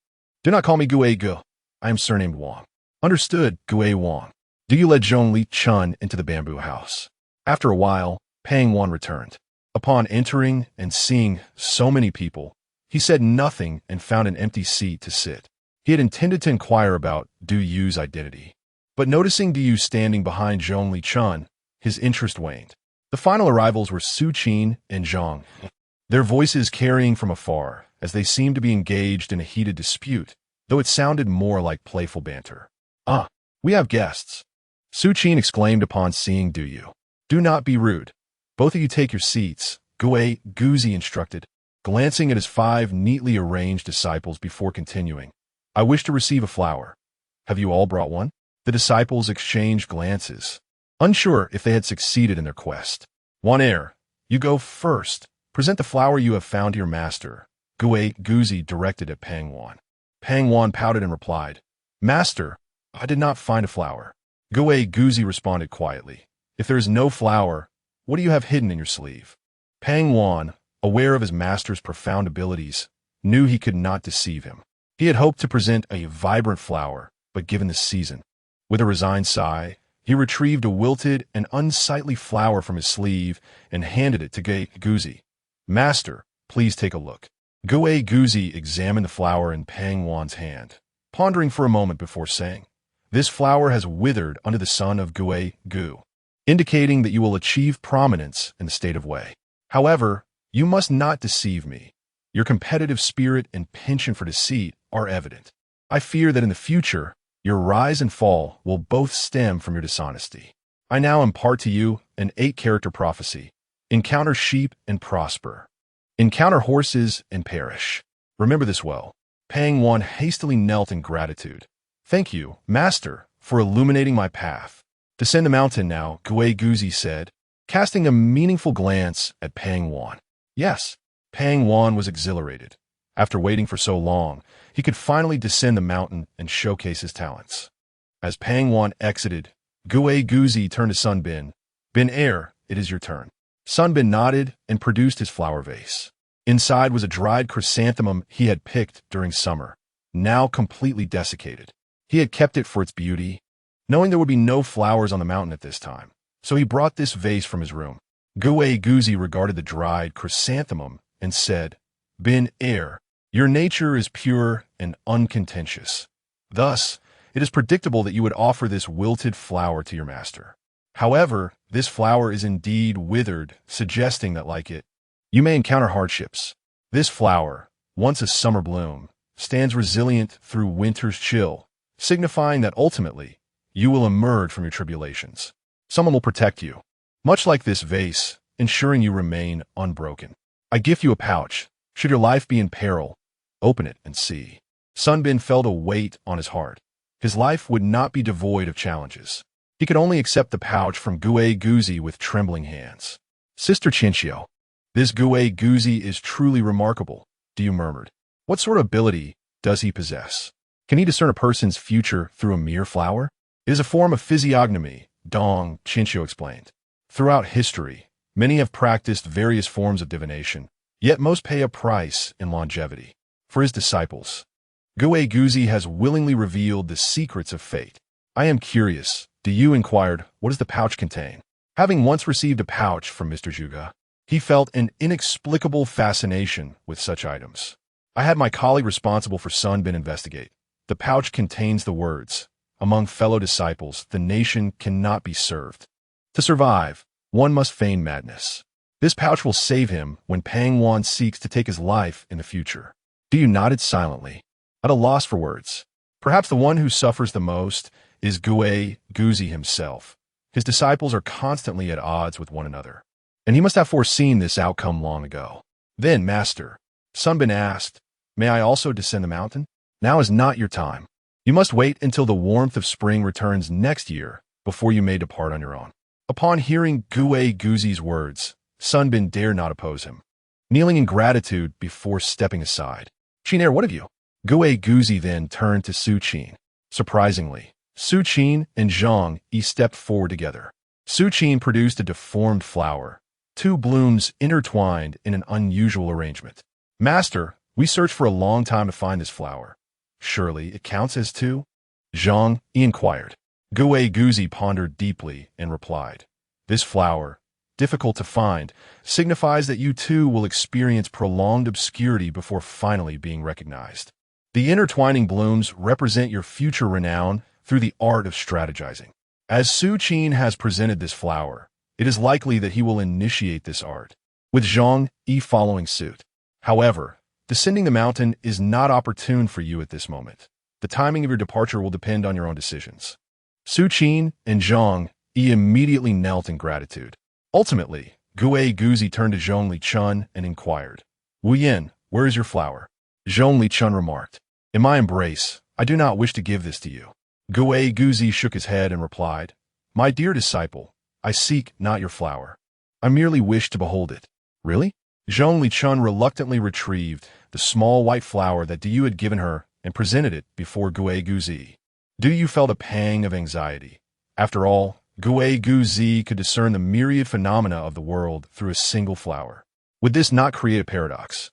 Given that this flower was a gift from him to Zhong Lichun, Guise examined the flower in Zhong Lichun's hand, smiled, and said, "This flower is not of this realm. Only a person of noble virtue can possess it. This flower, having traversed a millennium without wilting, signifies that your inner state, Wu Yin, shall remain unaltered for 1,000 years, retaining the purity and flawlessness of this white blossom." Upon hearing Guise's words, Zhong Lichun hastily concealed the flower within her bosom, fearing it might be taken from her. "Master, when shall I descend the mountain?" Zhong Lichun inquired. "When you have mastered all my strategies of warfare, politics, and the art of maneuvering," Guise replied. "Umph." Zhong Lichun scoffed, "Hearing your incessant lectures daily, I have long since acquired the knowledge." "Ah!" Sunbin, who was nearby, exclaimed in astonishment, "Junior sister, do not overestimate yourself. The depth of Master S knowledge cannot be grasped merely by attending a few lessons." Zhong Lichun glanced at Sunbin, then gestured towards Du behind her, saying, "I have indeed mastered it all, and I intend to descend the mountain with this person." Oh, Guise's interest was piqued, for he was aware that Zhong Lichun had never spoken a falsehood in the past decade. "Binner, among my disciples, you possess the highest skill in military strategy. Would you engage in a few matches of strategy with Wu Yin?" "This, I shall obey," Sunbin responded. Du was unsure of the current situation. Logically, Zhong Lichun should descend the mountain upon completing her studies, but had she truly completed them? To everyone's astonishment, Sunbin experienced the most terrifying nightmare of his life that entire afternoon. A total of 12 matches were played, aside from one narrow victory for Zhong Lichun. The remaining 11 were overwhelming defeats. "Incredible. Astonishing." Sunbin pointed at the pile of small pieces on the table, exclaiming, "You were outnumbered yet divided your forces into 6, executing 6 strategies simultaneously, launching both feints and main assaults at the same time, directly targeting my base. Is there truly such a method of warfare in the world?" On the strategic board, Sunbin's main force was still engaged on the front lines, while his base had been raised by a mere 600-man squad. Zhong Lichun coldly inquired, "Shall we continue?" Sunbin shook his head, "No more. Junior sister, I concede defeat. Your abilities are on par with any man. I sincerely hope we do not meet on the battlefield." "Master, we wish to try as well." Su Qin and Zhang Yi, who had been unable to contain their excitement, chimed in. It was truly extraordinary to encounter someone who could defeat Sun Bin in 12 consecutive matches. Junior sister, your command of military strategy is exceptional. If we join forces, surely we will not fail? Zhongli Chun remained expressionless. How troublesome. Let us proceed. Su Qin and Zhang Yi employed their utmost skills, and indeed, they matched Zhongli Chun in competency. Almost there, Zhongli Chun coldly stated, then picked up a small piece she had hidden near the enemy's base and suddenly launched a fierce attack, deploying her assassination squad. Su Qin was taken aback, but fortunately, Zhang Yi was prepared.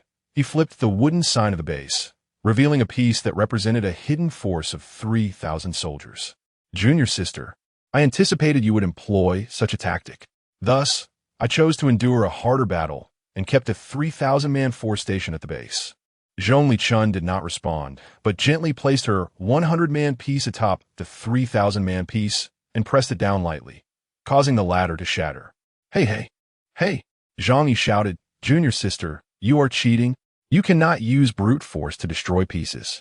I have not used brute force, once confronted by my assassination squad. Your 3,000 soldiers are destined to fail. Nonsense. Zhang Yi retorted, Junior sister, pray tell, how can 100 men defeat 3,000? What strategy did you employ? And what plan did you devise? Zhongli Chun silently picked up her small piece and stated, because I'm the leader of this squad. Upon closer inspection, they saw that there was indeed no general flag in Zhongli Chun's base, indicating that the commander was absent, while the piece designated as the assassination squad bore a general flag. What? You, as the commander of an army, led an assassination squad to eliminate the enemy commander? Sun Qin and Zhang Yi were both stunned. What is wrong with that? Zhongli Chun tossed the piece aside. Do you believe 3,000 men can withstand me? With this proclamation, the room fell into silence. Indeed, could 3,000 men withstand Zhongli Chun? It was truly uncertain. Ha! Splendid. Magnificent. Guai Guzi laughed heartily. This military strategy is not only ingenious, but can only be wielded by Wu Yan. Do you chuckled in agreement? You laugh, do you understand? Dong Qinqiu inquired. I do not comprehend, but I am profoundly moved, he replied. Guai Guzi slowly approached Zhongli Chun and said, Wu Yan, it is time to descend the mountain.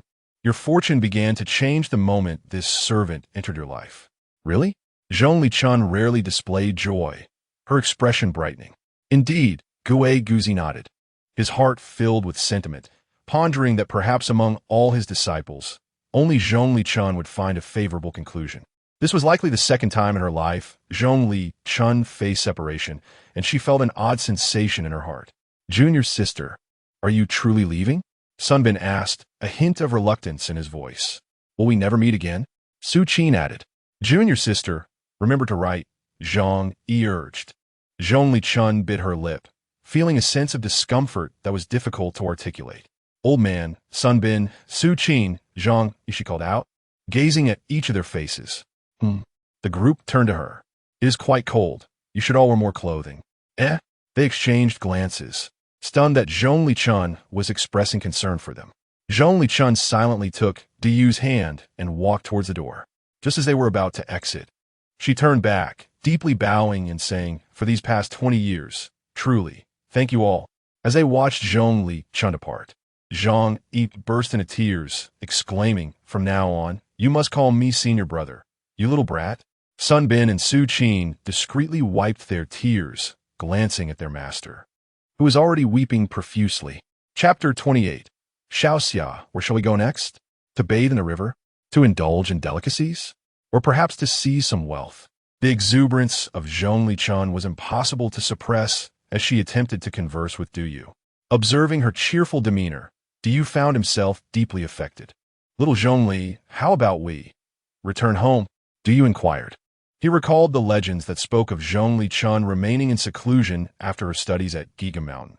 Sending her home now seemed the wisest course, albeit it might require some effort. Home? What is home? Zhongli Chun asked. I mean, to take you back to your mother and your stepfather.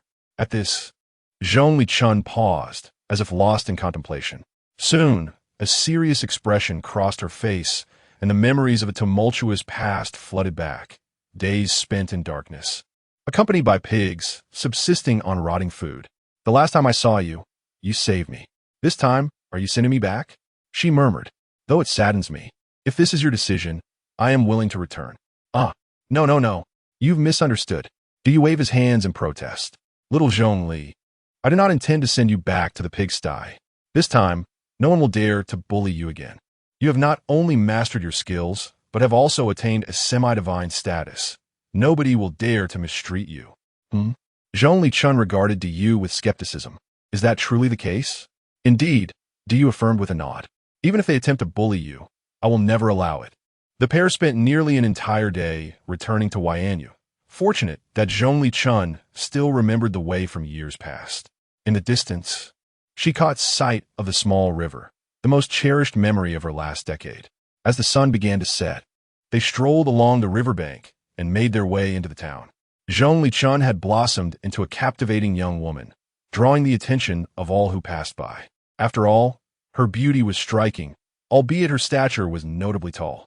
They arrived at the site of Zhongli Chun's past sorrow, intending to send a servant inside to announce their presence. To their surprise, the entrance was deserted. Although the residence was brightly lit, not a single servant was in sight. How strange! Where has everyone gone? There is some commotion.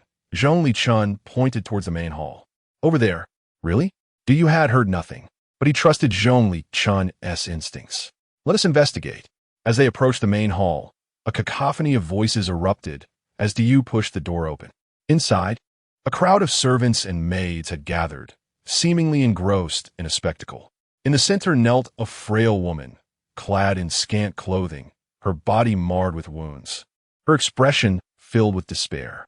Beside her stood a middle-aged woman, unmistakably Zhongli Chun's mother, the now aged Hua Shi, wielding a whip and mercilessly striking the helpless girl. I'll teach you your place. Hua Shi scolded. You think you can rise above your station and become a phoenix? You wish to cast me aside? The whip fell like rain upon the girl. Duyu's gaze shifted, spotting Zhongli Chun's stepfather, the lecherous scholar, seated in the main seat, coldly observing the scene. You think yourself so beautiful, shamelessly flaunting your looks? Hua Shi continued, attempting to tear at the girl's clothing. The girl clutched herself tightly, preventing Hua Shi from succeeding. I said, this Xiao resembles a vixen. Rima, why haven't you changed at all over the past 2 decades? Exclaimed a voice filled with exasperation. My dear brother, please do not fret. I have returned solely to clarify this matter. Diyu smiled and nodded to everyone, then turned towards Mrs. Hua, saying for the past 20 years, I have been accompanying the young lady on Gu Mountain. Today, she has descended from the mountain after studying under the esteemed Gu master. She is now not only well-versed in politics and military strategy, but also possesses exceptional martial skills. A young lady? The servants exchanged bewildered glances. Did the rumors not state that the master had no heirs? Suddenly, one servant recalled, who said there was no young lady in this house. Some were about to exclaim something, but hesitated, realizing that uttering such words at this moment would be perilous. Although they remained silent, it was evident that the memories of the past lingered in their minds, yet none dared to speak of them. Is it truly the young lady who has returned? One of the servants murmured. The expressions of the master and Mrs. Hua were the most telling. Mrs. Hua forced a joyful demeanor, pretending to dab at her tears with a handkerchief, ironically still holding a bloody vine whip in her hand. She had assumed that the wild child she had abandoned on the mountain would have perished long ago. Yet here she stood, unexpectedly returned. You are the one with the surname Zhongli. The master rose slowly, his gaze a complex mixture of disbelief and something less savory. Mrs. Hua hurried to his side, saying, Master, the day we sent this girl up the mountain, you were swiftly promoted. Do you think the words of the Queen Mother of the West could hold any truth? There is no such Queen Mother in this world. Though the master uttered these words, his heart was unsettled.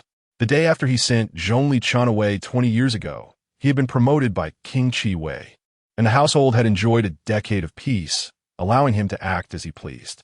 Perhaps it was wise to believe in the supernatural rather than dismiss it entirely. My lady, Diyu approached Mrs. Hua, saying, the young lady's return should be a day of great joy. How can you berate the servants here in the main hall? Ah, I. Mrs. Hua's expression shifted rapidly, igniting with anger. I do not wish to. But that wretched girl has entangled herself with the master. Enough. Zhongli Chun spoke coldly. This maid shall follow me from today onwards. No one is to bully her. She turned to Xia and asked, What is your name? I am surnamed Xia. I have no name. Xia replied timidly. Xia, you say? Zhongli Chun nodded, committing it to memory. The servants watched in astonishment as this Xia transformed into the young lady's personal maid. Many cast glances at Mrs. Hua, uncertain how this situation would resolve. Though Mrs. Hua's pride was wounded, the air surrounding Zhongli Chun was undeniably formidable, her eyes devoid of emotion, exuding a subtle menace. This. After a long pause, Mrs. Hua finally managed to say, Since the young lady has taken a liking to you, I shall spare your life. A personal maid cannot be without a name. I bestow upon you one. Considering the need to quickly appease this long-lost daughter, she declared, Let us call you Ying Chun. Let today's farce be a celebration of Ying Chun's return. Ah, do you nearly drop his jaw in shock, Xia Ying Chun? What is wrong with you? Ada inquired from nearby. Do you feel a sense of foreboding? An age-old saying claimed, In times of trouble, it is Zhong Wuyan. In times of peace, it is Xia Ying Chun. Legends told that both were favored by King Qi Xian, who would turn to Zhong Wuyan in crises but indulge in revelry with Xia Ying Chun during peaceful times. This Xia Ying Chun could very well become Zhongli Chun's foremost rival. Such knowledge might not be gleaned from history books, yet it was evident in dramas. But what could be done? This was history, and one could not alter the past. The master and Mrs. Hua arranged for Zhongli Chun a room of exquisite elegance, far surpassing even the bamboo huts on Guegu Mountain. Xia Ying Chun became Zhongli Chun's personal maid, while a Wu, having aided the young lady in her studies, was appointed as a protector. Upon entering Zhongli Chun's room, her expression was inscrutable, as if she were lost in thought, her gaze directionless yet frequently drifting towards Duyu. My lady, Xia Ying Chun said softly as she knelt, her voice laced with gratitude, I wish to express my thanks for saving my life. Duyu and Zhongli Chun exchanged glances, puzzled by Xia Ying Chun's words. However, Zhongli Chun swiftly waved her hand, saying, There is no need for that. I merely saw myself in you, someone who was scorned in this household, and could not bear to witness your demise. Regardless of the circumstances, Xia Ying Chun vowed to repay the young lady's kindness in any way she could. Furthermore, I must respectfully decline the role of your personal maid. She bowed her head to the ground, her tone heavy with sorrow. Duyu was taken aback, pondering how this Xia Ying Chun, often depicted in history as a notorious schemer, appeared so humble and grateful. Decline? Why? Zhongli Chun inquired. Because Ying Chun harbors deep resentment towards the master and mistress, fearing that it may lead to disrespect towards you. Though I am grateful for your life-saving grace, I cannot serve you under such sentiments. I shall leave this residence, lighting incense thrice daily, praying for your well-being. If that is the case, I do not mind. Zhongli Chun replied. I share a profound hatred for them as well. You may follow me without the need for respect towards them. Ah, Xia Ying Chun was taken aback, surprised by the unexpected response. Xia, you may rise.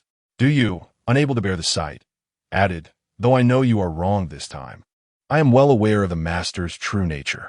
Tears streamed down Xia Ying Chun's face as she bowed deeply once more, her forehead drawing blood from the floor. This great kindness, Ying Chun shall never forget. If you dislike the name Ying Chun, you need not keep it, Zhongli Chun remarked, her gaze wandering over the room's decor. No. Xia Ying Chun lifted her head, gazing intently at Zhongli Chun. From this moment, my life belongs to you, my lady. I shall live solely for you. Chapter 29. Yearning for one heart, Zhongli Chun brought a basin of water and gently wiped Xia Ying Chun's face. Xia, do not be so foolish in the future. It is not you who should be cursed, but them, Zhongli Chun remarked coldly. Ying Chun is not as capable as you, Mississippi. Apart from dying to prove my innocence, I can think of nothing else, Xia Ying Chun replied, tears welling in her eyes. There are indeed other ways, Zhongli Chun said, glancing at Xia Ying Chun's now clean face. After a moment of contemplation, she suddenly turned to Duyu and asked, Isn't she beautiful? Ah, Dee was taken aback. What did you say? I can't discern. Zhongli Chun shook her head, pointed at Xia Ying Chun, and inquired, Isn't Xia very pretty? Dee looked at Xia Ying Chun's face. Although she was slightly less exquisite than Zhongli Chun, she was undeniably fair and lovely. She is indeed quite beautiful. Dee affirmed. Zhongli Chun nodded, saying, Xia, with such beauty, why are you a maid? Mississippi. Xia Ying Chun was somewhat puzzled. What does being a maid have to do with looks? After a moment's thought, Zhongli Chun realized there was indeed no correlation. Miss, please stop wiping my face. I cannot bear it. There is nothing that should be borne. We are the same, Zhongli Chun replied. Xia Ying Chun cautiously looked at Zhongli Chun and asked, Miss, may I ask you a question? Go ahead. They say, you're already 30 years old. Is that true? I don't know. It should be, Zhongli Chun answered nonchalantly. But you look. Why do you only appear to be 17 or 18? I don't know, Zhongli Chun replied. Du Yu interjected because she is half an immortal, able to retain her appearance and live longer than ordinary people. Well then, you two continue your conversation. I shall take my leave, Du Yu said. You are leaving? Zhongli Chun turned to Du Yu. Miss, I must go guard outside. After all, I am your protector, Du Yu clarified. Zhongli Chun nodded in silence, watching Du Yu exit the boudoir. Miss, you are an immortal? Xia Ying Chun blinked her large eyes at Zhongli Chun. Heavens, does that mean you can remain this beautiful forever? Zhongli Chun paused her actions, looking at Xia Ying Chun, and uncertainly asked, Am I beautiful? Absolutely, Xia Ying Chun exclaimed joyfully, dancing with excitement. You are beautiful and kind-hearted too. I cannot fathom who would be so fortunate to marry you. Marry me? Zhongli Chun pondered. What does that mean? Miss, you do not know? I do not. To marry you as a wife means to be united in matrimony, to be together forever, growing old side by side, Xia Ying Chun explained with a smile. He would call you wife, and you would call him husband. Married? Zhongli Chun's face flushed instantly. Yes, Mississippi. Xia Ying Chun grinned at Zhongli Chun's reaction. Do you have someone in mind? Someone in mind? Zhongli Chun's heart tightened suddenly, an indescribable feeling washing over her.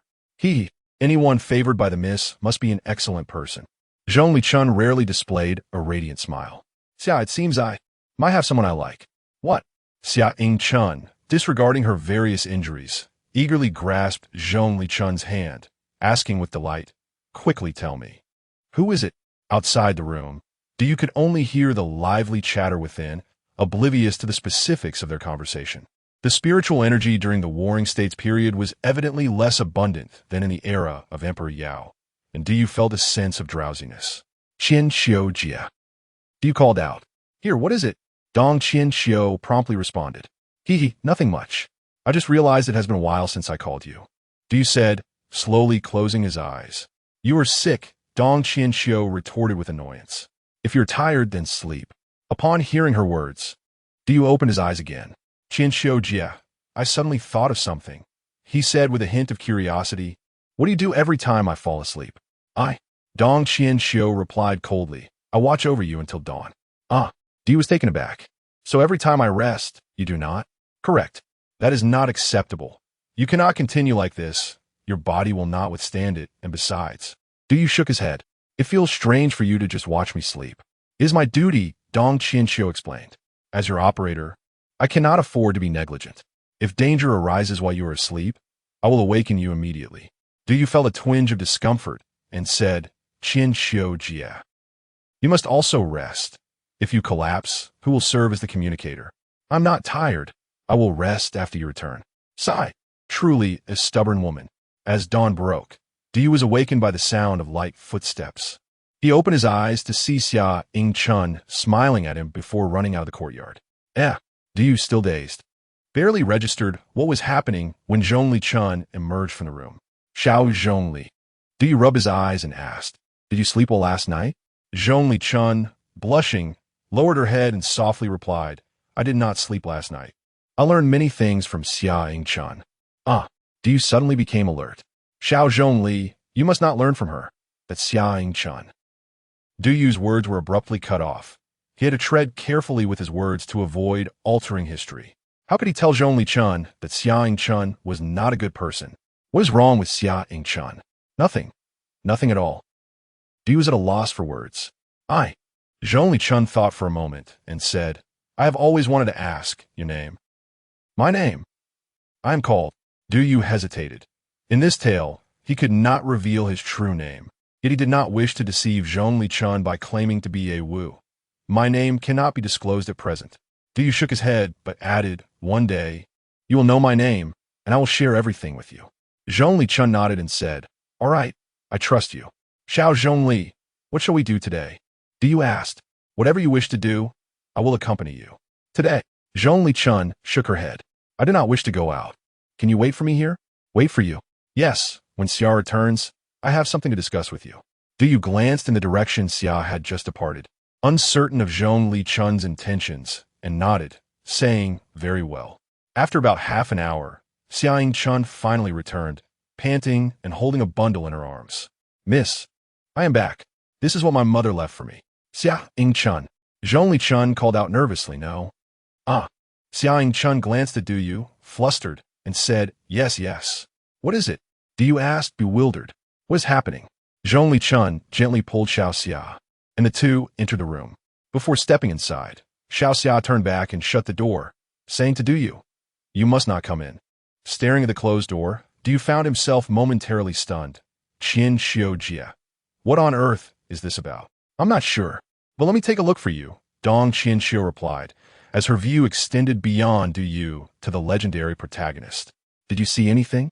After a considerable time, Du noticed that Dong Qian Xiu remained unresponsive and decided to inquire. Dong Qian Xiu was at a loss. She had never anticipated such a situation, leaving her unsure of how to articulate her thoughts. You. After much contemplation, she could only utter, perhaps you should just run away. What? Du's mind was in disarray. Run? What on earth is happening? Is Zhong Li-chun planning to hit me? Before Du could take a step away, the door slowly opened, and Xiao Xia emerged with a smile, followed by Zhong Li-chun. Upon seeing them, Du was rendered speechless. Zhong Li-chun was adorned in a deep crimson brocade robe, a magnificent phoenix crown atop her head, her makeup meticulously done.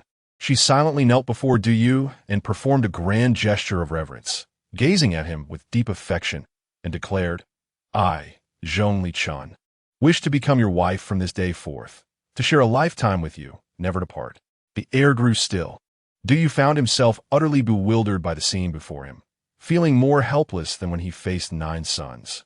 Xiao Zhongli. He struggled for a long time, unsure how to refuse. Seeing Zhong Li-chun in such a state left him mentally blank. He was acutely aware that his time here was limited to just one more day, and who knew how many years would pass before their next encounter. I'm sorry, he mumbled, turning and fleeing the courtyard. Xiao Xia, witnessing Du's departure, was filled with rage. How could he do this? Miss, wait for me. With that, Xiao Xia chased after Du, leaving Zhong Li-chun alone, silently kneeling, biting her lip, her eyes reflecting an uncontainable disappointment. Stop right there, Xiao Xia shouted while pursuing him. Hearing her footsteps behind him, Du felt a surge of anger and halted to ask, Xia Ying-chun, what are you trying to do? What am I trying to do? Xiao Xia paused, bewildered. Shouldn't I be asking you? Why did you run away? Pointing at himself, Du replied, she is a young lady, and I am but a servant. Do you think it's appropriate for her to act this way? What have you taught her? Are you not making a fool of her in front of everyone? A fool? Xiao Xia retorted angrily. Do you think the young lady is unaware of this? I have laid out all the pros and cons for her. This is her choice. What? Du was taken aback. I not only explained your differences in status to her, but I also told her that historically, no woman has ever taken the initiative in matters of marriage. After understanding all the benefits and drawbacks, she still wishes to marry you. And you? I even gifted her the wedding gown passed down from my mother, and the thought of her marrying someone like you truly infuriates me. Xia Ying-chun's face turned a deep shade of purple, practically wishing to strangle Du then and there. Du felt the situation to be utterly absurd. No matter how you look at it, I absolutely cannot marry her. But why not? Xia Ying-chun was puzzled. Last night, the young lady shared everything about you with me. She said you rescued her from a pigsty, helping her become a true person. She claimed you took her to the mountains to learn skills, transforming her into someone useful. For the past 20 years, she has never ceased to think of you. Do you comprehend that feeling? Now that she has finally awaited your return, all she desires is to marry you, disregarding the world as judgment. Yet you just ran away. Are you even a man? I. Du Yu found himself at a loss for words. He had not anticipated Xia Yingchun to be so articulate. Xiao Xia, you appear to be merely 15 or 16. There are many things you cannot comprehend. Indeed, I do not understand. Is the young lady not good enough? Does she lack talent? Is her appearance not worthy of your affection? Xia Yingchun questioned. It is not that. Du Yu shook his head. Xiao Zhongli is indeed wonderful, but she cannot marry me. Looking at Xia Yingchun's furious face, Du Yu murmured, I will go and explain everything to Xiao Zhongli. When do you return to Zhongli Chun? She remained kneeling at the door. Xiao Zhongli. Zhongli Chun lifted her gaze, her expression complex. You have returned. There are some matters I must clarify with you. As he spoke, Du Yu approached and helped her to her feet. At that moment, Xiao Xia stormed into the room, visibly furious, refusing to even glance at Du Yu. Du Yu motioned for Zhongli Chun to sit beside him, her bridal attire accentuating her despondence, uncertain of what to do next. What do you wish to tell me? Du Yu organized his thoughts. Xiao Zhongli, there exists a vast river between us, a river that keeps us apart, preventing our union. A river. Zhongli Chun echoed, pondering. What kind of river is it? To cross this river would take over 2,000 years, Du Yu said. Observing Zhongli Chun's crestfallen expression, his feelings immensely conflicted. We stand on opposite banks. If you marry me now, you will never be able to cross that river. I do not understand. Zhongli Chun's eyes glistened with unshed tears. You say it will take 2,000 years to cross the river. How can I possibly see you on the other side? How did you cross it? Why can't I keep you on this side of the river? Du Yu clenched his garments tightly, having never encountered such a situation, unsure how to resolve it, feeling as though he had experienced heartbreak before even falling in love. I will speak honestly with you, he admitted, if you do as I say. After your natural lifespan, we will meet. After my natural lifespan? Zhongli Chun was about to respond when Xiao Xia erupted in fury. What nonsense are you spouting? You mean to say she cannot marry you while alive, but can only do so in death? Are you suggesting that after I die, I can be with you? Zhongli Chun asked. Although it cannot be described as being together eternally, I promise to always be by your side. Will you accept this? Miss, do not heed this man's deceitful words. Xiao Yingchun warned, visibly upset. No, I believe him. That's splendid. Du Yu finally felt a sense of relief. Then what should I do with the rest of my life? Xiao Zhongli. I want you to marry King Qi Xian when you turn 40. Chapter 30. The unattractive Zhong Wuyan's marriage to King Xian of Qi. Zhong Lichuan bit her lip. What nonsense are you spouting? Xia Yingchun, equally bewildered, interjected. Are you suggesting that the young lady must wait until she is 40 to marry, and that she will become the queen of the great king? In a hurry, Xia turned to Zhong Lichuan, insisting, Miss, you must not heed this person's absurd claims. Such a thing is utterly impossible. Xia, I believe him, Zhong Lichuan replied, gazing at Xia before reiterating her stance. Turning to Du Yu, she said, although this decision brings me some sorrow, if it is your wish, I shall comply. Miss, Xia was nearly beside herself with worry. You cannot agree to this. To remain unmarried at 40 will squander your youth. Zhong Lichuan countered with unwavering conviction. Without him, it is uncertain whether I would even be alive to speak of youth. Her tone carried a hint of sincerity that made Du Yu wince. Yet he knew he had to fulfill this mission. Little Zhongli, marrying King Xian of Qi is merely the first step. You must also aid him in repelling external threats and stabilizing the internal tumult of Qi. That is your lifelong duty. Understood, Zhong Lichuan confirmed, seeking further clarity. So, if I cross that river, I will be able to see you, correct? Indeed, Du Yu replied, a tinge of sadness in his voice. You might perceive me as selfish, but I must clarify that my actions are not for my own benefit. If you do not marry King Xian, the state of Qi may very well perish. I speak not in hyperbole, yet I cannot divulge how I know this. Zhong Lichuan smiled faintly, saying, I understand. I have known from the outset that you harbor your own secrets. When you are ready to share them, I will listen attentively. Du Yu managed a bittersweet smile. Their time together was limited to merely 3 days, and now the final day had arrived. Xia prepared several dishes in the kitchen, while Du Yu and Zhong Lichuan shared their first proper meal together, though the atmosphere at the table was strained. Du Yu was preoccupied with his thoughts, and Zhong Lichuan appeared far from joyful. Am I truly doing the right thing? Du Yu pondered, grappling with mixed emotions. Should he have allowed another to rescue Zhong Lichuan instead? As night fell, Du Yu took the initiative to bid farewell to Zhong Lichuan and Xia. He knew this parting would echo the last, leaving Zhong Lichuan to wonder how many decades would pass before their paths crossed again. A sense of loss enveloped her, as if a part of her very essence was being severed, leaving her breathless. Upon returning to the Bureau of Legendary Management, Du Yu remained silent for an extended period. Dong Qinxiu, sensing his distress, refrained from interrupting him. Sister Qinxiu, how long do I have? This time, you may rest a little longer, about half an hour. She replied. Du Yu nodded and inquired, could you take me to see Zhong Lichuan? Dong Qinxiu lowered her gaze, biting her lip. Du Yu, you must understand your position. If you allow emotions to cloud your judgment, I understand. I merely wish to see her. With a resigned sigh, Dong Qinxiu led Du Yu to her office. Zhong Lichuan sat quietly inside, cradling the outer garment Du Yu had given her earlier. Have you finished? Zhong Lichuan exclaimed upon seeing Du Yu, rising with a glimmer of joy. Sister Qinxiu, could you step out for a moment? I wish to speak with her. Dong Qinxiu nodded silently and closed the door behind her. Du Yu gazed at Zhong Lichuan and, after a long pause, uttered 3 words, little Zhongli. Upon hearing this, tears welled in Zhong Lichuan's eyes, her brow furrowed as she succumbed to sobs. I thought I would never hear those words again, she cried, sinking to the ground and wrapping her arms around herself. I believed you had forgotten all that transpired between us. I would wait 2,000 years. 1,000 years, but I am so afraid. I fear you might forget to call me Zhongli girl. Du Yu rushed to support her, allowing her to lean against him. Little Zhongli, I will never call you Zhongli girl again. I remember everything, he vowed through gritted teeth. That is wonderful.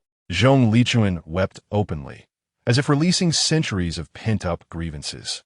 After a long while, Du Yu asked little Zhongli, I came to ask you something. Have you ever regretted your choice? Regret? Du Yu nodded. After waiting for me all this time, have you felt even a flicker of regret? I have never regretted, Zhong Lichuan replied without hesitation, each word resonating like a gentle breeze in Du Yu's heart. She had never regretted, not even after wandering alone in this dim underworld for 2 millennia. Du Yu felt a weight lift from his heart, yet seeing Zhong Lichuan's tear-streaked face still saddened him. Little Zhongli, shortly, I will conclude my tasks, and then I shall accompany you wherever you desire, to do whatever you wish. I will repay all that I owe you, he promised earnestly. Zhong Lichuan vigorously nodded, as if affirming that her life had been worthwhile. Reinvigorated, Du Yu returned to the main hall. Sister Qinxiu, how are things progressing with the legends? There are several key moments I need to show you, Dong Qinxiu replied, not probing into any matters concerning Zhong Lichuan, her focus unwavering on the screen as she displayed various images. Zhong Lichuan was depicted in her chamber, with Xia attending to her hair. Mississippi. We just sent off the matchmakers from the Qin, Zhu, and Lu families yesterday. Today, those from the Ouyang, Sun, and Yin families have come to propose as well. Xia informed her. Zhong Lichuan pondered, Xia, I do not understand. Since returning home, I have not left this room, and these young masters have never laid eyes upon me. Why would they wish to take me as their bride? Mississippi. Xia continued braiding Zhong Lichuan's hair. Sometimes, a marriage does not require mutual affection or even prior acquaintance. As the daughter of a scholar and a disciple of the esteemed Master Gigu, your name alone attracts noble suitors. Lord Pangwan and Lord Sun Bin have already made a name for themselves. As a fellow disciple of Master Gigu, your mere existence commands respect and admiration. Then, Zhong Lichuan paused, contemplating, is there any way to ensure that men would entirely lose interest in marrying me? That is impossible, Xia shook her head. With your beauty, even if you were not the daughter of a scholar or a disciple of Master Gigu, suitors would still seek your hand. Zhong Lichuan raised an eyebrow, murmuring, beauty. Indeed, Miss Xia affirmed. Your beauty surpasses mine. Should you reveal yourself in public, the number of suitors would undoubtedly increase. That is splendid, Zhong Lichuan mused before turning to Xia. Xia, please convey a message. Tell them I'm exceedingly unattractive. What? Xia exclaimed, dropping her comb in shock. Mississippi. What is the meaning of this? Because I can only marry King Xian of Qi. Zhong Lichuan replied with utmost seriousness. Xiao Xia found herself at a loss for words, aware of the deep-seated obsession that resided in her mistress's heart. Miss, I cannot comply with your request. Such rumors would ruin you. I do not care, Zhong Lichun replied, shaking her head. Xiao Xia, I do not require your obedience. I have never regarded you as a servant. You are my sole sister in this world. I merely wish to ask you a favor, and I hope you will acquiesce. But, Xiao Xia shook her head again. It is impossible for me to voice it. Miss, you are truly beautiful. I cannot even fathom how to describe you as anything but lovely. It is simple.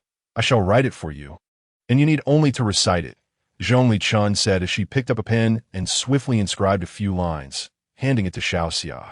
Upon reading it, Xiao Xia's jaw dropped in astonishment. Heavens! Miss, what you have written it hardly resembles a human. Xiao Xia, I implore you to assist me, Zhong Lichun reiterated earnestly. A month passed, and rumors began to swirl through the streets.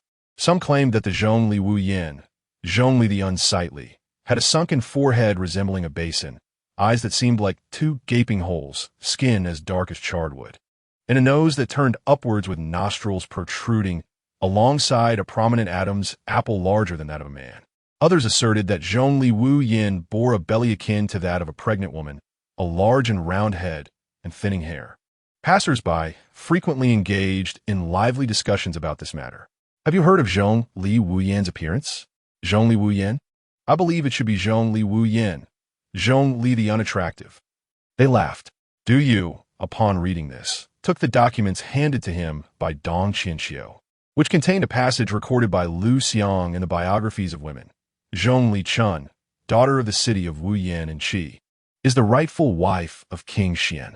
She is extraordinarily ugly, with a sunken head, deep-set eyes, a stout build, a prominent nose, a thick neck with scant hair, and skin as dark as lacquer. Sighing, Du Yu remarked, why must you endure this? There is another matter I wish to show you, Dong Qianxiu said, pressing a few buttons to reveal another screen. It appeared that after the world began to spread rumors of Zhong Lichun's unparalleled ugliness, her adoptive father was the most anxious. He had hoped to ascend the social ladder through this daughter bestowed upon him, but to his dismay, someone had begun to circulate the tale of her being a hideous woman. The adoptive father had not once failed to covet Zhong Lichun's beauty and was confident in her appearance. In a fit of rage to dispel the rumors, he invited numerous noble young men to his home, vowing to showcase his stunning foster daughter. The young men were seated in 2 rows within the main hall. Yet Zhong Lichun was nowhere to be seen, prompting them to speculate. Is this a deception? It seems so. We have waited an hour. Did they not say she was stunning? Is she afraid to show herself? The murmurs intensified. Meanwhile, Zhong Lichun's adoptive father anxiously awaited by the door, his heart racing. He had dispatched someone to summon Zhong Lichun long ago, yet she remained absent. Soon, a fragrant aroma wafted through the air, drawing the attention of the young men. A remarkably beautiful lady glided into the room, her bright eyes surveying the assembly. She nodded and smiled, greeting them politely. Ah, Lady Zhongli, they exclaimed, for she was indeed breathtakingly beautiful. As she raised a hand to quiet the crowd, she spoke gently. Gentlemen, do not be mistaken. I am merely the personal maid of the young lady. Before anyone could react, the maid stepped aside, revealing the person behind her. The young men turned to see a tall figure, her face obscured by a black veil, rendering her features indistinguishable. You, a scholar exclaimed. Zhong Lichun, what is the meaning of this? Remove your veil at once, and let us behold your beauty. Desire to see my visage? On what grounds? Zhong Lichun retorted, gathering her strength and sweeping her arm across the hall, causing a massive fissure to crack open beneath their feet. The young men stumbled in shock, as if confronted by bandits. Xiao Xia, closest to Zhong Lichun, nearly lost her balance, but Zhong Lichun discreetly steadied her. You weaklings dare to aspire to marry me, Zhong Lichun? She is a monster. The young men exclaimed, trembling. This woman possesses strength beyond measure and speaks so insolently. Listen well. I, Zhong Lichun, shall only wed a general or a noble lord. Do not harbor any further intentions. She declared coldly. We shall never return. Do you observe the screen for a moment before turning to Dong Qianxiu? Sister Qianxiu, when will my next descent occur? Dong Qianxiu hesitated. You have but one final opportunity to descend, with two potential time frames to choose from. This can be chosen? Indeed, Dong Qianxiu confirmed. The first option is the year Zhong Lichun turns 40, wherein you will ensure her marriage to King Xian of Qi. The second option is the year following her ascension as queen, when both the Qin and Zhao states attack Qi, presenting a possibility of her demise in battle. Wait. Zhong Lichun perishing in battle? Do you pondered? That cannot be right, Sister Qianxiu. If history records this battle, it implies Zhong Lichun must survive it each time in the legends. Indeed, she is always engaged in this battle alongside her father, each commanding their own forces against the enemy. However, in this instance, her father has already passed, leaving her to face the two nations alone. The analysis department has calculated a 60% chance of her demise in this scenario. 60%. That is alarmingly high. Do you murmure? So what are your thoughts? Which time frame do you wish to descend into? Do you contemplate it earnestly? Both periods were critical. If Zhong Lichun did not marry King Xian at 40, or if he harbored no desire to wed her, all efforts would be in vain. Yet, the risk of her demise loomed at 60%. He fell into deep reflection. Chapter 31. The untroubled summer welcomes spring, I believe the most prudent approach. After a considerable interval, Du finally spoke, marking the moment when she was to descend in her 40th year. As for the incursions from the states of Qin and Zhao, it would suffice if you used telepathy to facilitate her escape. I find this arrangement most suitable. Dong Qianxiu nodded in agreement, stating, You are correct. Even if the state of Qi were to suffer a great defeat, the overarching dynamics of the realm may remain unchanged. Although the completion of the legend may be somewhat diminished, it can still be deemed fulfilled. Having devised their strategy, Dong Qianxiu adjusted the timeline to the day of Zhong Lichun's 40th birthday and began preparations for her descent. Du reclined on the apparatus, contemplating the myriad of possible scenarios and deliberating on countermeasures. After a prolonged wait, he discovered that he was still within the jurisdiction of the Legend Management Bureau. What is it, Qianxiu? Is there a problem with the descent? Du, come take a look. Upon hearing Dong Qianxiu's words, Du hastily approached the screen. On the display, Zhong Lichun and Xiao Xia sat quietly in a chamber, awaiting the dawn. Zhong Lichun's visage remained unchanged, appearing as a young maiden of 17 or 18, while Xia Yingchun had blossomed into a more enchanting beauty, now in the prime of her mid-20s. Xiao Xia, has the dawn arrived? Not yet, Mississippi. After a brief interval, Zhong Lichun inquired again, Is it dawn now?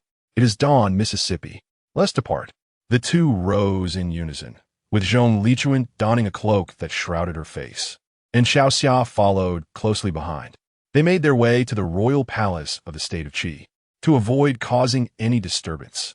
Zhong Lichun kept her cloak pulled low, concealing her features. Upon reaching the palace, they were intercepted by the guards. This is a restricted area. Commoners are forbidden entry. With a swift motion, Zhong Lichun raised her hand and sent two guards flying, then proceeded directly to the main hall with Xiao Xia in tow. Numerous guards rushed to confront them, yet Zhong Lichun only incapacitated those obstructing her path, sparing all others from harm. Du watched in astonishment. Such actions would be deemed a capital offense for anyone else, yet for Zhong Lichun, it appeared to be a different matter entirely. Upon reaching the grand hall, where King Xian of Qi resided, a multitude of guards trailed behind her, awestruck by her extraordinary martial prowess, rendering them hesitant to advance.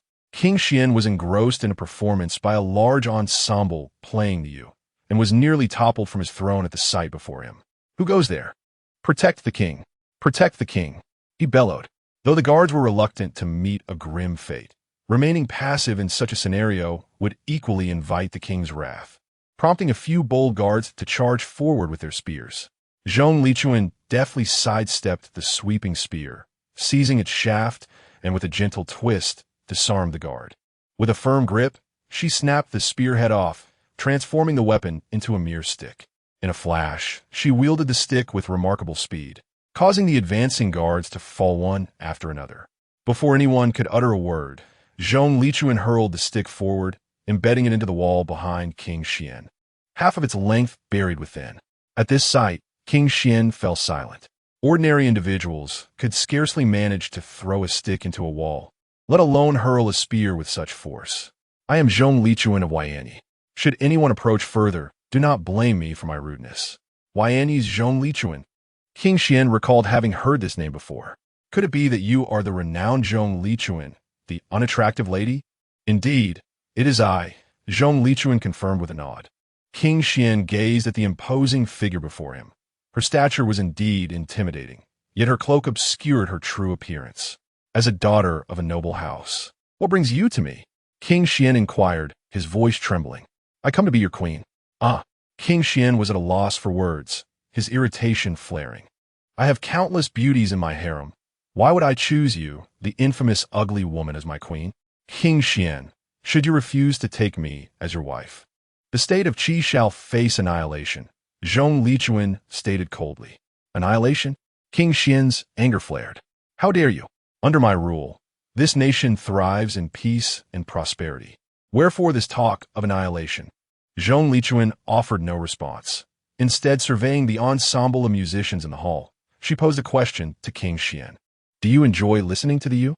Why, yes, I do. It is my favorite instrument. Hence I assembled a 100-member ensemble, King Xian replied, perplexed by Zhong Lichuan's intent. Zhong Lichuan approached one musician, asking, what is your name?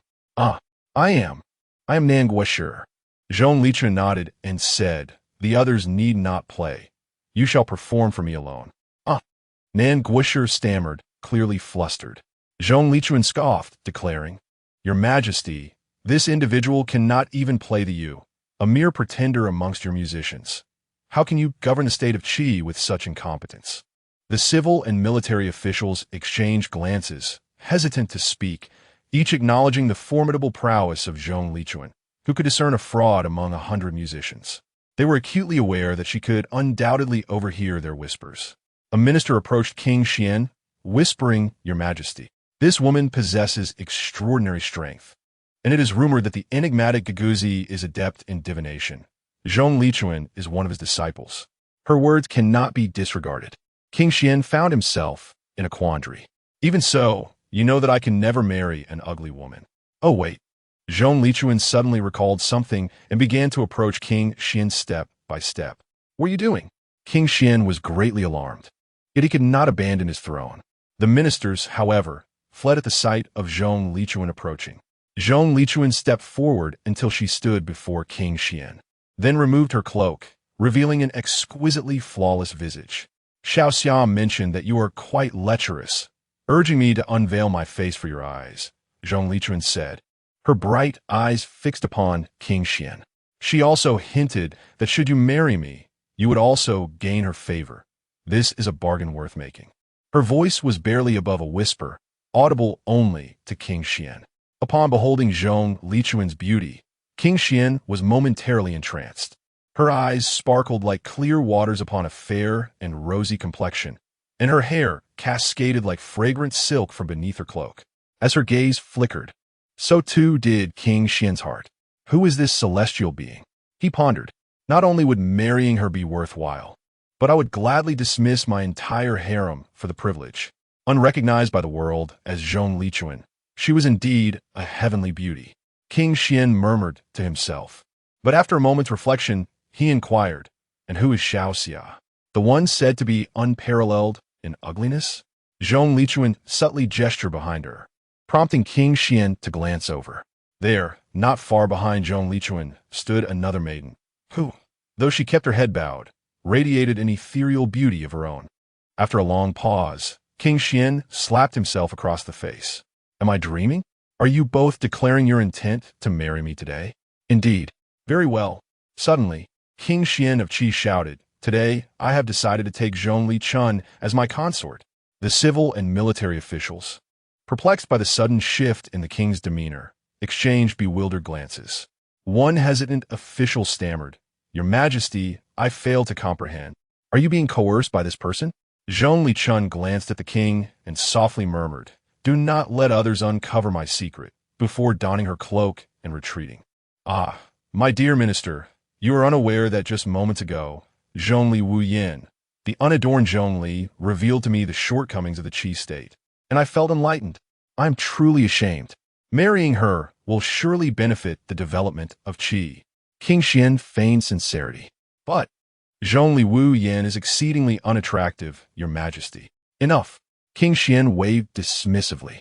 My marriage to her demonstrates my resolve for reform. Not only will I wed a woman of plain appearance, but I shall also dismiss all singers and dancers. This decree shall be enacted immediately. The officials were utterly confounded.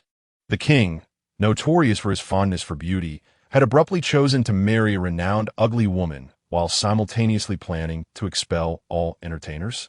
Zhongli Chun and Xiao Xia exchanged silent glances, knowing their plan had succeeded. On the night of their union, King Xian hosted a banquet for all his ministers, while Zhongli Chun remained at her chamber with Xiao Xia. I have told you countless times, you need not accompany me, Zhongli Chun said. My life belongs to you, miss. I must follow, Xiao Xia insisted. Zhongli Chun shook her head. This is my personal obsession. Why should I burden you? Xiao Xia smiled gently. Miss, I am content to accompany you throughout my life. As time passed, the moon ascended to the sky. From afar, Zhongli Chun could hear the sound of King Xian's footsteps. He has arrived, she whispered to herself. Is he here? Xiao Xia stood and bowed silently to Zhongli Chun, tears glistening in her eyes. Miss, I thank you for your care over the past decade. It is now time for me to repay your kindness. Xiao Xia, if you regret this now, it is not too late. I do not regret it, Xiao Xia replied, shaking her head before turning and leaving the room. She slowly made her way to the courtyard, where she sat down despondently. Before long, a drunken King Xian stumbled in, immediately spotting Xiao Xia on the ground. Oh, aren't you? Xiao Xia, who entered the palace with the queen today? He slurred. Your Majesty. Xiao Xia looked up at him, tears brimming in her eyes. Do you find fault with me? How could that be, my beauty? King Xian exclaimed. I think you are perfect in every way. Then why? Xiao Xia wiped her tears. You host grand banquets for the queen, but offer me no recognition. Of course I shall. King Xian slapped his forehead. From now on, you shall be my official consort. Xiao Xia nodded quietly. Your Majesty, it is quite cold here. Would you take me to a warmer place? Of course. My beloved, wherever you wish to go, I will take you. I wish to go to your chambers. It is cold here. Come here, my beauty. King Xian scooped Xiao Xia into his arms. Let's go, let us go. Zhongli Chun listened quietly from within, her heart a tumult of emotions. Soon, Xiao Xia arrived in King Xian's chambers, where she gently laid him down and extinguished the lights. From this day forth, Xiao Xia would no longer be a maiden. Though tears glistened in her eyes, she sweetly coaxed King Xian. Mississippi, I shall do everything in my power to protect what you hold dear. Before dawn, Xiao Xia rose early, prepared warm water, and went to Zhongli Chun's room. Zhongli Chun remained seated quietly, just as she had the night before. She had neither undressed nor slept. Mississippi, have you not slept at all? Xiao Xia asked with a smile, though a hint of sorrow lingered in her brow. Xiao Xia, you need not attend to my grooming any longer, Zhongli Chun replied. Why not? You're a good girl, Xiao Xia. Now that you have entered the royal family, you deserve a better life. And no, Xiao Xia burst into tears. Miss, I've been styling your hair for a decade. Please do not send me away. Xiao Xia. Zhongli Chun turned, gazing tenderly at her. I'm not sending you away. It is merely. You are no longer my maid. Being by your side, I never felt like a maid. Every day has brought me joy. Enough. Zhongli Chun bit her lip. I have already wronged you. There is no reason for you to serve me further. Xiao Xia was at a loss, willing to sacrifice her purity to remain by Zhongli Chun's side. Beauty. King Xian called from afar. Xiao Xia, where have you gone? Go now, Xiao Xia. Zhongli Chun smiled. Remember to live a better life.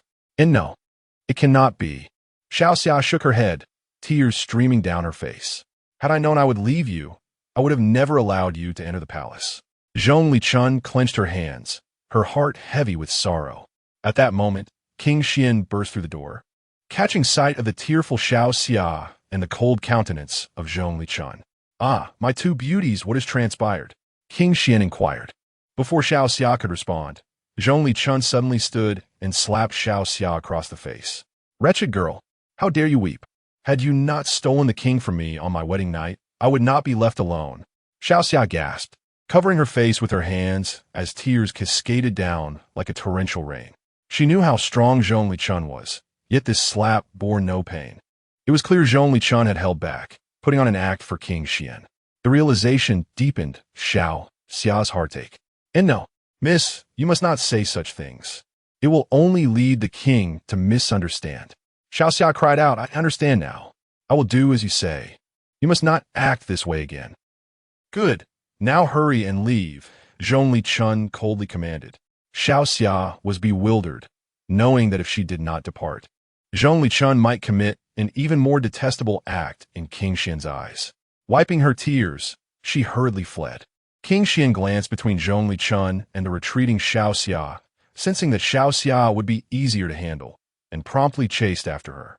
"My beauty, wait for me," King Xian called, running after her. "I." Xiao Xia looked at King Xian, uncertain of what to say. "My beauty, do not be upset. That fierce woman no longer wants you, for you still have my favor. You must not call the miss fierce." Xiao Xia's heart ached beyond words. Perhaps no one knew better than she how gentle Zhong Lichun truly was. Chapter 32. A matter for Zhong Wuyin Xia. "Ing, kun." Do you articulated each syllable deliberately, realizing that historical accounts were not always entirely truthful. This maiden named Xia Ingchun possessed a remarkably benevolent nature. It seems intervention is unnecessary this time. Dong Qianxiu perused the screen, fast-forwarding several months. Following her ascension as queen, Zhong Lichun dedicated herself to governing Qi, purging corrupt officials and revising the legal code. In her spare moments, she would drill troops on the training grounds, scarcely allowing herself a moment's respite. Meanwhile, Xia Ingchun employed all her wiles, resorting to tears, tantrums, and feigned suicide attempts whenever King Xian of Qi expressed a desire to visit Zhong Lichun's chambers. In time, the king abandoned any such notions. After all, Zhong Lichun was perpetually aloof, while Xia was not only articulate and persuasive but also skilled in song and dance. Even if Xia's beauty paled slightly in comparison to Zhong Lichun's, King Xian deemed it not worth the aggravation. King Xian lavished attention upon Xia, while Xia devoted herself to safeguarding Zhong Lichun. With Zhong Lichun engrossed in political matters, Qi enjoyed a period of tranquility, affording King Xian ample opportunity to indulge in nightly revelry with Xia Ingchun. This peculiar yet stable triangular dynamic was beyond Du Yu's wildest imaginings had he not witnessed it firsthand. Just then, an idea seemed to dawn on Du Yu. "Qianxiu, if my intervention isn't required this time, does that mean I'll have to descend when little Zhongli confronts the Qin and Zhao forces?" "Precisely. But Qianxiu," Du Yu began hesitantly, "I think we've overlooked a rather significant detail." Dong Qianxiu remained silent, well aware of the issue at hand. "Even if I were to descend, I wouldn't be of any assistance whatsoever. This is a battlefield of the cold weapon era, and my individual strength." "Do you?" Dong Qianxiu's expression betrayed her unease. "Truthfully, my advice would be to forego this mission altogether." "Forego it?" Du Yu lowered his head in contemplation. Qianxiu's words resonated with logic. Could he truly make a difference amidst the carnage of an ancient battlefield? The technical department has revised the calculations. Zhong Lichun's chances of survival in battle are a mere 20%. The most prudent course of action would be to use telepathy to dissuade Zhong Lichun from participating in the conflict. Du Yu pondered for a moment, but he remained unconvinced. If Zhong Lichun were to abstain from battle, Qi's demise would be hastened, and would Zhong Lichun's legend still hold true? Would the trajectory of the world remain consistent with the present? "Qianxiu, could you perhaps procure some equipment for me? What do you require? A rocket launcher, hand grenades, a Gatling gun that spews forth azure flames?" Dong Qianxiu shook her head. "Du Yu, even if you could carry such an arsenal, how could you possibly withstand tens of thousands of soldiers on your own? The renowned crossbows of Qin, the formidable iron cavalry of Zhao, these are not adversaries that can be overcome with mere firearms." Don't worry. I possess a modicum of cunning. If the situation becomes dire. Cunning? Dong Qinxiu sighed. Do you truly believe that the commanding generals of these two nations, Bai Qi of Qin and Lian Pu of Zhao, will be outmaneuvered by your petty schemes? Bai Qi, Lian Pu. He was aghast. The opposing commanders are figures of such immense stature. These are veritable legends. Therefore, I implore you, refrain from going, if possible. I will devise a means for Zhong Lichuan to escape. No. Du ultimately shook his head. Qinxiu, allow me to go. If any genuine peril arises, you can immediately recall me. After all, I made a promise to little Zhongli. Dong Qinxiu spent half a day attempting to dissuade Du, but to no avail. In the end, she reluctantly conceded to his request. Du, I offer this final reminder. The life of an operator is of far greater value than that of a Class C legend. Should any danger manifest, we will initiate an immediate recall. Understood, Qinxiu. Era, the Warring States period. Location, the lands of Qi and Lu. Infantryman, Ao descends. Du Yu's eyes snapped open, his facial expression contorting involuntarily. He found himself enveloped in what felt like a colossal sandstorm, with nary a ray of sunlight piercing through. The heat was oppressive. He stood amidst the chaos of a battlefield teeming with tens of thousands of combatants. The deafening clamor of war, the shouts, the clashes of steel, the cries of the wounded, assaulted his senses, leaving him disoriented. The swirling dust obscured his vision, making it impossible to discern the number of foes before him or to identify a safe path to retreat. With trembling hands, he gripped his spear, preparing to unleash a mighty roar. But as he inhaled, the acrid stench of blood filled his nostrils. This sanguinary odor, mingled with the reek of sweat, decay, and eviscerated entrails, was an olfactory assault that would forever haunt his memory. A dark, amorphous object hurtled toward him. Instinctively, Du reached out and caught it, feeling its warmth and stickiness. Upon closer inspection, he realized he was cradling a severed head. The head, marred by countless wounds, bore silent testament to the brutality it had endured. Matted strands of hair clung to its face, some embedded in the lacerations. Ugh! Du collapsed to his knees, retching uncontrollably. The oppressive atmosphere, the visceral carnage, the earth-shattering impact. These were the hallmarks of the age of cold steel. Countless soldiers surged past Du, paying him no heed. On this battlefield, there were myriad reasons for a man to be brought to his knees. Du, behind you. Dong Qinxiu's voice boomed in his ears. Before Du could react, he heard the whoosh of air behind him. In a flash, a hand seized him and hurled him aside. As he scrambled to his feet, he saw a bald-headed giant wielding a broadsword, his attack having missed its mark. Seizing the opportunity, several Qi soldiers thrust their spears into the giant's body. A foot soldier helped Du to his feet, panting as he asked, "Which squad do you belong to? Did you get separated?" Squad? A squad is the smallest unit in ancient warfare, consisting of 5 men, a squad leader and 4 soldiers. Dong Qinxiu explained. Du surveyed the sprawling battlefield, utterly lost as to where to find his squad. He shook his head and said to the soldier, "Everyone in my squad is dead. I'm the only one left." "Perfect. We only have 4 men left." The soldier clapped Du on the shoulder. "Join our squad. Let's focus on surviving first. We need to find a centurion." Du rose to his feet and saw 3 other soldiers standing nearby. Without exchanging pleasantries, they formed a circle, back to back, and prepared to face the Zhao forces. "Brother, I'm the squad leader, Dekong. What's your name?" "I'm Ao." "All right, Ao." The squad leader brandished his spear, driving back an approaching enemy.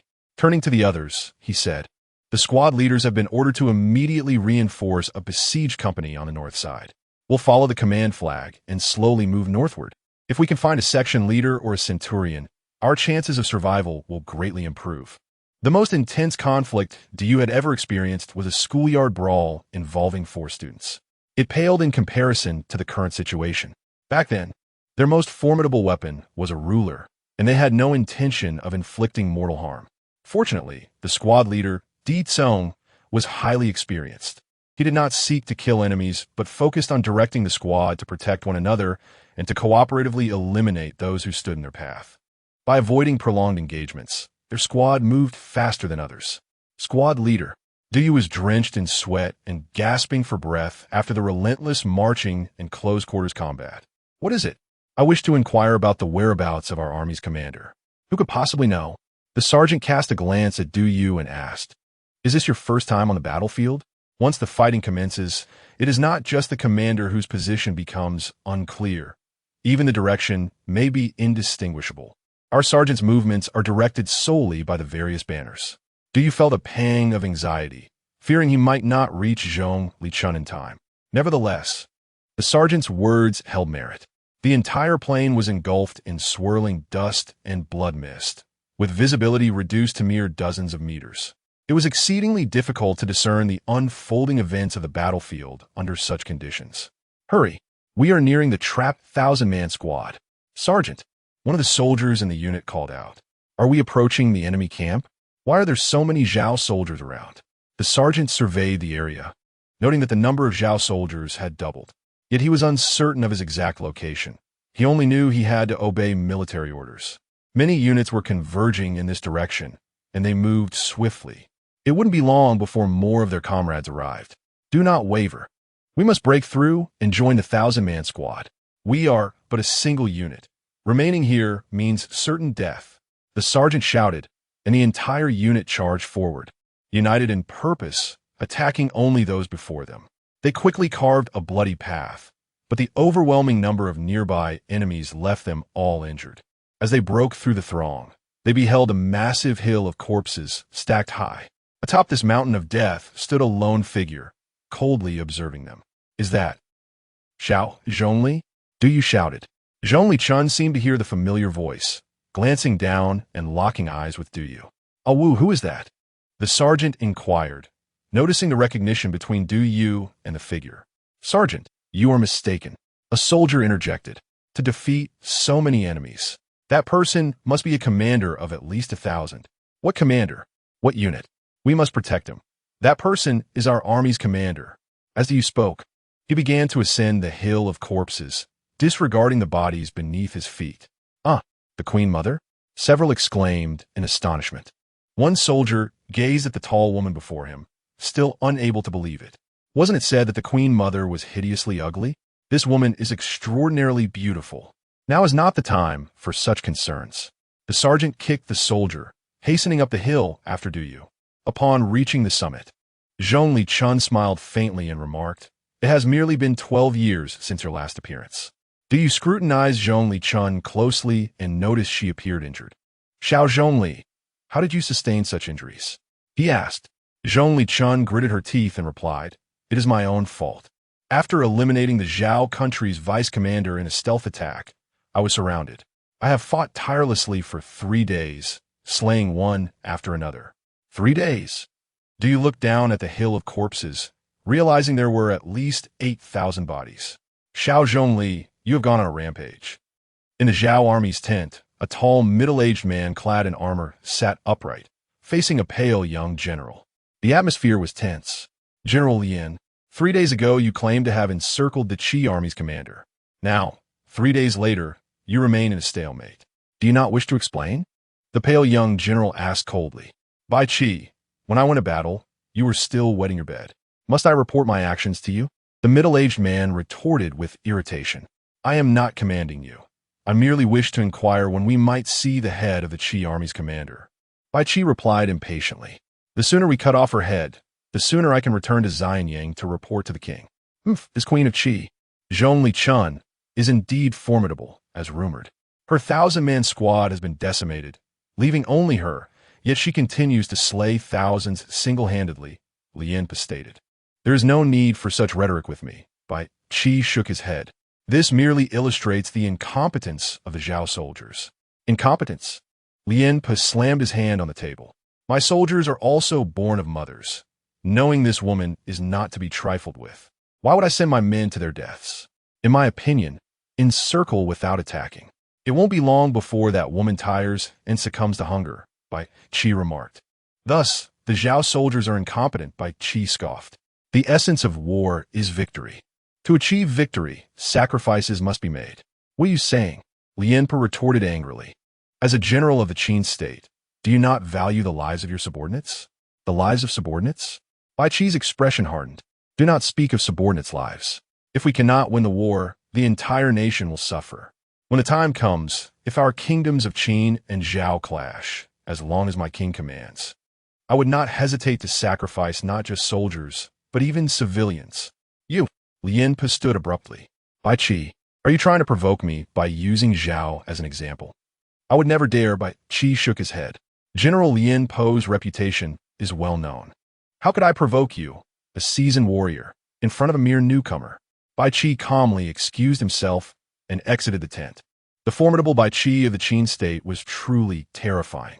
If Zhao were to face him, Lien Pa dared not imagine, silently shaking his head. He was already past middle age, while Bai Qi had just begun his career. If that day ever came, he hoped he would still be able to don his armor and fight. Atop the hill of corpses, the five, led by Du Yu, shielded Zhong Lichun behind them, confronting enemies from 5 directions. Heavens! I did not expect that following the banners would lead us directly to the Queen Mother. The sergeant turned to Du Yu. Ah Wu, it seems you have long been acquainted with the Queen Mother. Sergeant, let's set that aside for now. My mission is to protect the Queen Mother. Du Yu gritted his teeth. Although he understood his purpose was to safeguard her, he was uncertain how to accomplish it. You must leave, Zhong Lichun said. This battle has already been lost. Lost? The sergeant and several soldiers were incredulous. How could they have lost? Many Qi soldiers were still scattered and fighting, and their commander, the Queen Mother, had not yet fallen. Though I do not know who the 2 enemy commanders are, they are undoubtedly skilled tacticians, no less than myself.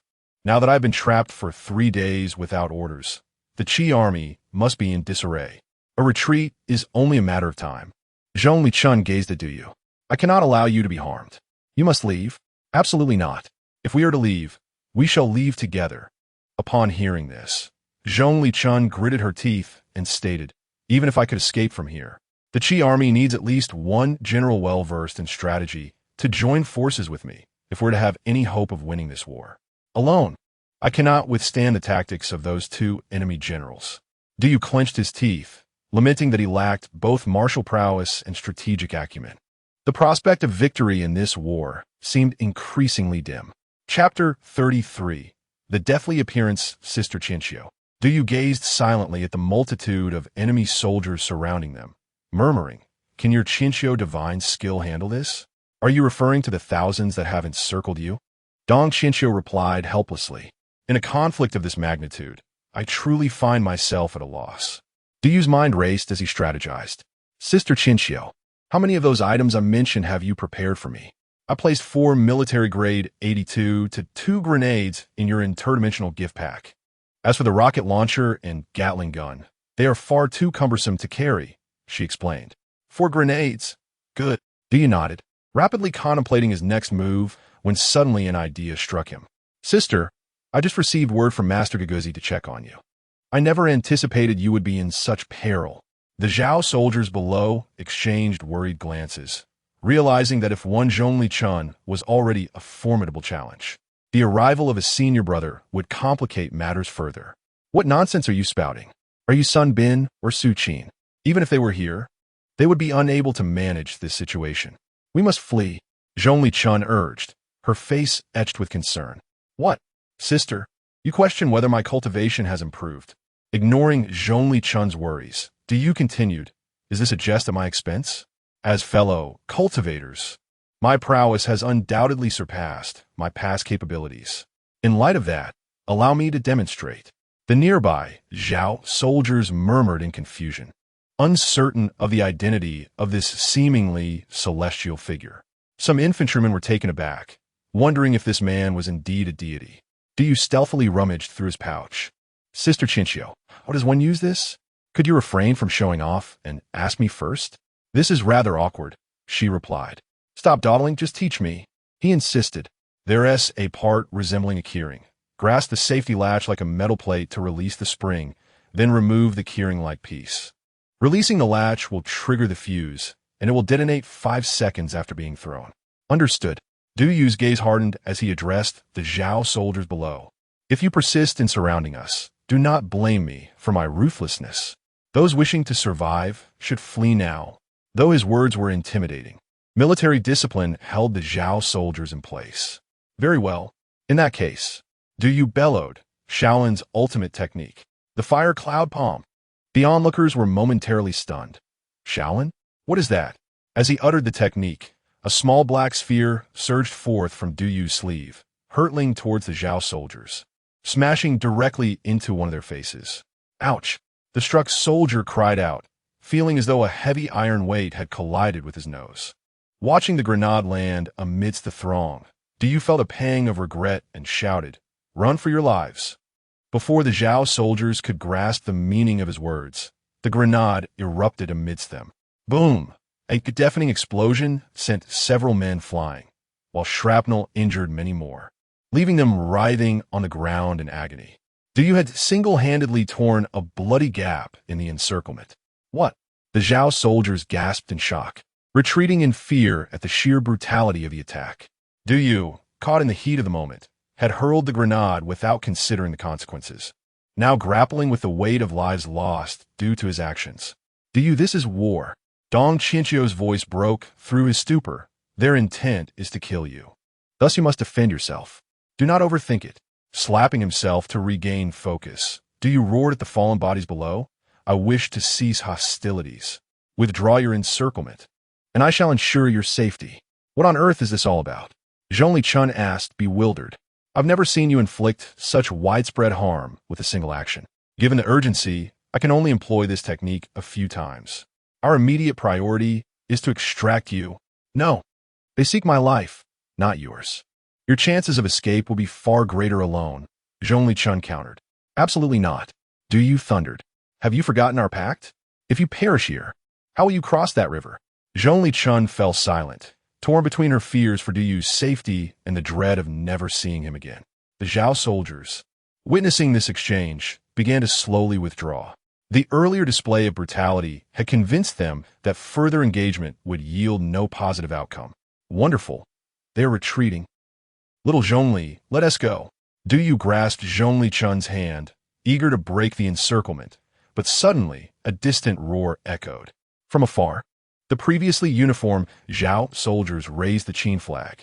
The Qin army has arrived, a sergeant exclaimed, panic rising in his voice. We are to be doubly surrounded.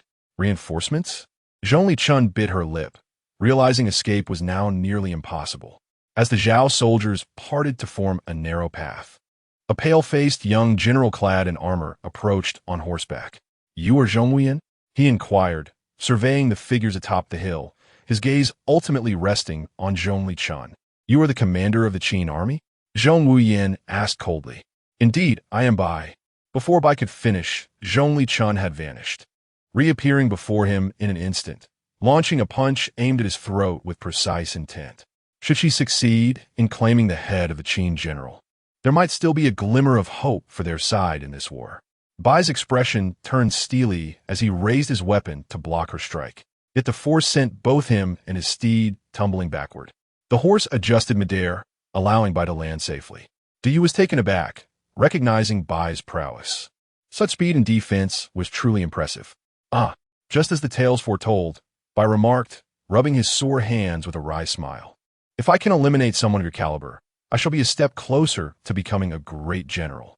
As Bai retreated, Zhongli Chun shouted, You shall not escape. Before she could pursue, several Qin soldiers charged at her, starkly different from the earlier Zhao troops. These were seasoned elites, having fought alongside Bai in numerous battles. They struck at her from angles that left her little room to maneuver. Though she was already injured, Zhongli Chun narrowly evaded their attacks, retaliating by knocking several away. I may not be your match, but today, you shall meet your end, Bai sneered, commanding his archers to unleash a volley of arrows aimed at Zhong Wuyan and the Zhao soldiers nearby. What? The Zhao soldiers initially thought they had misheard, but soon, a storm of arrows rained down upon them. Danger! Zhongli Chun cried, instinctively shielding Du Yu with her body. Your Majesty! Danger! The sergeant leaped in front of Zhongli Chun to protect her. Before Du Yu could react, a cacophony of sound erupted, akin to hail pounding down. As the tumult subsided, Du Yu slowly opened his eyes. Little Zhongli, he gasped, seeing Zhongli Chun protectively enveloping him, prompting an immediate outburst of alarm. I am unperturbed. Before I could finish my sentence, Zhongli Chun spat out a mouthful of blood. Du focused his gaze and noticed that 2 arrows were lodged in Zhongli Chun's body. Although Wu Chong stood in front of her, his stature was insufficient to shield her entirely. Brother Wu, Du finally realized that Wu Chong bore the brunt of the injuries, having shielded Zhongli Chun with his comparatively modest frame, only to be pierced by dozens of arrows, leaving no time for even a final utterance before he collapsed lifelessly. Du scanned the surroundings. Those soldiers who had fought alongside him lay dead beneath a hail of arrows, and many of the Zhao army members around them had also fallen. In the distance, the second wave of the Qin army's assault approached, a formidable throng of spearmen advancing steadily toward them. What to do? What to do? Panic seized Yu as he gritted his teeth and cast his gaze toward Bai Qi. Rage surged within him. As the saying goes, to capture the thief, one must first seize the king. Without further ado, Du retrieved a grenade from his pack, pulled the pin, and hurled it toward Bai Qi from a distance. Do not kill Bai Qi, Dong Qinxiu exclaimed in alarm upon witnessing the scene. The renowned Qin general's death would undoubtedly alter the course of history. The grenade landed directly before Bai Qi. Although he did not recognize the object, an inexplicable sense of foreboding compelled him to rein in his horse, causing it to rear up. Almost simultaneously, the grenade detonated, and a massive shockwave struck the horse's chest, sending Bai Qi sprawling while his steed was left in a gruesome state. What sort of sorcery is this? Bai Qi pondered, astonished that such a seemingly insignificant object could possess such formidable power. My lord, be cautious. It is said that those 2 are cultivators. Bai Qi clumsily rose from the ground, cursing under his breath. Even if they are cultivators, can they not be injured? As the archers and spearmen took turns launching their assaults, Bai Qi declared, "Today, I shall publicly eradicate the immortals." Observing the advancing Qin army, Dong Qinxiu decisively stated, "Do you surrender? We shall initiate your recall immediately." Now, Do you glance back at Zhongli Chun, who was grievously wounded and had 2 arrows embedded in her back. If he were to abandon her now, she would surely meet her demise. No, Qinxiu, this is rare for me, but I am truly at a loss. Is there truly no other way? Can we send a message to their commander to retreat? Or could I perhaps receive a few souls right now? Do you? Dong Qinxiu replied, somewhat irate. The Management Bureau will not gamble the lives of operatives for the sake of a Tier C legend as protagonist. Grinding his teeth, Du Yu gazed at the encroaching enemy forces and promptly produced another grenade. Whoever approaches shall perish. He bellowed, successfully halting the advancing Qin soldiers. Whoever halts shall die. Bai Qi echoed, his voice imbued with authority. Chapter 34. The reflection in a mirror, though beset by a dilemma. The Qin army knew better than to provoke General Bai Qi. Resigned, they pressed forward, reasoning that while the celestial abilities of this individual were formidable, they were unlikely to result in their instantaneous demise. A soldier, brandishing a spear, finally approached Du Yu, attempting to strike while his attention was diverted. At that moment, Zhongli Chun abruptly awoke, seizing the spear and, with a swift motion, impaling the soldier. Little Zhongli, Zhongli Chun gently pushed Du Yu away, stating, "It seems I cannot rest yet. At least, not until you are safely away from here." Seeing the pair preparing to retaliate, the Qin soldiers redoubled their efforts. Launching a concerted assault, Zhongli Chun, drawing upon some unknown reserve of strength, wielded a spear with astonishing speed, piercing the throats of 7 or 8 adversaries in the blink of an eye. With a determined glint in his eyes, Du Yu retrieved a spear from the ground, shielding Zhongli Chun's back. As a mere mortal, Du Yu had to maintain unwavering focus on every movement to avoid being struck. However, the sheer number of enemies was overwhelming. Ugh! Caught off guard, Du Yu was struck in the shoulder, causing him to drop his weapon. Damn it! Zhongli Chun, noticing his plight, was alarmed. She swiftly dispatched the enemy soldier before Du Yu, but another assailant seized the opportunity, slashing her back. Little Zhongli, watch out! Du Yu roared, leaping forward to grapple with the enemy behind Zhongli Chun. In the chaotic struggle, he felt himself being pierced by several more spears, his body racked with pain. The extent of his injuries unknown. The encirclement tightened, and the specter of death loomed. Zhongli Chun hastily pulled Du Yu to his feet, and they stood back to back, their eyes scanning the surrounding enemies. Du Yu, observing the two on the monitor, Dong Qianxiu was about to speak when she suddenly exclaimed, "Who's there?" Huh? Du Yu sensed a change in Dong Qianxiu's tone, but he was too preoccupied to dwell on it. Sister Qianxiu, what's happening on your end? Dong Qianxiu ceased responding, and Du Yu lost contact with her.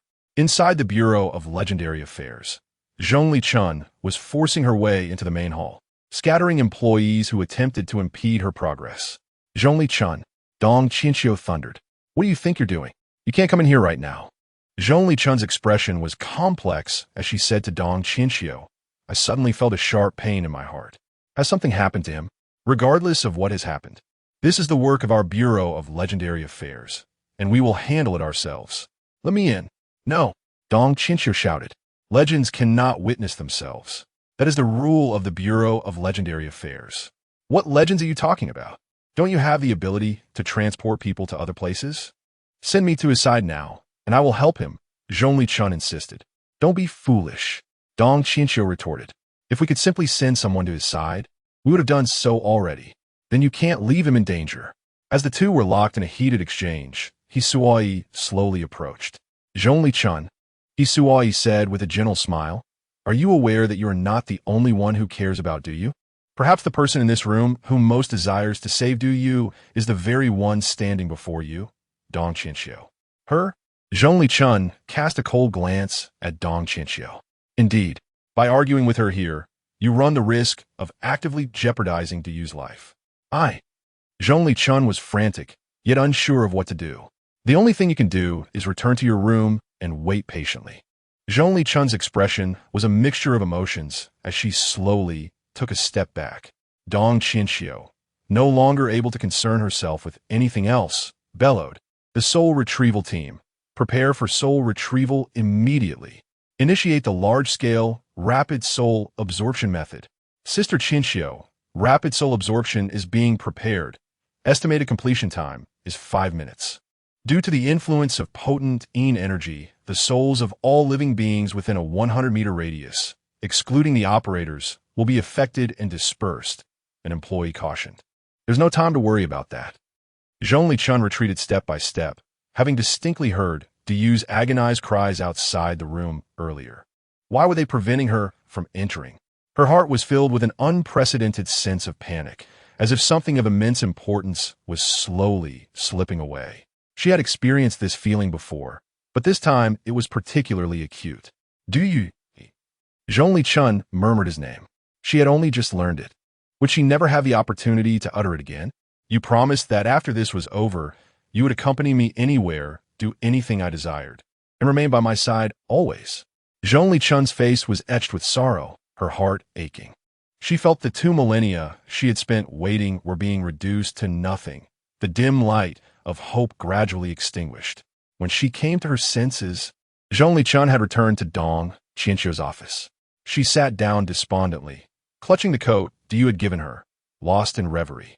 If it were possible, she would gladly trade her life for Du Yu's, but she saw no way to do it. What's this? A black object in Du Yu's pocket caught her attention. Du Yu, Dong Qianxiu called out, do everything you can to stay alive, even if it means using Zhongli Chun as a human shield. We are initiating a rapid recall on you, and the spell should be cast in approximately 5 minutes. Sister Qianxiu, what nonsense are you spouting? Du Yu said weakly.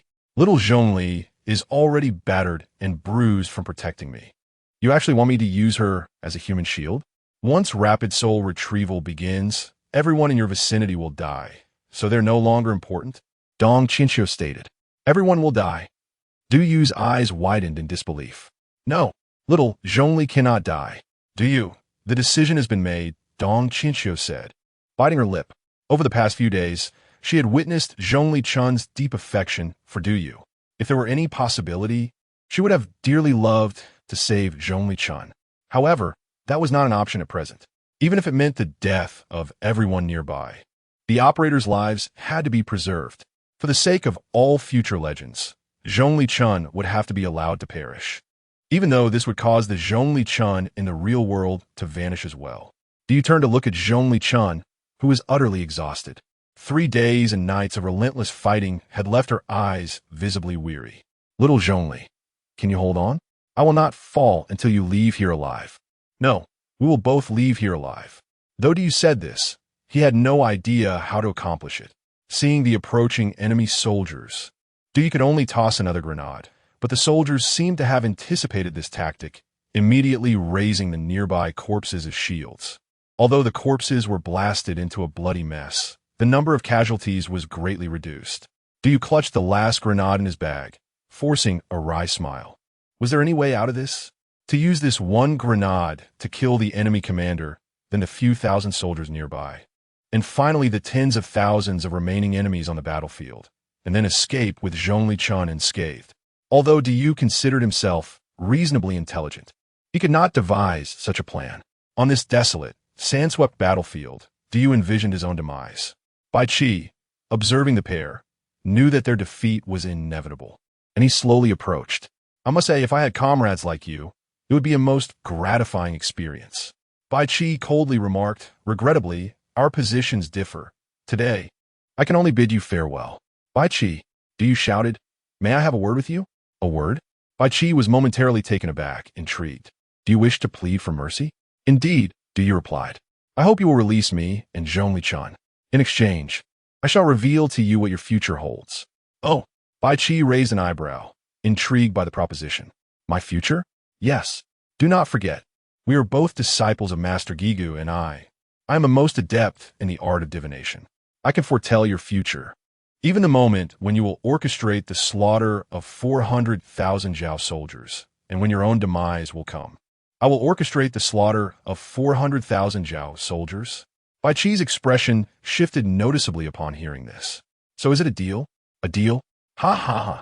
Diyu was perplexed as Bai Qi's laughter grew louder, seemingly disregarding him entirely. You are truly amusing, believing that by revealing my future, I would let you go. Bai Qi sneered, his gaze fixed on Diyu. When you spoke of my orchestrating the slaughter of 400,000 Zhao soldiers, I was utterly disappointed. Knowing in advance would rob me of the joy of war. Diyu was taken aback, bewildered by the man before him. Do you know where the joy of the battlefield originates? The joy of the battlefield?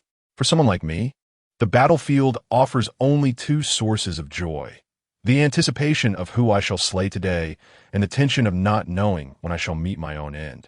Only by living within such a mindset can the allure of the battlefield captivate me so profoundly. Diyu felt as though he was in the presence of a madman, a gambler thriving amidst the chaos of war. No, perhaps it was better said that only such individuals could rise to become renowned generals. Since you claim to know my future, I can no longer allow you to leave, Bai Qi declared. Suddenly, he felt a chill in the air, and even the sky seemed to darken. Is a storm approaching? The soldiers looked up, sensing an inexplicable chill running down their spines. What is happening? Dong Xianxiu was taken aback, recalling the legend of an ominous wind that heralded soul-harvesting devices. Not at all. Assistant Dong, the soul-harvesting device will not be ready for another 2 minutes. A staff member responded, noting that the source of the eerie wind was unknown. That wind is strange. Try to stay behind others until we ascertain the cause. Can you hear me? Dong Xianxiu was filled with confusion and dread. For despite her calls, Diyu remained unmoved. What is going on?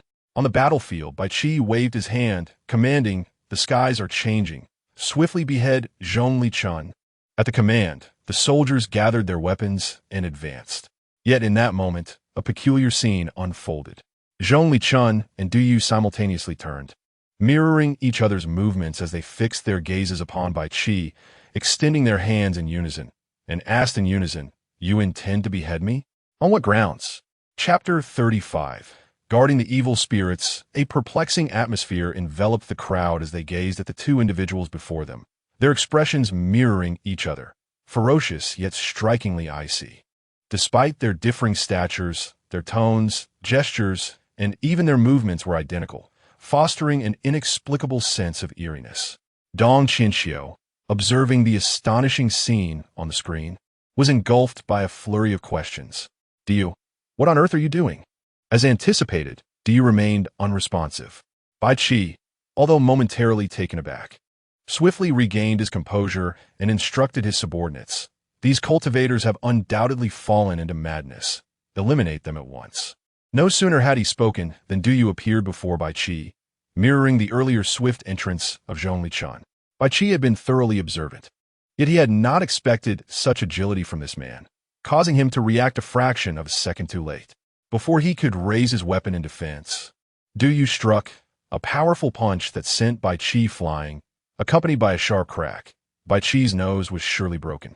As the soldiers snapped back to reality and brandished their weapons toward Du Yu, he employed his ghostly agility to evade their every attack, seizing a spear and swiftly dispatching a dozen men. The soldiers relentlessly pursued Du Yu, who toyed with them as if they were mere children. Amidst the throng of thousands, he wielded a spear with finesse, executing precise strikes before vanishing without a trace. In an instant, the Qin army suffered devastating losses. This is truly unbelievable. Dong Qianxiu stared in disbelief at the screen and then instructed the technicians, suspend the soul absorption equipment. Have the technical department come immediately. Du Yu leapt gracefully to Zhong Lichun's side, his gaze imbued with complexity as he coldly inquired, "Can you still move?" Zhong Lichun nodded, feeling an inexplicable familiarity emanating from Du Yu. "All right, let us together carve a path through our foes." The emphasis he placed on together bore a mysterious significance. Assisting Zhong Lichun to her feet, both grasped a spear, instilling fear in the hearts of the Qin soldiers. With a swift rush of wind, they vanished from sight. They moved as if reflecting one another, mirroring each action flawlessly. Suddenly, piercing screams echoed through the ranks of the Qin army, chaos erupting as soldiers attempted to retaliate. Yet they could not discern the location of their adversaries, only feeling their comrades fall one by one. Dong Qianxiu awaited the technical team, urging them to analyze the current situation. Following Dong Qianxiu's description, the technicians identified a perplexing dilemma. What did it mean that Du Yu had transformed entirely, as if a chilling wind had swept through? After extensive analysis, the technicians, bewildered, admitted their inability to comprehend this phenomenon, which had never been encountered in the annals of the Bureau of Legends. The sensation, it was as if two Zhong Lichuns had appeared simultaneously. One technician finally articulated, "Two Zhong Lichuns?" A realization struck Dong Qianxiu, prompting him to abandon his work and dash toward his office. As the answer to this conundrum could only lie with one person. "Zhong Lichun, what have you done?" Dong Qianxiu gritted his teeth. Bai Qi, lying on the ground, watched in horror as his elite troops were decimated. Could it be that such formidable individuals existed within the Qi army? And there were two of them? On this battlefield, where strategy and tactics reigned supreme, these two had annihilated an entire battalion through sheer might. If so, what was the purpose of warfare? What was the reason for conscription? What was the ultimate goal of seizing power? The military strategies he had studied since childhood and the experience he had amassed felt like a cruel joke. Who are you?" Bai Qi stammered, his voice trembling as he gazed at the two figures, realizing that he was closer to death than ever before in his military career. "I am Zhong Wu Yin of Qi," Zhong Lichun stated quietly. "And you? Who might you be?" Bai Qi queried, trembling fingers pointing at Du Yu. "How is it that I have never heard of someone as formidable as you?" Du Yu chuckled coldly, responding, "I am but a guardian of the realms, a malevolent spirit that watches over the 8 directions." Dong Qianxiu slumped in his office, tears streaming down his face. What remained of Zhong Lichun? On the floor lay only Du Yu's outer garment, which had accompanied Zhong Lichun these days, alongside the unrolled record of the 8 directions. On the death gate of the record of the 8 directions, a bloodied signature was scrawled, as if someone had recently bitten their finger and inscribed their name there. From that moment forth, the signatory would protect the possessor of the record, guarding the death gate for eternity, never to reincarnate, until their soul was utterly shattered. Zhong Lichun, Dong Qianxiu slowly cradled the record of the 8 directions. Overcome with grief, "Did you not cross that river? Were you not a journey with Du Yu to many places?" The room was engulfed in silence, save for Dong Qianxiu's dazed expression and the icy name inscribed upon the record. 1,000 years prior, in the 7th layer of the 18 levels of hell, the Mountain of Blades. "Dear Dong, You must assist me this time, Mom Mian implored, his face etched with concern. I genuinely do not know what to do. Fourth Master, we have only just met. Please refrain from such familiarity, Dong Chinchio replied, her expression impassive. It gives me the impression of being treated lightly. Oh dear Dong, if you can aid me in dealing with this prisoner, I will call you whatever you wish from now on. Dong Chinchio raised her gaze, horrified by the scene before her. Bound to a stone pillar amidst a mountain of blades stood a towering woman, her body riddled with knives. The excruciating pain seemed to have rendered her numb, her face devoid of expression. The woman glanced coldly at Dong Chinchio and then at Mom Mian, uttering, "What form of torment awaits me today? Bring it on, dear Dong." Look, this woman's resentment is so profound that no punishment can shatter her spirit. It seems she practiced some form of soul enhancement in life. Yet, strangely, her soul is remarkably pure, unlike the chaotic 3 souls and 7 spirits of an ordinary being. Mom Mian, visibly anxious, cast a furtive glance at Dong Chinchio, noting her apparent confusion. He then decided to be straightforward. Thus, dear Dong, I implore you and the Bureau of Legends to travel back in time to resolve this for me. At the very least, we must uncover how she came to be in this state, so I might find a solution. That would take no less than 100 years. Dong Chinchio adjusted her glasses and replied, "The subsequent schedule is already packed. 100 years. How can we possibly keep her imprisoned for that long? We will be utterly exhausted." Fourth Master, what crime has this woman committed? Her name is Zhongli Chun, Mom Mian lamented. Approximately 1,000 years ago, as she crossed the Naiha Bridge, she refused to drink the Mengpa soup and brazenly smashed the vendor's stall. It was an unprecedented incident, much to the ire of the kings of hell. Now, she has encountered my elder brother, Nio Tu, and they engaged in a fierce brawl after a mere bump. My brother nearly self-destructed his essence. Self-destructed his essence? Dong Chinchio never anticipated that the seemingly robust, bull-headed figure could be driven to such an extent by a solitary spirit. Sister Dong, he inquired, why does this woman refuse to drink the Mengpa soup? This suggests that there are memories she wishes to retain. Dong Chinchio adjusted his spectacles. Given her suffering, perhaps, we should release her. Release her. Mom Mian had considered this as well. Yet he feared that she might cause further trouble once freed. But what if chaos ensues after her release? If disorder arises, we shall simply apprehend her again. Observing the battered Zhongli Chun, Dong Chinchio felt a pang of compassion. Fourth Master, she has endured the trials of hell. You no longer have justification to continue her torment. Although he acknowledged this, capturing her had proven troublesome. They had lost 6 officials this time, and his elder brother was currently recuperating after being severely injured, which had finally allowed them to subdue her.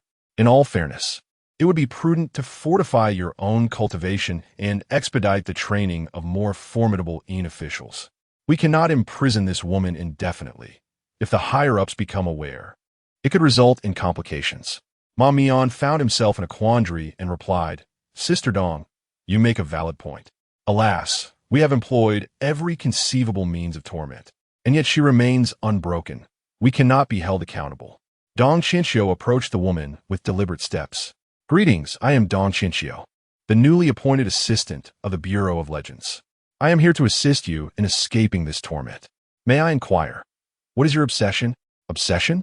The towering woman cast a glance at Dong Chinchio and coldly remarked, I possess no such thing.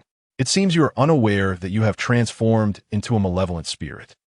Dong Chinchio adjusted his glasses and continued, Allow me to rephrase my inquiry. After wandering in this realm for so long, what keeps you from reincarnating? The imposing woman slowly raised her head, blood trickling down her cheek. She spat a mouthful of blood onto the ground and replied, I must traverse a river that has flowed for 2,000 years to find someone. Chapter 36. If I were sad in this ever-changing battlefield, had it not been for the sudden command of the Qin's deputy general to unleash a barrage of arrows, separating Bai Qi from those 2 monstrous figures, Bai Qi would have met his demise. Though hastily evacuated by the arriving reinforcements, Bai Qi was acutely aware that this battle was beyond salvaging. After all, those 2 had retreated unscathed, soon to regroup and march back with renewed vigor. Du Yu and Zhongli Chun did not pursue Bai Qi. Instead, they seized 2 horses and sped toward the main camp of the Qi kingdom. You, Zhongli Chun, glanced at Du Yu and remarked, "You feel peculiar." Peculiar? In what sense? Du Yu replied coldly. Familiar yet unfamiliar. Is that so? Du Yu nodded non-committally. One day, you too shall find it strange. But for now, let's focus on winning this battle. This battle cannot be won by me alone, at least not without a commander-level deputy. Not a problem, for I am here, Du Yu asserted. You, worry not. Victory is ours, Du Yu declared, pulling the reins and retrieving a Qi flag from the ground. Dashing into the throng, I am a newly appointed deputy general of Zhongli Chun. All Qi forces heed my command, Du Yu bellowed, prompting every squad leader to raise their battle flags. The intact squads moved south under the blue banner, while the disordered ones shifted west under the red banner. Execute immediately. Zhongli Chun, observing Du Yu's commanding presence, recognized his semblance of a leader, yet wondered about the circumstances. With the army pressing in, she could no longer ponder. She too pulled her horse's reins and rode in another direction. All squad leaders, heed my command. I am General Zhong Wu Yin of Qi. Immediately reorganize your squads and reform the lines. Maintain a 10-step distance between each squad. Execute at once. Exhausted Qi soldiers suddenly spotted their general, and their spent energies began to rejuvenate. The queen has returned. Our general is still alive? Though it appeared that the queen was gravely injured, she was indeed alive, and the general of the Qi kingdom was still among them. Squad leaders, gather around me. Du Yu shouted. If you wish to survive, then run. Although the soldiers did not recognize Du Yu, his overwhelming aura resembled that of a general. He swiftly maneuvered through the encircled Qi troops, piercing through the enemy lines to rescue them. Many squad leaders, witnessing this, immediately began to regroup their members, and the scattered crowd quickly formed ranks. Squad leaders, raise your hands. Du Yu called out. A few individuals complied. Is that all? Du Yu murmured, noting the inadequate number of squad leaders. But he quickly regained his composure and shouted, All squad leaders, I hereby appoint you as captains. The remaining squad leaders shall be promoted to squad leaders, merging with the troops beside you. Today, we shall launch an all-out assault. Form 1,000-man squads immediately. Du Yu's command was efficient, swiftly reorganizing a large disarray of Qi soldiers. At that moment, a young man clad in armor rode in from a distance, accompanied by numerous cavalrymen. Upon seeing Du Yu issuing commands, the young man approached, questioning, Who are you? What is your rank? Why are you here organizing the troops? Du Yu glanced at the young man and chuckled, finding it amusing. He had not encountered someone like him in 2 millennia. Guangzhong, if I recall correctly, you are a captain of 1,000. It seems you are left with but 100? You. Guangzhong, baffled, noted the stranger's familiarity with him, but found the tone too presumptuous.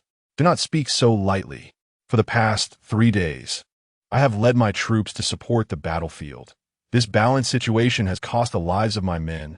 Oh, Du Yu raised an eyebrow. Is that so? We owe you our gratitude. I hereby appoint you as a commander of 3,000. Reorganize and prepare for a fierce assault. 3,000? Guangzhong was taken aback. But who are you? On what grounds do you promote yourself above me? Guangzhong, Du Yu shouted. Have you forgotten your promise to me? Huh? Guangzhong was perplexed. You once pledged that in times of crisis, you would defend the military orders with your life, Du Yu stated. You. Guangzhong's eyes widened. Perplexed by the aura of the queen he sensed emanating from this man. To survive this battle, do not ask questions now, Du Yu urged, pulling the reins. I grant you 1 hour to muster 3,000 men. When you deem the time is right, strike the Zhao military camp. The Zhao army? Guangzhong contemplated, then asserted, Forgive my candor, but the Zhao army's offense is not fierce. The Qins by Qi and his elite guard have posed the greatest threat these past few days. We should first dismantle that unit. The elite guard of Bai Qi has been annihilated, and Bai Qi himself is wounded, Du Yu replied coldly. Our sole target remains the Zhao military camp.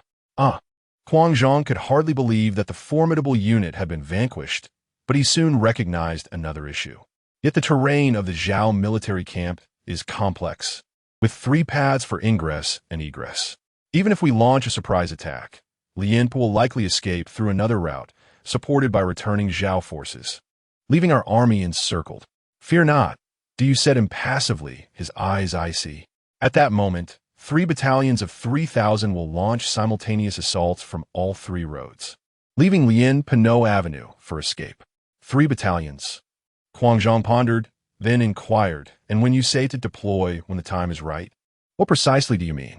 I have already stated, Du replied, regarding Huang Zhang when you find it appropriate. Lien Po could never have anticipated that the Qi army's tactics would suddenly become so unpredictable. The scattered Qi soldiers began an orderly retreat, leaving only a handful of highly mobile cavalry to engage with the Zhao forces, while the remaining infantry gradually withdrew.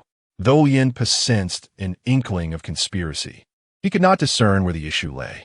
Before he could react, the western mountain of the Zhao military camp was suddenly assaulted by 3 battalions. And despite having 2,000 soldiers stationed, they could not withstand the onslaught of these 3 battalions of 3,000. What kind of synchronization could allow 3 battalions to simultaneously launch an attack from such distant positions? What kind of commander, unaware of whether others would mobilize, could lead 3,000 soldiers unhesitatingly into a camp of 20,000? This question remained elusive to Lien Po. As the sun dipped below the horizon, the armies of Qin, Zhao, and Qi all retreated. Although they had repelled the main generals of Qin and Zhao, the number of soldiers lost by Qi was far greater. Lien Po, demonstrating remarkable restraint, donned the garb of an infantryman and escaped amidst the chaos. Upon learning of Lien Po's retreat, Bai Qi also chose to sound the retreat, though the reasons for his fear remained unclear. Thus, the entire Qin-Zhao coalition withdrew. This battle became the sole anomalous victory in Bai Qi's extensive military career of over 70 battles. From the perspective of the process, Qin and Zhao were defeated. Yet from the outcome, Qi was the true loser. The commanders of the 3 battalions of 3,000 gathered atop the mountain, raising their arms in triumph. This battle had been arduous, yet was executed beautifully. Alas, as Du raised his arms in exultation, a moment of confusion washed over him. What is happening? You. Zhong Lichun gazed into Du Yu's gentle eyes, as if he had transformed into another person. You have returned? Du nodded. The memories of the recent past lingered, yet he felt as though he had been entirely at the mercy of another force, as if someone else had been steering his actions. We won, did we not? Indeed, we triumphed. A bittersweet smile graced Du Yu's lips. He had 3 days in this realm, but during the remaining 2 days, he had been preoccupied with tending to wounds and recuperation. Zhong Lichun was not faring much better. Residing in the royal palace made it quite troublesome to conceal Du Yu. Yet Zhong Lichun's peculiar temperament meant she seldom received visitors, allowing her and Du Yu some rare moments of tranquility. That King Qi Xian is truly despicable, Du Yu remarked while applying medicine to himself. He pays no heed while you lead troops in a battle. And now that you return victorious yet wounded, he remains indifferent? And what of it? Zhong Lichun replied dismissively. Our relationship with King Qi Xian was merely one of cooperation. Du Yu understood her implication and refrained from probing further. At that moment, a faint knock echoed from outside the door, and upon closer inspection, he noticed a lantern hanging there. Who is it? Du Yu felt a flutter of anxiety. Do not worry. There is only one person who would come at this hour. The door creaked open slowly, revealing Xiao Xia, her face etched with concern. Miss, how are you? I have come to tend to your wounds. Xiao Xia's eyes widened in shock upon seeing Du Yu. Who are you? How dare you be here in the middle of the night with the miss? Wait, you are. Du Yu offered a faint smile. Indeed, I am the servant whom you slapped. Good heavens! Xiao Xia stared incredulously at Du Yu. After 12 years, you have not changed at all. Are you truly the same as the miss? Well, there are some differences. Du Yu shook his head. Even among old acquaintances, you cannot stay here indefinitely. Xiao Xia turned to close the door. The miss is injured. How will you assist her? Very well. I shall step outside. Du Yu pouted, slowly rising to his feet. It is of no consequence, Zhong Lichun reassured him. If it makes you uncomfortable, simply turn your head. It is far more perilous for you to remain outside in this palace than in the courtyard you previously occupied. Du Yu silently nodded and turned to face the wall. He could faintly hear Xiao Xia adjusting Zhong Li Chun's garments, wrapping her wounds. The two exchanged no words. And Zhong Li Chun did not cry out in pain. Only the sound of the small knife cutting through gauze and the clinking of medicinal jars broke the silence. In the flickering candlelight, the atmosphere was unusually tranquil. Du called out to Dong Qianqiu several times, but received no response. Drawing from past experiences, he remained calm, surmising she was likely occupied with cleanup. Little Zhongli, Du murmured, I shall soon depart again. This time, I will not come back to seek you. A pang of unease struck Zhongli Chun's heart, yet she replied coolly, understood. Let us agree that next time, it will be you who seeks me. Tears welled in Zhongli Chun's eyes, but she nodded in acknowledgement. You must live your life well. Do you understand? Du, still facing the wall, spoke softly. I shall, she replied. Du pondered for a moment before continuing. If 2,000 years become too arduous, you may relinquish it at any time. Do not force yourself. It will not be arduous. Zhongli Chun countered with a shake of her head. If I grow weary, I will simply sleep on the streets. If I am hungry, I shall take from evildoers. If I am dirty, I will wash in the river. 2,000 years will pass in the blink of an eye. It is not as simple as that. Du gritted his teeth. What I fear is that you will feel sorrow. It matters not. If I feel sad, I shall indulge in sweet treats. I am Zhongli Chun. The CAF I found today bears an intriguing name, reflective of my current state, bitter waiting. I cannot recall when it began, but everything I consume has lost its sweetness. Each day feels more sorrowful than the last, and I find no greater sweetness to suppress my sadness. How long has it been? Perhaps 2,300 years. 300 years beyond our agreed time. I dread the day I might forget the reason for my wandering in this underworld. At that point, I may very well lose my spirit. But why has he not appeared on time? Is it because I failed to fulfill what he asked of me? Because I once felt sorrow? I promised him I would not succumb to sadness. Yet how can I not feel sorrow? I took a bite of the dessert on the table. The attendant claimed it was the sweetest, yet I could not taste it. The bitterness within me is overwhelming. The man at the neighboring table has been observing me. Is it my expression of sorrow that draws his gaze? No, I cannot allow anyone to see my sadness. I struck the man. I could not contain my emotions, and my blow was too forceful, sending him crashing through the door. The attendant inquired why I struck him. I told her it was because I was feeling unwell. Though I spoke those words, I felt a deep sense of regret. Suddenly, an irate spirit appeared outside, cursing loudly, and I yearned to send him flying as well, yet a madwoman emerged to block my path. This madwoman seemed familiar. I had encountered her long ago, but her identity eludes me. Today, everyone has witnessed my sorrow, and I cannot allow them to leave. The madwoman unexpectedly conjured a shield, yet it posed no challenge to me, and I shattered it effortlessly. I apologize, although I bear no grudge against you. I simply cannot allow you to depart today. I do not wish for him to learn from others that I once felt sorrow. I must finish this fight swiftly and devour the dessert, lest my sorrow deepen. Stop! I suddenly heard a shout, and I froze, for I had awaited that voice for over 2,000 years. I turned to see him. He appeared unchanged since the first time we met. He seemed to speak many words, but my mind was a blank slate, and I heard nothing. All I knew was that my heart was no longer heavy. I longed to share the sweetest dessert with him. Yet, why did he refuse? Had he forgotten me? He instructed me to remain still while he went to fetch some oranges. Oranges? I knew they were sweet. It seemed he had not forgotten. He remembered me. He truly remembered. The last time I failed to heed his words, often allowing others to witness my sorrow, resulting in his tardiness of 300 years. This time, I would not stir. I would be obedient, waiting here for his return. Little Zhongli, we agreed that next time, it would be you who sought me. I recalled his words from that time. Indeed, I have found you, just as we promised. Chapter 37. Epilogue 2. Sister Qianqiu. Du exclaimed upon awakening, calling for Dong Qianqiu. What transpired? Have you arranged for some formidable spirit to possess me? He shouted her name several times, only to realize that Dong Qianqiu was absent. This was the first time he had opened his eyes and found her not present before the screen. Where could she have gone? Du stood up and began to search the surroundings. What puzzled him was the evasive glances of the staff, as if they were concealing something from him. Xiao Qi, He called out to the girl who had participated in the roundtable preparation meeting with him. Stop right there. Xiao Qi jumped in surprise, dropping the documents she held onto the floor. Where's Sister Qinxiu? I don't know.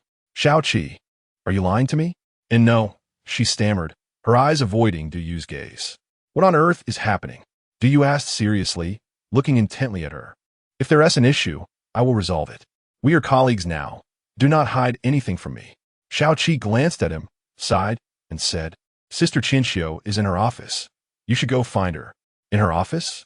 Du Yu nodded. All right. I shall also see Xiao Zhongli. Upon hearing this, Xiao Qi did not respond and quickly ran away. Du Yu felt a sense of unease but could not grasp what was amiss. He traversed the grand hall of the Legend Management Bureau and soon found Dong Qinxiu's office.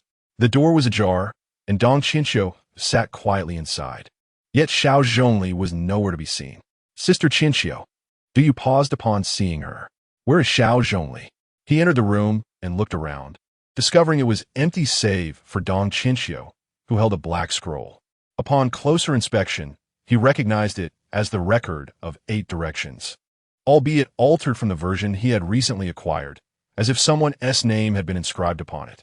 Du Yu, come sit down. I need to speak with you, Dong Qinxiu said slowly. A wave of foreboding washed over Du Yu. And no, I can't.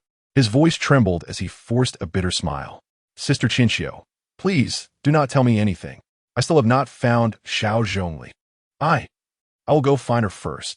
No, I must tell you, Dong Qinxiu insisted, biting her lip. You mustn't. Du Yu aimlessly wandered within the room. Xiao Zhongli, please do not frighten me. Understanding that Du Yu had begun to comprehend the gravity of the situation, Dong Qinxiu slowly rose and gently set down the record of 8 directions. In this world, you're the only one who can see her. If you wish to speak with her, she resides in the depths of your heart. With that, Dong Qinxiu exited the room. After a long while, Du Yu finally sank down, a realization dawning upon him. Is it true? You no longer exist in this world? He gazed at his jacket on the floor, still warm with Xiao Zhongli's essence and fragrance. He cradled the jacket in his arms, reminiscent of how Xiao Zhongli had held it before. Where do you usually stay? I sleep on the streets when I am weary, snatch food from wild ghosts when I am hungry, and wash myself in the river of oblivion when I am dirty. Doesn't that make you sad? When I feel sorrow, I eat something sweet. Memories flooded Du Yu's heart, like a knife twisting within him, causing him unbearable pain. He looked down to find several items nestled beneath the jacket. A completely colorless candy wrapper enclosing a long melted sweet, a dried white flower that had turned yellow, and an unpeeled orange that still looked fresh. Overwhelmed by these tokens, Du Yu could no longer restrain himself and burst into tears. On Dong Qinxiu's desk lay an abundance of candies and snacks, sent by staff who had learned of Xiao Zhongli's fondness for sweet treats. Yet, for reasons unknown, she had not consumed any. Perhaps she felt she no longer needed sweet things. Perhaps she would no longer feel sorrow. Weeping uncontrollably, Du Yu clutched a handful of candies from the desk and stuffed them into his mouth. Yet he could taste no sweetness, only an endless bitterness. It turned out that eating something sweet during times of sorrow was utterly futile. Director, I wish to speak with you. Dong Qinxiu approached Yisuo, her tone grave. Xiao Dong, what troubles you? I believe Du Yu is not suited for the operator position. Oh, Yisuo raised an eyebrow, intrigued. Why is that? His heart is too kind. The legends will have a profound impact on him. The last time with Yishi Jiuri was like this, and now with Wu Yin Nu it is the same. I dread that if he experiences too much, he may shatter. So, you cannot bear to see him collapse. Yisuo discerned. Dong Qinxiu was momentarily at a loss for words. Xiao Dong, everything in this world has a cause and effect, Yisuo replied calmly. When I presented all the legends to Du Yu, he chose Wu Yin Nu. Do you think, had he not chosen Wu Yin Nu, would Zhongli Chun still remember him? Director, I do not quite understand. Zhongli Chun would wait devotedly for Du Yu for 2 millennia. Thus he would certainly wish to delve into the legend. Once he returns to the legend, Zhongli Chun will undoubtedly wait for him for 2,000 years.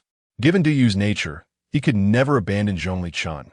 Therefore, their fate was already sealed. Is that so? I must ask you again, in the same circumstances, Would Zhongli Chun fall in love with Zhang Qixing? Zhang Qixing? Dong Qinqiu pondered seriously before responding. No, if Zhang Qixing were the operator, he might complete the task in 2 days. For he possesses divine protection and would never allow himself to fall into peril. Yet, he could never develop feelings for Zhongli Chun. In fact, he might not even enter this legend at all. Precisely, He Suo affirmed. It is precisely because Du Yu harbors emotions unique to mortals that he has achieved unprecedented success in these 2 legends. Everything that transpires within his life is preordained. It must occur simply because he is who he is. You mean, it is precisely because Du Yu values emotions more than anyone else that he is more suited for this position? Ha! He Suo chuckled lightly. I have said nothing. Merely elucidated the cause and effect of this world. Du Yu found himself standing in a pitch-black expanse, the ground beneath him marked by a large character for ghost. With 8 crimson lines radiating outward, he had no idea where he was. Ever since Xiao Zhongli's disappearance, this scene had haunted him whenever he closed his eyes, a phenomenon that had never occurred before. Where's this? Du Yu wandered aimlessly, utterly lost. After a short while, he caught sight of a figure in the distance, mirroring his own confusion as she gazed around in wonder. As he drew closer, tears streamed down his face. Xiao Zhongli, he called out, rushing forward to embrace her before she could react. Zhongli Chun gradually turned her head and instantly broke into a smile. Du Yu? She slowly extended her arms to embrace him, marking the first time she uttered his name and the first time she held him close. Little Zhongli, I am so sorry. I thought I was helping you, but in the end, it was you who helped me. Sorry for what? Zhongli Chun blinked and replied to Du Yu, how could that be? I now reside in your heart. We are forever united. This is the closest I have been to you in over 2,000 years. Du Yu sobbed for a long time before gradually regaining his composure, and he and Zhongli Chun sat down slowly. Little Zhongli, shall we have a proper conversation? After all these years, don't you have much to say to me?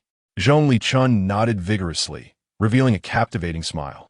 Assistant Dong, Du Yu has been sitting there motionless for 3 days. Do we not need to check on him? Xiao Qi asked with concern in Dong Qinqiu's office. Look at his smiling face. Does he seem troubled? Dong Qinqiu understood that Du Yu had entered his inner world and was likely meeting with Zhongli Chun, so he was reluctant to intrude. Let's not disturb him. There are many legends awaiting our narration. Let us depart. Dong Qinqiu patted Xiao Qi's shoulder and led her away. Extra Story Chapter 1. The 12 Guardian Animals in Ancient Times.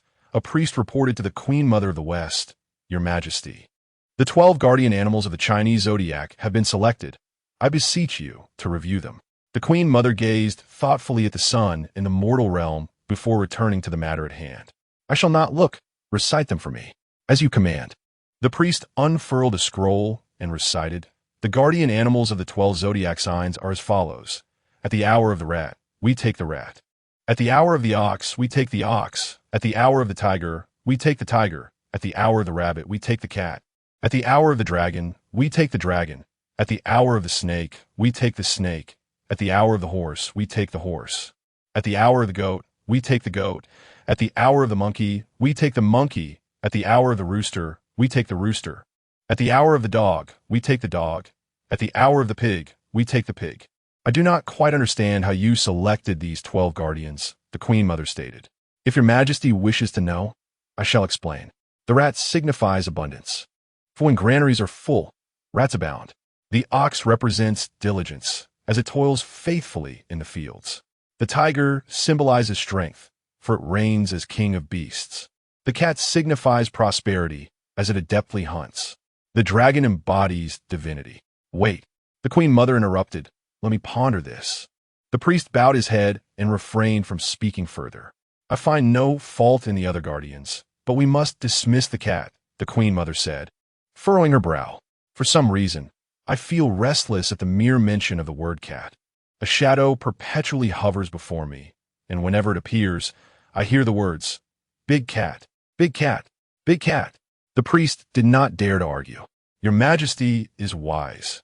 However, it will be challenging to find another suitable animal to replace the cat on such short notice. Let it be a rabbit, the Queen Mother replied calmly. A rabbit? The priest questioned, feeling puzzled. Since your Majesty has made this decision, I shall not object, but a rabbit is not as affectionate as a cat, and its nature seems rather aloof. Do not be foolish, the Queen Mother interrupted. Who dares claim a rabbit cannot possess feelings? I have seen compassionate rabbits that surpass many in this world. Understood, the priest replied, bowing anxiously as he departed, leaving the Queen Mother alone in the vast hall.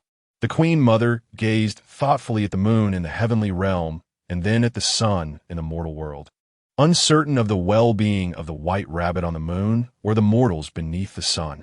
Extra Story Chapter 2. Chang'e guards the moon. Fair Chang'e, since you have ascended to immortality in a mortal form, I understand you still harbor concerns for the earthly realm. A tall man clad in a jade robe proclaimed from the center of the heavenly court. Thus, I have granted you leniency. I will ensure that news from a mortal world reaches you regularly. What would you like to know? Chang'e gradually bowed her head and replied, if it pleases you, I wish to receive updates about a particular individual. Who is this person? His name is Ho Yi, a resident of Dongxing Shenzhou in the Eastern Kingdom, who once shot down 9 sons. Very well. The Emperor of Heaven nodded and instructed the nearby Tai by Jin Xing. Immediately gather information on Ho Yi and deliver it to Chang'e in the Guanghan Palace. However, Tai by Jin Xing hesitated. There appears to be no one named Ho Yi in the mortal realm. Might Chang'e have mistaken the name? Upon hearing this, Chang'e's heart sank. Could it be that Ho Yi has perished? The Emperor of Heaven seemed to perceive Chang'e's distress and said, Tai Bai, send a message to Hutu and inquire if Ho Yi has reported to the underworld. As you command. Tai Bai Jin Xing closed his eyes slightly, while Chang'e dared not interrupt, fearing the receipt of dreadful news. Strange. Tai Bai Jin Xing shook his head and reported, Your Majesty, Hutu has stated that Ho Yi has not yet reported to the underworld. Nonsense. If he is neither in the underworld nor the mortal realm, has he ascended to immortality? The Emperor of Heaven waved his hand. Enough, Chang'e, I have provided you with an opportunity, but you have missed it. You may withdraw. No. Chang'e panicked, convinced something was amiss. How can it be that Ho Yi is neither in the mortal realm nor the underworld? Wait. A figure approached.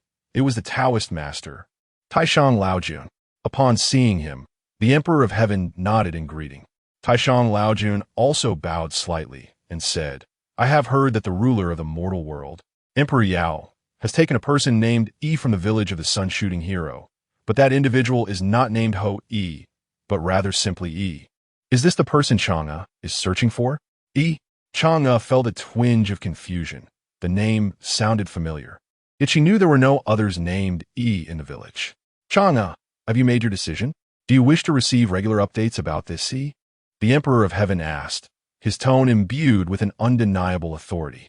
In the vast Guanghan Palace, Chang'e quietly cradled a white rabbit, gazing into the distance as if awaiting something. Soon, a small black dot swiftly approached from the direction of the mortal realm. Ah, here it comes, Chang'e exclaimed joyfully, dancing with excitement. The dot grew larger, revealing itself to be a small, entirely black bird. It held a piece of silk scroll in its beak and gently placed it before Chang'e. Chang'e carefully opened the scroll, which bore a single line. Ho, alongside Emperor Yao, has embarked on a western expedition and achieved a great victory. Though the message was brief, Chang'e read it 7 or 8 times, then carefully tucked the scroll away with the others. These simple words were her sole solace. Jade Rabbit, Chang'e gently stroked the white rabbit in her arms. It is quite strange. You always share my joys and sorrows, yet when I receive news of my beloved, you seem particularly indifferent. The white rabbit cast a glance at the silk scroll, his expression devoid of emotion. Chapter 38. The eerie visitor's Yu had not stepped out of his room for 4 days. The staff of the Legend Management Bureau seemed to share an unspoken understanding, refraining from disturbing him. Dong Qianxiu continued her daily vigil in front of the screen, monitoring every potential anomaly within the legends. If any legend deviated even slightly, she would transmit messages to the characters involved. Under Du Yu's guidance, she had become adept at impersonating the Queen Mother of the West, significantly enhancing the success rate of her interventions. On this day, a deep knocking echoed through the ordinarily functioning Legend Management Bureau, signaling the arrival of a visitor. Who could it be? A staff member approached the door, as visitors were a rarity, particularly since Du Yu's arrival had changed the dynamics. Most likely, it was another individual seeking to curry favor. Initially, Dong Qinxiu paid little heed, assuming it was merely another emissary bearing gifts for Du Yu. However, moments later, the staff member who had opened the door was suddenly pushed down, landing right before Dong Qinxiu. Everyone in the bureau was taken aback. In the millennia since its inception, no one had dared to cause trouble here. Who possessed such audacity? Turning her gaze, Dong Qinxiu beheld two figures at the entrance. One was a tall man, bare-chested, adorned with strange tattoos, and sporting two antlers extending towards the sky, exuding an eerie aura. Beside him stood a provocatively dressed woman, her presence equally unsettling, yet with an added allure. Dong Qinxiu realized she had never encountered these individuals in the underworld, nor could she recall any prominent figures whose appearance matched theirs. Deciding to observe the situation, she slowly helped the fallen staff member to his feet, inquiring, "What happened?" "I don't know. I mentioned that we were currently occupied and could not entertain visitors, and then he just pushed me down," the staff member replied, rubbing his head. "Truly absurd," Dong Qinxiu muttered, reflecting that even the Heavenly Court had never dared to confront the Legend Management Bureau so openly. Who were these bold intruders? Clearly, their intentions were nefarious. "You should wait aside." The staff member nodded, stepping back. "Where is the director?" Dong Qinxiu asked another colleague urgently, quickly summoned the director. "Assistant Dong, we haven't seen the director for a few days," the staff member replied, visibly troubled. At that moment, the two intruders slowly entered the room, surveying their surroundings before speaking. "Who is Dong Qinxiu?" Dong Qinxiu was taken aback. She had assumed they were here for Du Yu, not herself. However, since they were addressing her directly, she felt there was little cause for alarm. "I am Dong Qinxiu," she stated confidently. "Excellent." The man nodded slightly. "Come with us. Someone wishes to see you." "Come with you?" Dong Qinxiu regarded him coldly. "What if I refuse?" "Do not be ungrateful," the man replied, twisting his wrist. "If you prefer not to see this place razed, it would be wise to accompany us." "Raise this place?" Dong Qinxiu could hardly believe her ears. "Hey, speak properly." The alluring woman with horns lightly chastised the man, turning to Dong Qinxiu with a smile. "Sister Qinxiu, do not worry. We mean you no harm. A significant figure wishes to meet you." Dong Qinxiu could not discern the cultivation level of these two, making her hesitant to act rashly. Having worked in the bureau for a millennium, she knew few people and had never made enemies. Why would anyone want to abduct her? "Sister Qinxiu cannot leave with you." A voice echoed from afar as a figure emerged in the hallway. "Do you?" Dong Qinxiu glanced over. "Are you all right?" "Indeed," Du Yu replied with a faint smile, appearing quite pleased. "I had a long conversation with Xiao Zhongli and have come to understand many things." "That's wonderful." A weight lifted from Dong Qinxiu's heart. For now, they needed to address the immediate predicament. Du Yu waved his hand, directing his attention to the intruders. "Who are you? Where do you intend to take Sister Qinxiu?" "Some matters are not suitable for discussion here," the man replied, shaking his head. "Moreover, it is none of your concern." Without warning, the man reached out towards Dong Qinxiu, who instinctively attempted to shake his hand away. To her surprise, his strength was overwhelming. He seized her wrist, rendering her immobile. "Release her." Du Yu's expression turned icy, a palpable aura of menace enveloping the room. "Let go of Sister Qinxiu." "Oh." The two intruders raised their eyebrows at Du Yu's sudden shift. "The 8 Directions Ghost Record. It is you." "Humph." Ignoring them, Du Yu grasped the man's wrist, exerting considerable force. "An ant dares to shake a tree," the man said coldly, relinquishing Dong Qinxiu and launching a punch at Du Yu. The punch thundered towards Du Yu's face. Though he had borrowed Zhongli Chun's power, this man's strength clearly surpassed his own. Du Yu crossed his arms defensively, retreating a few steps. Before he could regain his footing, the man unleashed a wave of dark, sinister wind aimed at Du Yu, sending him crashing into the wall. Du Yu grunted. Despite the man's formidable power, it seemed he was holding back. He quickly rose, employing Zhongli Chun's ghostly agility to flash behind the man and struck at the back of his head with all his might. The man deftly tilted his head, evading the blow, then retaliated with a powerful strike aimed at Du Yu. Bang! A resounding crash echoed as Du staggered back again. Quite impressive, the man remarked, glancing at Du. You can now harness the power of the ghost without being possessed. It appears the spirit you chose has great trust in you. The seductive woman beside him leaned forward, grinning at Du. Brother Du, you still cannot fully wield the ghost power. If you need my assistance in defeating him, just ask, I might consider it. Who are you two exactly? Du flexed his injured wrist, realizing that this man's strength even surpassed Zhongli Chun's. It was evident that he was a notable figure within the underworld, while the woman, despite not engaging, exuded a power that was equally formidable. We are merely inconspicuous messengers, the man replied with a dismissive air. Dong Qinxiu, will you now accompany us? Dong Qinxiu was thoroughly astonished by the unfolding scene. I will go with you, but do not harm Du. Very well. The man nodded and turned to leave, only to be met by a fierce gust of energy as he turned back. Boom! He raised his hand, deflecting the oncoming force. The entire Legend Management Bureau trembled. Judge, both Du and Dong Qinxiu turned towards the figure clad in elaborate robes standing at the entrance. How unusual, Cui Ju remarked, his expression unchanged as he entered.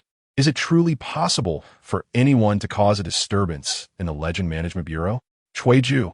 The man recognized him instantly. You should not intervene in this matter. It may lead to dire consequences. Oh, Cui Ju scoffed. Is there anything in the underworld I cannot resolve?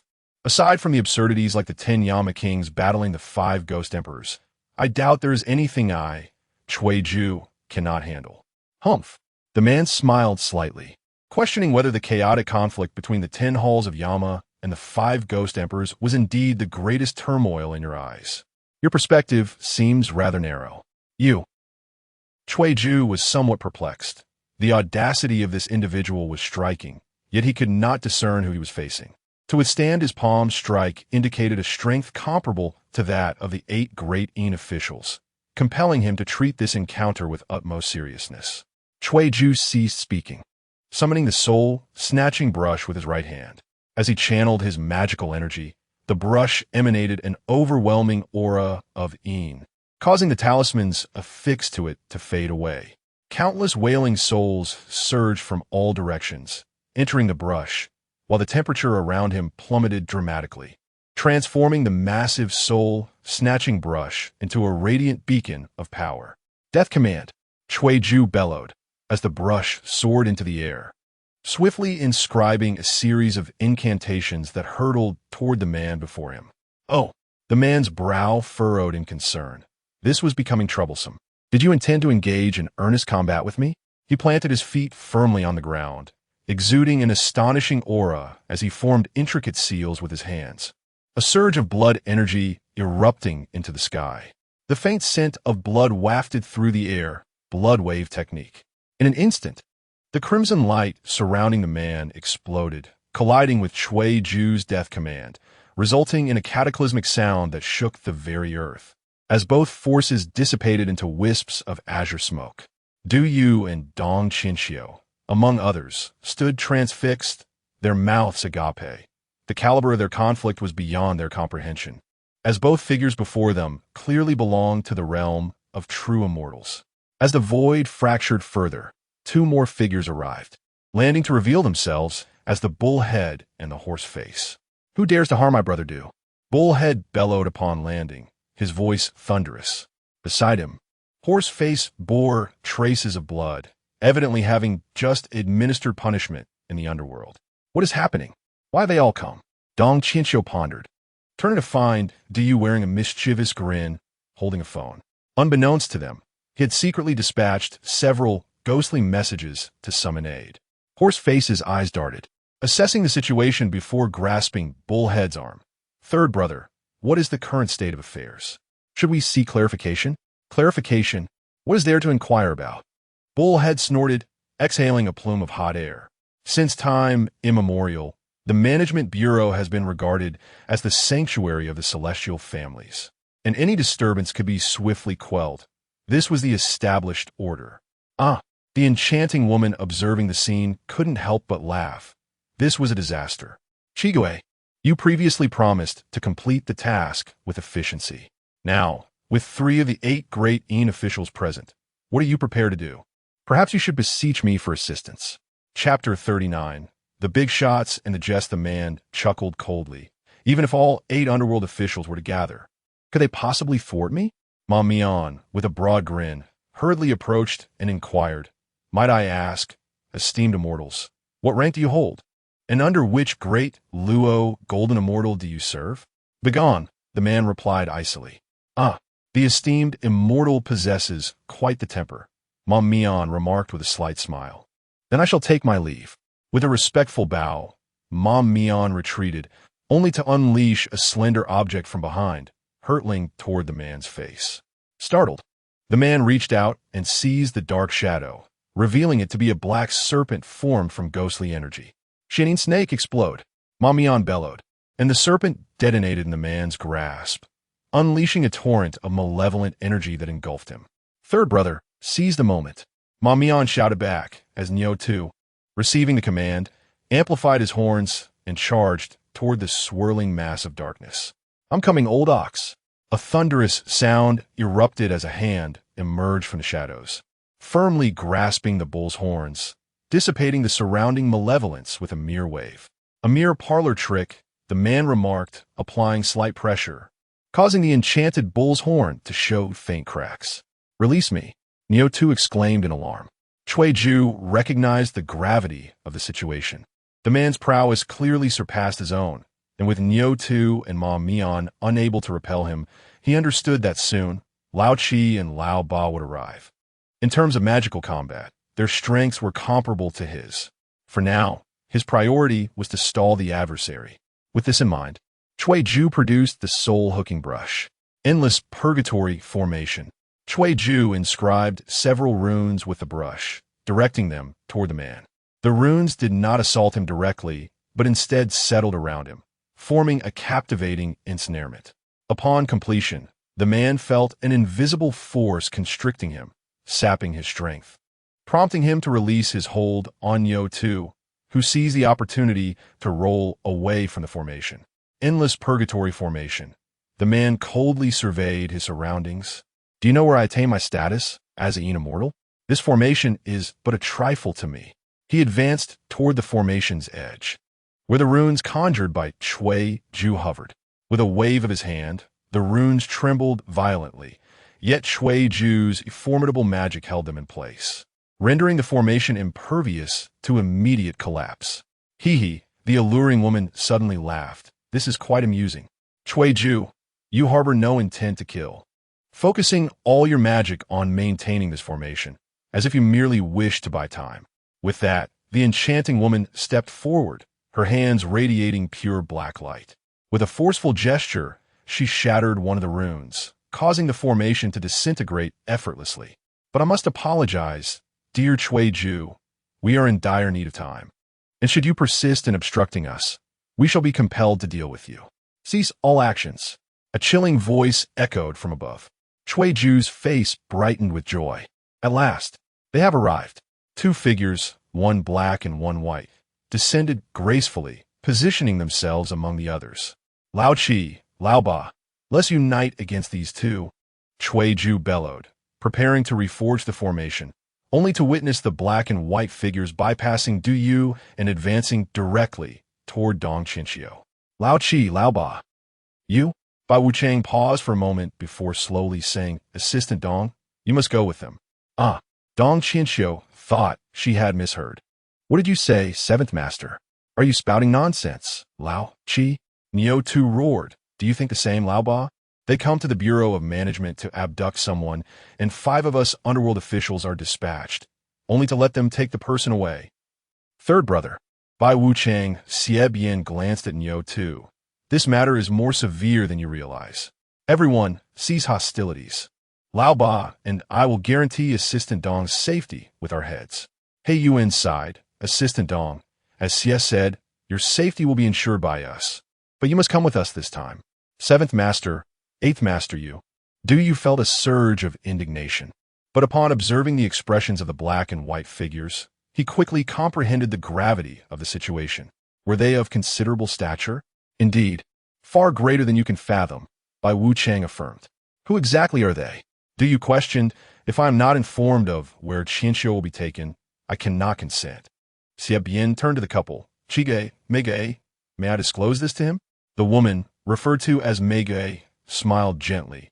It was meant to be a secret, but given how events have unfolded, we cannot leave without informing them.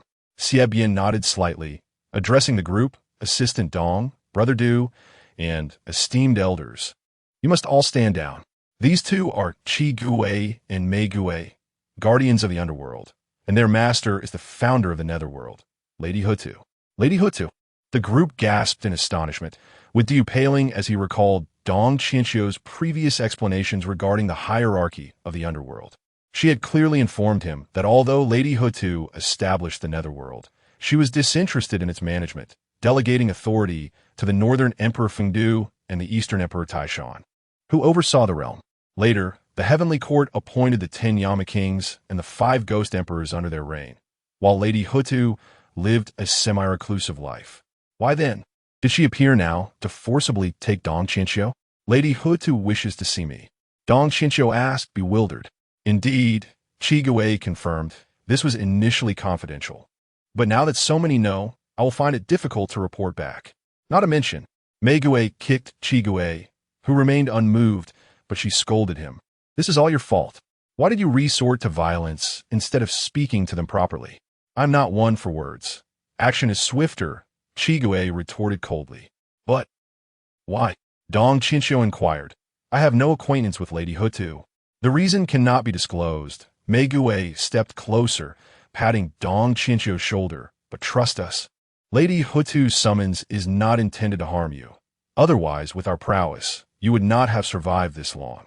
Though harsh, her words bore truth. As Lady Hutu's personal attendants, their abilities likely matched those of the 10 Yama kings, making it effortless for them to take her life if they wished. Very well. I shall go with you, Dong Qianxiu conceded, turning to a staff member. If you encounter the director, please inform him. There is one more matter, Sister Qianxiu. The charming ghost smiled slightly and spoke to her. The Empress of Earth has instructed that your journey will be prolonged. If the newly appointed operator wishes for your swift return, it would be wise to assist the Empress. Here is a jade pendant. The charming ghost turned to hand the pendant to Du Yu, saying, keep it on you, and then the legends of the 8 great Inkai will manifest.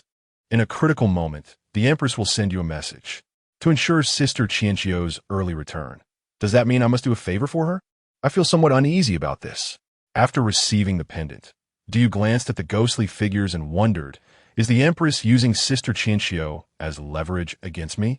You have taken Sister Qianxiu as a hostage? Not exactly a threat, but it carries a similar implication. The charming ghost chuckled lightly. Just focus on your work. Focus on my work? Du Yu replied, somewhat irately. Though I am unaware of the Empress's true intentions, how can I work without Sister Qianxiu? That I cannot say. The charming ghost shook her head. I have delivered all that I was tasked to. The rest is in your hands.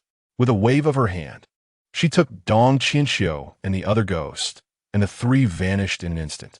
What on earth is happening? Du Yu stood in a daze, watching the departing Dong Qianxiu, 7th Master, 8th Master. Is everything truly all right? Do you know the Empress of Earth? Do not speak of us. Every member of the 8 great Inkai has been personally selected by the Empress, Fan Wuju sighed. However, only we are acquainted with Qi Mei. Then, do you still felt uneasy and pressed on? What kind of person is the Empress, and why did she take Sister Qianxiu? The Empress? Fan Wuju pondered. I cannot ascertain her reasons for taking Assistant Dong, but I know she is not a malevolent being, and Assistant Dong should be safe. Moreover, Du Yu, the volume records of the 8 directions in your possession was entrusted to me by the Empress for you. Do you recall that Dong Qianxiu had mentioned that records of the 8 directions was a technique used by the Empress when establishing the underworld? Yet now, it was being handed to him through Fan Wuju. What could the Empress's true intentions be? If the old lady wished to harm you, there would be no need for her to give you records of the 8 directions, would there? Xie Bian remarked. Thus, let us place our trust in the old lady. Du Yu found himself in a quandary. With Dong Qianxiu absent for the time being, could the work surrounding the legends continue? As Niu Tu and Ma Mian observed that matters had concluded, they greeted Du Yu and departed. At that moment, He Sua's figure staggered toward them from afar. Director, do you rush to greet Hisuo, recounting the recent events? Oh, Hisuo's expression shifted slightly. You mean the Empress of Earth has taken Dong Chinchio? Yes. What should we do? Hisuo pondered for a moment and replied, well, I believe Assistant Dong will be fine. We should proceed with our work, as usual. But without Sister Chinchio, who will convey messages to me? Do not worry, there are many messengers. That little Chi you know is one of them. The Empress seldom issues commands, and since she has made a request, we should promptly prepare the legends of the 8 great Inkai. Currently, the issues lie with the legends of the great Judge Chueju and the black and white impermanents, both of which we have sealed. The legends of Nyo Tu, Ma Mian, Wu Judge Zhong Kuei, and the Lock and Chain Lords have not encountered any problems, Hisuo stated calmly. Director, do you truly trust the Empress? Do you? Inquired. You seem to act as if nothing has occurred, or rather, as if you were already aware that this would transpire. Me? Hisuo stroked his beard and chuckled. How could that be? Chapter 40. The Unscrupulous One's Director. Where have you been? The inquiry came amidst a tumult surrounding the Legend Management Bureau, where even the emissaries from the underworld had hastened to offer their assistance. Yet, the director's absence was conspicuous. Hisuo chuckled awkwardly. I am getting on in years. My movements are sluggish. Do you refrain from probing further, sensing an underlying peculiarity? Xiaobayan, he said, touching his face, you are an employee of the Legend Management Bureau. Show some respect to the director. Hisuo interjected, Indeed. We must prepare for the legend at once. Today's tale pertains to several of you. And according to the ancient customs of the Bureau, one must not appear in their own legend. If that is the case, I shall not retain you. With that, Hisuo turned and entered the chamber. Du Yu was about to follow when Chueju called out to him. Du Yu, my brother, Chueju whispered. Have you thought about my previous request? Du Yu pondered for a moment. He had indeed been contemplating it, for the matter Chueju had raised was utterly perplexing. Leader, Du Yu began. Could you enlighten me as to why? Everyone who implores my aid wishes for me to return to the past to assist them, to better their future. Yet, you want me to disrupt your legend, preventing you from becoming the Grand Judge. I simply cannot fathom it. My dear brother, Chueju replied with a wry smile. Becoming the Grand Judge is undoubtedly splendid. I would possess supreme powers and attain immortality. Yet in exchange, I have lost the most cherished person in my life. If given the chance, I wish to experience an alternate existence, another lovesick soul. Du Yu murmured to himself. So, will you agree to my request? Chueju pressed. Aye. Du Yu hesitated. Leader, it is not that I am unwilling to acquiesce, but you are aware that if you do not become the judge, it will not only create a cascade of Taishu, but the very fabric of the underworld will also shift. Surely, if I do not become the Grand Judge, there must be others capable of fulfilling the role. Brother, Fan Wujio, now enlightened to the situation, stepped forward urgently. What are your thoughts?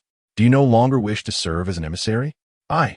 Chueju's countenance mirrored his inner turmoil. There's a knot in my heart that I cannot untie or circumvent. Boss, Xiaobayan advanced. Since you find yourself unable to decide, why not consult your former self? Oh, indeed, Du Yu suddenly exclaimed. Let us refrain from making decisions on your behalf. Just as with the legendary figures of the Yi and Hung Yi, I shall inquire of your past self, enabling you to make your own choice. Chueju remained silent for an extended period before finally stating, It seems we have no other option. Du Yu, I beseech you. Du Yu bid farewell to the three and entered the Legend Management Bureau, where the familiar figures of Shao Qi and Shao Jin awaited at the round table. Du Yu, we shall conduct this preparatory meeting. Shao Jin, petite yet spirited, beamed as she produced her documents. The absence of Dong Chinchio left Du Yu feeling a void, yet he understood that as a venerable figure in the underworld, Lady Hutu had taken Dong Chinchio away, leaving him powerless to intervene. The first legend we shall explore is Chueju and the Tiger, Shao Jin began, adjusting her glasses. Chueju, the current Grand Judge of the Underworld's Judicial Department, previously served as the magistrate of Qi County in Luozhou. In the 19th year of the Jingguan era, a widow's son was devoured by a fierce tiger. The widow beat the drum of grievance at the courthouse, prompting Chueju to dispatch Captain Li Neng to capture the beast. During the trial, Chui Ju posed several inquiries to the tiger, which acknowledged its transgressions. Recognizing the tiger's desire for reform, Chui Ju spared it from punishment and designated it as the widow's adopted son. From that day forth, the tiger cared for her and no longer harmed anyone. Upon hearing of this, Lady Hutu regarded him as a capable arbiter of justice and thus appointed him as the chief judge. Are there any questions? You could scarcely believe the absurdity of the tale. How could one possibly interrogate a tiger? None, he replied, understanding that this was merely a legend. The truth could only be unveiled through first-hand experience. Now I will. Shao Qi began quietly, introduce the current issues surrounding the legend.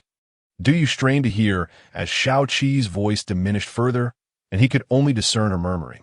Shortly after, she concluded, that is the problem with the legend. What? You was taken aback. Sister Qi, I couldn't hear you at all. Could you raise your voice? Shao Qi appeared startled, her anxiety palpable. Which concern you? Could she truly fulfill the role of a messenger? Yes, I apologize. This is my first collaboration with an operator, and I am a bit nervous. Let me repeat. She raised her voice slightly, yet remained soft for an average person. The issue with the current legend is that after the widow's son was consumed by the tiger, she chose not to report it to the authorities. So that is how it is? You reflected thoughtfully. Is this also a level C task?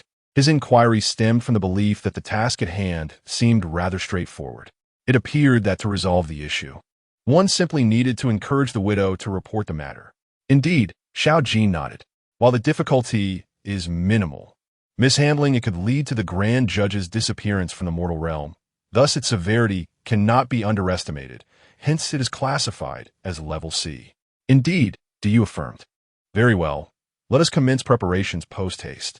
You may lie down over there. Shao Qi suggested softly, gesturing toward the apparatus for summoning. We could begin shortly. You contemplated? Did you forget to ask something?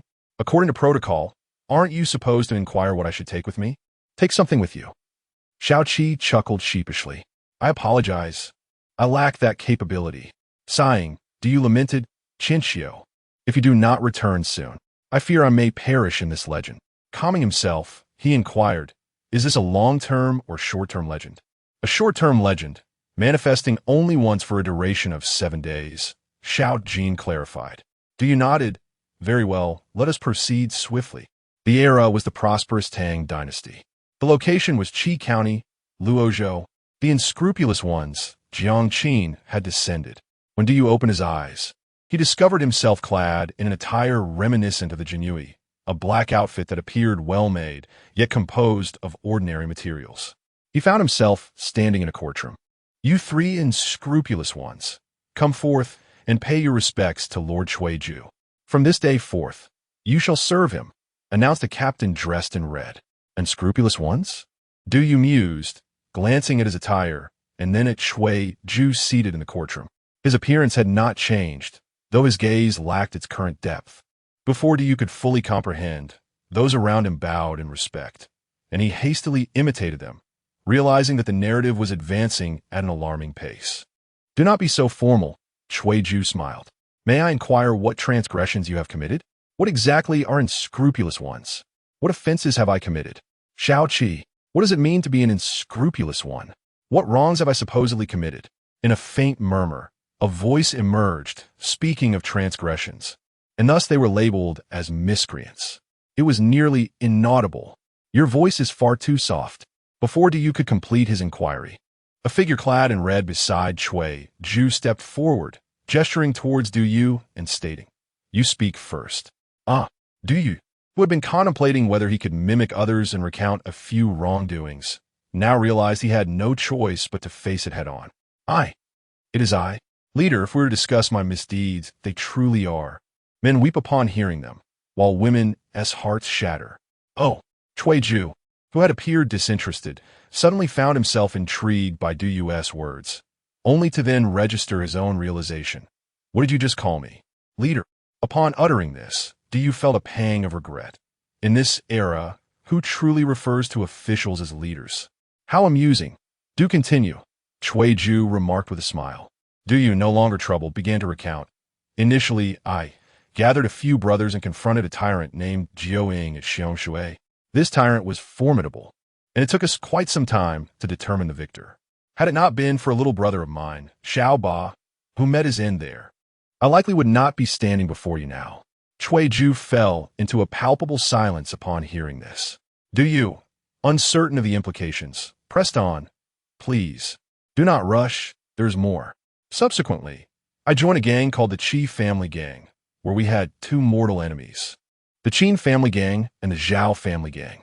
I had a confidant, the female leader of the Qi Family Gang, who, through unfortunate circumstances, found herself besieged by thousands from the Qin and Zhao gangs. Without hesitation for my own safety, I plunged into the fray, employing my Shaolin mastery, the Fire Cloud Palm, and struck down no fewer than 100 foes, ultimately rescuing her. Ju's countenance fluctuated between shadows, and he glanced at the red-clad officer, both bearing peculiar expressions. Is this insufficient? Du pondered, what magnitude of transgression is deemed acceptable? Furthermore, leader, upon returning to our gang, my confidant and I could not swallow our indignation. So we rallied thousands and returned to the Qin and Zhao gangs, claiming the lives of tens of thousands. Finally, Ju interjected, rubbing his temples, his expression fraught with difficulty as he addressed the red-clad officer. Li Neng, are you certain this individual is one of the miscreants sent from Chang'an? My lord.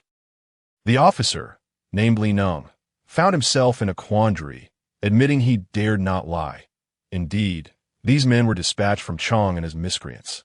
Yet he had not anticipated such ruthless villains among them. Villains?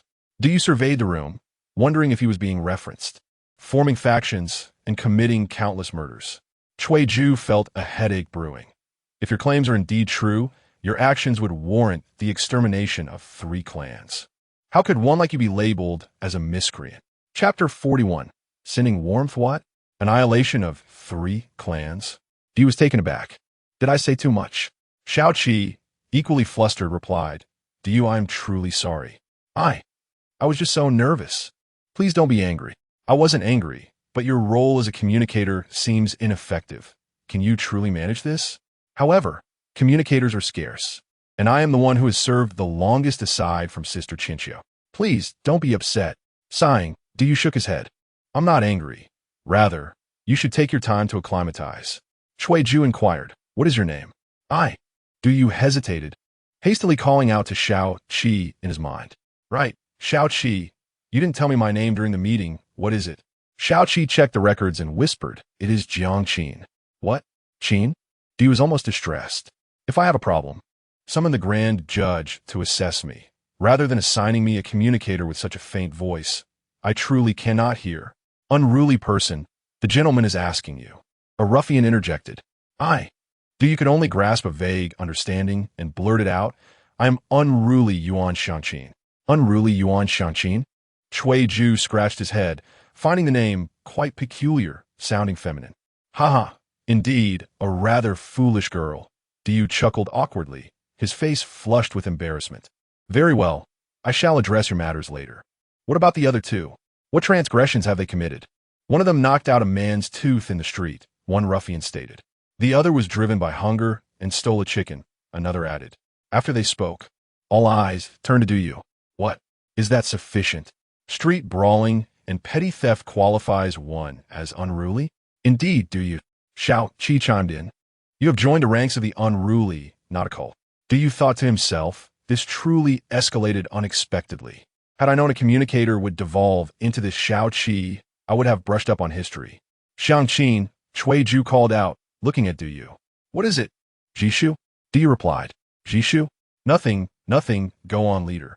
Ju sighed, saying, I understand that as unruly individuals, you each harbor your own secrets. If you prefer not to share, that is acceptable. Due to a shortage of personnel in Qixian, I have specifically petitioned the court for your assistance. Since you have arrived in Qixian, we are now akin to family. I hope you can gradually learn to trust us. Whenever you feel inclined to share your past with me, I will listen attentively, but do not attempt to deceive me with tales akin to those spun by itinerant storytellers. While Ju's voice was soft, it exuded warmth. Should any issues arise, you 3 may approach either me or Captain Li at any time. It is getting late. You should rest.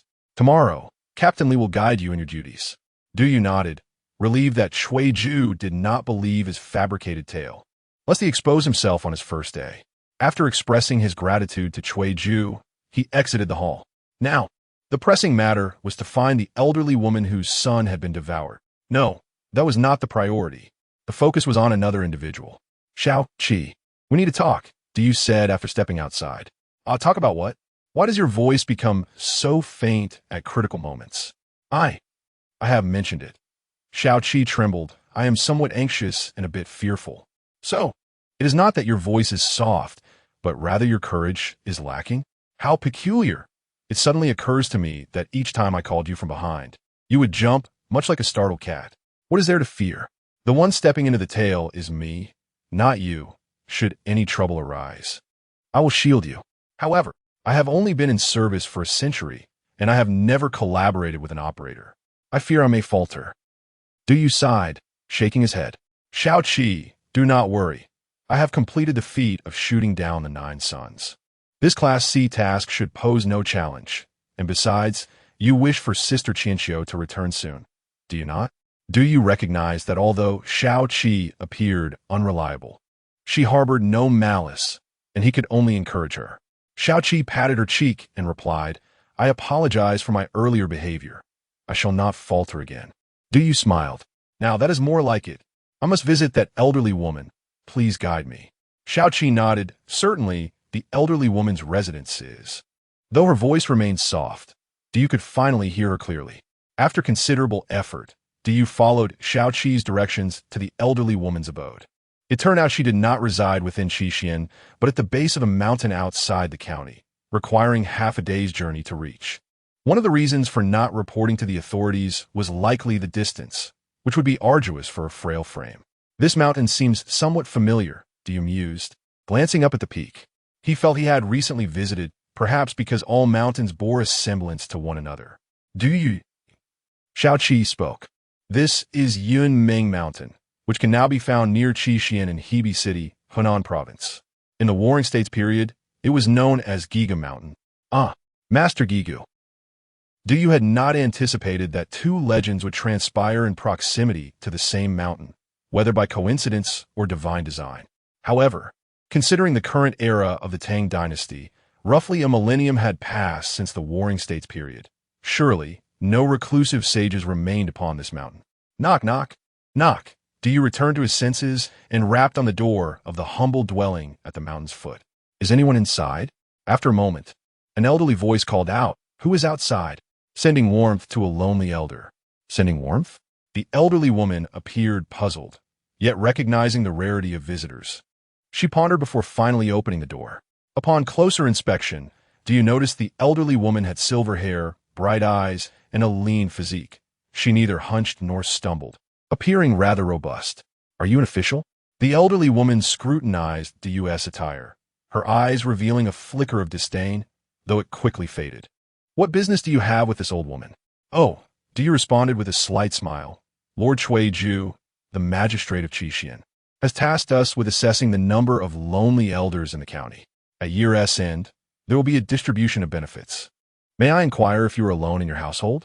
No, I have a son, the elderly woman stated, attempting to close the door. Du Yu, quick on his feet, thrust his foot into the doorway. Wait. He was perplexed and quietly asked Xiao Qi, Did I arrive at the wrong time? Is her son still alive? The timing is correct. The elderly woman's son has indeed been devoured by a fierce tiger, Xiao Qi clarified, her voice soft yet clear. If that is the case, why is this elderly woman lying? Has she truly lost her wits? Without further ado, Du Yu pushed the door open and entered the dwelling. Sir, what are you doing? The elderly woman was both bewildered and indignant, for who would intrude without invitation? Elder, I mean no harm. I merely wish to inquire about your son's whereabouts, and when he might return, Du Yu asserted, taking a seat without regard for the distinction of guest or host. The elderly woman regarded Du Yu with a meaningful glance before responding, My son has gone up the mountain, but as for when he will return, this old woman does not know. After the elderly woman finished speaking, she busied herself tidying up the scattered dishes and leftover chicken bones on the table. Do you observe this woman closely? It was evident that her mind was sharp and her logic coherent, far from exhibiting signs of dementia. However, he couldn't help but recall the similarly clear-minded and logical director he. The old woman seemed quite unwell. "Madam," do you stated bluntly, "I suspect your son has passed away. Is that so?" The elderly woman did not even turn her head, responding mildly. "How intriguing," do you mused. Her reaction was decidedly abnormal. A typical person hearing such news would either become angry, deny it, or ask him to leave. Yet this woman appeared unfazed. Noticing her intent to conceal something, do you refrain from pressing further and stood to survey the room. "Have you just finished your meal?" he inquired. "Yes. I was unaware that the official would be visiting. Otherwise, I would have prepared an extra set of dishes," she replied casually.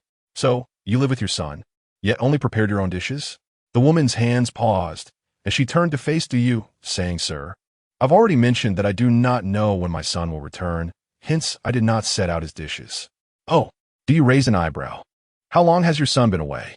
3 or 4 days, I suppose," the old woman pondered, then added, "No, it has been longer. He heard there was an immortal on the nearby mountain and went in search of him." "Ah, I see."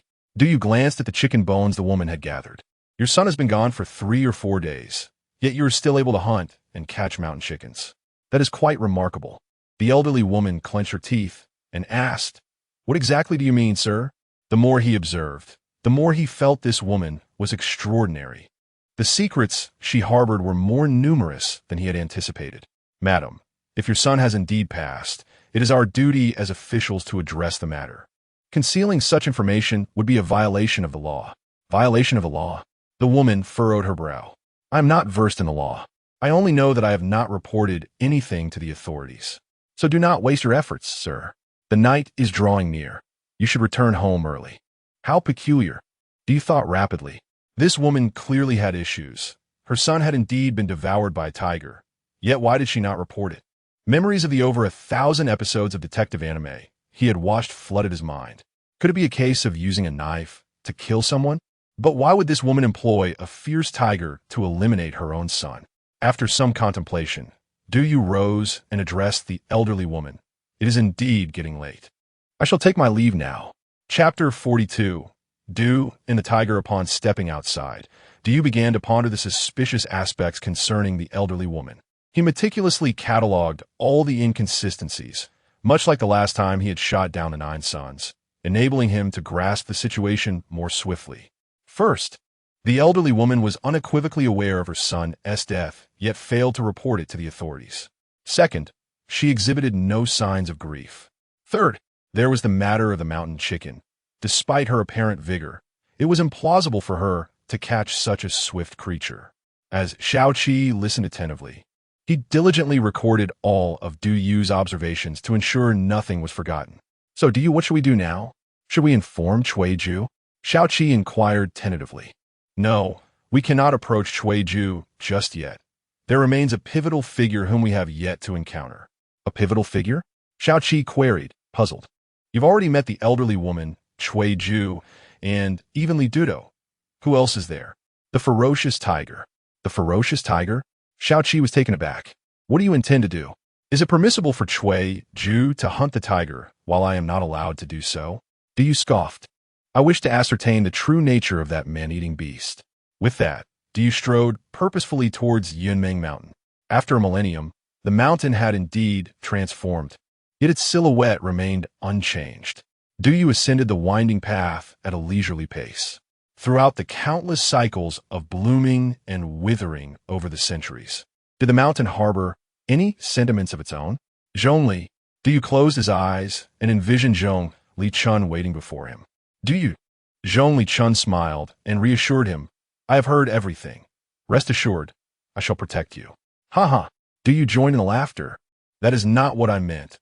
I wish to inquire about your feelings upon returning here." "Feelings?" Zhong Li Chun gazed outward through Du's eyes, a hint of melancholy gracing her countenance. After a moment of silence, she confessed, "I never imagined I would one day return. I almost forgot this place. Yet now that I see it, my heart feels warm."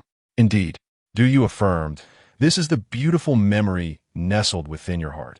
Each of us possesses cherished recollections, beautiful memories, Zhong Lichun echoed. Now that you mention it, I truly miss the old man, Sun Bin, Su Qin, and Zhang Yi. Do you sense something was amiss? Aren't you forgetting someone? What about Pang Wan? Pang Wan? Who is Pang Wan? Ha ha ha.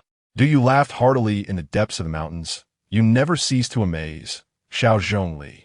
Well, it is perhaps best to forget. Just remember those four. After wandering in the mountains for 2 hours, Du noted that the night had advanced, yet he had not glimpsed even a trace of the ferocious tiger. Xiao Qi, is that tiger truly in these mountains? Du inquired. Yes. Xiao Qi scratched his head. You may not have explored all areas. Allow me to draw you a map. A map? Du was both amused and exasperated. What good is a map if you cannot show it to me? As soon as he spoke, a map materialized before him, startling him. He reached out, yet could not touch it no matter how he tried. What is happening? I became a transmitter due to my ability to project images. Xiao Qi timidly explained. Project images? Du gazed at the map, blocking his view, which indeed depicted the entire mountain in detail. How remarkable! Can you transmit me some comic books as well? Do you? Xiao Qi exclaimed, slightly irritated. Have you finished? If you don't hurry, I will have to withdraw, and it will obstruct your vision. I'm done. Du smirked.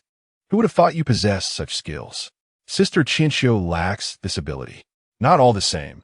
Xiao Qi murmured, Sister Qinxiu cannot project images. But her ability is also unique. She can allow you to take small items into the legend. Do you realize? It seemed not every entry into the legend permitted the taking of items. Only when the transmitter was Dong Qinxiu could one do so. It appeared the Legend Management Bureau was indeed an intriguing establishment, with each transmitter possessing distinct abilities. Indeed, Xiao Qi confirmed, however, most of the time, you will only interact with Sister Qinxiu, rendering the abilities of others less significant. After hearing this, Du fell silent. Following the map, Xiao Qi had sketched in his mind to seek out several concealed paths. Yet, despite his calls echoing through the mountains, the ferocious tiger remained elusive. Could it be that the tiger was in such deep slumber? Did it not desire to feast upon a living being? Zhong Lichun lingered within Du's mind, utilizing his vision to observe the outside world. To an uninformed observer, it would seem as though Zhong Lichun was seated in a cinema, for the entire darkened space was illuminated by a radiant screen upon which she intently focused. Do you? Zhong Lichun suddenly called out. What is it? Xiao Zhongli? Du paused to respond. Turn left here. Zhong Lichun instructed. Left? Du turned to the left only to find an expanse of overgrown weeds. There was no path. Are you certain? Certain. Zhong Lichun nodded. This direction leads to a stone cavern where the old man often lingered. If the tiger is not found throughout the mountain, we might as well investigate there. A cavern? Do you facepalm, of course? Xiao Zhongli. You possess knowledge of the mountain's hidden places. Perhaps you can indeed assist greatly this time. Du pushed aside the weeds and ventured deeper into the mountain. After approximately half an hour, a concealed stone cave came into view, neglected for who knows how long, with weeds completely obstructing the entrance. Had Zhong Lichun not pointed the way, anyone might mistake it for an ordinary rock face. Du approached the cave entrance cautiously and peered inside, only to find an impenetrable darkness. This place is perilous. I shall lend you my strength, Zhong Lichun warned coldly.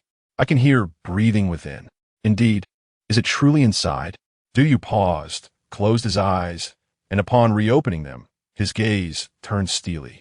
Let us proceed, Xiao Zhongli. Du tread lightly, gradually making his way into the cave, only to discover that the cavern was not only exceptionally deep, but also intricately convoluted. At this rate, I might lose my way. Du glanced at the fork ahead and asked, which way should we go next, Xiao Zhongli? I cannot say. I know the cave's location, but have never entered. Du could only advance slowly in the darkness, guided by Zhong Lichun's perception of the breathing sounds. To his surprise, it was not long before he discovered a glimmer of light. People, Du never anticipated that within this pitch-black cave there would be candlelight. Listening to the rustling noises around the corner, he felt a surge of anxiety. Could there truly be someone living here? To uncover the truth, he had no choice but to move forward. Gaining courage from Zhong Lichun's presence, he approached the light around the corner. Regardless of whether it was a person or a tiger, it was all within the realm of understanding.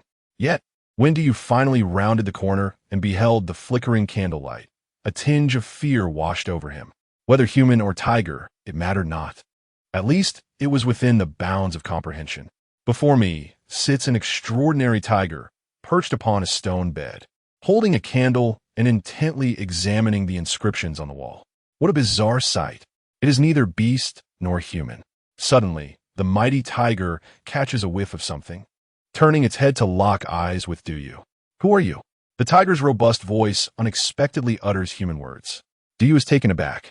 What on earth is happening? Why did you speak first?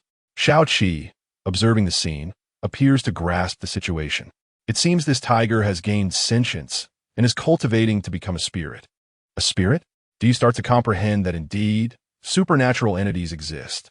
In an era brimming with spiritual energy, it is most conducive for such beings to emerge. Moreover, this Yinming Mountain was once the abode of Master Gigu, where spiritual essence flourished, so it is not surprising that a creature like this would arise. Shao Qi explains. What should I do? Exterminate the demon? Du tentatively inquires. Let us first assess the situation, Shao Qi whispers. Although these beings are born from the essence of heaven and earth, animals are inherently benevolent and usually pose no threat. Pose no threat? Du finds this notion somewhat absurd, recalling how the tiger spirit devoured the old woman's son. Yet, upon reflection, he wonders if the woman's silence to the authorities is indeed connected to this tiger spirit. Who are you? The tiger demands, its emerald eyes scrutinizing Du with caution. Du never anticipated he would face such a predicament and feels somewhat helpless. Tiger brother, please wait a moment while I contemplate how to respond. Leave quickly. This is my territory. If you do not depart soon, I shall not be so courteous. The tiger warns. Du scratches his head, surprised by the tiger's politeness. Resolving to reciprocate, he strides over to the tiger and sits beside it on the stone bed. Tiger brother, it is rare to have a visitor. Do not be so quick to dismiss me. What are you studying? The tiger immediately bares its sharp fangs, glaring fiercely at Du. What is this? Du glances at the wall covered in inscriptions, his expression turning to one of astonishment. The wall boldly displays the title, The 13 Chapters of the Strategists, followed by a myriad of smaller characters. As he surveys the cave, he realizes it not only chronicles Master Gigu's life, but also encompasses his various theoretical works, including the strategists, the 7 techniques of the Yin symbol, and the inner teachings of Guanlingyi, among others. The cave encapsulates the entirety of Giguzi's lifelong studies. Moved to tears, Du exclaims, Tiger brother, you are reading Giguzi late at night by candlelight. Truly, you are a role model for our generation. If only I possessed your determination, I would surely be at a prestigious university by now. The tiger, perplexed by Du's peculiar demeanor, responds, I do not understand what you are saying. Can you comprehend what is inscribed on this wall? I often find it perplexing as well. The tiger admits, a hint of shame in its voice. Tiger brother, Du candidly replies, forgive my frankness, but as your intellect has just awakened, the material you are studying is perhaps too profound. When we humans are just learning to speak, we typically begin with simple texts like the 3-character classic or 100 family surnames. How is it that you commence with Giguzi? Chapter 43. The War? The 3-character classic? The fierce tiger expressed some confusion. The 3-character classic, Du reiterated. Shao Qi suddenly felt something was amiss. Du, you are in the Tang dynasty now. The 3-character classic was written by Wang Yinglin during the Southern Song dynasty. Shao Qi, I often struggle to differentiate these matters. You'll just have to get used to it, Du whispered. Oh. After Shao Qi agreed, he suddenly realized, no, you made a mistake. What am I supposed to get used to? Du ignored Shao Qi, patting the tiger's shoulder. Brother tiger, I understand your curiosity about the human world. If you wish, I can frequently come to converse with you and teach you some things. Years later, if you can transform into human form, it will be much more convenient. Are you afraid of me? The tiger asked, gazing at Du. Afraid? Du chuckled softly. I fought alongside snakes towering 10 feet tall. How could I fear a little tiger like you? But I can talk. And they all fear me. That's all right. The great snake I know can speak as well. Really? The tiger's eyes sparkled. There are other animals in this world that can speak like humans? Indeed, there are many, you nodded. Just among those I know, there are quite a few. By the way, there are 4 masters and disciples who journeyed to the west in your era, battling speaking animals along the way. The tiger's eyes gleamed. Is that true? It seems you know nothing. You sighed. How about this? I'm not in a hurry today. Let me explain how animals cultivate to become demons. The tiger nodded vigorously, filled with countless questions, yet no one could provide answers. It could only seek knowledge from the remnants of Giguzi's teachings. However, after a long wait, you remained silent. Xiaoqi, puzzled, asked, why aren't you speaking? You retorted, sister, where's our tacit understanding? I know nothing about the methods of animal cultivation into demons. I need you to explain, and I'll learn as you speak. Xiaoqi blinked, feeling that while Yu's reasoning was sound, he often struggled to keep up with his thoughts. Thus, she began to explain the principles of how animals transform into demons. While Yu meticulously relayed her words to the tiger. This was not only a learning process for the tiger, but also for Yu himself. For a full hour, Yu spoke incessantly, and the tiger nodded frequently. If you cultivate sufficiently to form an inner elixir within your body, you can harness your magical powers to transform into human form. However, the transformation of beasts into humans goes against the heavenly path, which will invoke the divine thunder of the 9 heavens, resulting in a transformation tribulation. Transformation tribulation? Indeed, most demons and spirits cannot withstand this transformation tribulation. They either perish or revert to their original forms. However, if you can endure the divine thunder, you will achieve your goal. Even beasts can cultivate to become immortal. Observing the tiger's eager expression, Yu nearly burst into laughter. Incredible, the tiger nodded. So, I am here on this mountain, absorbing spiritual energy to become a demon? Precisely, Yu affirmed. Then, is the transformation tribulation severe? The tiger inquired. Severe. The more heinous the demon, the heavier the tribulation. Heinous? Yes, for instance. It refers to incidents like you devouring the old woman's son down the mountain. Upon hearing this, the tiger's eyes widened, and its pupils contracted. You know? Yu nodded but still found it puzzling. So he asked, Brother Tiger, you don't seem like a villainous demon. Why would you descend the mountain to eat humans? The tiger lowered its head silently and replied softly, I cannot say. Then let it be. Yu waved his hand. Since I've shared my thoughts with you, and you're unwilling to confide in me, let's not continue this conversation. You continue being your tiger demon, and I shall remain as Yuan Xiangqin. Yu stood up, preparing to leave when the tiger suddenly grasped his arm with its paw. No, it's not that I don't want to tell you. I simply promised someone. The tiger spoke each word deliberately. Regardless, you don't consider me a friend, Yu sighed. I came all the way up here at night to enlighten you. And yet you, sigh, never mind. The tiger became anxious and waved its large paw. No, I'm very happy to speak with someone. Then, will you prepare to tell me? But I truly cannot say. I promised the girl. Girl? Yu frowned, realizing there was a girl in this story. Is she significant to you?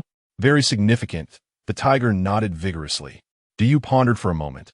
It seemed this story required a breakthrough, and he needed to find a little girl named Girl. Brother Tiger, I have a request that I hope you can grant. What request? You mentioned many fear you.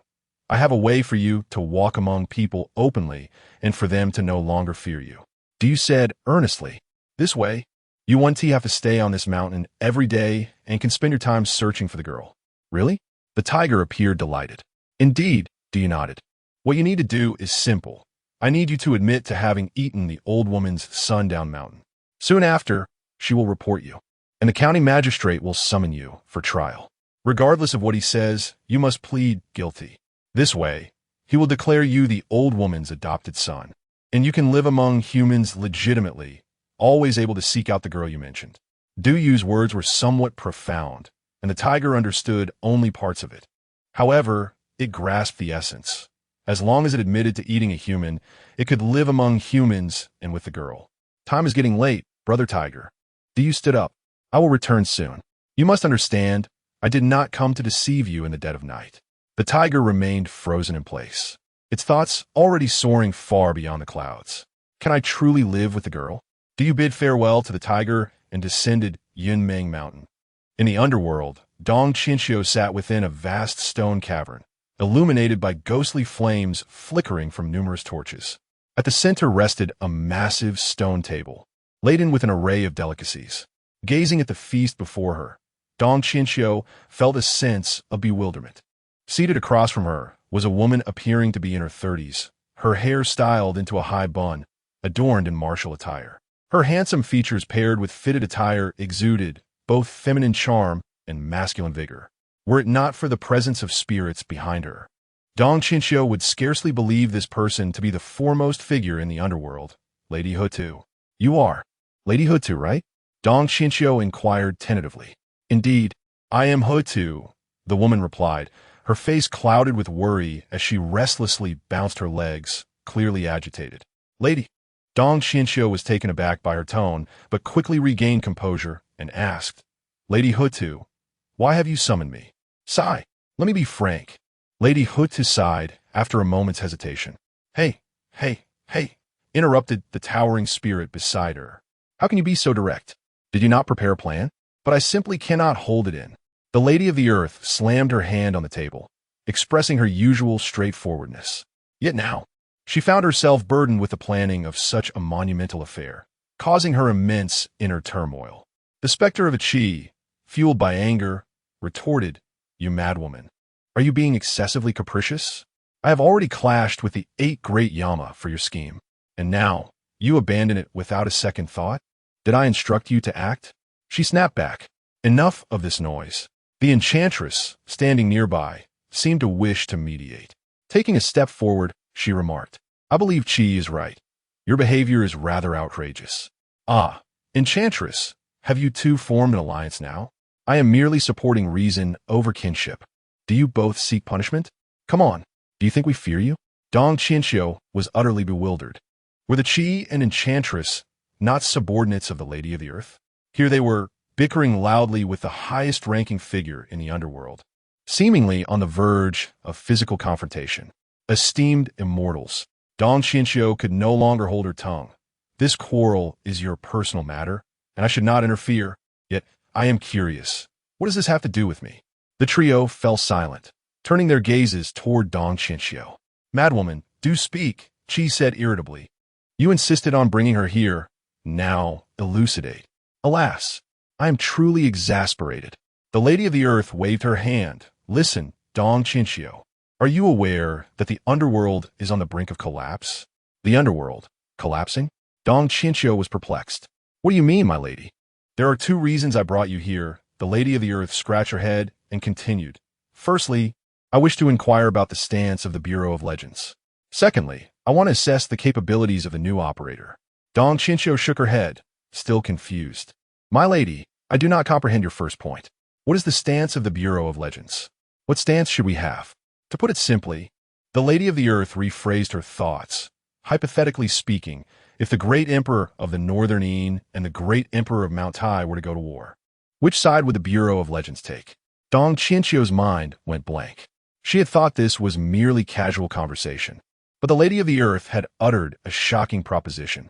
The 2 highest leaders of the underworld were on the verge of war?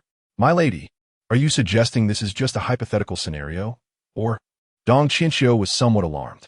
If the Great Emperor of the Northern Ean truly sought to engage in battle with the Great Emperor of Mount Tai, the situation in the underworld would not merely be dire. It would entail the management of billions of souls left unattended, potentially allowing souls to escape into the mortal realm. If souls were cast into the human world, the celestial realm would inevitably have to intervene. Thus, any upheaval in the underworld would ripple through the 3 realms of heaven, earth, and humanity. Did you catch on? The Lady of the Earth replied, This is not a mere hypothesis. 7 days ago, the great Emperor of Fengdu was already injured by an assassination attempt from the Wheel King. Chapter 44. The woman and the tiger. Dong Qinxiu was bewildered. Why would the King of Hell attempt to assassinate the Emperor? Even you must find this puzzling, right?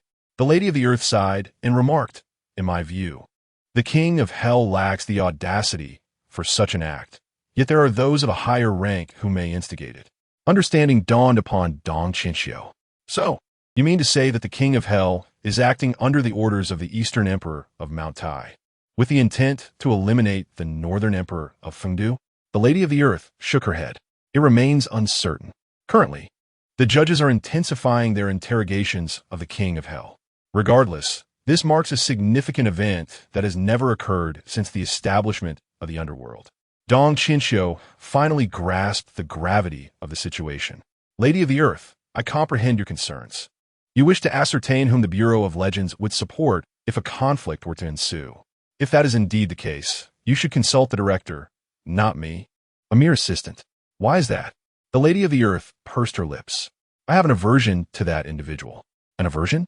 Dong Qinxiu inquired, surprised. Indeed, my instincts have always been reliable. I can usually discern a person's character at a glance. However, I find it impossible to read that director. Dong Qinxiu offered a wry smile. That doesn't necessarily imply the director is malevolent. I never claimed he was, she retorted, regaining her focus. But enough of that. What is your choice? Dong Qinxiu glanced at the trio and replied, then, Lady of the Earth, what is your choice? The Lady of the Earth did not anticipate being outmaneuvered and smirked. When two children brawl, I shall naturally punish the one who strikes first. Her target was unmistakably aimed at the Eastern Emperor of Mount Tai. Dong Qinxiu nodded. I see. While you and I have shared our thoughts openly, I must apologize. The Bureau of Legends has always been tasked with preserving the past rather than taking offensive actions. Even if war breaks out, we can only fulfill our own responsibilities. Alas. The Lady of the Earth sighed. As expected, you will neither assist the Northern Emperor nor the Eastern Emperor, even if the underworld faces annihilation. We have witnessed far too much destruction. Lady of the Earth, Dong Qinxiu stated with unwavering composure. If a war truly erupts, it may one day become a legend, reminiscent of how the Flame Emperor and the Yellow Emperor led the gods into battle. Despite the countless casualties, it birthed a captivating tale, one that falls within our domain. Is that so? The Lady of the Earth said, her brow furrowed with concern. However, what I just expressed is merely my own stance. I cannot speak for the new operator, do you? The Lady of the Earth paused, surprised. Will he have a different choice? Although you may seem frivolous. I know he values emotions more than anyone else. This may stem from his solitary upbringing. He cherishes every connection. He repays even the smallest kindness with profound gratitude.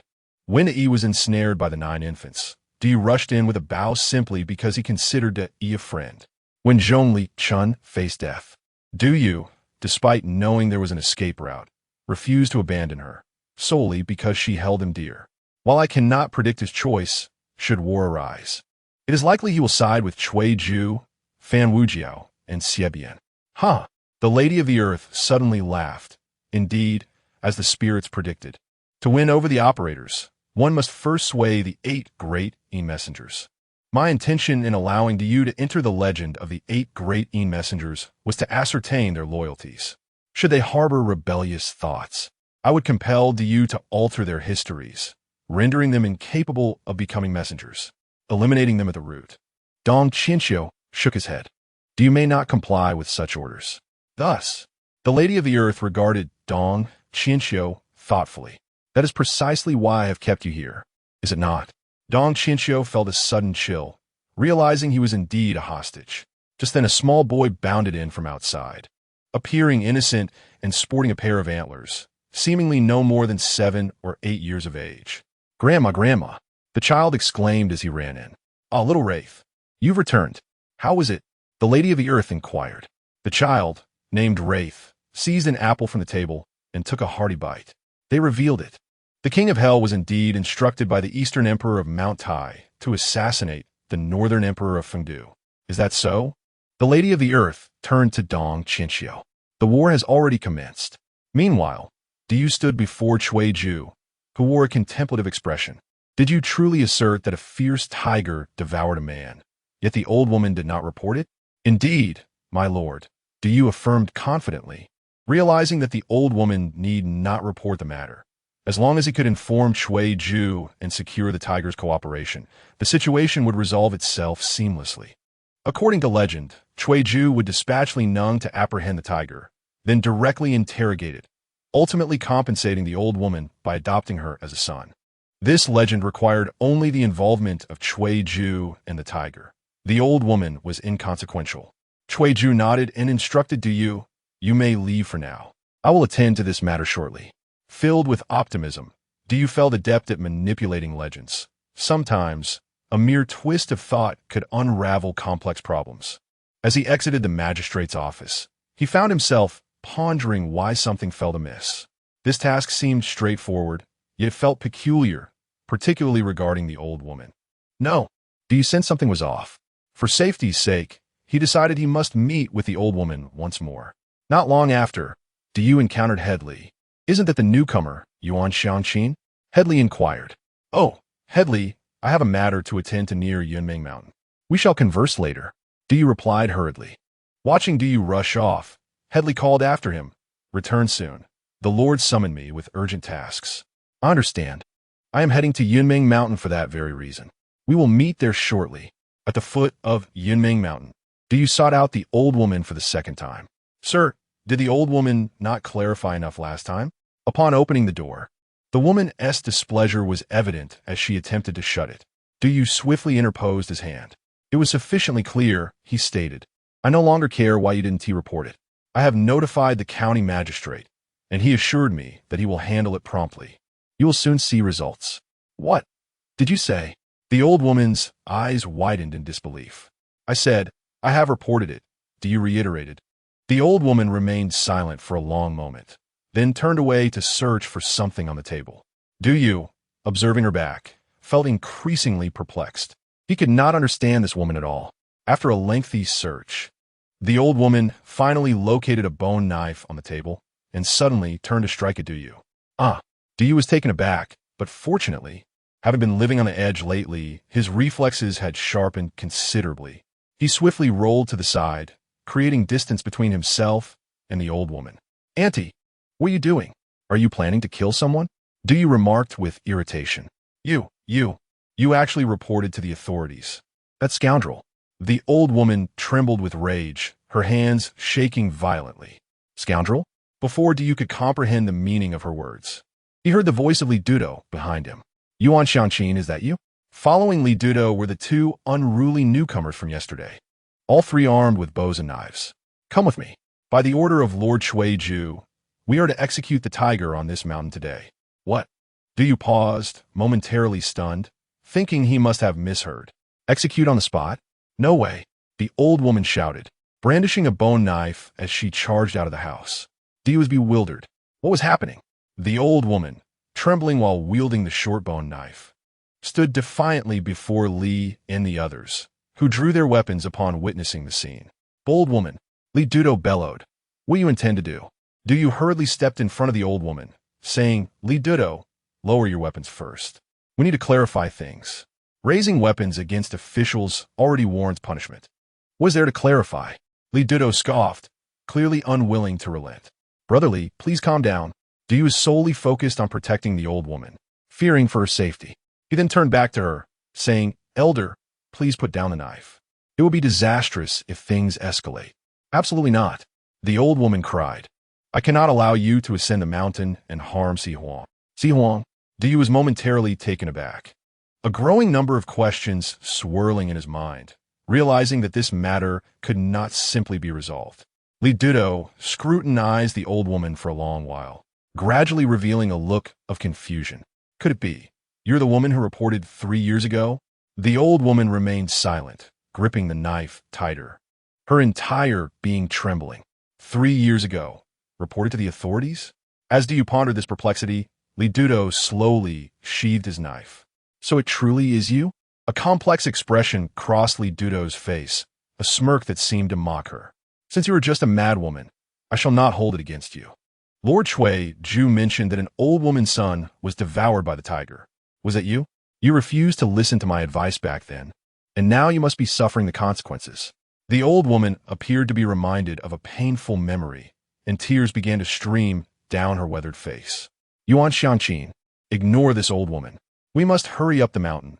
If we delay any longer, night will fall, Li Dudo declared, turning with his companions to ascend the mountain path. The old woman, realizing her powerlessness, could only weep silently in place. Elder, Do not worry, Du assured her before departing. I will not allow them to kill that tiger.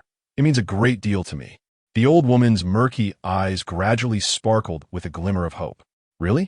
Chapter 45. The divine skill of little seven indeed.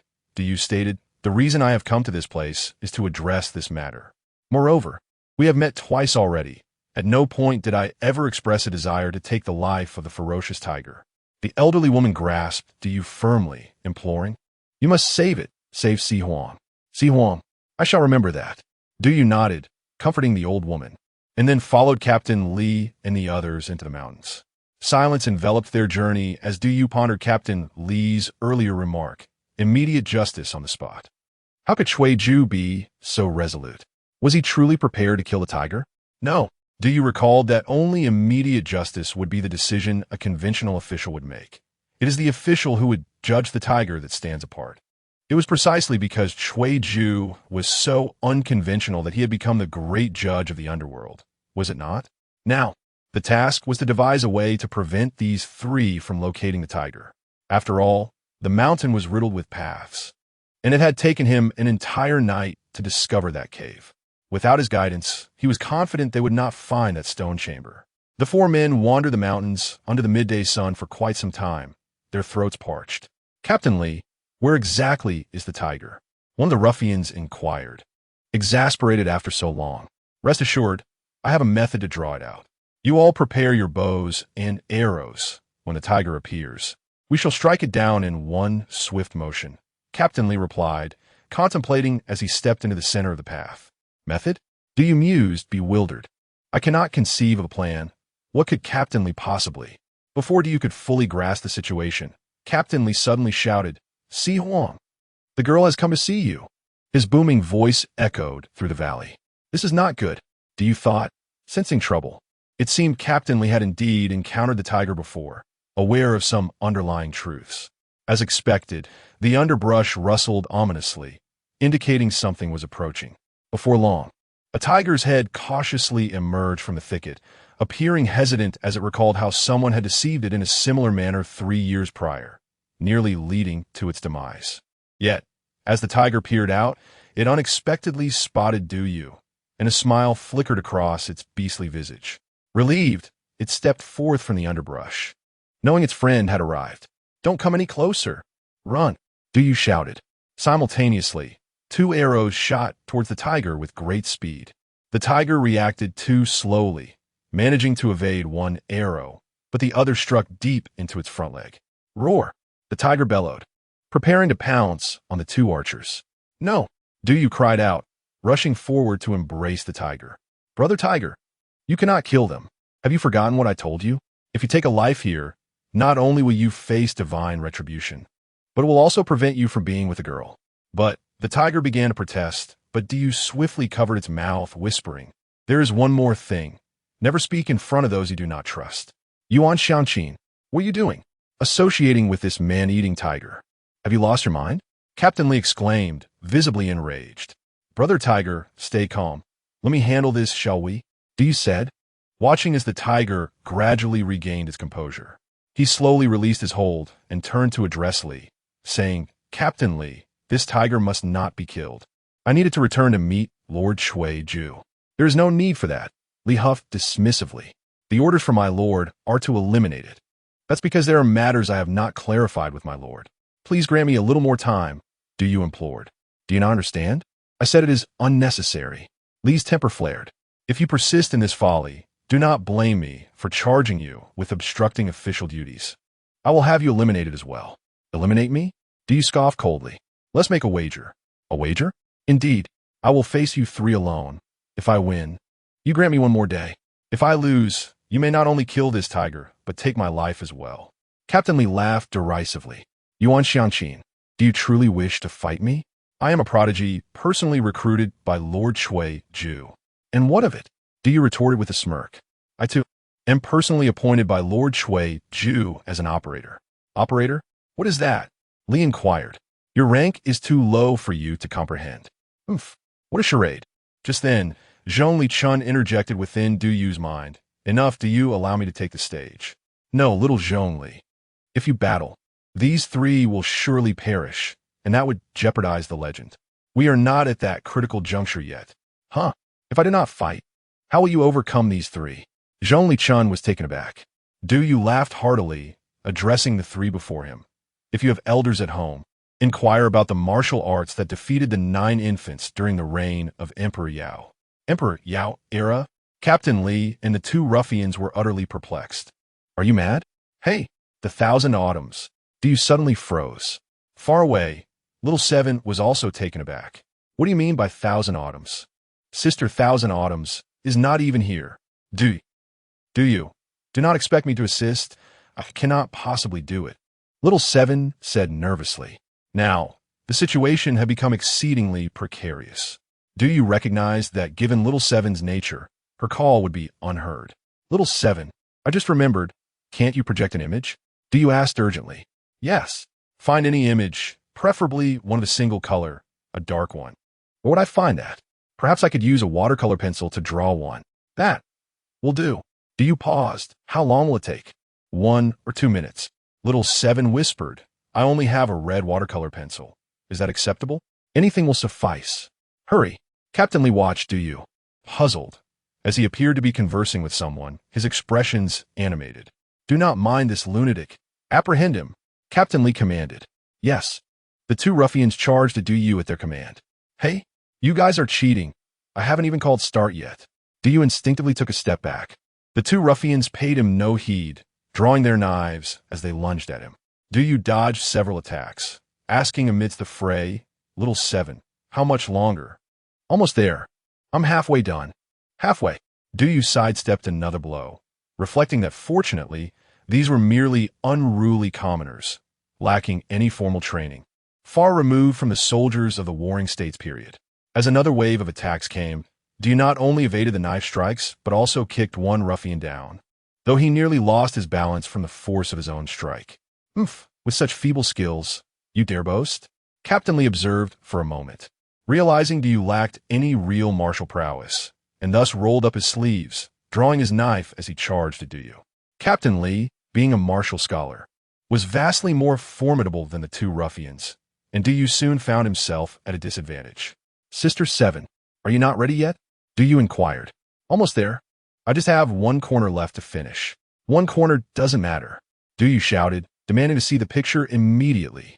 As Li Duta noticed Du Yu was struggling, ready to end his life with a swift strike, a vast expanse of red suddenly enveloped his vision, obstructing everything. And the blade that was about to strike, Du Yu halted abruptly. Li Dutu thought something had obstructed his sight, reaching out to grasp it, but found nothing. What is happening? Du Yu, witnessing his plan unfold successfully, chuckled coldly, suddenly rising to deliver a punch that sent Li Nung sprawling. Ha! Du Yu laughed. If you have children at home, go ask what technique the mute messenger employs. What sorcery is this? Although Li Ning's eyes widened in shock, he could see nothing but a sea of crimson. Sorcery? This is a celestial technique. I hereby name this move Red 7 Technique. Red 7 Technique? Xiaoqi suddenly furrowed her brow. Isn't that? Why does the name Red 7 sound somewhat familiar, like a beggar?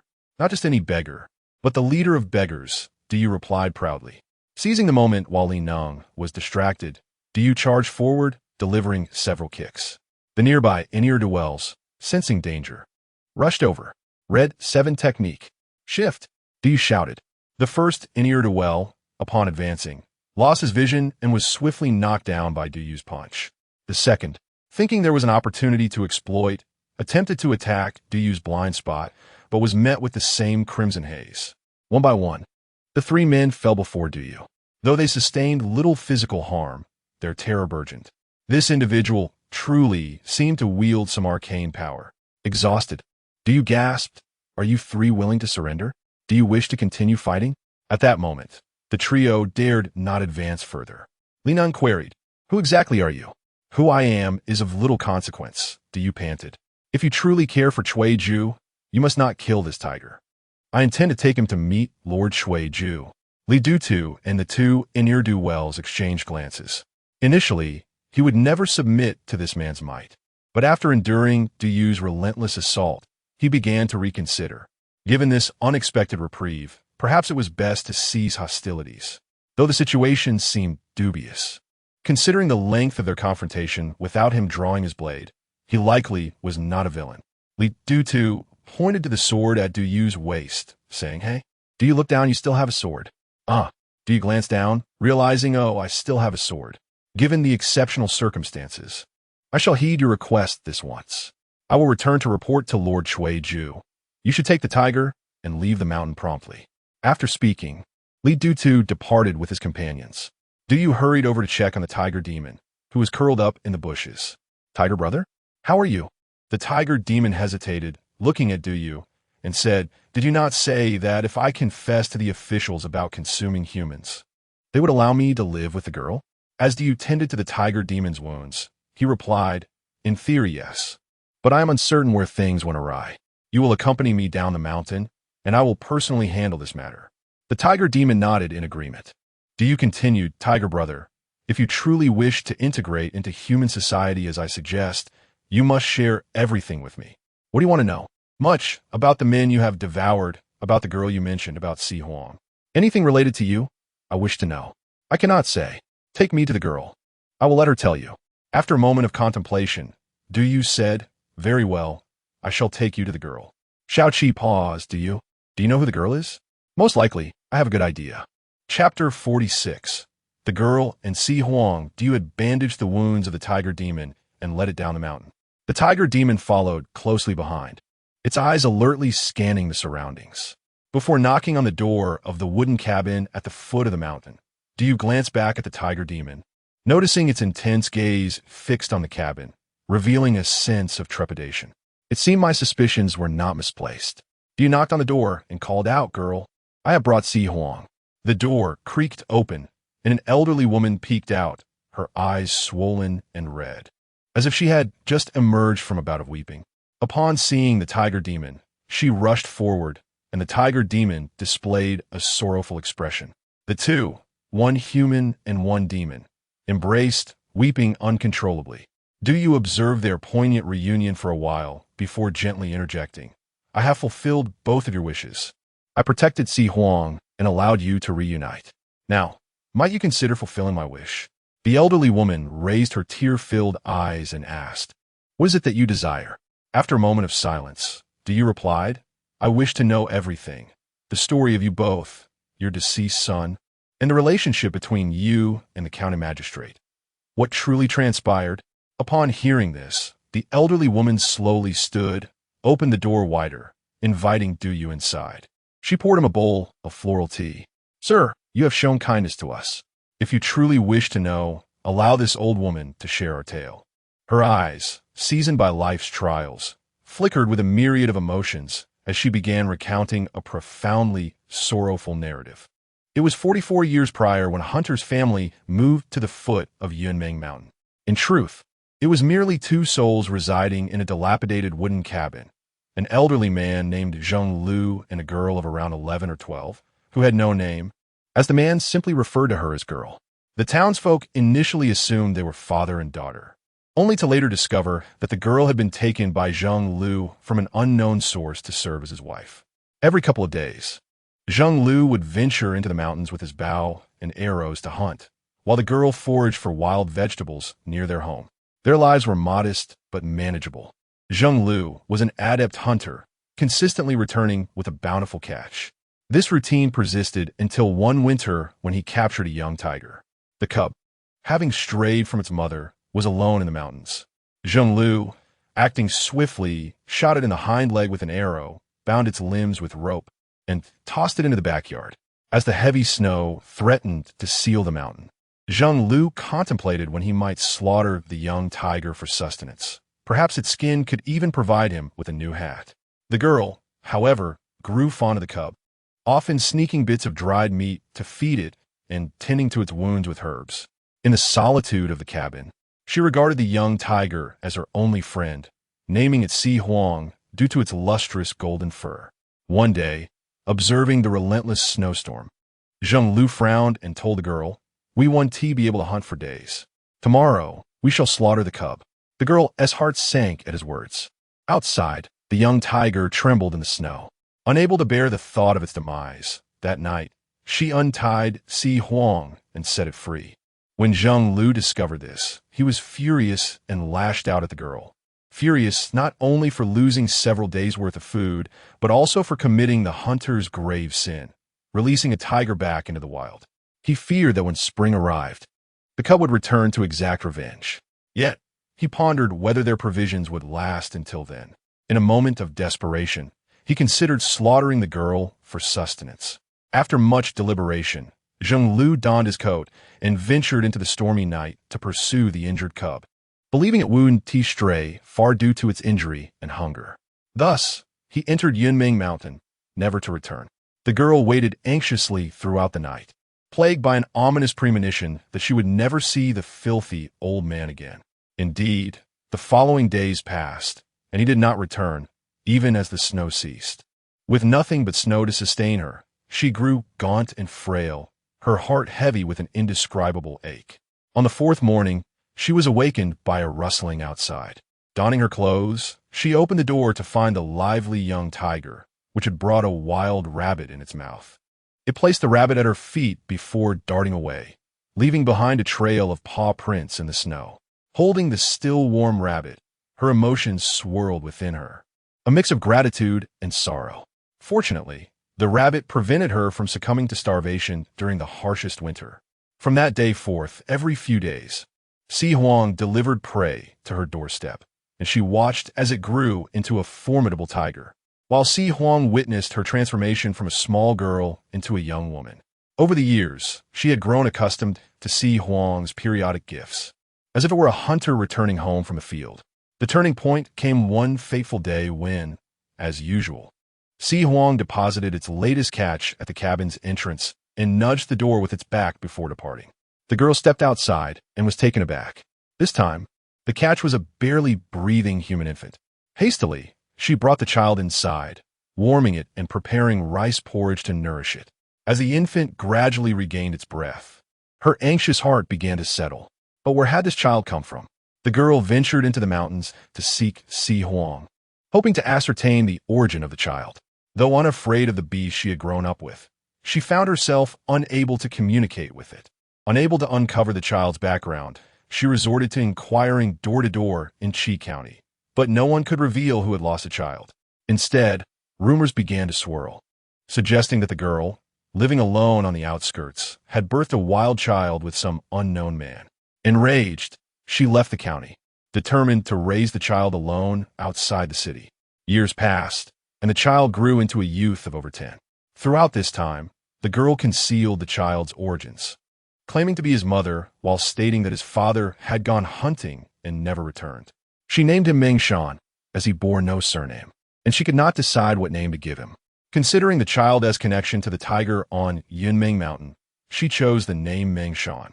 She poured all her affection into Mengshan, yet he became a source of torment. From a young age, Mengshan exhibited a penchant for capturing insects, delighting in pulling off their legs one by one, reveling in their trembling bodies.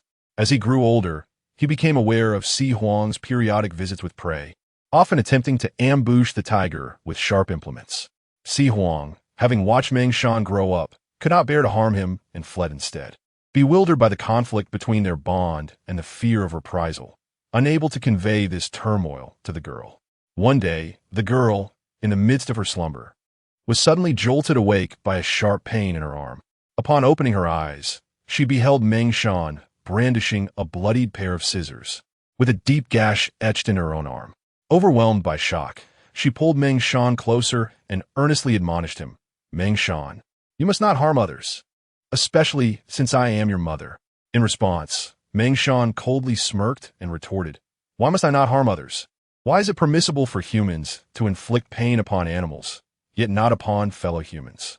Why is it that because you are my mother, I am forbidden from hurting you?" The girl felt a profound chill settle in her heart. Mengshan was but 11 years old. Despite the boundless love she poured into him, she received naught in return, and as Mengshan grew older, the days became increasingly harrowing. At 20, he began to yearn for the bustling life of the county town, where the streets thrummed with activity, far more vibrant than the wooden cabin nestled in the mountains. In the town, He would hear vile gossip regarding the girl, with townsfolk tauntingly fabricating tales of her enticing men. Meng Shan found amusement in this, laughing heartily and later returning home to regale the girl with these sordid tales. Hearing such filth spill from her own son's lips, the girl wept daily, pondering the misfortune that marred her existence. Abducted by an old man in her youth, she had finally found a semblance of solace, only to be haunted by another specter of doom.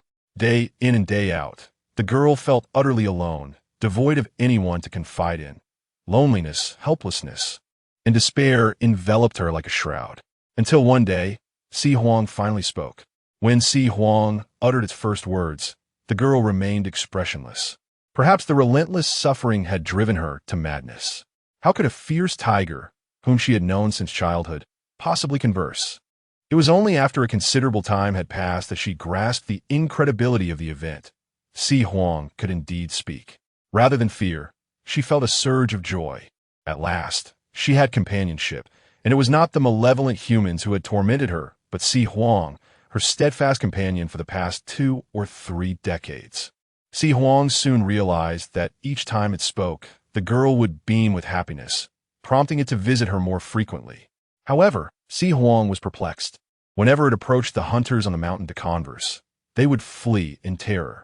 Why did they react so differently from the girl? The newly awakened intelligence of Si Huang could not fathom this disparity. Si Huang became the girl's source of motivation to persevere, and she ceased to concern herself with Meng Shan, who, nearing 40, still idled away his days wandering the county. The girl and Meng Shan had transformed into virtual strangers, having not exchanged a word in ages. Then, 3 years ago, an incident occurred, one that still sends shivers down the girl's spine when she recalls it. Chapter 47. The court is held on that fateful day. The majestic tiger, Si Huang, as was his custom, arrived at the girl's abode with a mountain chicken in his mouth. Yet, without warning, he stumbled into a trap. Someone had excavated a deep pit along Si Huang's usual path and obscured it with a camouflaged door woven from vines. Within the pit, numerous bamboo stakes jutted upward, seemingly poised to deliver a fatal blow to anyone who fell within. Si Huang grasped the edge of the trap with his powerful forepaws, his hind legs thrashing against the walls in a desperate bid for escape. However, his considerable bulk threatened to overwhelm his efforts.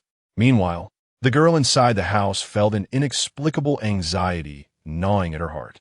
Suddenly, she heard strange noises emanating from the direction of the wooden hut and rushed outside, dropping everything in her hands. At a distance, she beheld Si Huang, half of his body ensnared in the pit, and her heart sank in terror. She instinctively reached out to grab his forepaw, yet the sheer weight of the tiger was insurmountable for her fragile form. How could she possibly abandon him? Si Huang was her sole tether to this world. With all her strength, she clutched his paw, exerting herself to the limit, even to the point of shattering her own teeth. "Leave quickly," Si Huang bellowed. "I shall not depart. I refuse," she cried, though she could feel Si Huang descending deeper into despair. What was she to do? In that moment, panic enveloped her. Suddenly, a solution dawned upon her. She released her grip, assessed the trap, which was not exceedingly deep, and cautiously leaped down. "What are you doing?" Si Huang exclaimed as she evaded the bamboo stakes and positioned herself beneath his hind legs, hoisting them onto her shoulders and standing resolutely. "Si Huang, you must step on me to escape." In a moment of panic, Si Huang felt something beneath his feet and, in a frenzy, leapt with all his might, propelling himself out of the pit. However, the weight of several hundred pounds was far too much for the frail girl to bear. She heard a sickening crack, as though her shoulder had shattered under the strain. The excruciating pain threatened to engulf her consciousness. "Girl!" Si Huang turned back, extending his mighty paw in an attempt to pull her up. The girl stretched her hand with every ounce of strength, yet she could not reach the tiger before her. In a fit of urgency, Si Huang waved his paw frantically, inadvertently leaving deep gashes upon her hand. "Enough," the girl uttered in despair. "You must go." "Si Huang." "No, I must save you," Si Huang insisted, frantic. "It is unnecessary. This trap was surely dug by Meng Shan. When he returns, he will rescue me. You must leave now," she implored weakly. After much pleading, Si Huang reluctantly departed, tears glistening in his eyes. Time became an indistinct blur as the girl leaned against the wall, succumbing to slumber. When she awoke once more, she discovered Meng Shan standing at the pit's edge. Meng Shan? She gasped, enduring the throbbing agony that coursed through her. Please, rescue me. I am injured. Rescue you? Meng Shan gazed quizzically at his mother. If I were to save you, then the effort in digging this pit would have been in vain. I intended to skin a tiger for some coin, but you have ruined my plans. You. The girl could scarcely believe that her son, whom she had nurtured for over 40 years, would exhibit such callous indifference to her life and death. However, I have long wished to see what becomes of a person abandoned after death. They say they become infested with insects. I shall use you as my experiment. I'm going to sleep now. Do not forget to call for me when you perish. With that, Meng Shan turned away and returned to the wooden hut, leaving the girl to weep in despair within the pit. Heavenly Father, what sins have I committed? The girl remained in the pit for an entire day, without sustenance or water.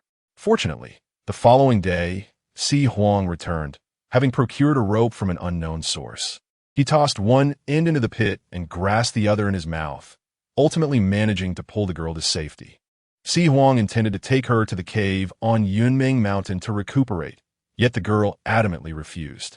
She insisted that Si Huang return to the mountain while she, with her weary body, made her way to the county office of Qixian, beating the drum to seek justice. Due to the injury on her shoulder, she could scarcely lift her hands, so she resorted to using her silver-haired head, striking the drum repeatedly. Each resounding beat echoed the shattering of her heart over the years. In that moment, she no longer regarded Meng Shan as her son. She sought to sever the bond of over 40 years. A woman in her 60s brought charges against her son, Meng Shan, for the crime of matricide. The county magistrate, Cui Ju, was taken aback upon hearing this news and quickly convened a court session, dispatching officers to apprehend the woman's son. The elderly woman publicly recounted the transgressions of Meng Shan, and Cui Ju, upon hearing her account, wore a grave expression, frequently casting glances at the accused. Meng Shan, as a fellow son, I am deeply ashamed of your actions. Cui Ju struck the gavel and declared, the court shall meticulously enumerate your crimes. Do you plead guilty? Initially, it seemed that the evidence was undeniable. With the elderly woman as a witness and her visible injuries, Meng Shan appeared destined for imprisonment. Yet, as Cui Ju prepared to issue a ruling, Meng Shan erupted into a fit of tears. His weeping not only halted Cui Ju's movements, but startled the elderly woman as well. My lord, I am innocent. Meng Shan sobbed. Innocent? Upon hearing that word, Cui Ju's expression shifted dramatically. He resembled a child publicly chastised for wrongdoing as he anxiously queried, How are you innocent? My lord. Meng Shan wiped his tears, explaining, It is merely that my mother has grown old and confused. She now believes I intend to harm her. She mistakes me for a beast and considers a fierce tiger as her son. This madness leaves me utterly bewildered. You, vile wretch, what nonsense are you spouting? The elderly woman's voice quivered with fury. Cui Ju pondered thoughtfully, then stated, Meng Shan, this is merely your uncorroborated assertion. You claim that your mother has lost her mind and believes a tiger to be her son. But do you have any evidence? I possess evidence, my lord. Meng Shan pointed accusingly at the elderly woman. You may summon a physician to examine her injuries and ascertain whether they were inflicted by me or by a fierce tiger. The elderly woman sat there, struck dumb, as if struck by lightning. No, do not examine my wounds. She screamed frantically. The injuries on my body, they are. Her outcry led Cui Ju to surmise that the elderly woman's sanity was indeed compromised. Li Du too, observing from the sidelines, discerned the situation and approached Cui Ju, stating, My lord, there is no need to summon a physician for a routine examination. I can handle it myself. Very well. Li Du too hastened to ascertain the nature of the elderly woman's injuries. Cui Ju commanded. Li nodded in agreement and instructed his men to restrain the elderly woman. Despite her vehement struggles, he diligently examined her injuries. After a lengthy inspection, he sighed softly. I report to you, my lord, that this woman's palms are covered in bloodstains, indicative of claw wounds. Her shoulders are dislocated, not due to human intervention, but as if a massive creature had trampled her. It is my bold conjecture that a fierce beast pinned her down, preparing to attack when she defended herself with her hands. What? The elderly woman could scarcely believe her ears. What kind of judgment was this? Was this truly the impartial officer of the law that the people spoke of? My lord, the elderly woman, still unwilling to concede, continued, I bear many old scars. They are ample proof that Meng Shan has harbored ill intentions toward me for many years. I also bear wounds from blades, burns, and sharp instruments. My lord, the humble subject possesses additional evidence to demonstrate that my mother has long succumbed to madness, having acknowledged that ferocious tiger as her son many years ago. Cui Ju pondered for a moment, glancing at the old woman and then at Meng Shan, who he felt spoke more in accordance with the truth. Meng Shan, please share your insights with this official. What evidence do you possess? My lord, if you ascend the mountain in search of the tiger, simply call out, Si Huang. The girl has come to see you, and that ferocious beast will surely appear. As for Si Huang, it is my childhood name for my youth. I was quite simple-minded and always referred to my mother as girl. Observing my pallid and emaciated frame, my mother bestowed upon me the name Si Huang, which over time became etched in her memory. Gentlefolk, should you venture up the mountain and summon the tiger as Si Huang, if it responds, it will affirm the veracity of my claims. You, wretched beast! The old woman cried out, tears streaming down her face. How could your heart be so cruel? Mother, you are mistaken. I am not a wretched beast. I am your son. And that creature on the mountain is the true wretched beast, Meng Shan replied coldly. Alas, it was perilously close. This official nearly misjudged the situation. Cui Ju shook his head and declared, Li Neng, I command you to swiftly gather brave men from within the county, offering a reward of 2 taels. Tomorrow, ascend the mountain to slay the tiger. Your servant obeys. No. The old woman's profound sense of loneliness and helplessness was indescribable. She vehemently protested in the court, insisting that they must not ascend the mountain to kill the tiger. Sighing, Cui Ju addressed Meng Shan. Meng Shan, you must take good care of your mother. As for the matter of the tiger, leave it to me. The humble subject will comply. As for you, old woman, I offer you a piece of advice. Recognize who your true family is and who the wretched beast is, lest you bring harm upon yourself in the end. Dog official. The old woman shouted, You, a dog official, fail to distinguish right from wrong. I curse you to descend into hell after your death. Cui Ju, upon hearing this, found it terrifying. He believed he had made the most astute decision, yet this mad, old woman continued to disturb his peace of mind. Meng Shan feigned sympathy as he assisted the old woman out of the court, whispering to her, Just wait. One day, I shall personally see to your demise. The old woman bit down hard on her tooth, swallowing the fragments. Wretched beast, the old woman would not perish so easily. She fought against her tears, feeling an intense indignation. Has this world truly changed? Or has it always been this way? Upon returning home, under the cover of darkness, the old woman ascended the mountain to summon Si Huang, earnestly instructing the tiger never to reveal itself, regardless of who came searching. She implored Si Huang not to visit her for the next few months. Though Si Huang did not understand the reasons, it forever believed the words of the girl. Having completed this, the old woman returned home and concealed a sharp pair of scissors beneath her pillow. A few days later, she witnessed a group of people armed with weapons ascending the mountain. Although her heart was heavy with worry, she dared not show it, praying that Si Huang could evade this disaster. In the days that followed, the old woman lived in a state of constant fear, unable to sleep at night or find peace during the day. It felt as if each time she closed her eyes, she saw the childhood Meng Shan standing beside her with scissors in hand. Meng Shan no longer concealed his twisted nature, cutting off the old woman's food supplies in a cruel attempt to witness her starve.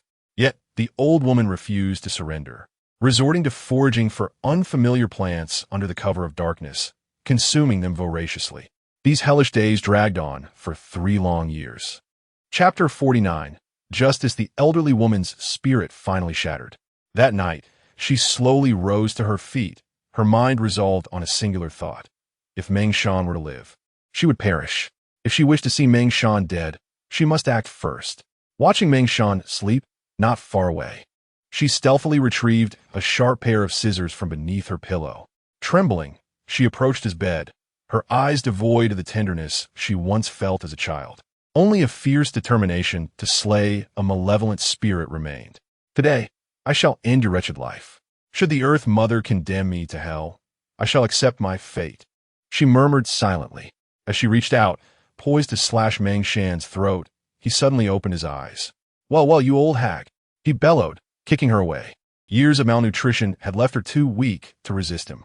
He delivered several brutal kicks to her as she lay on the ground. I wanted to see if you would starve while grazing all day, and yet you sought to kill me first? Meng Shan's expression turned savage as he gripped her hair, preparing to smash her head into the ground. Today, I feel curious to see what color your brains are. Let us witness a flower blooming from your skull. In that moment, the door of the wooden house burst open, revealing a fierce tiger with emerald green eyes, glaring menacingly at Meng Shan, its rage palpable. Oh, is that you? Si Huang, do you wish to see what color brains are as well? Meng Shan taunted. Fear not. I'll let you feast on this old crone as flesh later. A deafening roar erupted as Si Huang lunged at Meng Shan with blinding speed.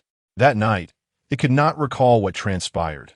By the time it regained its senses, all that remained of Meng Shan was half a skull. Under the mournful moonlight, the elderly woman wept heart-wrenchingly while embracing Si Huang. Du listened intently to the elderly woman's lengthy tale, fists clenched in silent fury. Sir, you must be aware of what lies ahead, she said, her eyes devoid of tears, as if this ordeal had brought her only anguish, not sorrow. Far away in the Legend Management Bureau, Xiaoqi displayed a sorrowful countenance upon hearing the story. It dawned on her that, for some, living was akin to hell itself. This poor woman is truly pitiable, Xiaoqi whispered. Elder, I wish to see your wounds, Du stated. The elderly woman, unreserved, shed her clothing, revealing a horrifying array of injuries. Cuts, bruises, and burns marred her entire body. Long-standing malnutrition had left her abdomen deeply sunken, her ribs starkly visible. Xiaoqi, Du called out again. How likely is it that Si Huang lied? Zi Huang lied?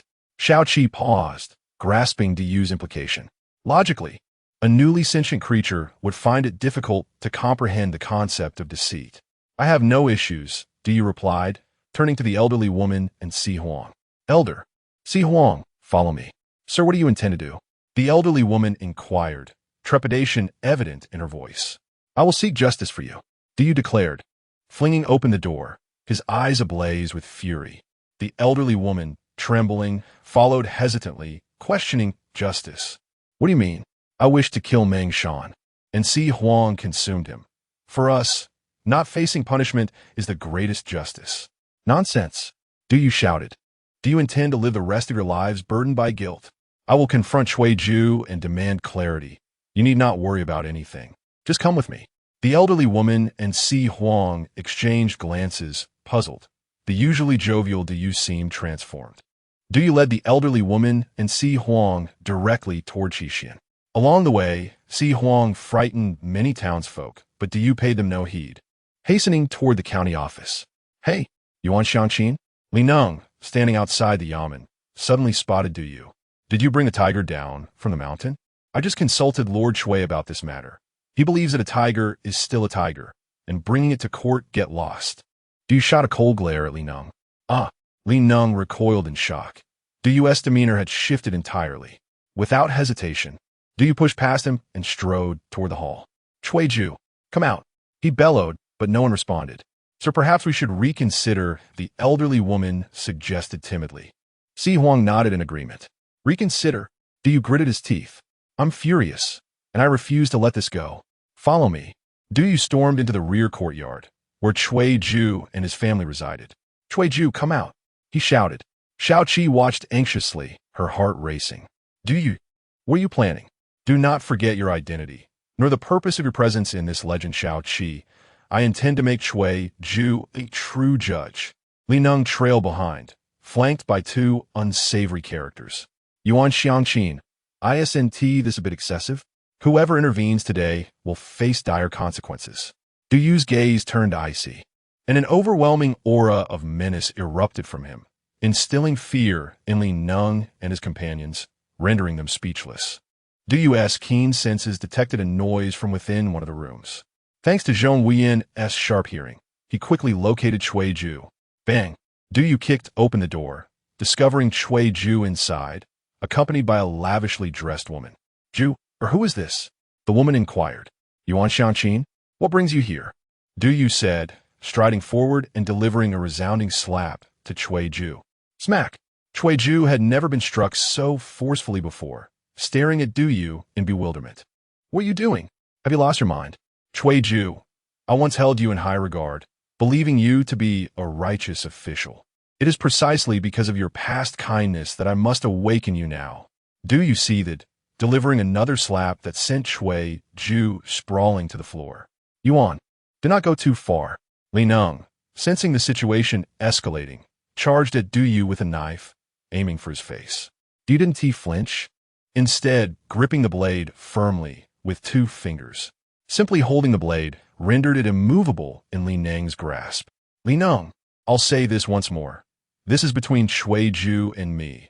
Whoever intervenes will perish, Du declared coldly, then kicked Li Neng in the abdomen, sending him crashing into the wall behind. Having endured one of Du's kicks before, Li Neng found this one incomparably more devastating. He felt as though his insides were being crushed. The elegantly dressed woman gasped in horror, kneeling down. Ah, hero, though I know not what my son has done wrong, I beg you, spare his life. Mother, please rise, do not kneel. Cui Ju implored. Mother? Du's expression softened as he approached, assisting Cui Ju's mother to her feet. Elder, fear not. I have come to enlighten your son about right and wrong, not to take his life. Let me understand. What constitutes right and wrong, good and evil? Cui Ju slowly rose to his feet, exclaiming in jest. I have served as an official for over a decade without misjudging a single case. On what grounds do you presume to teach me the discernment of right and wrong? Never misjudged. Du felt his recently quelled anger surge once more. Cui Ju, how dare you say that? Today, I shall revisit a case with you. Do you dare? Re-examine a case. Cui Ju was equally incensed. Every case I have judged is vividly etched in my memory. I recall each one distinctly, without a single error. Ah, so you refuse to shed tears until faced with the coffin, do you? Du shifted aside, revealing a person and a tiger behind him. Do you still remember this person and this tiger? Cui Ju glanced at the fierce tiger before him, startled, yet he feigned calmness and replied, I remember. A madwoman claimed a man-eating tiger as her son and accused her own child of being a wicked beast in court. Now, she has indeed brought about the demise of her own flesh and blood. The tiger is naturally bloodthirsty. What purpose is there in re-examining this matter? The elderly woman and Si Huang felt a chill at Cui Ju's demeanor. Do you scoff coldly?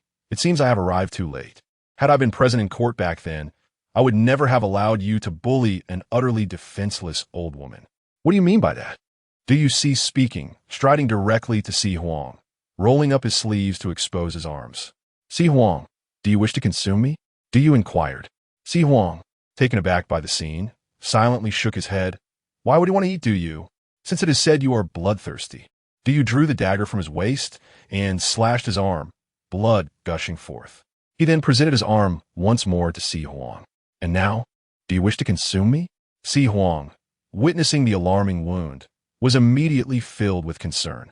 He wanted to say something, but recalled Du's previous admonition, so he could only shake his head vigorously, hoping Du would refrain from inflicting further harm upon himself.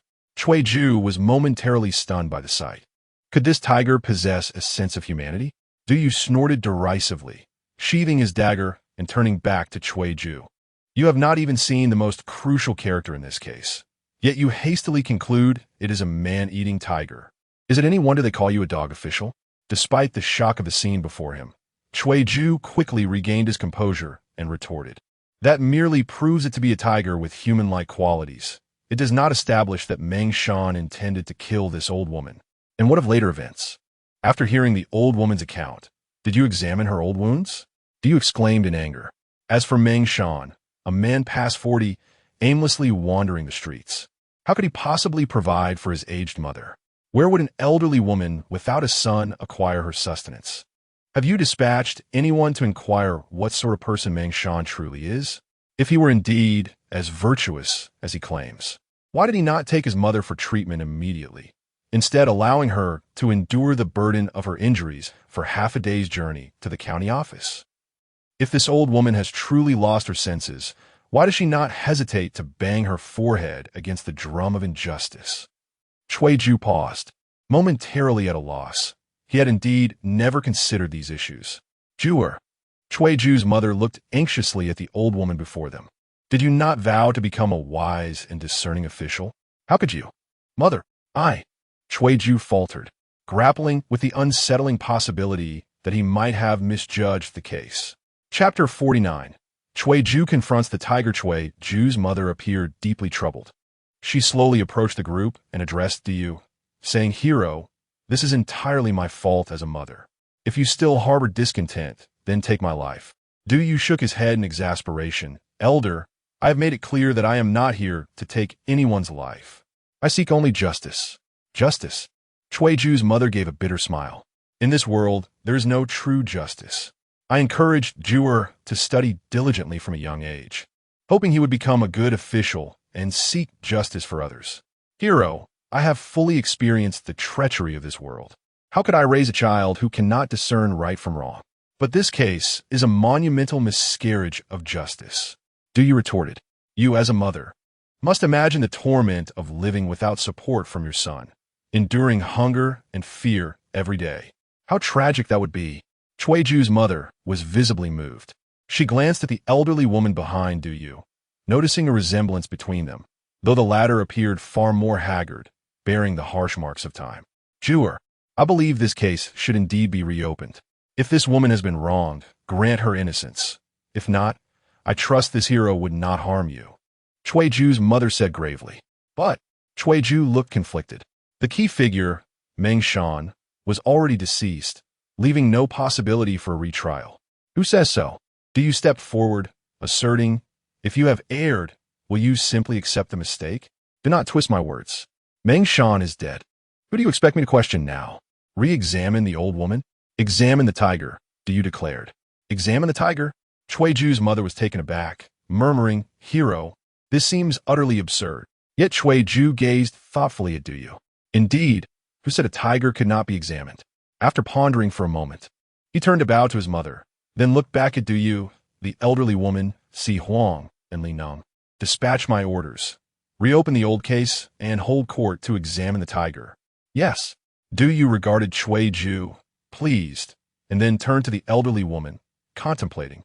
He said to Ju, "Leader, to ensure everything proceeds flawlessly, I have a few matters to address before the court convenes." With a resounding authority, Ju ascended the dais. The townsfolk flocked to witness the extraordinary trial. Before the court, an elderly woman knelt alongside a fierce tiger. "Old woman, present the details of the case before your fellow villagers," Ju instructed. The elderly woman complied. With clarity and conviction, she recounted the events, her words resonating powerfully, and her thoughts flowed logically, convincing all present of her sanity. She began from her arrival at the foot of Yunmeng Mountain, detailing the horrors inflicted by the tiger. Following Du's guidance, she omitted the fact that Si Huang could speak, yet this did not render her words false, for she meticulously recounted Meng Shan's malevolence. As she spoke passionately, the elderly woman lifted her garment to reveal numerous old scars, some from scissors, others from sickles, and some from burns. These marks could not have been inflicted by a wild beast. Ju's expression grew grave as he nodded, realizing many of these details were new to him. It seemed he had indeed made a grave error 3 years prior. After a moment of contemplation, he recalled Du's request and turned to the elderly woman. "You assert this tiger possesses human-like qualities, owing its life to you, and now shows gratitude. Do you have any evidence?" The elderly woman nodded, replying, "I can demonstrate for you, my lord." She turned to the tiger, instructing Si Huang, "Bow to the lord." The tiger obediently lowered its body before Ju. The villagers gasped in astonishment, witnessing the tiger's apparent understanding of human customs. Si Huang, now bowed to Captain Li, the elderly woman continued. The tiger searched the crowd for Li Neng and bowed again. Remarkable, the crowd exclaimed, amazed that the tiger could distinguish between the Lord and Captain Li. The elderly woman continued, this tiger is inherently good and has never harmed anyone. If you doubt me, recall that Si Huang has resided on Yunming Mountain for 44 years without ever descending to harm you. The villagers exchanged glances, realizing they had never heard of the tiger causing harm. My lord, I have finished my count. Please render your judgment, the elderly woman concluded.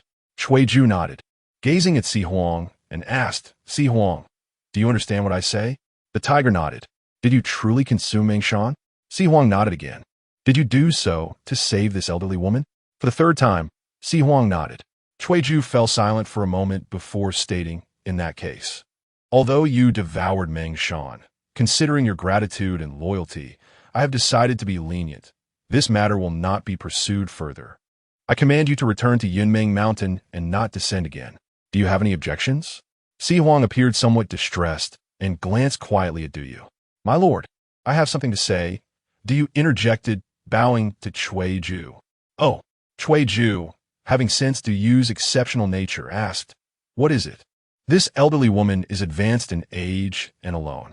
Since Si Huang has consumed her son, why not adjudicate that it becomes her adopted son instead? Ju was taken aback, surprised by the astuteness of this unconventional suggestion. Yet it bore merit. Adopting a tiger as a son. I'm still concerned. After all, Si Huang is a tiger, and there's an old saying about raising a tiger being perilous. Yet, Si Huang is unlike any other tiger. What does the elderly woman intend? Elderly woman, I ask you, if Si Huang is adjudicated as your adopted son, to care for you and provide for you in your old age, would you accept? The elderly woman trembled slightly, responding, if that were truly possible, I would be profoundly grateful for your kindness, my lord. Upon hearing this, Si Huang became excited, almost speaking out. Ju, reassured, nodded in satisfaction. The gathered villagers cheered, knowing this trial would become legendary. Meanwhile, far away in the Bureau of Legends, Shao Qi smiled with satisfaction, realizing this legend was nearing its conclusion. Do you find a secluded place? We must summon you back. Summon me back. Yes, the legend is ending, and the operator can return. That's not quite right, Shao Qi. Du Yu pondered, recalling that a crucial event had yet to unfold. A crucial event? Indeed, just as Ju concluded the trial of the tiger. A sudden chill swept through the courtyard, followed by a brilliant light. A woman clad in exquisite garments descended gracefully from above. Here she comes, Du Yu smiled slightly. The villagers stood frozen, having never witnessed such a spectacle before. A woman clad in splendid garments floated gracefully in mid-air, her gaze surveying the multitude below. The space around her radiated a dazzling golden light, obscuring her visage from view. Slowly, she extended her hand, her voice resounding like celestial music. I am the daughter of Gong, the Lady of the Earth. Upon hearing these words, the villagers immediately fell to their knees, for indeed, it was a celestial being descending to the mortal realm. It is the Lady of the Earth. Even Ju, witnessing this, hastily descended from his elevated seat and knelt in reverence to the Lady of the Earth. Who among them was unaware that the Lady of the Earth presided over the realm of the deceased? In an effort to blend in, Du Yu also knelt down, pondering silently about the Lady of the Earth, who had forcefully taken Dong Qianxiu away. What kind of person could she truly be? The Lady of the Earth paused for a moment, then spoke. I know. This palace has just witnessed all that has transpired and could not help but feel overwhelming joy. I did not expect to find among mortals such discernment of right and wrong, an understanding of righteousness, and the courage to act with wisdom, allowing this tragic tale to reach a satisfactory conclusion. No, this palace is deeply moved. The crowd remained prostrate, their faces pressed to the ground, too daunted to lift their heads at the voice of the Lady of the Earth, who is customarily the recipient of countless prayers. All of you mortals, please rise. The Lady of the Earth said with a serene demeanor. Gradually, everyone lifted their heads to behold her true form. Contrary to the depictions in folklore, she was not a benevolent elderly woman, but rather a strikingly heroic figure. This palace wishes to induct this individual into the celestial ranks. To become the leader of the underworld emissaries, to gain magical powers and enjoy eternal life. Thus, I descend to inform mortals. Du smiled faintly, realizing that incorporating Ju into the celestial ranks would indeed conclude the legend.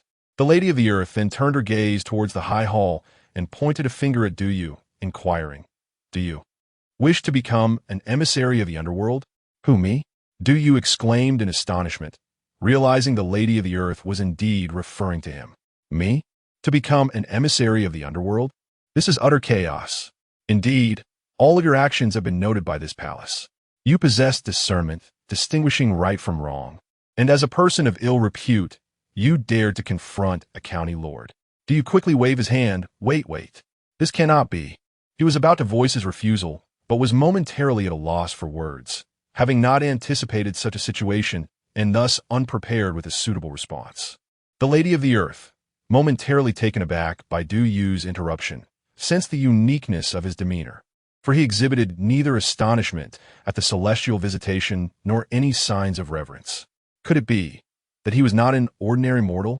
Tentatively, the Lady of the Earth communicated telepathically. "Your aura is somewhat peculiar. Are you already among the celestial beings?" Upon receiving her telepathic message, Du felt a sense of relief. Lacking magical powers, he could not speak freely and could only respond telepathically. "Lady of the Earth, I certainly cannot agree." Du replied, "My identity is rather special. Though I am not a celestial being, I am far from an ordinary mortal. If I must categorize myself, I would be considered an extramural celestial being." The Lady of the Earth found herself in a quandary. The situation had become somewhat awkward, as she was earnestly seeking talent from the mortal realm, only to face a rejection in her initial attempt. Would she have to publicly retract her offer? Chapter 50. The Earth Mother glanced around, feeling the weight of many pairs of eyes upon her. What should she do? After a moment of contemplation, a sudden idea struck her. "Freeze!" she commanded, and, instantly, all the mortals within the county office became statues, frozen in place. Du surveyed the scene and noticed that, apart from the villagers, Ju, Li Nung, the old woman, and even Si Huang were all immobile as if carved from stone. "Oh dear, it's sweltering." The Earth Mother sighed in relief as she gently descended to the ground.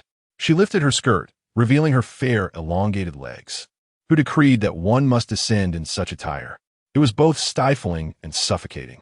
Du was momentarily taken aback. The Earth Mother seemed a transformed individual. However, this new demeanor made communication easier. "Hey, you there. Come here."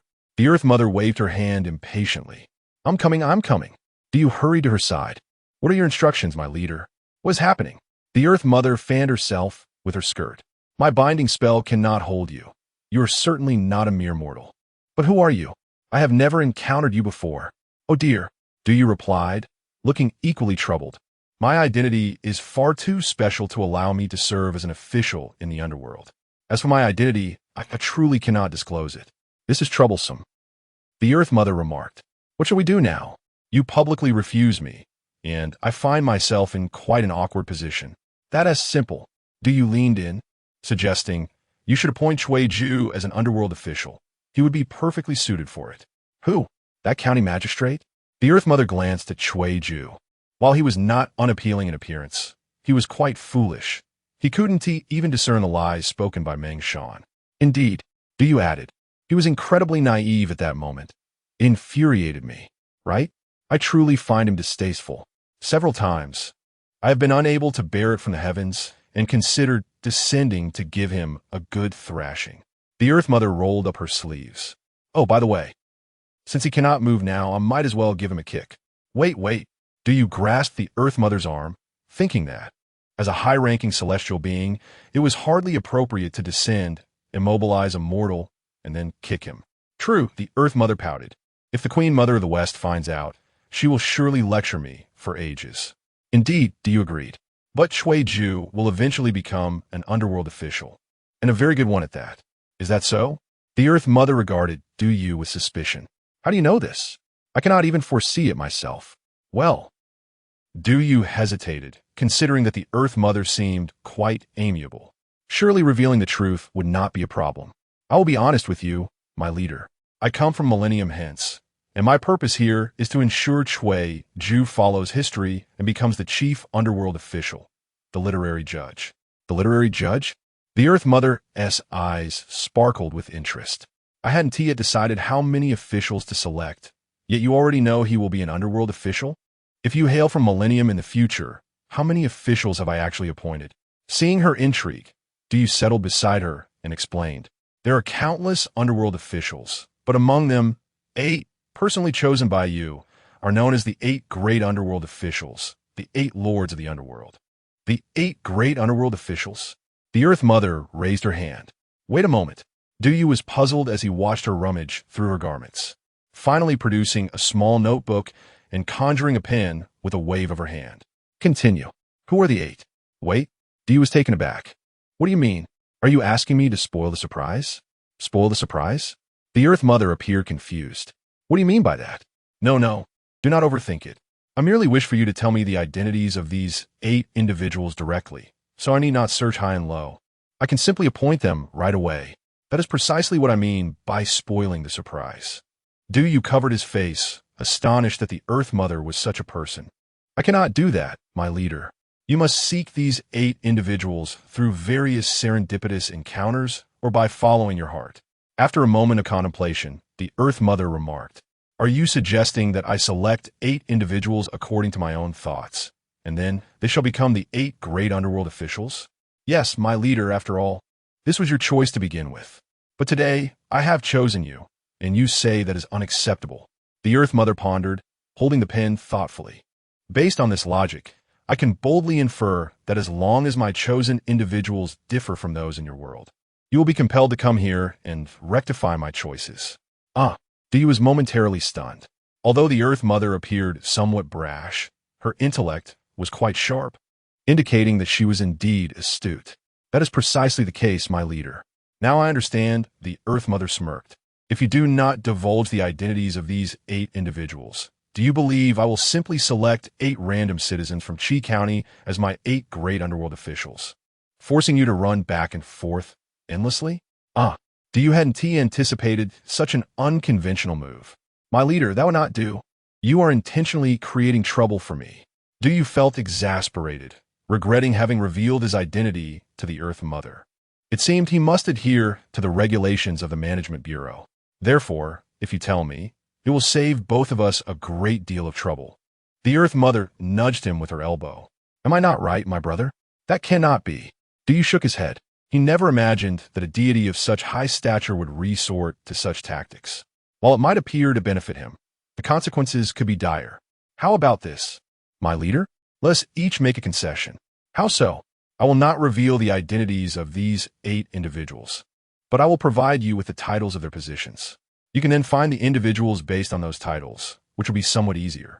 Du reflected and said, if I am not mistaken, you have not yet decided on the titles of these 8 positions, have you? The Earth Mother appeared embarrassed. Do these 8 individuals need titles? In my mind, they could simply become sworn brothers. That simply will not do. After all, they are 8 celestial officials. Du was momentarily struck with inspiration, realizing that these 8 individuals could indeed be sworn brothers. It seemed the Earth Mother's thought processes would have a profound impact on the underworld. My leader, you just need to decide whether to accept this proposal. If you do not, I would prefer to run back and forth repeatedly. I do not wish to create a larger mess for myself. Du explained, I have superiors to answer to, and they would surely hold me accountable. Very well, my brother. The Earth Mother nodded in agreement. It is settled. Speak your mind. Recalling the structure of the underworld officials as explained by Dong Qianxiu, Du articulated the positions of the 8 individuals. Foremost were the civil and military judges, with the civil judge overseeing the law and the military judge adjudicating the wicked spirits. Second were the beast-faced Rakshasas, responsible for apprehending and punishing various malevolent spirits. Third were the generals of gold and silver, tasked with escorting souls within the underworld. Fourth were the black and white impermanents, who traversed between the mortal realm and the underworld, guiding the deceased from the world of the living.